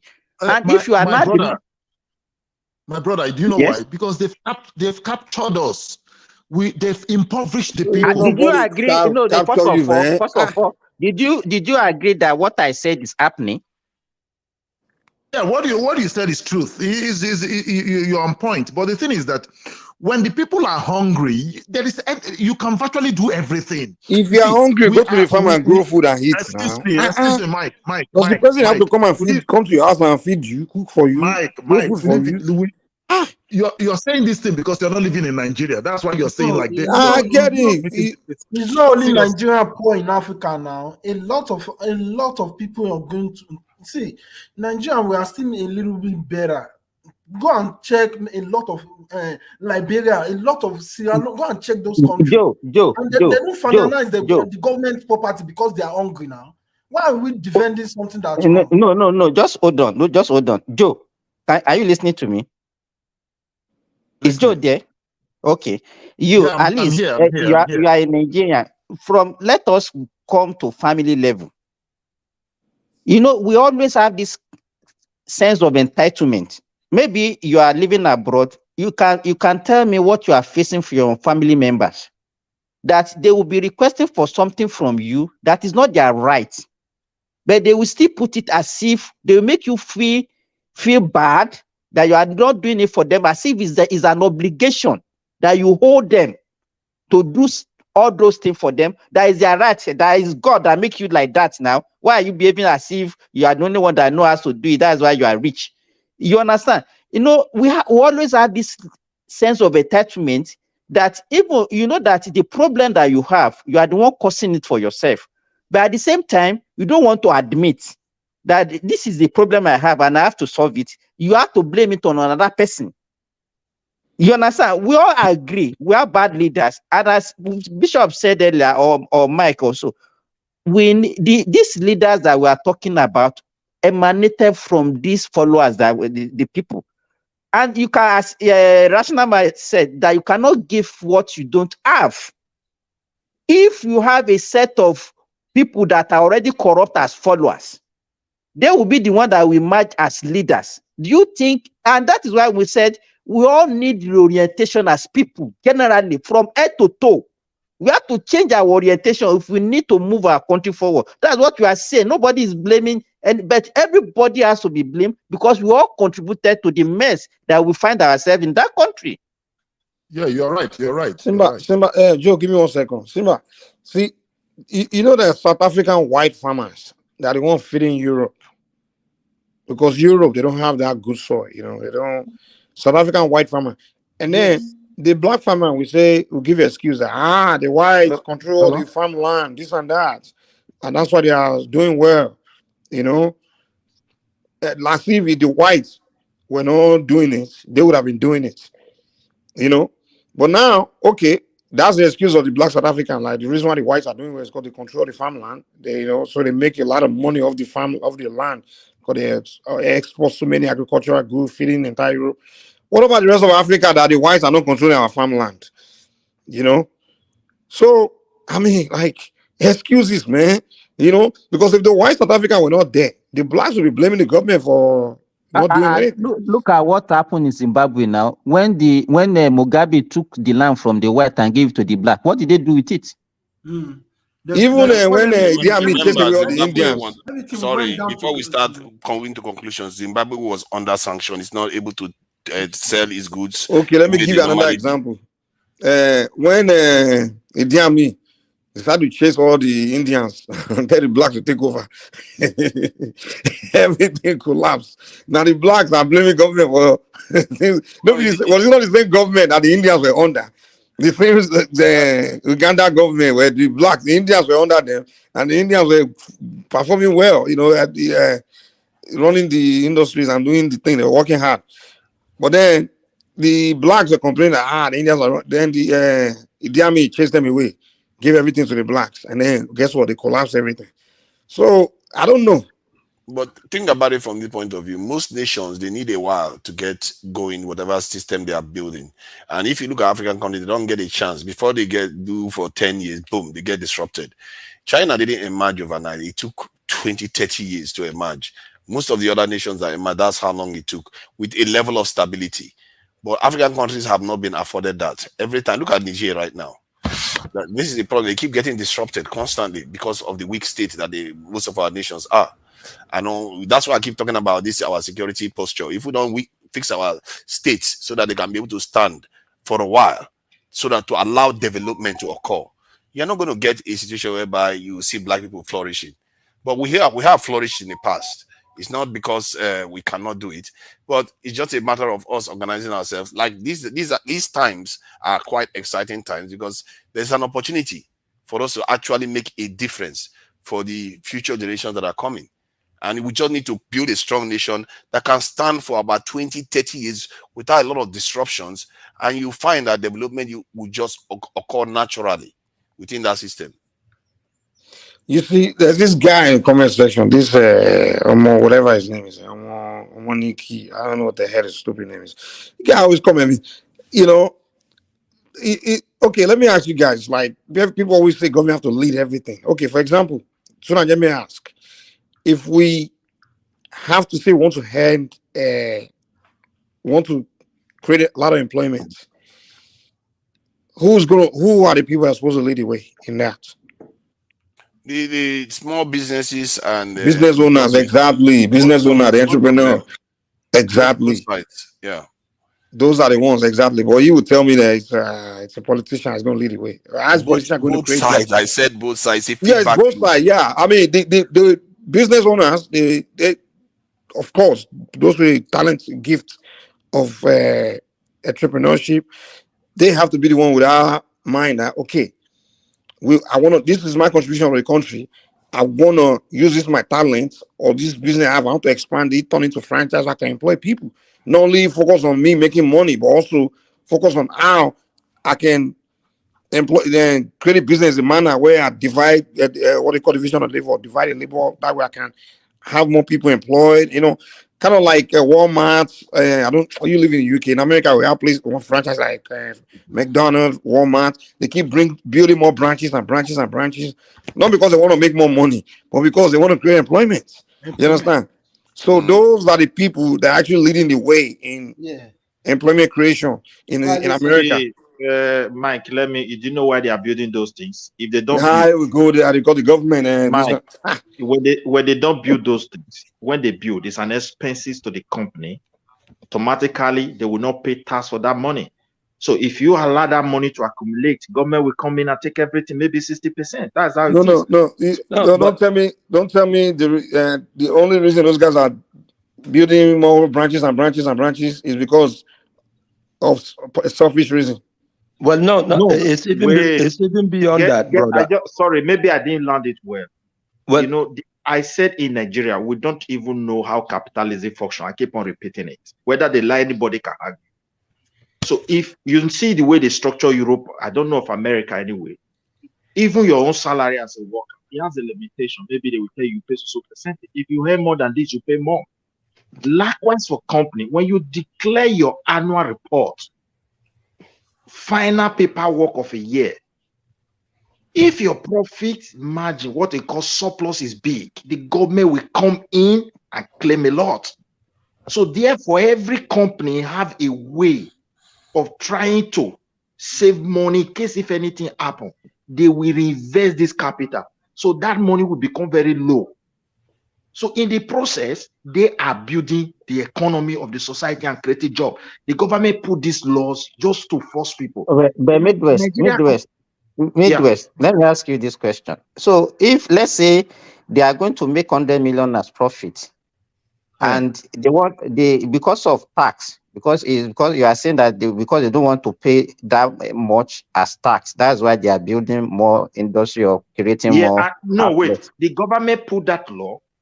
What is the essence of you losing that money to the government? They still want to expand. It's not only because of that. Because if the government still want to collect tax, they are not going to collect everything now. Why do you need to just go and be investing? Brother, let me give you an example. Only employment in Sweden, just the way you are, and I don't know the job you are doing in Nigeria. Monthly, you will pay 60% of what you are earning to the government. I'm talking about employment here. Nigeria is not a capitalist country. It's a black market. Until we understand that, we are not going to move forward. People in America will also testify. People in America will testify. I know they also pay percentage. I don't know. In Germany, maybe it's 25%. But I'm talking about Scandinavia. Here you pay. You mean tax? Look at the way we pay. For example, now you say you have a poultry farm. You employ me as a cleaner there. Let me just say the job that can be available there. Maybe veterinary, doctor, cleaner, someone who take care of people who are qualified.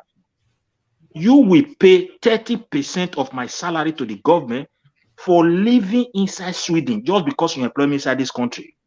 Then when you pay my salary, I will still return 31 or 32% again to the same government. Is that not almost something? You yourself, at the end of the year, you are going to calculate all these expenses. Whatever that is left, the government will still come and collect 60-something%. We don't know how these things work. These are the things that put pressure on you. How will you not be able to make more expenses because the more expenses you make, the more that your profit will. When you invest this capital into another branch, it becomes an expenses to the business. So therefore, by the time you have another branch, you make more profit. Right. So yes, it's still the same. You make more my profit. brothers, yeah. But my brothers, and this is your brother from Sierra Leone. I apologize. I will make this quick. I've been listening to you guys for over 4 hours.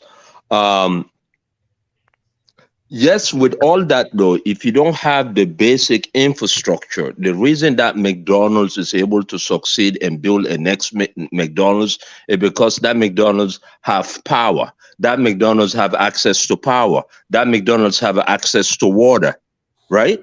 That McDonald's have to those basics infrastructure.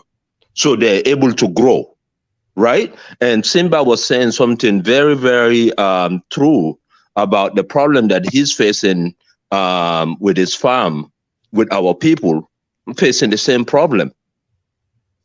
You know, it makes it so difficult, and with our place it's even worse because we don't have access to water, we don't have access to electricity, so all those are additional costs. The reason why we are not moving is just the government. People blame individual. The government is not serious. Let me tell you, like Nigeria is not designed for somebody to contribute what is good. It's just designed when they put you in position, you feel your pocket. If you want to do what is good, there's no chance there. I'm just telling you the truth. Let me quickly respond to Shaw real quick. This is my own belief. And this is my own conviction. And what I'm seeing, what is going on there, yeah. Okay.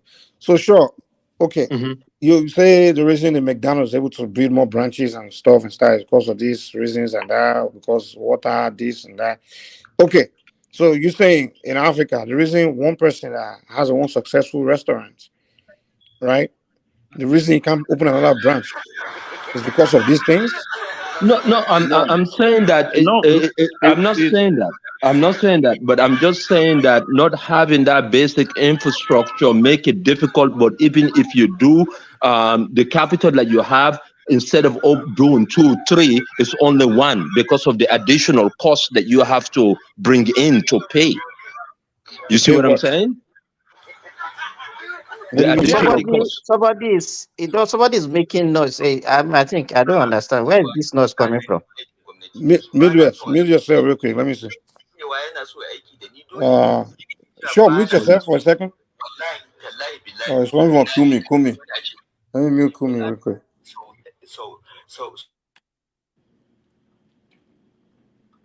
Mute yourself. Somebody is listening to another source. Is that echoing? Yeah, that was Kumi. He muted himself already. Yeah. Okay. I muted him. Oh, you did? See, Mike, the greatest resources as far as Nigeria is concerned are the diaspora. And the way to attract the diaspora back is infrastructure. If we have constant light, I keep on telling people, indeed, with the way people will come in, ordinary Baba will start employing people. Because we have seen what is called business here. Some of us who God has blessed, whether it's small scale, or whether it's a limited company you have run in abroad, you go back, you see opportunity in Nigeria. Now you look at Chinese. What are Chinese doing in our country? They are doing all sorts of business because the business there, you don't report anything to the government. But hold on. You got contradicted yourself. Hold on. You said the reason we diaspora not coming back is because of light. But the Chinese are dead. They didn't say because of light, they're not coming. You wait. What's going on now? Wait, let me tell you what is going on. Our country it's just excuses we give. We don't want to go back. That's why. Yeah. Okay, if you like, you cannot give us. Our country is so porous. If you know what those guys are doing, Midwest, land your point. You said the Chinese are working, the Chinese are there in Nigeria making running business. Let me tell you what is going on now. You wait. But we in the diaspora don't want to come because there's no light. Listen now. Listen to what they are doing. Their government has created a kind of, I don't know, a kind of an opportunity for people to see them as a great investor globally, particularly Africa. Not here in Europe as much. So now, when they come to your country, they will seize an opportunity to start one thing. But what is actually giving these people their money for them to return is an illegal business, which your government cannot trace. Which what? Example. Listen. Example. I will use my state and one place in the western state. I don't know which state in that Yoruba land. There is a place they dig pothole where these people have been mining, and they have destabilized the forest. So all In the my Chinese place in in Nigeria Edo, are mining, all of them. in Edo, there are places where these people have been mining some good natural resources with government protection. The other day they saw them with trailer and everything. My brother, a lot is going on. If you go there and go and No, do no, business, no. The Midwest. When we are talking, let us be realistic. People that are running Chinese. You want to tell us that the Chinese are running business in Nigeria? They are just using them as a face value. as a common All flag, of as them a common are flag, doing illegal business. Is a that what you are saying? lot is going on that is It's beyond your no, imagination. no. Don't let us. Hold on, Okay. Simba. Let me help Midwest out. What you should be arguing is that what are the kind of business the Chinese are doing in Nigeria? When it comes to production, not much of production. They are into, for the large part of their activities in Nigeria and maybe in most African countries is that they are mining stuff, and it doesn't cost you much to mine. Just gather people together. They can bring in the machines. These machines are cordless. When I mean cordless, they don't need electricity to power them. It could be just excavators, tractors, and all of that, and they mine and they get what they want. But you see, Chinese manufacturing in Nigeria is very hard. The only thing you can say is maybe they assemble whatever thing they are selling within Nigeria. They bring them from China. But the ones that I know, rational mind, the ones that I know, they have industries and they produce food. They also have restaurants that they open there. We have what is it called now? But my brother, what of someone that have mined your gold, your diamond, No, taking it just away? hold on. Will they have money to cover up? Wait now. Wait. We have Nike Don't store. let us. We have Foot No, Locker. wait. Midwest. What you are doing is not good for us.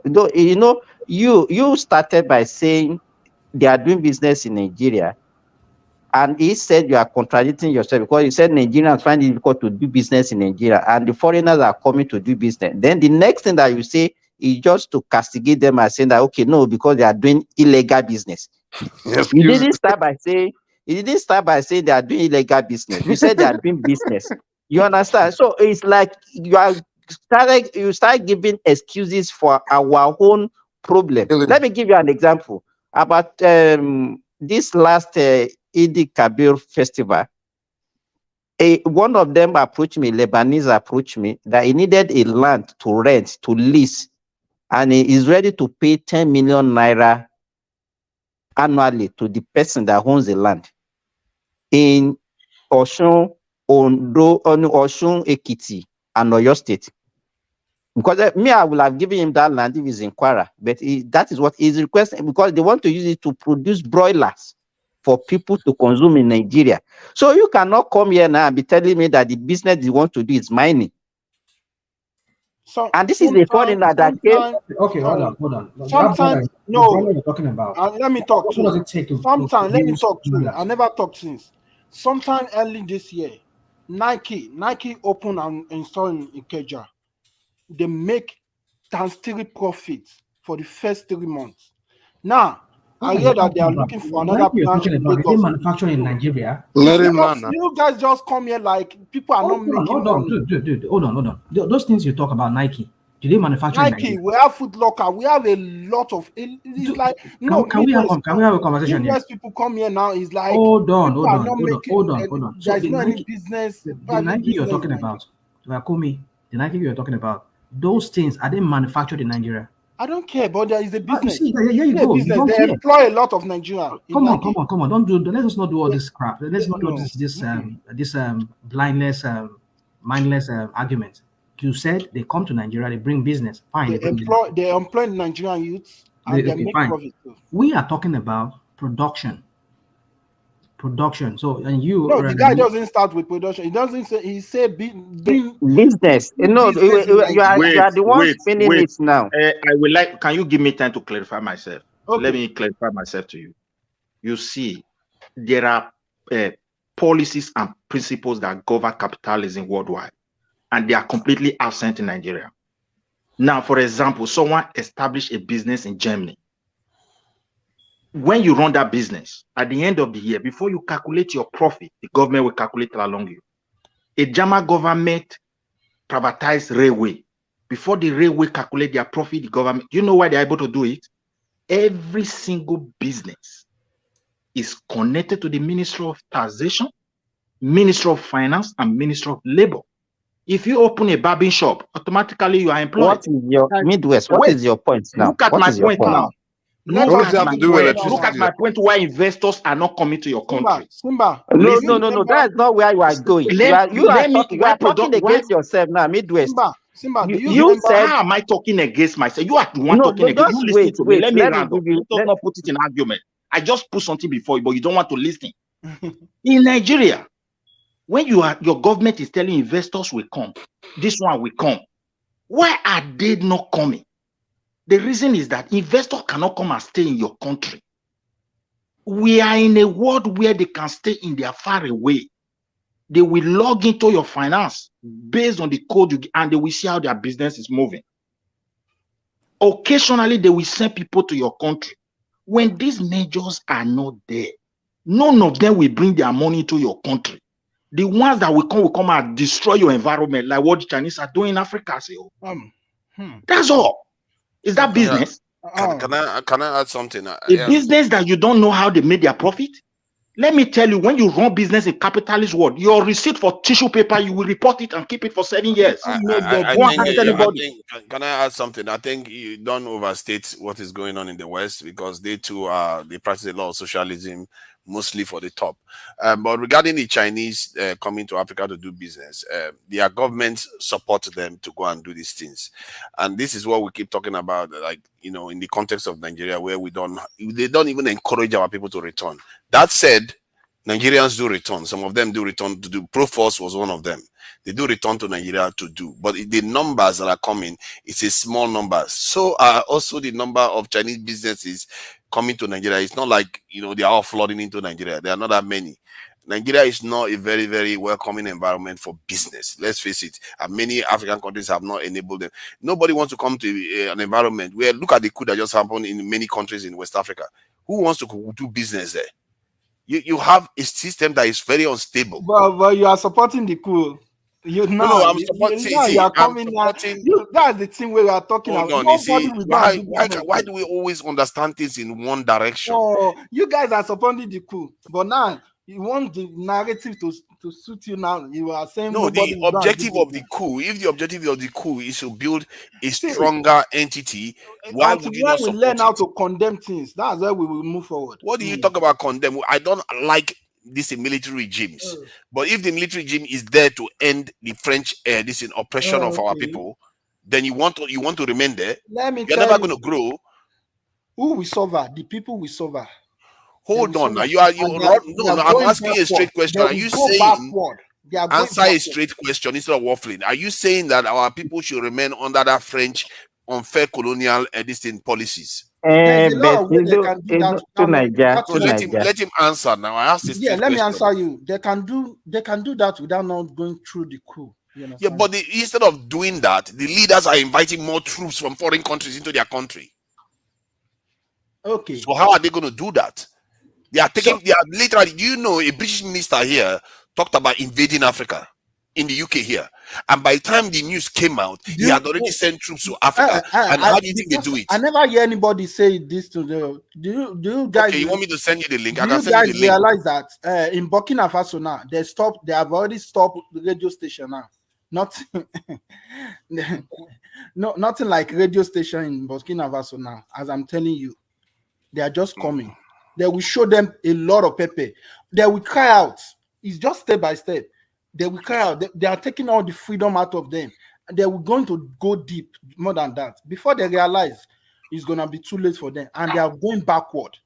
I'm telling you. Yeah, but the British minister that wanted to invade Africa, by the time the news came out, they put them inside the darkness now. Nobody will know what is going on. Can you listen to understand the gravity of what we are talking about here? The British minister that talked about invading Africa, he talked about the tactics that they need to use is by sending troops in for one purpose or the other.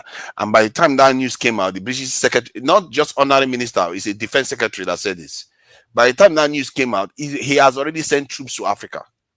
And this is how they do it. They will tell you they are coming to help you with this. They are coming to help. They are invading you slowly. This is how we're colonized, and our people can't open their eyes to it. And when these young men in Africa decides to start breaking the chain and saying, you know, we can't have this anymore, then some people just want to condemn them for it. Niger, I want you to look at what you are trying to put across here. When you were talking some few minutes ago, you mentioned that how would somebody invest in a country that is not stabilized? Today, coup, yes. Tomorrow, coup. So the point I'm trying to tell you there is this: whether they like it or not, if you want your economy to improve or you want to develop, you have to do business with the rest of the world. If you just want to remain a country, and if you kick out the French, that means you are also allowing other Western nations to come in. So it's give and take. You kick out the French, the Russian, or the Germans, or the Chinese, or the Japanese, they will also come in. So you don't know what they will also bring in forth for you. No, the difference is that they are not coming to put you under a system of colonial control. How do you know that? Are you so sure of that? Of the colonial? No. The reason why you can be sure is that the French have enslaved and colonized our people based on the condition they laid out, and that the Japanese didn't do that. The Japanese, they have to trade. That's what these leaders are saying. They said when now they can trade whoever they like, they can buy weapons from whoever they like, they can basically do what they like. Before, they are not allowed to. Is it so to Niger? Is it going to be under military junta that they can do business with whoever they like? They will transfer power to democracy. They will do, and they will transfer power back to themselves, right? Even though if they do, democracy so is far they democracy. don't work for their country. Power back to yourself. Exactly. If they do it if they do it that way and they mean well for their country, is good. Exactly. As long as they have stability, that's what they need. The question But what is democracy where a president will wake up and close the border overnight? What is a democracy where government will wake up and say all your foreign money you put in your bank is automatically a naira overnight? Will that country grow? Are we in democracy? Let me ask Niger my question. Niger, if you are a potential investor, and then you know that this is a military junta that a coup happened in that country, and you're interested in to invest there, and this guy, as a khaki man, suspend all the constitutional rules or whatever, and after election he became a president, he will become a president or whatever. So do you think if you are a genuine investor, you put your money in that kind of country? No, you will not put investment in a country that is unstable. But my question is not about being unstable. I'm talking about the integrity of their leaders. It depends. No, it doesn't matter. It really doesn't matter. Yeah. Why would you care? Let me give you a proof of what I'm talking about. Let me give you proof of what I'm talking about. If you look at China, when Nixon went to them to have their rapprochement where they start trading amongst themselves, it was a communist regime. A communist is not even this thing at all. Saudi Arabia is not a democracy. And there are many countries like around the world that the West trade with and work with regularly. Qatar, all of them, they work with them all the time, and they are all flourishing. So it's not necessarily about the systems of government or economic systems. You guys do not understand the Chinese system very well. If you understand them very well, you mentioned that China is using it's a communist state or something like that. But remember, it is not even Mao Zedong that opened up their country. It's Jiao Xiaoping, and that was in 1970s. But that is not the point. Were they not a communist state when Nixon went there?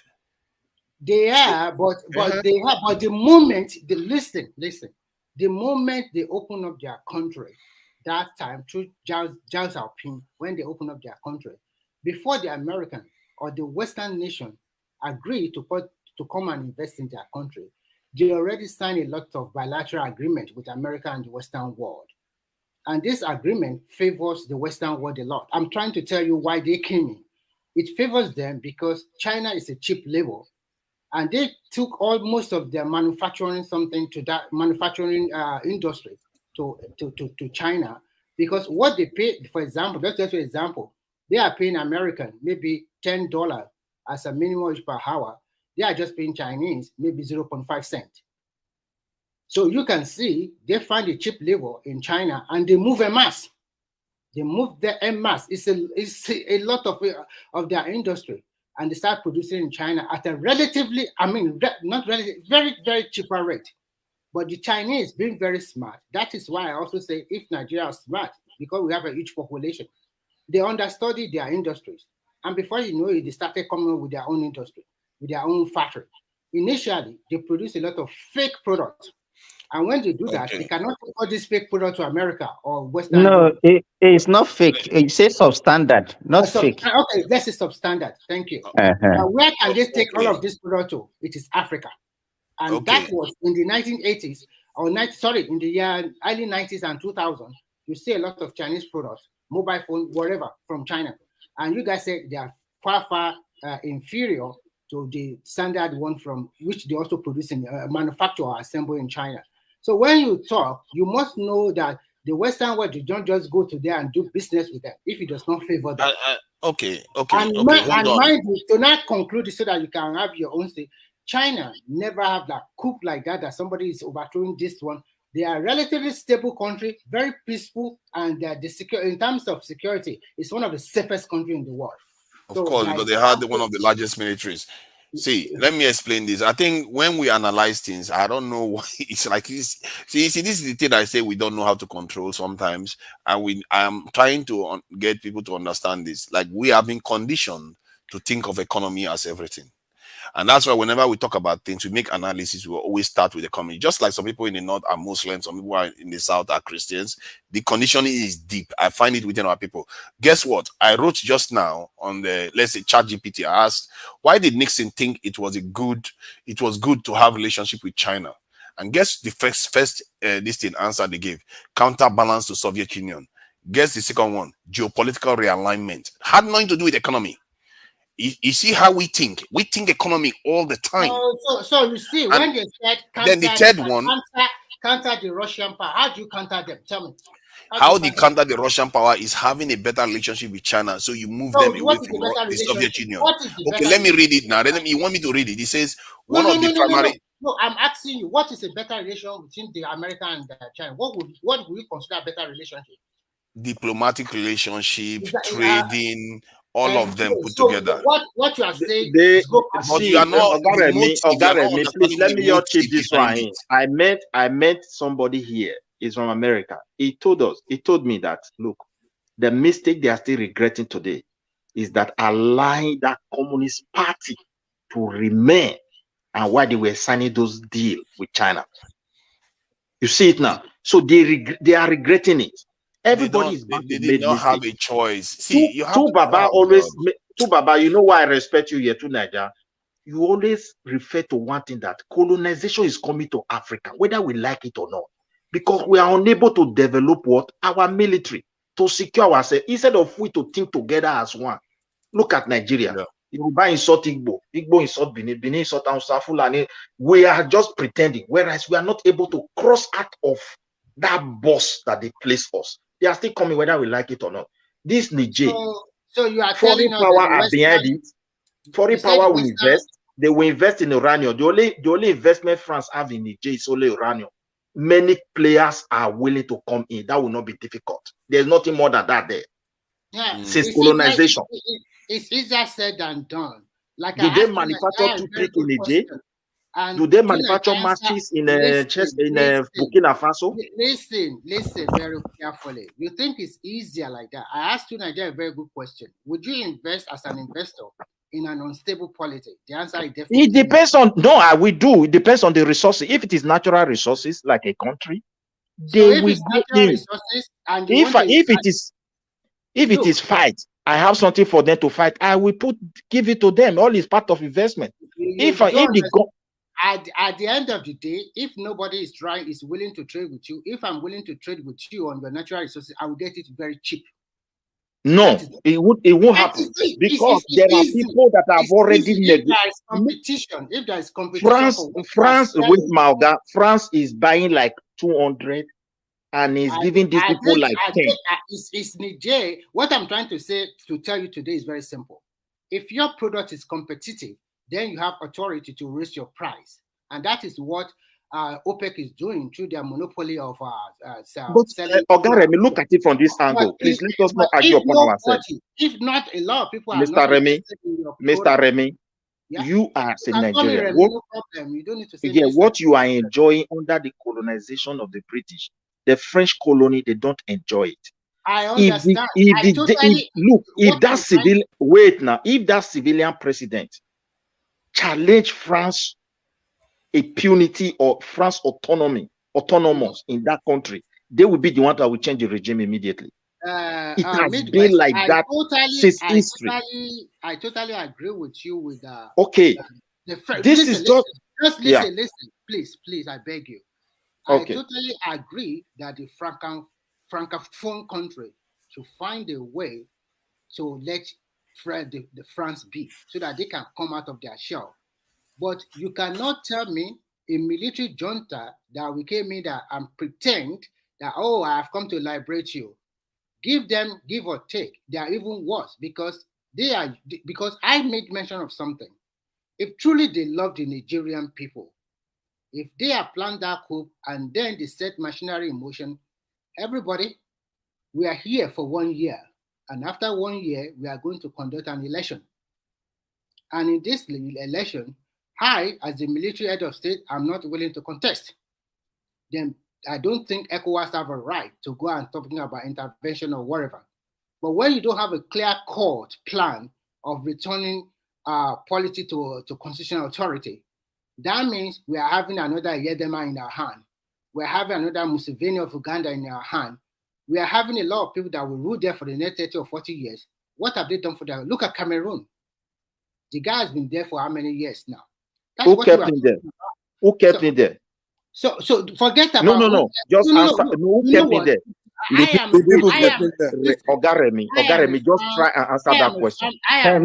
Midwest. So it's the French people that will come and conduct election in Cameroon. Are they not the same Cameroon that have been voting for him? A Cameroonian came here. Wait. A Cameroonian came here on this platform, and he was boastfully talking, say they are the one voting for the same president. That is the way they wanted it, and you will come here and be telling us that it's France. My dear brother, I don't want to argue with you people. We are not arguing. In addition, I'm a firm believer of one thing. First, remove the wood in your own eye before you talk about others. We Africans, everything we blame the West. What are we even doing to improve our own lot? What are we doing to improve our own country? Remy, let me ask Midwest the question. Midwest, is France on the ground in these countries, like right there on the ground, like just micromanaging them? All these francophone countries are telling me that France is. Wait, see the greatest challenge that they have that is different from Nigeria's own. No. Just answer my own question. I want to tell you now. Listen now, they are independent. There are clauses attached to it. All these French francophone country, the head of their military is a France citizen. It's still there in their constitution. So there are. He's an Oyibo man, eh? Midwest. He's a Frenchman. Wait, he's a Frenchman. Yes, his head. Go and find out. Indirectly. And the rest of the military are what? Wait now. With the second greatest challenge. And they are all taking order from him. Wait now. The greatest challenge they have. Cameroon, there is a France military base there. Okay. That one enabled them to change regime easily. Now, in all these Mali, they have. Côte d'Ivoire, they have. Senegal, they have. Partially that they maintain. Now, where they were not having is like this Mali and this Niger somehow. So you mean their chief of staff is a Frenchman, a white man? That's what you're saying? No, the army general. See another thing again. End of their army. All the country. All the francophone country.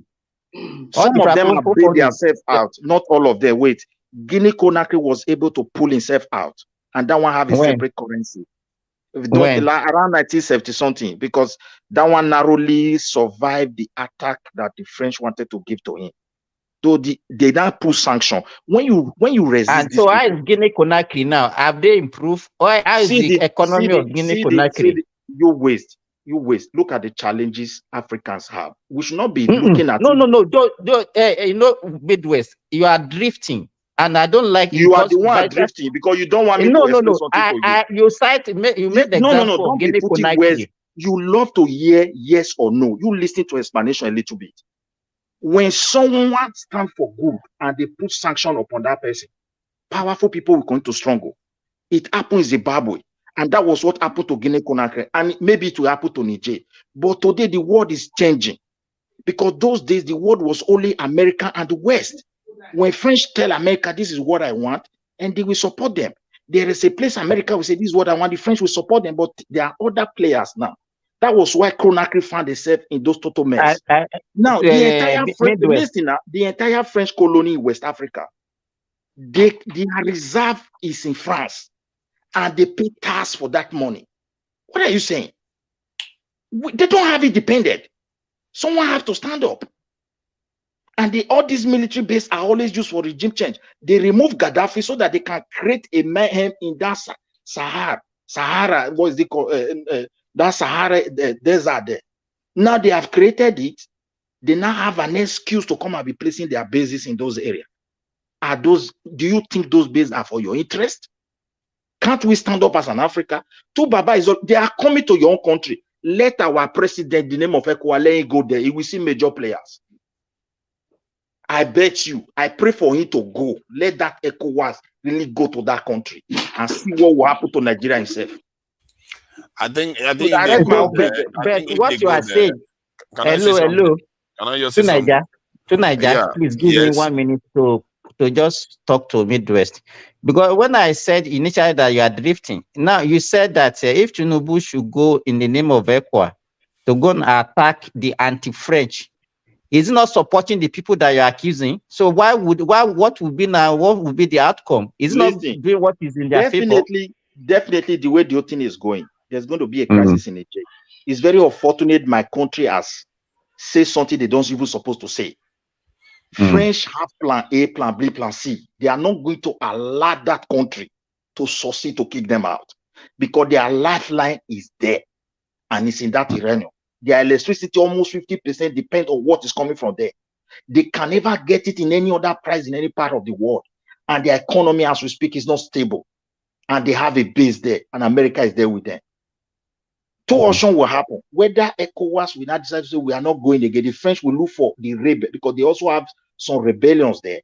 They will set them free, give them what to make back by and start crisis there. So whether they go or not, it has a consequence. That will not, instead of we Africans to unite and say, look, there is the need to negotiate French presence in the whole of West Africa. We will say we need democracy. Democracy that cannot provide primary school, my God. What kind of democracy?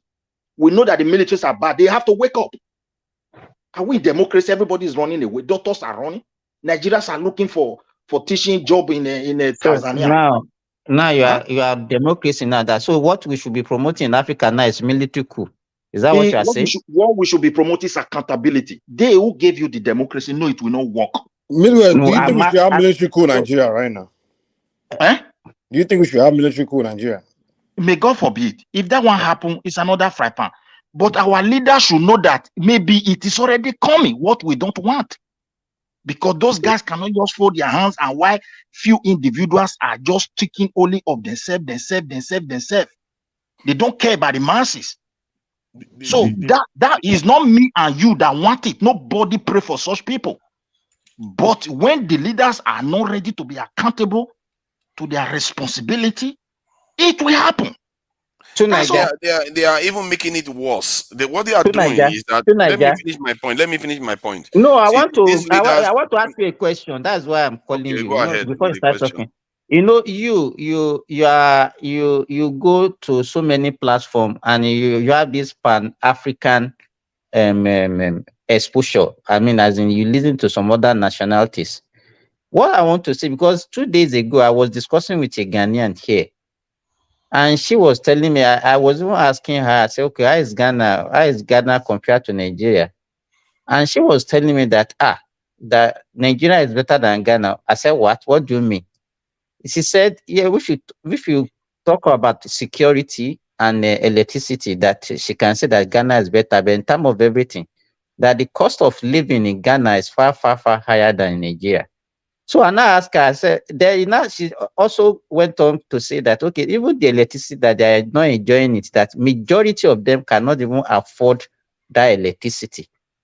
So I'm just looking at it widely in African context. Because it's like we have problems generally in Africa. Because even all those countries that we think they are enjoying, even Egypt, their economy is worse now. They're even indebted, so much debt that their debt is more than their GDP. So what I'm saying now is that are we now, because of this evolution of military takeover all over the place, are we now saying that the best solution that we should have is that the military should take over all the country in Africa? Is that what we are promoting? No, that's not what we are promoting. I think the state of nations, you have to look at them from the point of view of how stable and strong the nation is. Egypt doesn't need a lot of adjustment. Egypt is having a lot of problems right now. Their inflation rate is around 30-something%, and that of Ghana is 40-something%, while Nigeria is 20-something%. So you can see why some people say even Nigeria going through all this trouble compared to others is better. However, Egypt, amongst all of them, seems to have a stronger foundation. Egypt has a strong security base, has this robust this thing, what do you call it, development process that they are going through right now. They are even building their own nuclear power plant right now. When all them and other African countries went to the Russian African summit, and they are the only ones that came back trying to build something. All black countries, none of them are even trying to build anything. Although Uganda seems to be talking about it, but they've not started. Nigeria, they are still in the feasibility study stage. They've not even gonna. So it tells you the fundamentals of the nations in terms of all of them. Egypt, it has a strong foundation. You can say Ghana does, but Ghana can flip around overnight because the foundation is not very strong. They don't have a very strong security base for it. The reason why they are enjoying right now is because of the protection that Nigeria and maybe other countries like the West is providing them. So in terms of whether they should go military, no, you will not recommend they go military. You will hope that the democratically elected one, if they value democracy, should be doing the job that they were elected to do.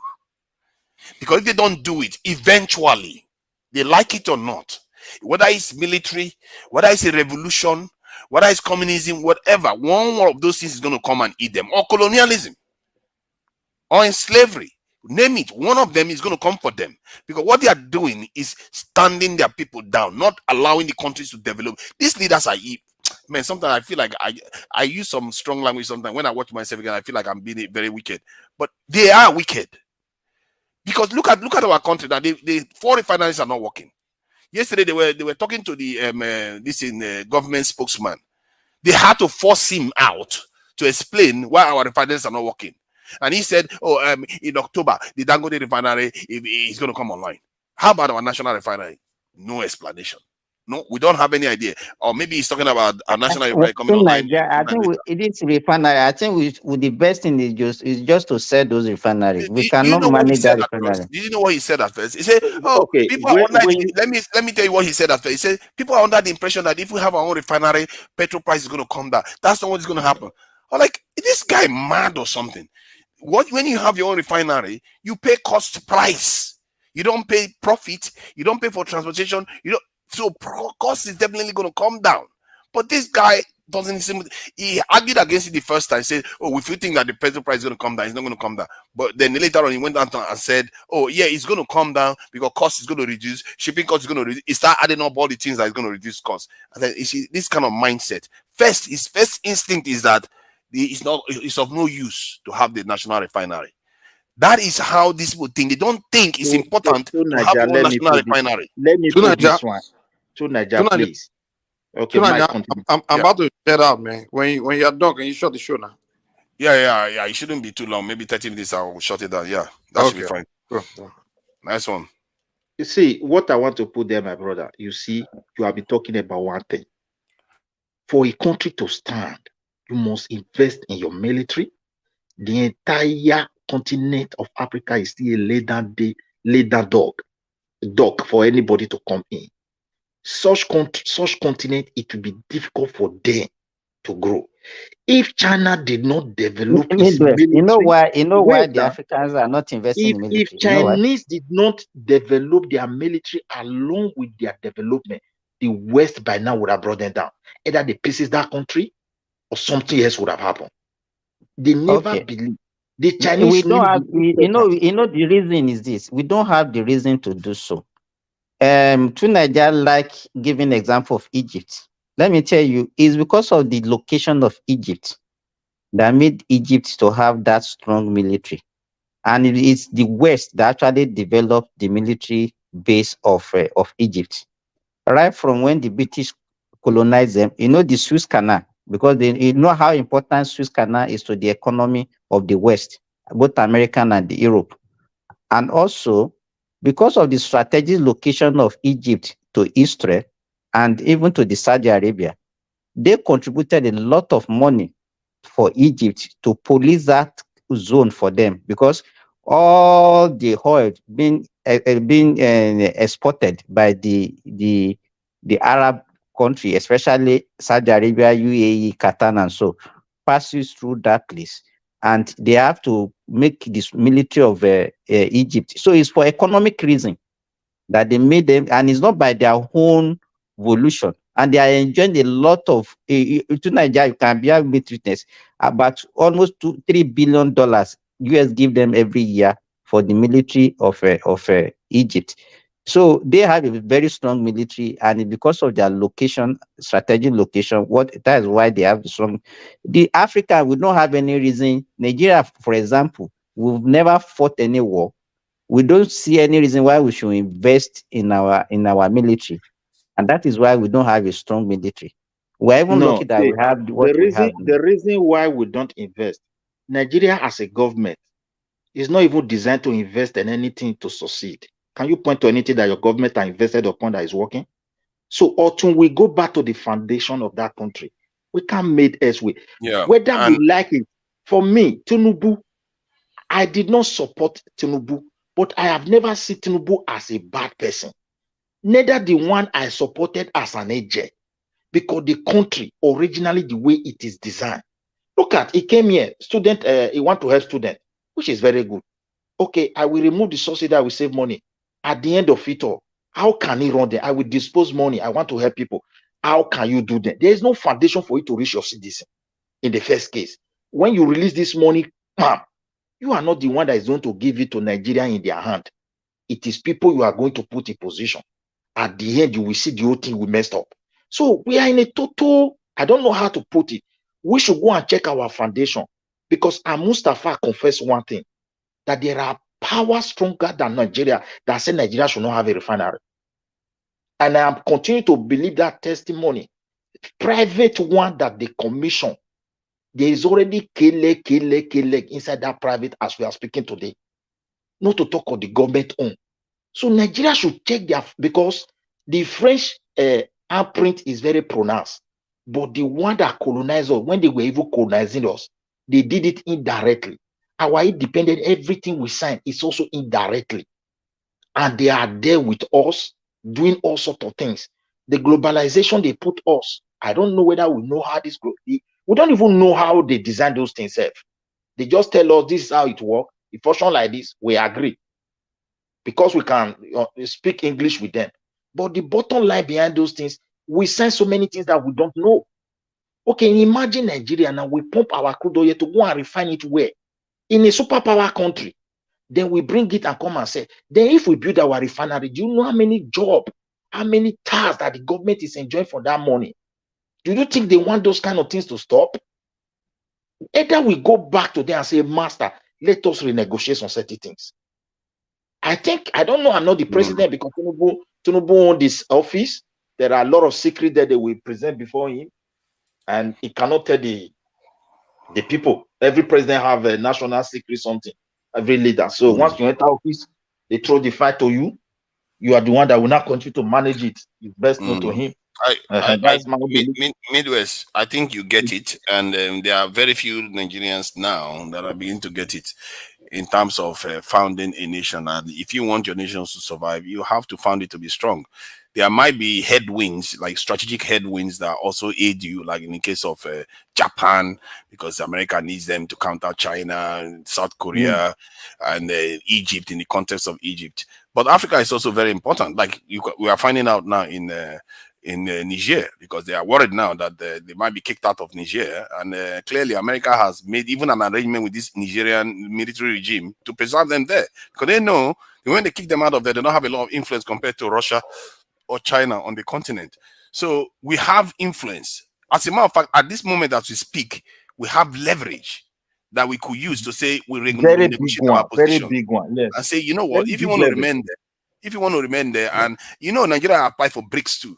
So if you want to remain there and you want us to partner with you, we have to partner on an equal level. None of this nonsense where we want to buy Tucano, that is basically a World War II aircraft. You make us run around the rings like mad people. And Nigeria is as an important nation. If you want us to support you, you have to now start sharing technology with us, like you did with China, like you did in India just a month ago. They signed space technology cooperation with India. They signed this in advanced technology, including quantum technology. This thing with India. They are looking to build jet fighter engines in India. Build it in India. They are looking But to. you must, Yeah, you must have, what do you think we have that we can use as a leverage?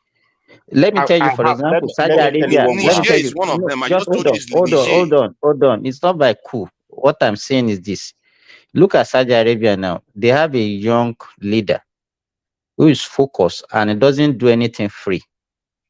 He's using oil that they have as power. It's not military that is using. They use oil. Now, they are clamoring for them to increase the oil production. And they said no, they are even reducing it further. You can see that the price of oil is going up in the world market. So they use that what they have as resources that they have, and that is what they are using to bargain. And that's why Russia can come to them and say, okay, let us come together. And that's why America will always reckon with Saudi Arabia. So what do you think we have? Because we cannot be talking about military. The We have military will enough. not be. No. Eh? Let me tell you what we have. What do we have? Let me tell you what we have now. You see the generation that is growing up now, they are more or less becoming anti-West. And the chances for China and Russia to claim the whole of Africa from Europe and America is becoming very big. So those leaders like Nigeria president, if you come to an office, there are secret files that me and you don't know. And I think these things are tying the hands of our leaders. You may not know it. There are policies that they are not free to take. French handwriting is very open. That's why we are discussing them. They sign this, they sign that, they sign. You don't know what Nigeria have that is secret to them. They have to go back and say, this one, we cannot allow it to remain. Even we, if we don't talk, generations are coming. And when they come, you will lose all. These are good leverage because I don't think we are also free like the way we are pointing to French. I'm just telling you the truth. See, my dear brother, if you look at it, Nigeria has been pumping money into refinery. These things go here, go there. There are things that are happening. Look at that Niger Delta. All those ships you see that they are burning. Ask question. Don't we have a bureaucratic procedure that before a ship should just come to our water territory, come and dock somewhere, they will fill it and it will start going to advanced country. And the money they use to pay for that is American dollar. You think big powers don't know? They know. So these things need to be renegotiated. A president that want to stop, they may blackmail that person. Look at Tinubu. Tinubu has a lot of things with United States. They don't want to talk about it. Do you know the reason? They are coming to negotiate things. He should also prepare. You must do this, you must do that. And we have leverage. Can I list some of the leverage we have? Okay. See, we always blame the West. Nigerians, the problem Nigerians are causing to Nigeria as a country, we need to talk about it. If you look, most of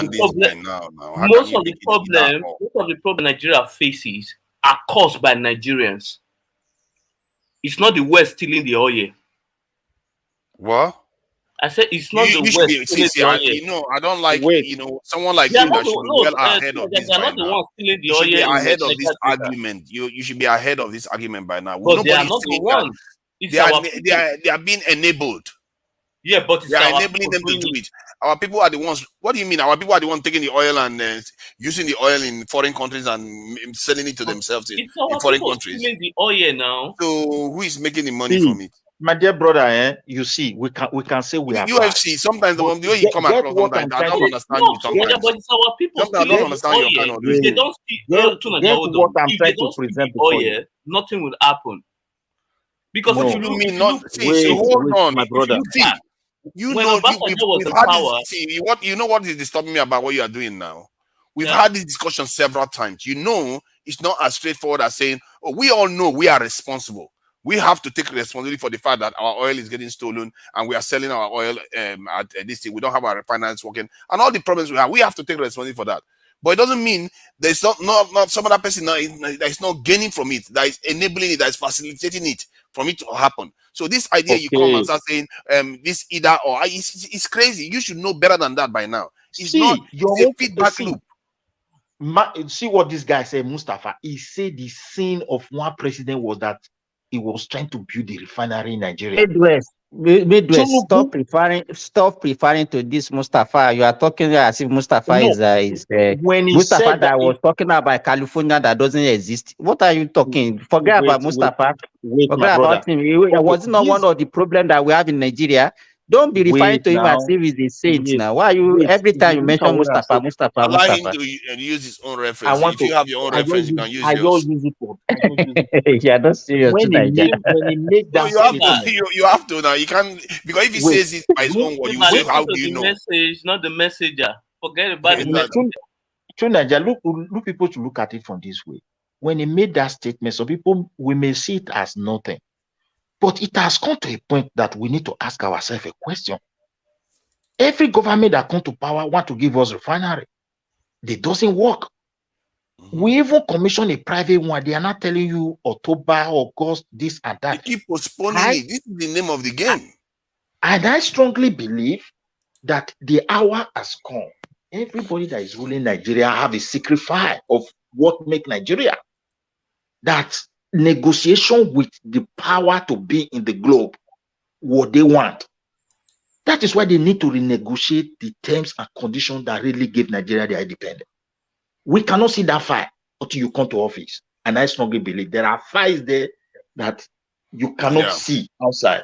I agree with you on that. And many countries, these are top secret files. And every country have it. Like America bought in a relationship with Saudi Arabia, there is a file agreement. His relationship with China, Japan, I mean to see, there is a file. Even the Germans. What does Nigeria have with the British? Only your president and few people can see these top files. Now, there come a big challenge for us, my brother. I don't even believe we don't have good leader anymore. I believe we have good ones. The one you hope that is injured, that is coming, will still come there, may be worse than the one you have pointed to. I haven't get to that office. Because things are there that I don't know. But this is the hour that Africa can say we have a leverage. We must negotiate this. I will allow you to take this, but this must come for our people. Saudi Arabia is giving. That's why they progress. Qatar was giving. That's why they progress. The Japanese are still giving. That's why they are progressing. So our own, we need to negotiate what exactly we are giving. Or if we want to stop them totally, we want to shift to another direction, we should prepare and plan for it as well. Because it's becoming very obvious. I will never, whether Tinubu fail or not, I don't know what your next agent will come and do. This is just the fact. We are already inside.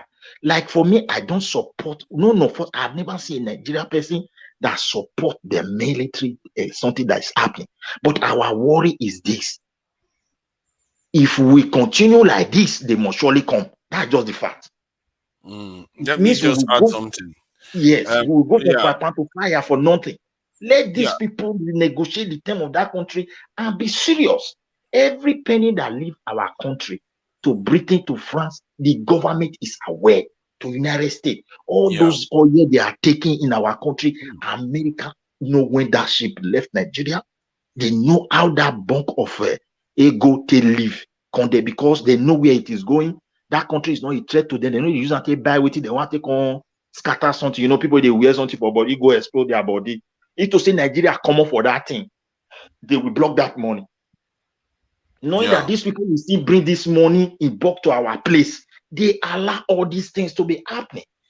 A president must Tinubu go and stay inside river. Not be people you go send. So you can add to it, my brother. The thing is complex. We say Nigeria, your platform, they destroy all. I think she should be communicating because the way you talk, people, a lot of Nigerians will understand. You should be talking more to Nigerians, this in Midwest, because this message is something that people need to understand. We do have leverage. We are about to join BRICS, that is about to create its own currency. And if Americans want us to just align to them, then they have to make it worth our while. They have to share, you know, and this in partnering with us on an equal basis, none of this funny nonsense. And if they are not going to do it, which there is a good chance that they may not want to do it, and the reason why is not necessarily the individual's fault. It may just be a condition in them, because they too have their own conditioning. It's not only us that have our own conditioning. They have a conditioning to see us as inferiors. They have a condition to see us as people that get less from them.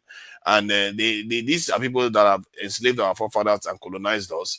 So how do you see them tomorrow just coming overnight saying we're going to have equal relationship? Chances are that they are going to find it very, very difficult, viscerally, to do. And if they are not going to do that, then maybe it's time we pack up. Maybe it's time we pack up our belongings and move west, east, and go headlong into BRICS. To Nigeria, they say America, when you know what they did to Japanese. When you reach an agreement with people, the black people love the white people. We love the European. There is no way we cannot forgive those past. That is just the fact. But the thing is this. We cannot continue on this track and being able to forget those past. That's what is hurting France today. Because their own is visible. Our own, we don't know. Only the president can see that fact. That civil war we fought, now our own story with the talk. The British can tell us the genesis of those things, whether we like it or not. They can, without making a mistake. What is tying Tinubu today? All this confusion, if IMF is coming, if it's coming on the basis of that fight to Tinubu, they will push him up and down and he will be signing what's supposed not to sign. So I think they should check those fights that make us as a country. And look, guys, generations are coming that cannot take this, except you people want to lose totally. Oh no, the generation is already here. It's not even not coming. It's here. It's already here, and it's already happening. The community is reeling all over the world. They will not. They are not going to stand for this. And the beauty of it, the reason why it's happening now, is because the Chinese and the Indian, the Russians are there to back any side that wants to move in another direction. And because Nigeria has applied for BRICS now, we have options. So if the West choose not to want to do business with us in a more equal basis and in a more equitable way that we gain from what they are doing, then screw them. Let them go. Then we'll go with the East. Because if we go with the East, many African countries will come with us. As a matter of many African countries, I think 5 African countries already applied for BRICS. They will come with us. And then major Asian nations are already in it, including India. But India is playing both sides. So the point is that we have options. All the nations that used to be sanctioned, their sanction will be meaningless in the next 5 years or so, because now the BRICS currency will be there as a backup. Instead of if the Americans can put sanction on you all they want, it's not going to matter. What is the feasibility of this BRIC currency? Which one are they going to adopt a currency of a country among the BRICS, or they will bring another currency that is not in existence? A currency that is not in existence, and it will not be national one. It will only be like a global currency that will not be, you know, the way dollar is. You can just use dollar to put sanction, or when it is value, other country will be paying the deficit. No, this one will be like for the big global currency that will be, you know, let's say if you sign into it, Nigeria want to sell crude oil and we will be selling in that currency. You see, it's a very serious threat against America and the Europeans. So that is why. What is going to be the value? See, the only challenge they have is the only thing. You can peg it anywhere you want to peg it based on they want to peg it with gold and all those things. They can do that. The whole global something have it. The only worry is that there is a distrust between the two superpower like Russia and China. there are things they are unable to balance the way America I think was India able. is the one that is more of a problem. India is more I of a don't problem. think so. I don't think so because these two powers are still suspicious. You know, Eh, America. because even China and India, the economy is bigger than that of Russia, and Yeah. the Russia want to be calling the shots. So there's going to be a problem. No, Russia doesn't want to call it short. They all want, the one thing they are all united on is not easy. India is the one that is playing both sides. India is doing, like I said, they had a deal with Americans. The French minister went to India last year and India, offered them nuclear they are being submarine. smart. They are being So smart. They are yes, being smart about it. if They that don't want to. currency They stands, don't want to put their two legs there. if that currency is going to fail, it's going to be because of India. India is the one that the West is betting on. The West is very clever. They like to go in between people and separate them. And India Divide is and rule. playing both sides. Divide and Yes. rule. And whatever India does, if they go and cause the sabotage of that currency, India will be forever cursed for what they have done, because they would have sabotaged all the southern nation, the global south, for a long time to come. So, and I don't think they are going to want to have that kind of reputation on their backside. So I think that currency is going to go through, and because they too need that flexibility. They don't want America to come at them to and say you're under sanction and all My that. brother, every developing country and want to be part of it, and the developed countries are waiting them, like China and Russia and the rest. They are already there. They are not going to back down. They will definitely forge a way ahead, whether India is in or not. By the time all the so-called poor country go there, they will become rich country as well. So it's going to be a challenge for America. Why is Nigeria not calling for? Why is Tinubu not sitting up? Because he said it in one of his speeches. Let me finish what I'm saying. Tinubu said that he understands the injustices in the Francophone nations. Understand the injustices. That was as much as he gave it light about the colonial policies of the French. He could have taken this opportunity to say, you know what, all these things you are doing in France, maybe you should ease up on all these rules, remove them, so that we have an argument to say that this military regime should go away. And this is an opportunity to use that leverage against the French, but I they have think not started using it he yet. has done his best. He has done his best. The only What is his mistake best? To let me declare tell you, war. my friend, it's one of the most complex something. The only mistake they make is to quickly use force to threaten that regime. That was the only blunder. But why would you say he has done it? But he has not demanded anything to be changed. My brother, they need to use that word because we are afraid of my country. Other countries are afraid. So, my dear, but how about changing things for the better? Because in the end, but the what they supposed to do. Sorry, I want to be going now. I don't mind if we can share contact, please. Okay, I would send my email so you can. Okay. Yeah, I see. Yeah. So if you look at it very well, you will see that the only blunder there is that military. My worry is this, my dear. There is no way ECOWAS will go to that place. They don't even have the military to do that. And if France, they're supposed to send a delegate, negotiate with this guy how he's going to give power at least not is between 6 months and 1 year without contesting. It's a kind of an agreement. Then they will not renegotiate that uranium between them and France again. It's too cheap. Or go away and let other people take over. It's like all Africans are not coming with one mindset now. And look, guys, this is a new generation. We love you, and we have to tell you the truth. Because the French know that too, but they just haven't made any move. They need to make the move, change those things. They refuse to make the move. Every one of them will be campaigning. Even this guy used it to campaign. The promo one used it to campaign. They knew that this thing is not, but once they get to their office, that's what I told you. When you are campaigning, is a different thing. There are top national sacrifice, my brother. You understand me? Once they let this thing before you read them, you discover things, it will not become so confusing. I don't know. Until it gets to this kind of a point, that is when the guy can now say, this must change. I don't know that you understand. The reason why I say it is that you can go ahead. Another problem France has in the Sahel is that they like to involve in selecting the leaders of this country. It doesn't make sense. Allow the people to pick their leader.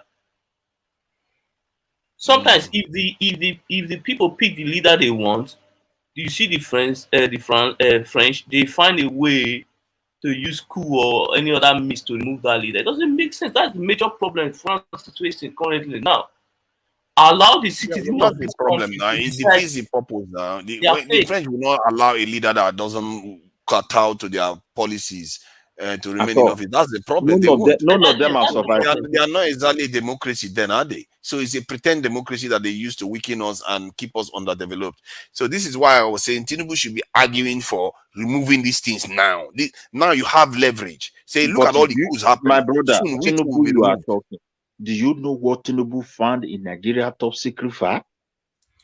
No. I see whatever he has found. Whatever he Make has him found. talk our own See, first, because if we stand, now we'll go to another man. No. Because You can negotiate all of them at a time. You can find top. The only file you will find is these are the agreements your forefathers, the people that signed independence, agreed to. But you can say no. This is not going on anymore. We have the opportunity now to say no to this. We can move in a different direction for the future of our people. So it's not, you don't have to be beholden to something that happened 60 years ago. Many African countries have defied it already. So why not defy it? Eritrea is not living by it. South Africa is not living by old rules. What do you call it? Mali currently is not living by it. So you can decide that, okay, this is what benefits us right now. We are going to go with this one. We are not going to go with the old stuff anymore. And if you refuse to change it, I am going to go deliberately to go and join with other people that are going to work with me to progress our country. Because you can't, and the French are willing to listen. That's the truth of the situation. They know if they don't listen, they will lose out permanently to the West. So this is a good time to say, personally, I don't even trust them. I don't even trust them. So first thing, if I was them, if I was the leaders, I would say, you have to convince me by whatever you're going to offer that you mean what you're saying. You're going to change. Because the truth is, they can offer you something now, and when they get stronger, they will pull all those things away again. And then you are back to square one. They've done it to us before. They've done it to the Red Indians like that, and the Aboriginals. It's the name of the game. So you always have to be cautious about dealing with people. In short, the moment you have your own mind as a nation, you can start planning and doing things for yourself.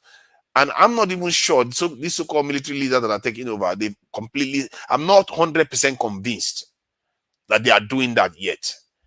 I see signs of it, but I expected to see more. I expected to see a stronger security posture. I expected to see more a revolutionary These young guys project taking going power. on. See what they want. They want another power behind them. They believe when any other power that is super like France is not behind it, they are not going to survive. And that is just the fact. No, it's So like that with all nations, to be fair. China emerged So under the Soviet Union, and just how most nations emerge. yeah, so what they actually want is Russia. But it's very unfortunate Russia is bugged with this Ukrainian crisis. But nevertheless, Russia keep demonstrating that it's a superpower. And my worry is this. If Niger descend into crisis, just look at the global crisis as a whole.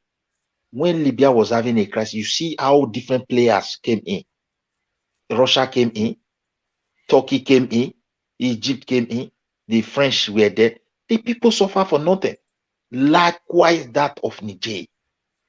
And if care is not taken, that crisis will now spill over to Nigeria. If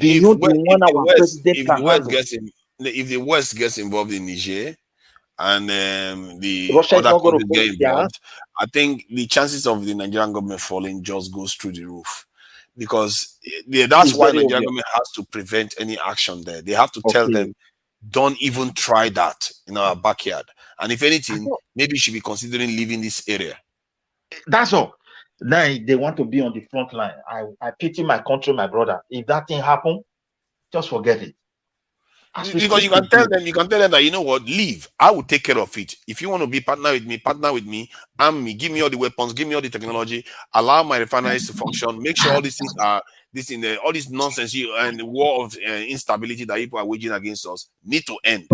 Then we'll work with you. but you need to leave that place. We'll work with you to secure your interest there. And your interest is going to be trading with us, just like you trade with China, Japan, just like we trade with South Korea. Not this funny business where you just steal our resources and we are left destitute. Okay, look at it. Do you know why most of these French colonies are pulling away? If you look at French colonies that are pulling away, like Chad, the head of their military is no longer a French person. Those one, if you look at Algeria, the head of their district is no longer a Frenchman, but that of the Ivory Coast and Senegal, the Oga for all of them is a French citizen. These are the agreement. Yeah, the agreement is still there. So these two people are the one. They are not looking for, oh, we have a superpower. They are convincing Nigeria, we will back you, we will do it. But Tinubu has realized, because Tinubu has great people around him. But I haven't made that statement. They still have to maintain that threat so that it doesn't look like a toothless, a whole president of Nigeria have said this, now he's backing down, you know. So Ivory Coast is to fall. Ivory Coast is one of the linchpin of the French control. It's one of the real giants in West Africa that is sustaining that of the French. They almost fell, you know. There was a governor, it was a president before that was against France before, but the French, they said the French actually came in to help remove the guy in office. You know the reason why they succeed? Russia has never made up his mind to come into the global. Yeah, during that time, America was quite supreme. During that time, Russia was still recovering from. Russia was just confined to their Russia. You know, through this Syria war, that Russia now came back again to the surface of the world by deploying troops. You see, that's a very important point. You see, that's why these times are different. Like now, what the French did before cannot happen now. Because the French were able to come into the country and help remove that leader from office. So but now if they try it, they are going to see Wagner there. They're going to see what this one now. Why this one is complex? If it is before, the French will go call American, this is my country, this is what I want. American will say, yes, sir. Yeah. They just working hand in hand. But America is letting the France to know that, look, Russia is not even involved in this scope. Evidence is very clear. There is nothing given to this youth. That is just certain, then you have a lot of job to do. Because the worry again is, if they start it, the way anti-France is going to rise in the Africa continent, it will go out of control. Go and mark my word. Oh, yeah, I think it's already there. You see, let me tell you one other thing. This is why people should be careful whenever you hear peacekeepers are coming to the country, their country, or anti-poaching, or anti-this, climate change, when they are bringing it into your country. The moment they are bringing soldiers into your country, don't. Because like in Niger, one of the stuff that happens is that the American soldiers were coming in, saying they are coming in to help support the French troops. They are non-combatant. They are not coming to fight. But it turns out that they were actually doing a lot of fighting, killing people. And then they got killed. A lot of, I think about 4 or 5 of their soldiers got killed. And the reports, I was just watching it the other day. I heard about this thing when it happened, but I heard about it again recently when somebody was testifying to it. And what I got from that was they said they were there for peace purposes. They were not there to do any form of fighting, advice. That's all they were there for. But they were carrying out operations in the country. And you know, one of the ways they do it, they will say they are just going to have a meeting somewhere. They're going to have a meeting. The mission will be dictating that they are going to have a meeting, but actually they are going to carry out an operation. So it's just, and people, that's why I don't know why our people just subscribe to being naive sometimes. Like, you bring foreign soldiers into your country and you don't know what the implications are. It's an extremely dangerous thing. Not to mention your leaders going there to get my treatment. brother, this is what you have been saying. I told people in another platform that, look, colonization is coming. Let us be insulting ourselves. Edoma is mad, Yoruba is useless, Igbo is this, Hausa is foolish, this one is that. They are when they come, they don't care to know if Igbo is Benin is Yoruba. What they come for is what they come for, and that thing will be colonization, whether we like it or not. Yeah, that's what they come for. Global hunger is coming, and the way the reason will change when the economy become a place of a high level of challenges around the economy. They will change, think in a different direction, and in the process they are going to clash. All of them are going to clash, and that their clashes will fall upon that continent that cannot defend itself. Midwest, the thing is, I am thinking now that the West, they don't have the capacity to be able to colonize Africa on their own. And my biggest concern is that if they come together with, let's say, China, Russia, and India, if they unite, that is going to be the worst. That will be a day of the worst day for our entire race. It's even worse than when the British came before. So, and that's what we don't want. And this is why the BRICS is important. We need to be making moves now, because when the Yoruba people used to come to Africa before and they were divided, you know, the Portuguese will fight the French will fight the English, they were fighting each other until they got to Berlin Conference. There are foundational problems in Nigeria issue. Because of greed of the black man, you see power is our problem. Now look at Nigeria structure. When the North rule, the South will come and rule. We are not after the best. Now a Yoruba man is ruling. The Yoruba man to remain there for the next 8 years. We treat with caution, because there are other people from another region who want the power by all means. What they negotiate with you that is from the West, if that thing is of the interest of, I will tell, Jonathan was confessing one certain time. I will come to that one later. If that thing is of the importance of the interest of Nigeria, and they are telling you stop it, you refuse, they go and pick another person from another region and put there, and the person will say thank you. That's why you see our leader behaving like an animal sometimes. You don't even know what is behind it. When Jonathan was in power, Obama brought LGBT, that he should legalize it. When he refused it, that is when they started underground work how to pull him out. Yeah. There are a lot of underground channels that they lay. We cannot see them. So and they tried that with Israel. They didn't succeed. See, it's not everywhere they succeed. It's just that our leaders are so susceptible. They have such a weak nation. See, my brother, see where our weakness lies. If we restructure this country and allow those regions where the resources, individual resources, to have a space in the bureaucratic procedure that allow those resources to be sold, it means anybody that is coming to negotiate will know that he has a lot of obstacles. You have to clear the one of the president. You have to clear the bureaucracy that involve maybe if we see our state or regional president. The president know he have to get down to maybe the local chief, which is just, for example, no matter how small they are, like where I am in Sweden here, there are things you can negotiate in the federal. The local commune where we live can tell you this we don't want, and that's all. It died there. Don't bring this to us, or you cannot take these resources. They take you to court. You know what they did to us? They removed every power and gave it to one person. So when they come for that person, they just grab the person, and that's all. We are not willing as a black man to spread that authority down freely. So I think maybe we are. It's just that we have not arrived at that point where one opportunity meets consciousness, and for us to unite to do what we need to do. Because sometimes these things, the effects that create what nations go on to do is not totally in their control. It's also in the control of what foreigners do to them. Like, you know, when you look at the example of China and all the Japan, all the other countries that were invaded in the Second World War, and after that, even North Korea, South Korea, all of them are more developed than us now.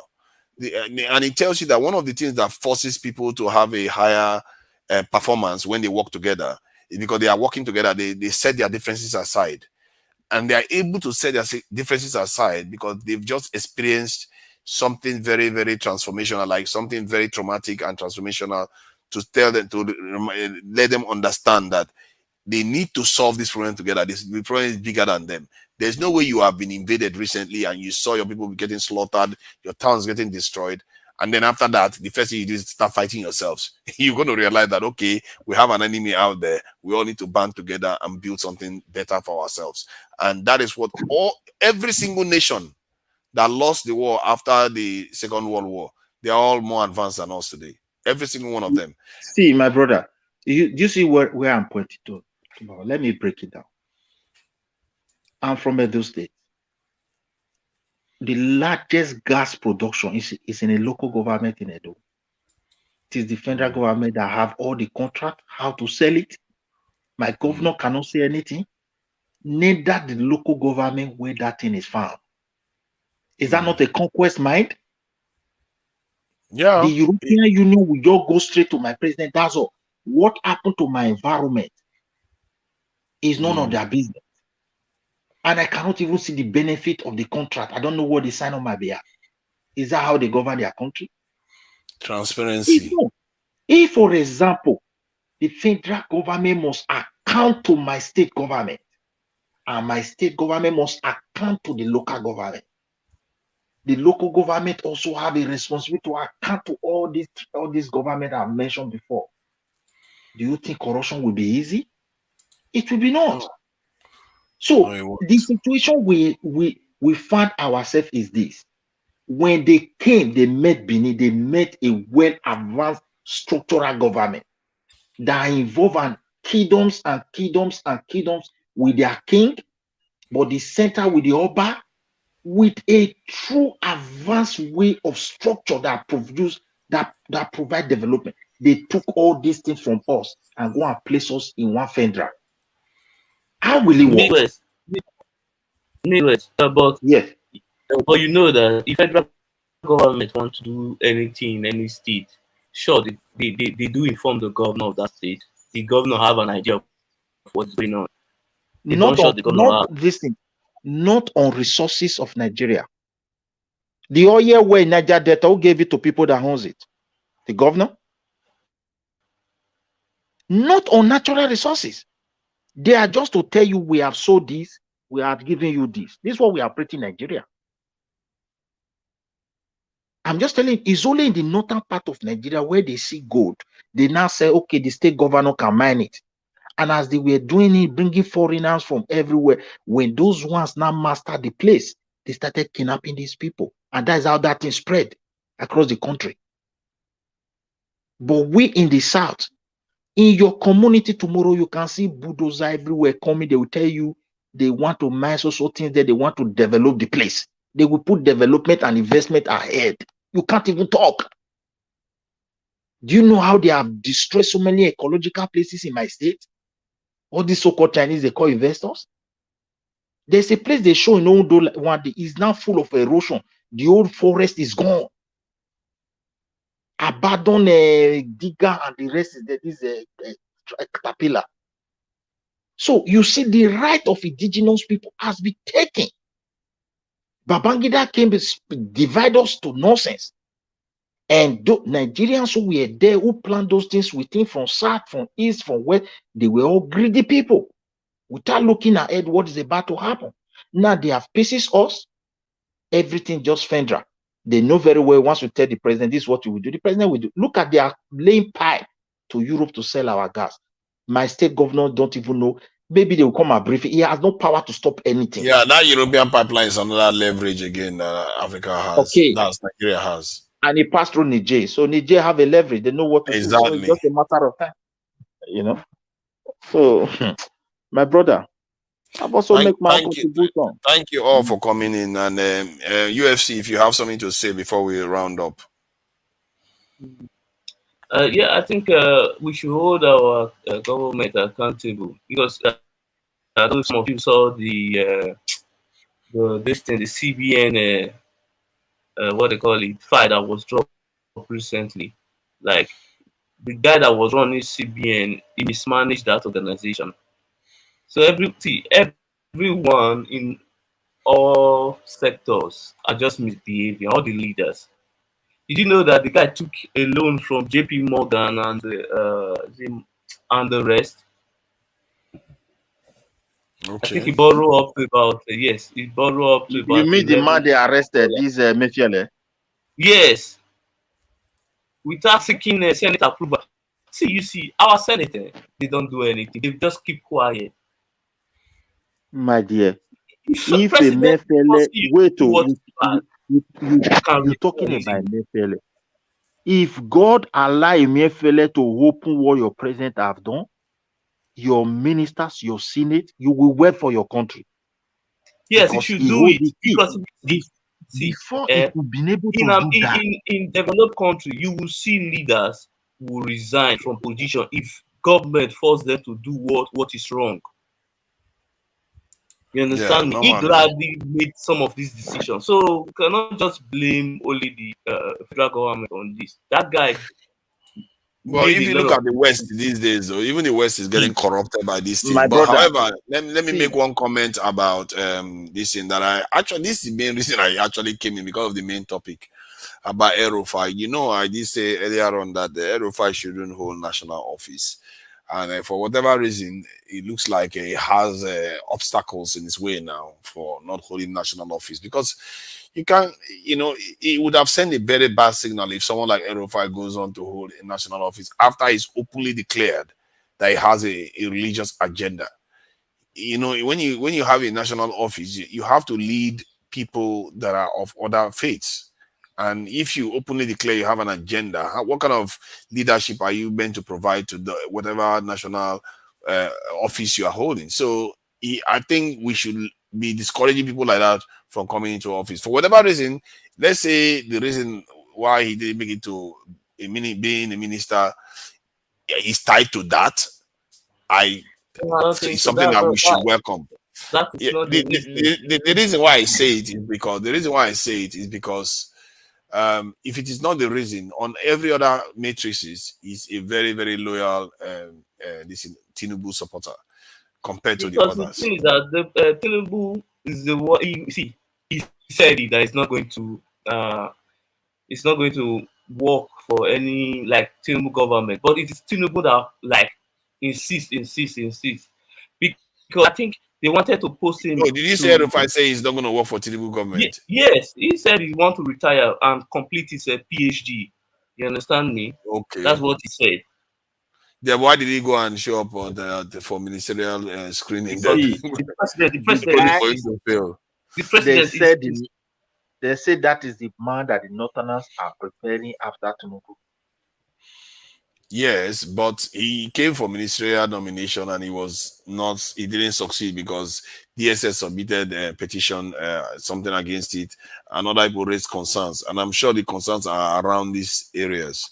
Yes, but the thing is, but there's a larger reason. That's not the main reason why they didn't allow him. Okay, what is the reason? Because what I heard is that there's one ministry that the president wanted to appoint him to, the power sector.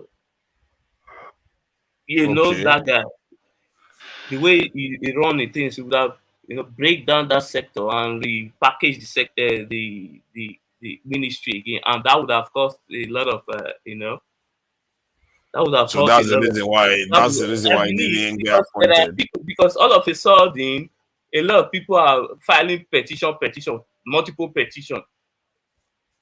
You understand me? It could be that, but you have to. The only petition that can stand is petition that has legitimacy, and I think the only one that can stand is like the type that is associated with. Because what I heard is that there are multiple petitions, so the DSS need to go through all of them before they can clear the guy. So that will take time. So the petition is tied. If the petition was just frivolous, they will not accept it. The petition has to have some merit. That's why he too felt like best to pull out than even go ahead. Yes, that's why I believe that people doesn't want him to, Tinubu doesn't want him. People don't want him because he's made those. I don't think any other person that goes about saying, "Oh, I have preference for Christianity. I want Christianity to spread all over the country," and we have actually done it. And then you want to expect to get nominated? No, that guy was just speaking to. Frankly just feeding red meat to his supporter. It doesn't mean that guy will. But sometimes the way you talk sometimes scares me. Sometimes I wonder where you don't appear to be a nationalist at all. I have been following Erufai for a while. I know him. You understand? See, my brother, how do you care whether you know him? He is making statement that Why do you? It doesn't matter. It doesn't matter what he talks. He's actually done it. But he's actually done it. Why is sometimes the way you talk? I don't understand you. You sound like an agent or something. Sometimes like, it's weird the way you sound. Done what? He said they actually have executed some of the plans that they have, that they want to repeat it all over the country. How can you just sit there and say that's okay? The plan to Islamize this in political office. To Niger, he said they achieved the Muslim. It doesn't mean it just yes. After all, they put Tinubu was Muslim. You understand me? Oh my you don't God. expect him to go out. You know, see, let's be honest. If Tinubu went ahead No, you are dodgy. You are dodgy. He would have win the election. No, you sound dodgy right now. You really sound dodgy. He would have win the election. Let's be real here. You pretend as if you don't hear what you hear. Wait, I my can't brother. help you. Wait, my brother. Let us be honest here. If you look at our country, that idea of conquest is really taking place. The foundation has been laid, and it was laid by Babangida, and now it's working for their advantage. But the thing is this, it's very unfortunate that when the Southern people have power, it's very unfortunate that they are using that religion as an excuse. My question is, Saudi Arabia is developing. Is it not the same faith? Thank you very much. Yeah, what is it called? Dubai and all the rest of it. Dubai, Why is it that only in Nigeria somebody will use that same faith? People who belong to that faith cannot go to farm. Women who belong to that faith are being raped in the bush. Women who belong to that faith are being kidnapped, be forced to marriage. My dear brother, is that what the faith stands for? The answer is no. But the question is, in every faith, the interpretation differs. Someone who is practicing deeper life of style of Christianity will see a Catholic and say this one is not a born again person. They also have it within their own. Indeed, those who are in power in the northern Nigeria have that conquest mindset. And in the case of this in Erufai, he specifically talked about said it. It's not only how it was already done. The abundance of let me finish my point. And he actually went on to say they are going to do it all over the country. This is not. I don't understand how UFC can sit there and just make excuse for this kind of out of the abundance of the heart, the mouth speaketh. This is what they have. People of it wasn't even a slippage of tongue. He was saying he said it twice. He made two different speeches and made those sort of statements. He didn't just. He openly admitted it. This is not even Baba, if you are a leader, are you not saying this, that indeed this thing is going on? The foolishness of the certain people is that, come guys, why do we have state like this? Why did someone created this state for us? Now they have drawn a line. We have become so carried away with this line. We don't want to break this barrier and see how we can relate to ourselves and say, come on, guys, let's solve this problem. Only Yoruba people are trying. The rest people in the South, I don't know what they stand for. No, I think every Nigerian is trying. The western part of Nigeria, they are still trying on their own when it comes to let's put our head together with Duni Buhari administration to date. I can the South is doing it now. See, Nigeria right now, in short, let's put it this way, individuals are doing it. Erufai did not make it into office, did he? He didn't make it into office. My brother, the South is doing nothing. It's even one of the worst geopolitical systems. We have never been tested as one. I don't know why they call us South in the first case. To Nigeria. Let me say something. Festus Kiyamo said worst. What happened? Who said what? Who said what? Kiyamo, Festus Kiyamo. What did he say? What did he say? I said it's okay. Listen. What did he say now? Hold on. He and what they call this guy? I think Tinubu ended up not picking him. What's the name? He was a spokesman for Tinubu also. Both of them were the ones saying things about our Eastern brothers. You forgotten after the election. They were the one. You guys did many shows about this topic of the things they said. what they call this other guy? He was a spokesperson for, is it Bayo Noga or something like that? I don't know him. I don't know who you are referring to. But what did he say though? There are video online. I cannot remember now, but I know they say something crazy. About what? About what? I think they even asked him some of the things he said. Then I believe he apologized in the Senate. Yeah, but about what? He could say some rubbish stuff about the Senate. He could say some rubbish stuff about politicians. He may even say some stuff about individual this thing, or even condemn. He did. Yes, he did. But I think the Southeast people didn't like it. I think they now make it seem as if he's insulting the entire ethnic, the entire Igbo people. However, yes. but Asari Dokubo. Yeah. No, not Asari Dokubo. Festus Kiyamo. Kiyamo says a lot of crazy stuff, and depending, but he never talked about like orchestrating a plan to dominate some parts of the country. He's never talked about that, and he hasn't even talked about a plan that has already been put in place to dominate the country. So you can see based on tribal or religious lines. That's the difference. That is very what Elfite said is quite explosive. You are not seeing it for the danger it is. Their plans succeed in regarding the presidential election. Yes, they really succeed. For being honest, yes, they win. They also won the succeeded election in Kaduna too, and he says they are going to replicate it all over the country. Kaduna, he succeeded in what he's doing. Yeah, in Kaduna, what he was, I told you he made 2 speeches. One of them was about the governorship, this election in Kaduna, where the other side that didn't vote him in, who didn't vote his candidate in, actually voted 48% and 49% for his candidate. And he made them look like they are not, because they are Christian. He said, oh, they don't deserve much, that he's going to favor the side that voted for him. And he also said, he even admitted, you saw the video now, that he's going to be, they're going to be doing things saying that religion doesn't matter, but they know religion matters. So, literally admitting publicly that you are lying to people. It's like, you can't even make it up. It's like they put him on drugs to go and say those things. I don't even know. As if people are not going to see it. They were videoing it and he was saying these things openly. How can you have that kind of person in public office? Wait, we talked to you.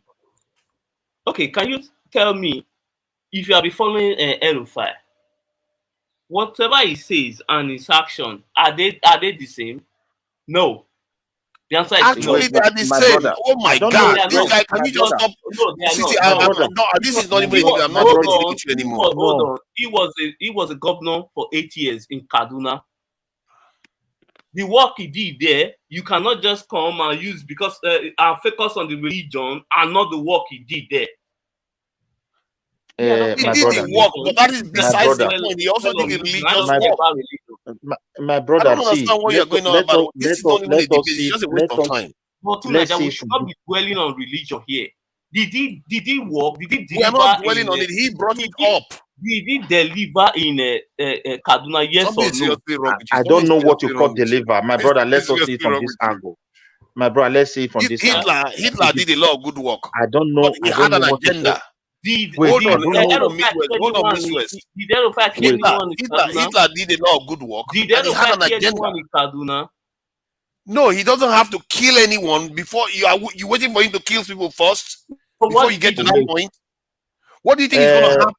Hold on, Midwest. Hold on, Midwest. Let me finish this with you. I don't want the debate to go on. Hold on. Have you been following? Where do you think it's going to end? Hold on now. Where do you think it's going to end? Hold on now. Don't worry about what I follow. What two people say. Have you this thing seen? Where do you think this is going to end? How long do you think it will take for a Muslim to be winning election before the other side pushes back? And you have an Islamic this thing. Already in Kaduna, people have died because of it. So for you to say he has not killed people, I don't know whether he did it himself, but people have died, and many this in Christian this in Kaduna people, villages have been destroyed because of it. The clashes between Christian and Muslim in Kaduna is, if we check, because he's the one overseeing. Was he not the one overseeing the state? Those are more than 40, 50 years old crises. Okay, 40-year-old crisis. He's the one overseeing the state. Making such a statement is going to help. Making such a statement is going to make it worse. So you can see, you have to connect the dots.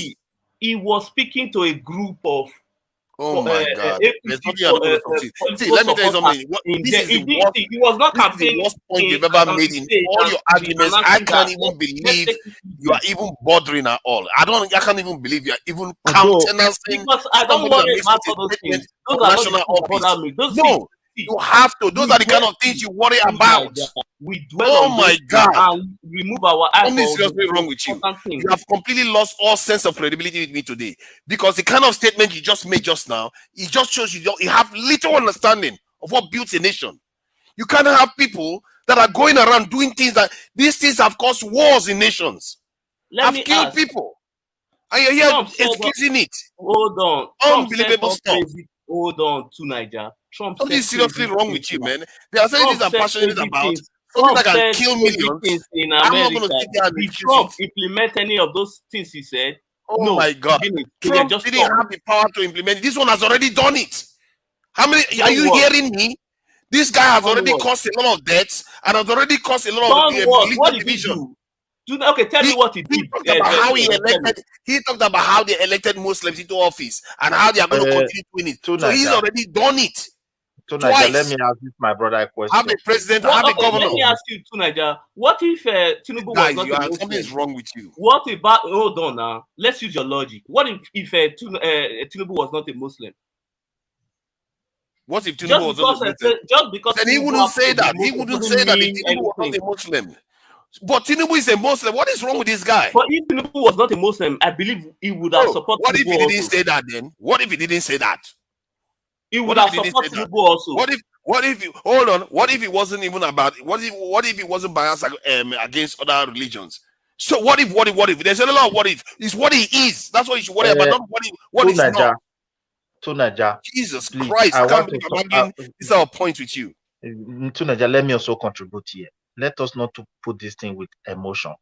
See, my brother that is talking, I don't really know there your are some name. areas that get emotional about. I want to talk to this my brother that just make a statement about Rufai. See, my dear, it's only a layman that will say there is no agenda of conquest in Nigeria. The thing is this: that thing is real, and people are championing it. People are financing it. People are strategizing it. One, just look at day before yesterday. In Plateau State, a settlement was attacked.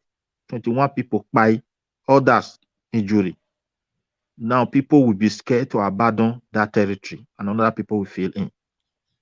And this is exactly what is going on in the northern part of Nigeria. And those who are doing this back by, if you catch them, they belong to one certain tribe, and they belong to a certain group of people. It means there are people who are in charge that is directing them when to do it and how to do it. Let me ask you another question. You said it doesn't matter. Religion is not your problem. Just look at Nigeria setting. Can anybody, a Christian of a Fulani extraction, pick a Christian of Igbo extraction, Edo, Yoruba in the south and contest, and the Muslim will vote for that person? So when you are in the midst of people, you should know the way they reason and the way they see things. Respect them. This is the error we made from the foundation that is hurting us today. If we have respected this thing, we would have found ourselves in this problem.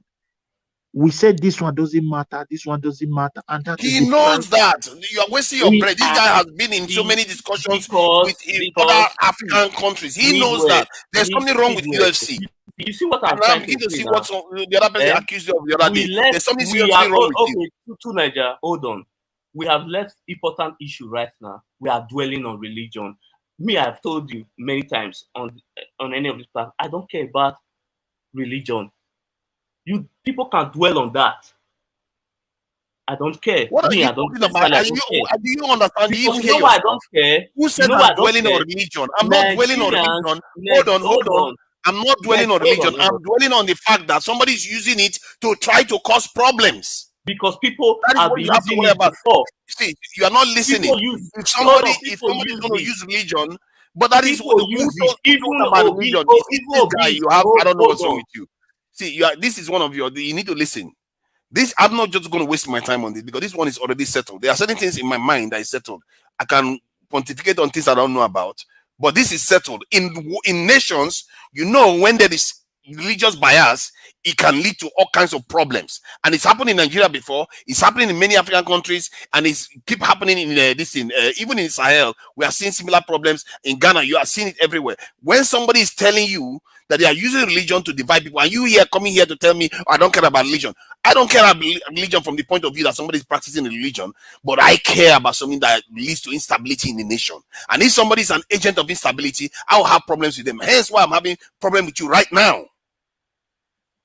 See, you to Nigeria, you have been biased here. Obi did the same thing, but you didn't complain about Obi. But you want to instead of that you all love to see. You see what this guy is doing now. Yes, you have shown your true color. You have shown your true color. There's something seriously wrong with you.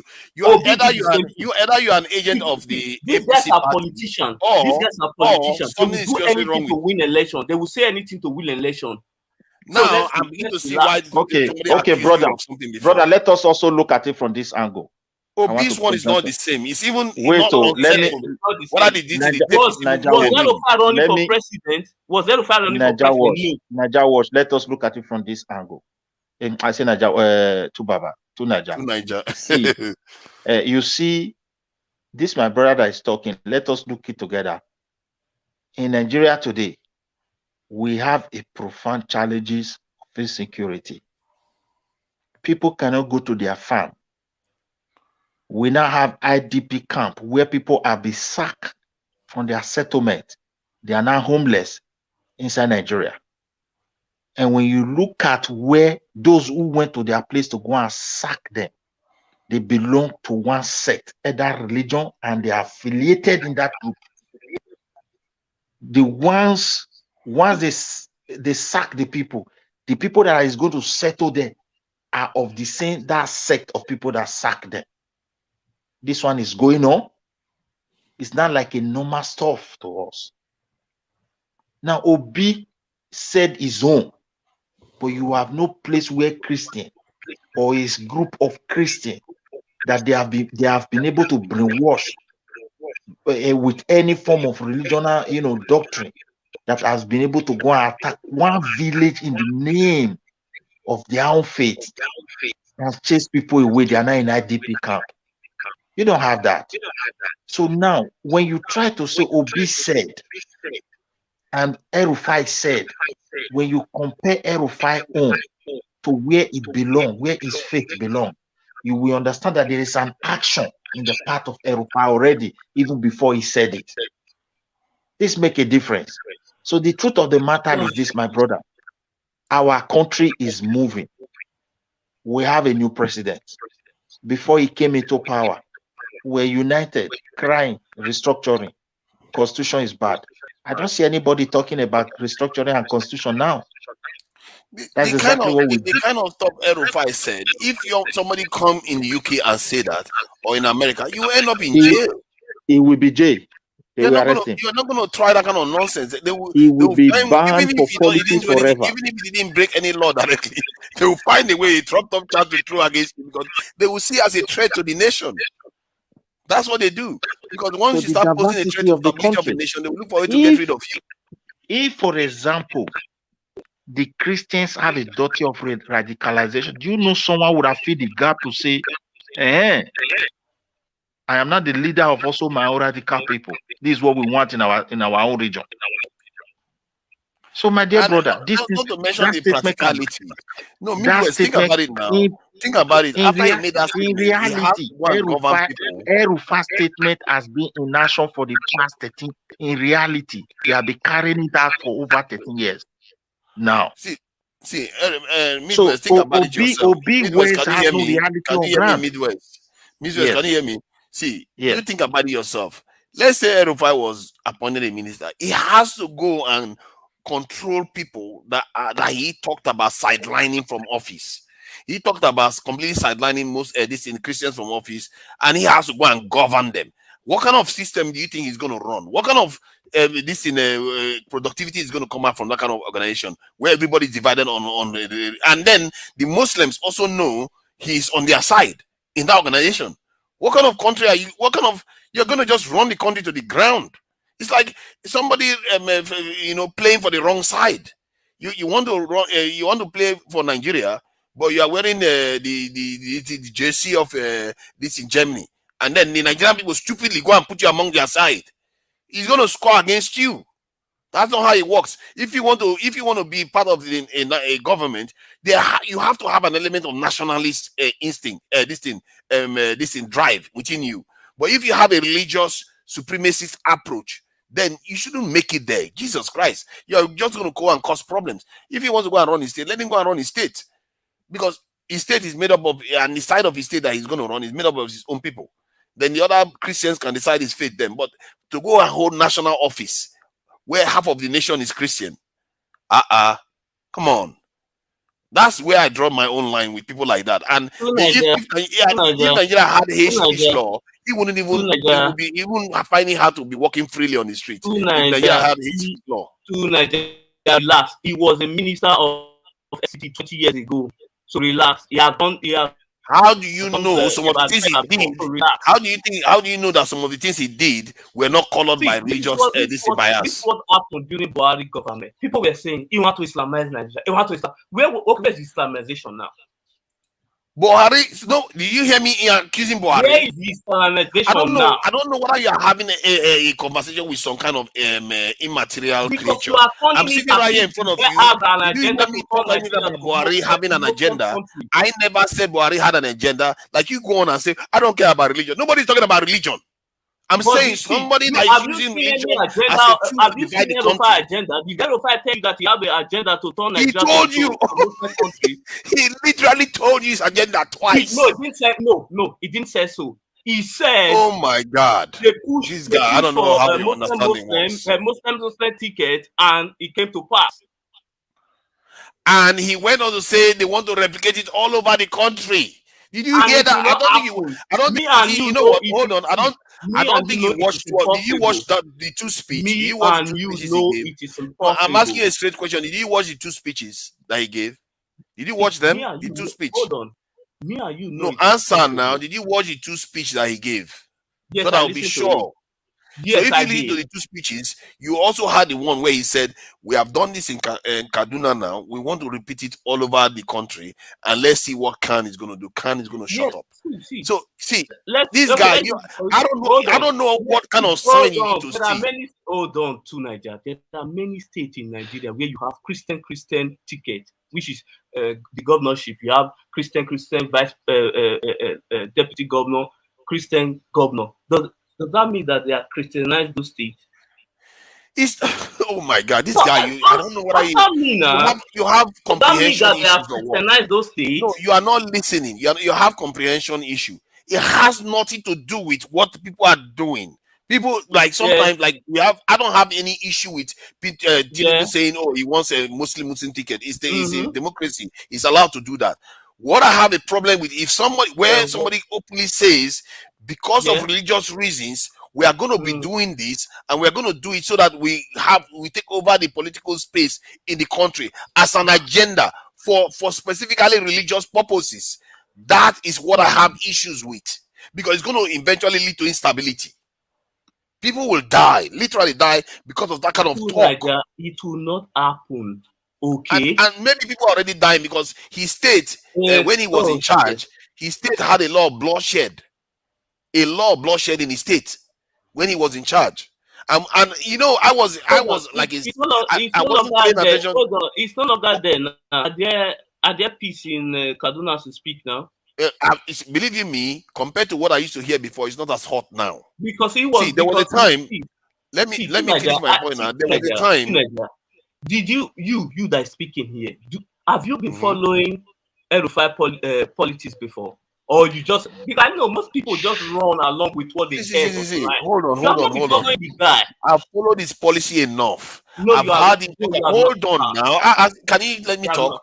You asked a question. You asked a question. I follow his policy. You know, I know when he Yeah. said that they will form an alternative government Okay. if they don't give this in Buhari the They are not leadership. common This is a guy. Yeah, yeah. Thank you for coming in Midwest, and I really believe that your message. You need Take to. care, You need to my send. brother. Yeah. Okay. Let me Here say you know something from to the same Midwest state, now. so I read well Can I finish with Midwest? Say I would like you to spread the way you talk, because people can understand you more than they understand me, and especially regarding geopolitics and what is going on.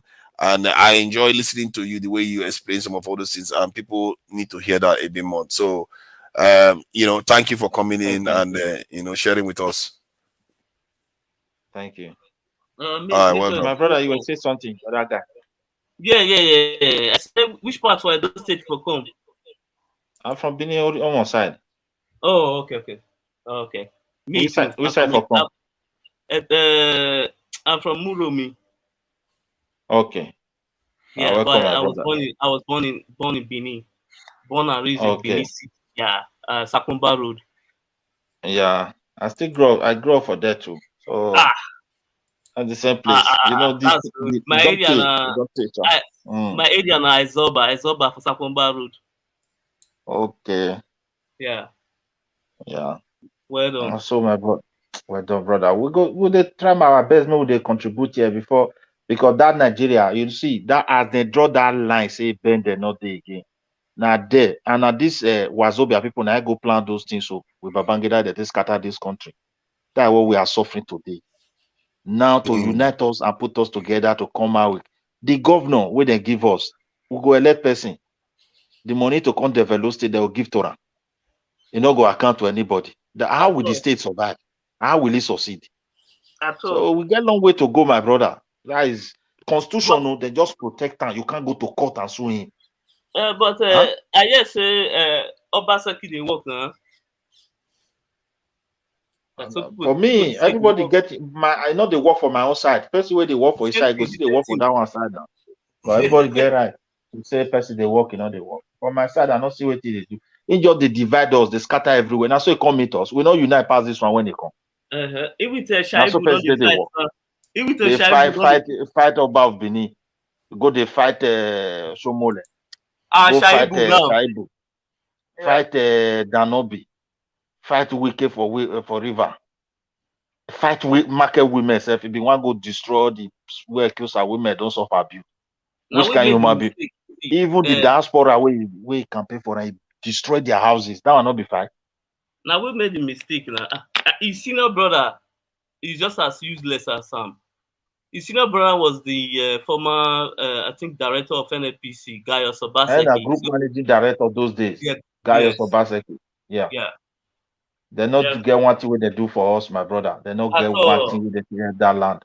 They are now that already people now be our problem. They not we don't they see all of them. May the next do they plan for this one where they come now?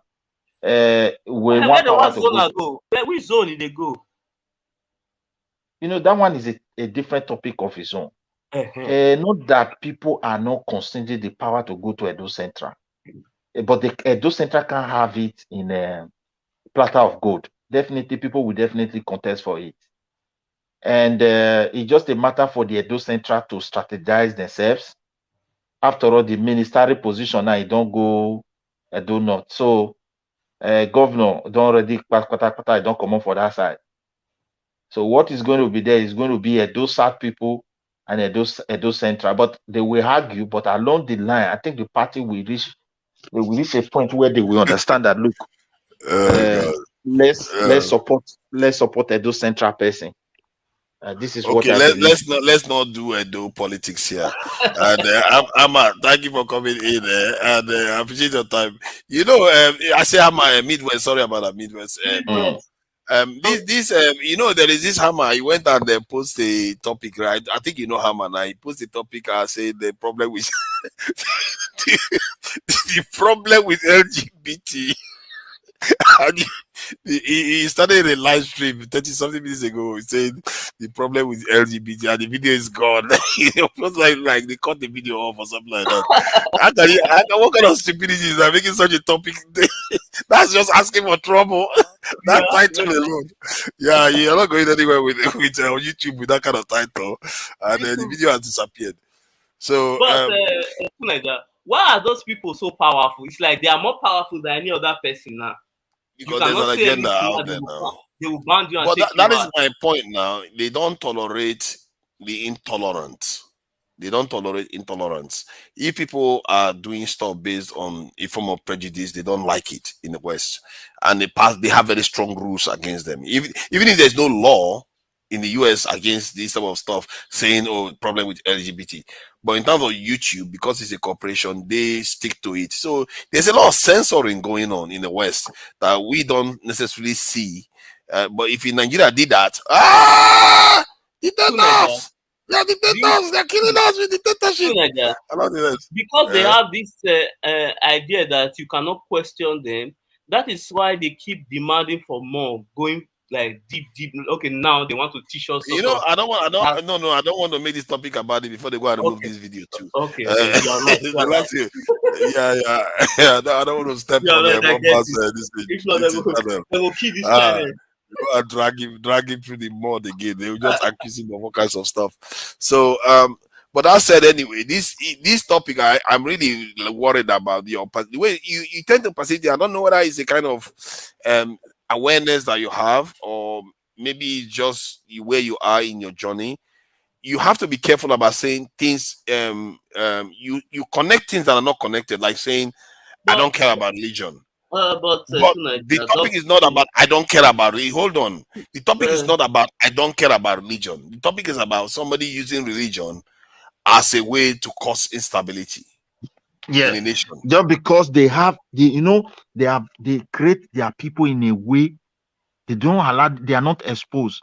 They created them in a manner that they can easily tell them this is what you have to do, and they have no space to go and question the thing you are putting before them. In other words, they don't have that space to go and verify whether is right or wrong.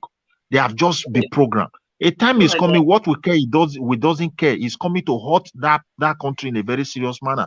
And it's already hurting us. If we are human, my brother, 21 people one day, 3 days ago, the country cannot be on the street to tell the government enough is enough. You see, it's to tell you we are not seeing it as normal. We don't take insecurity very seriously in Nigeria. This is the reason why I am 100% in support of state police.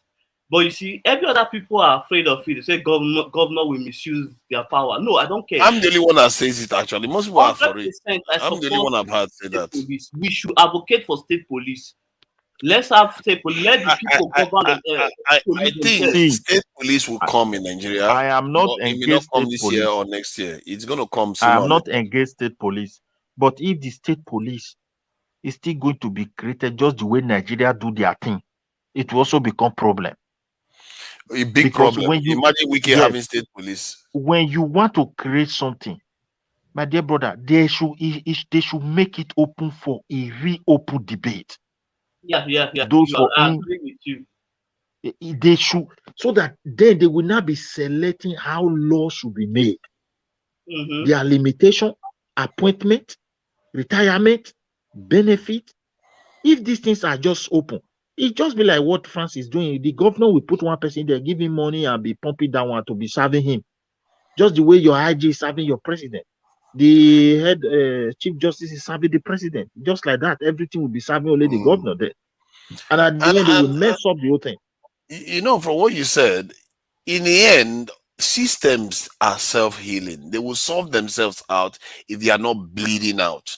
In the case of Nigeria, it's because we are bleeding out. Hence why we are talking about all these processes. No matter how much you do the process we are talking about right now, if our wealth is still being taken away, that system is going to break down. You can't have a body like a human body now, and you are busy giving it a Panadol, giving it everything, while somebody is drawing his blood out. What is the use? The Panadol is not going to work because you need blood in your system to actually heal with the Panadol. So that is why everything you do in Nigeria is very difficult. We have to plug that gap where our wealth is being stolen. To Nigeria, another thing we need to also observe, when there were serious crises in Zamfara, a lot of us didn't know what was going on in Zamfara until we discover it was because of gold.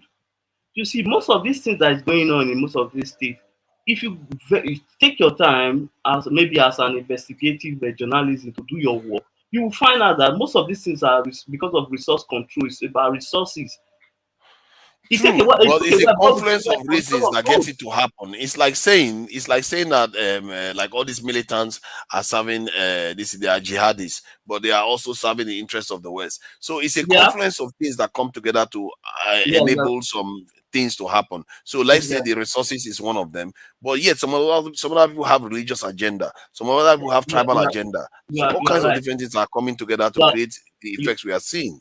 You are right, because if you look at it, you are right. Some of the imam or whatever, should I say, that preach all those hate speech. Some of them, you are right. That is their agenda. While some of the foreigners that use them to carry out all this rubbish, those are for economic purpose. They are just there to steal our mineral resources. No, No, I guess so.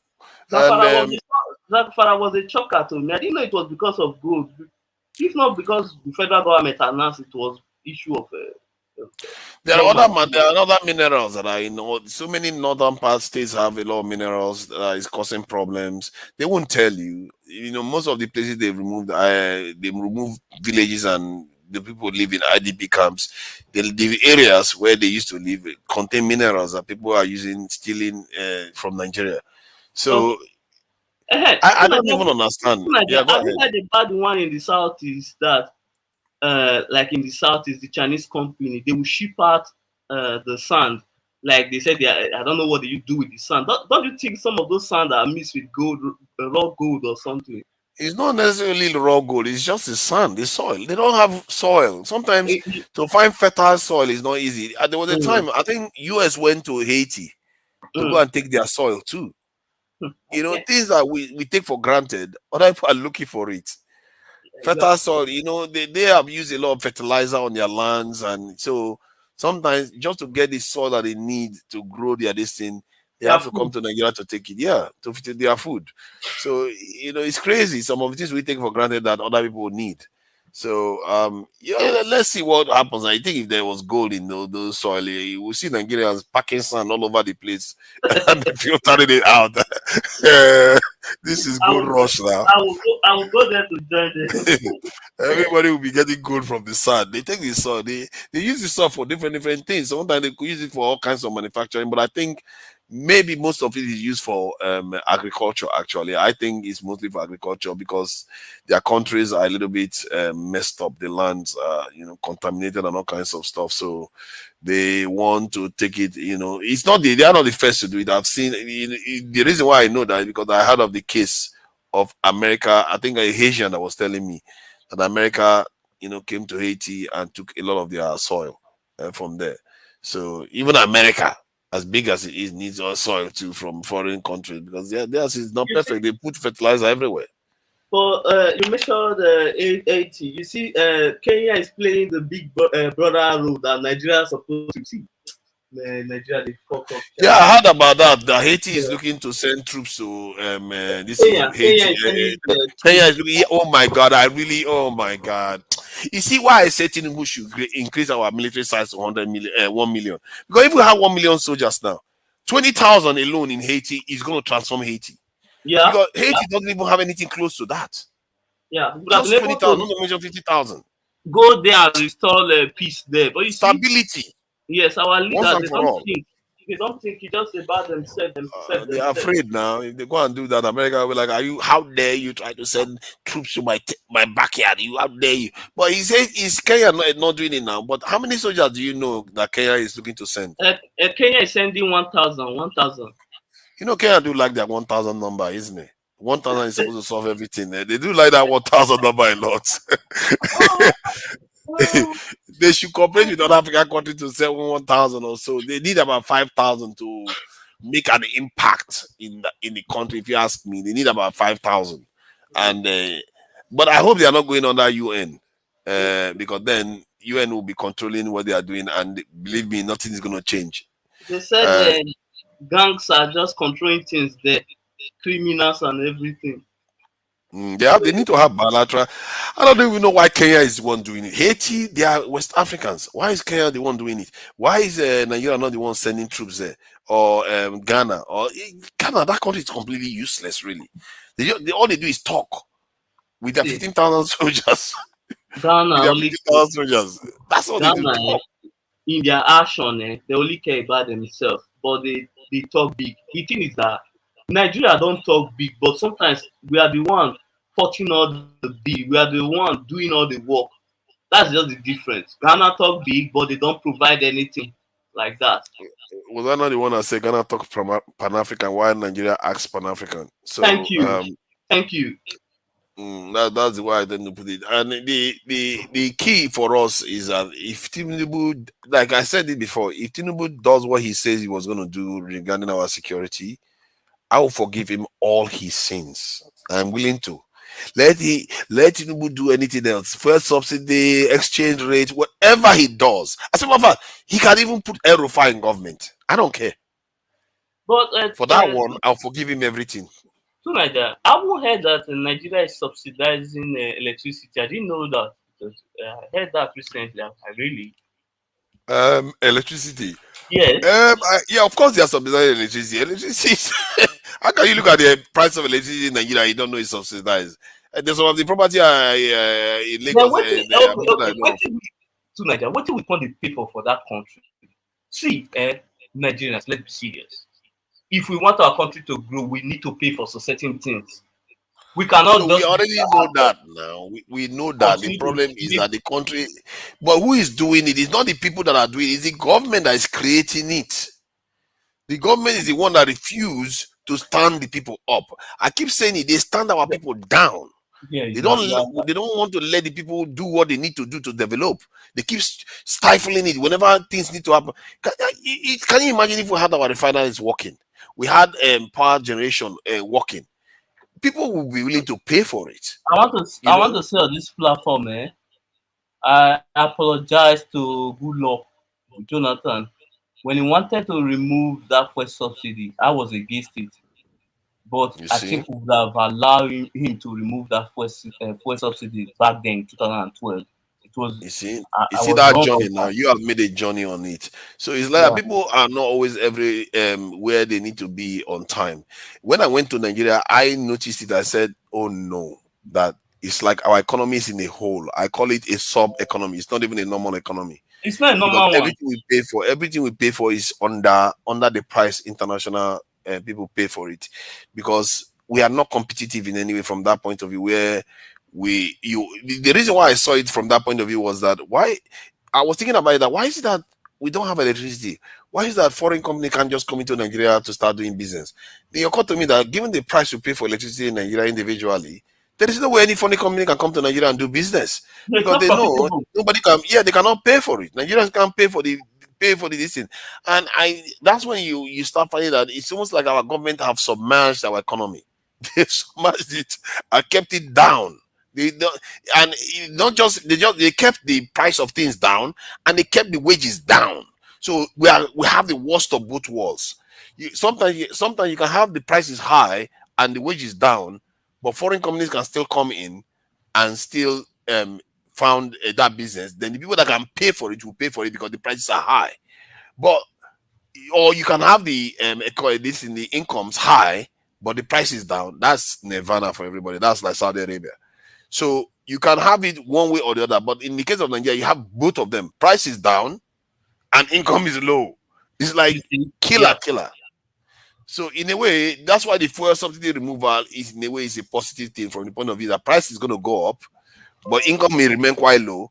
But it's going to allow foreign companies to start becoming slightly more competitive. But because our currency is depreciating, that's another genius policy again. Tinubu has done.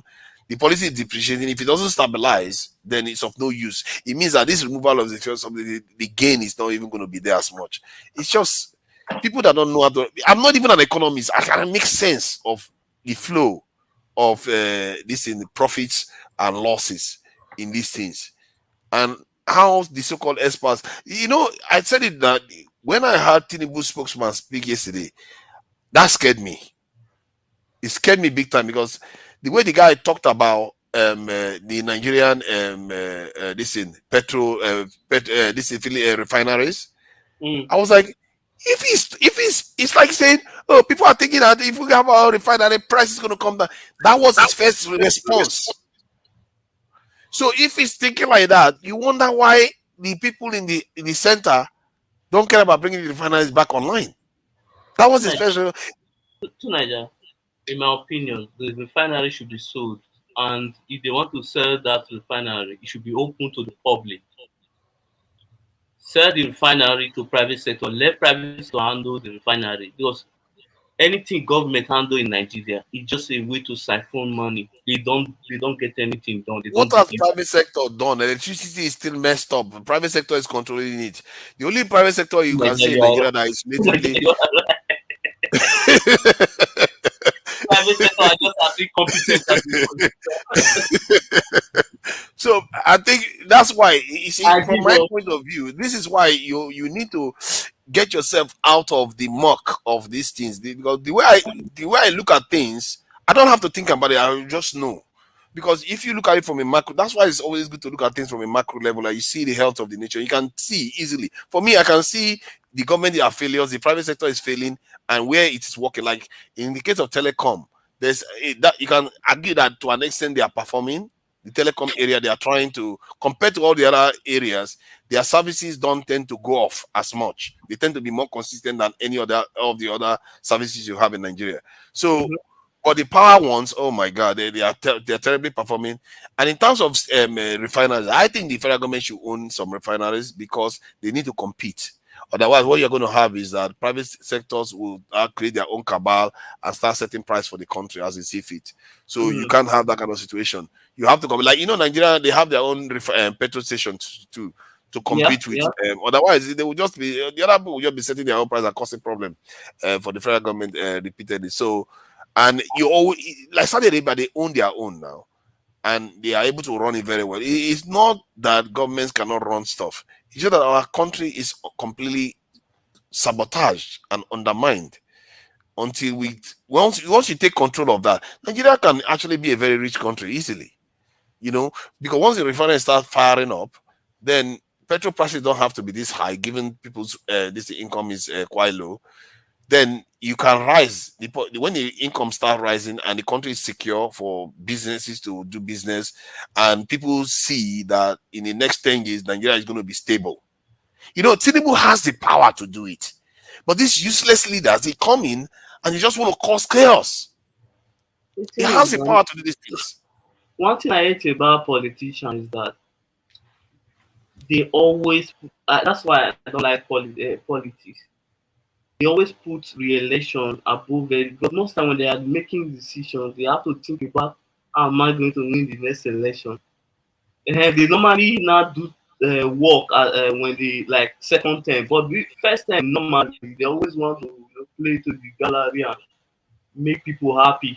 They normally get to do whatever they want to do when they win second term. So that's why I don't like Nigeria. No, I can understand the need to watch this thing, because if you cannot make it to the second term, your agenda may not succeed. Then, if that is the point, if you are worried about it, then maybe you should worry about just doing 4 terms. Don't worry about the second term.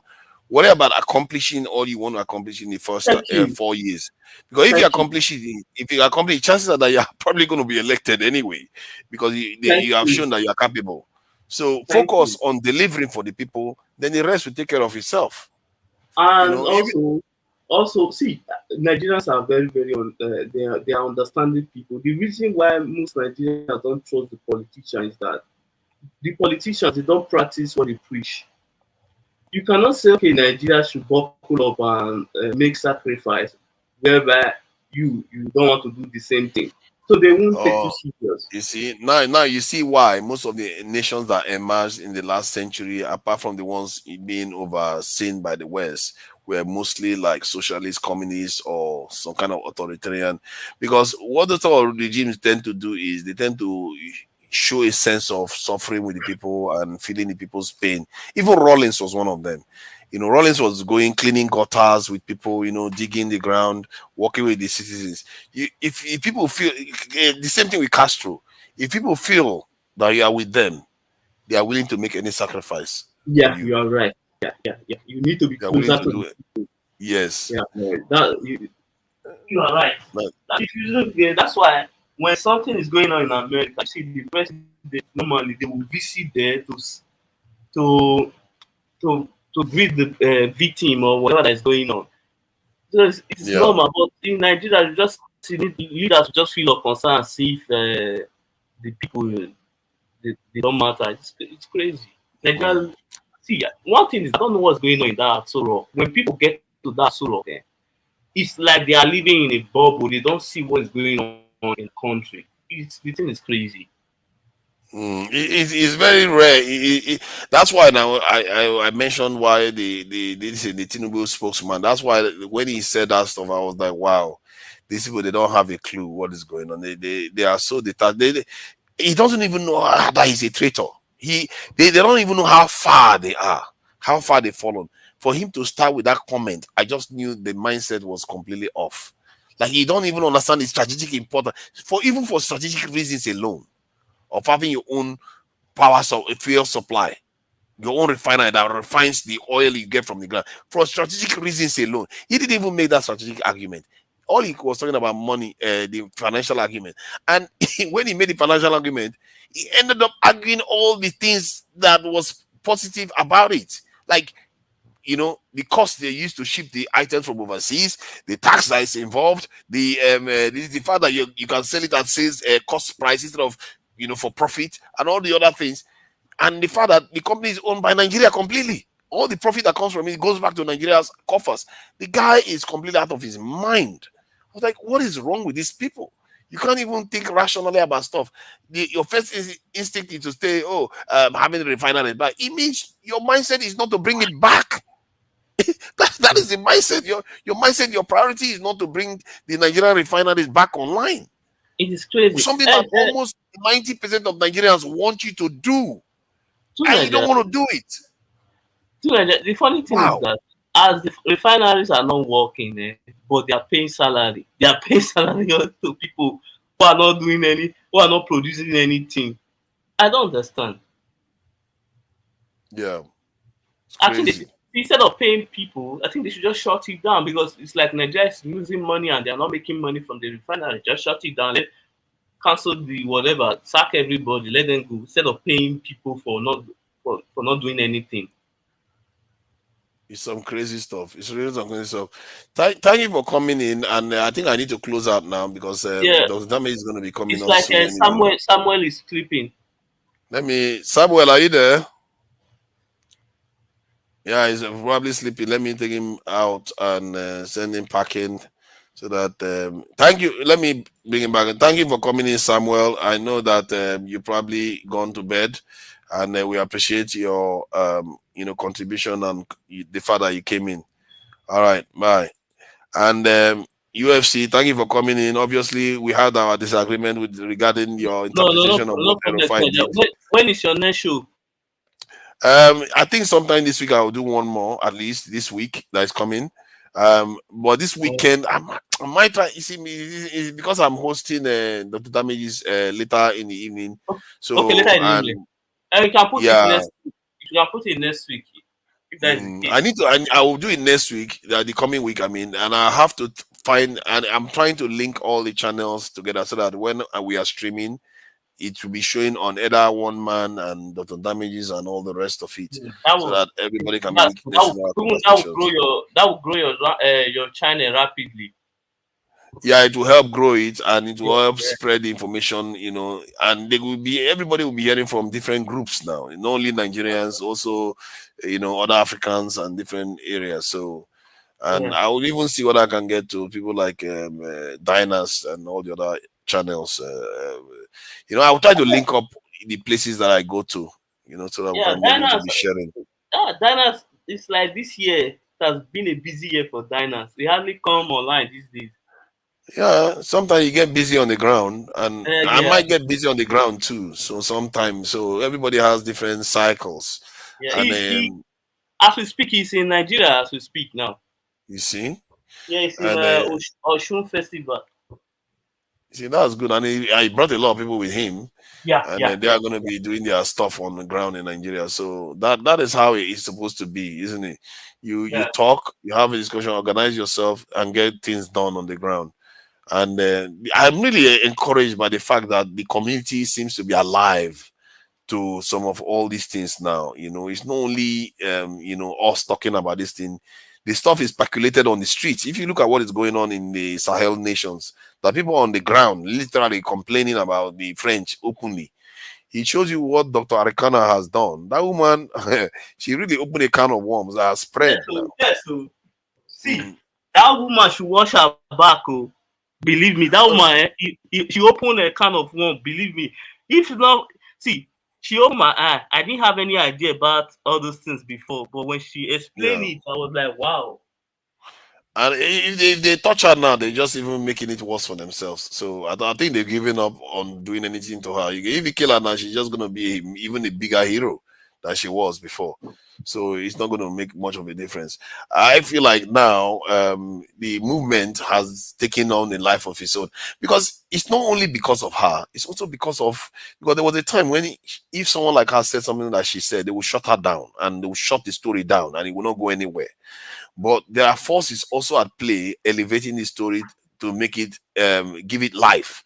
Like you have the Russians in place now, you have the Chinese in place. Also, you have BRICS going on. You have platform like YouTube and Zoom. Exactly. And people can easily meet. To contain it is a lot harder now. You can't just contain hard. this our stuff. The only way you can contain it is if you are able to deal with the Chinese, deal with the Russian, deal with BRICS. You can't, and that is where that's what is creating this atmosphere of opportunity and dynamism that is showing that our people are coming. I told you, if you are not being suffocated, you will see the consciousness is there. It's just that it's been suffocated before now. And the fact that we are having this opportunity to have this conversation, it tells you that we have an opportunity, and if we don't take it, that opportunity, that window is not going to open. See, the second video I uploaded online on my channel talked about this very issue. I said a window is opening. Are we going to take advantage of it or make the mistakes of the past? That was my second video after why we are so underdefended. So this stuff, I knew this opportunity was going to be coming up, like the leverage that Nigeria has with this in the French now and the Americans in the context of Niger. But are we going to take it? We could squander it again as always. I guess that's as good a point to leave it on as any. So thank you for coming in UFC, and we'll catch you. I know I'll catch you somewhere again sooner or later. You're going online later, right? Yeah. We'll be is there any special guest coming over? Not today. It's tomorrow. The special guest is coming over. Today is mostly have your say day. Okay. Who is that special guest tomorrow? I can't remember the name. I don't think he's a very well-known Sam Amadi. I'm trying. Yeah. I think you got that right, actually. Professor Sam Amadi. Yeah, that's him. Okay. No problem. All right, then. I will join you guys later. I will listen to the conversation. Sounds good. And thank you. Thank you for coming in.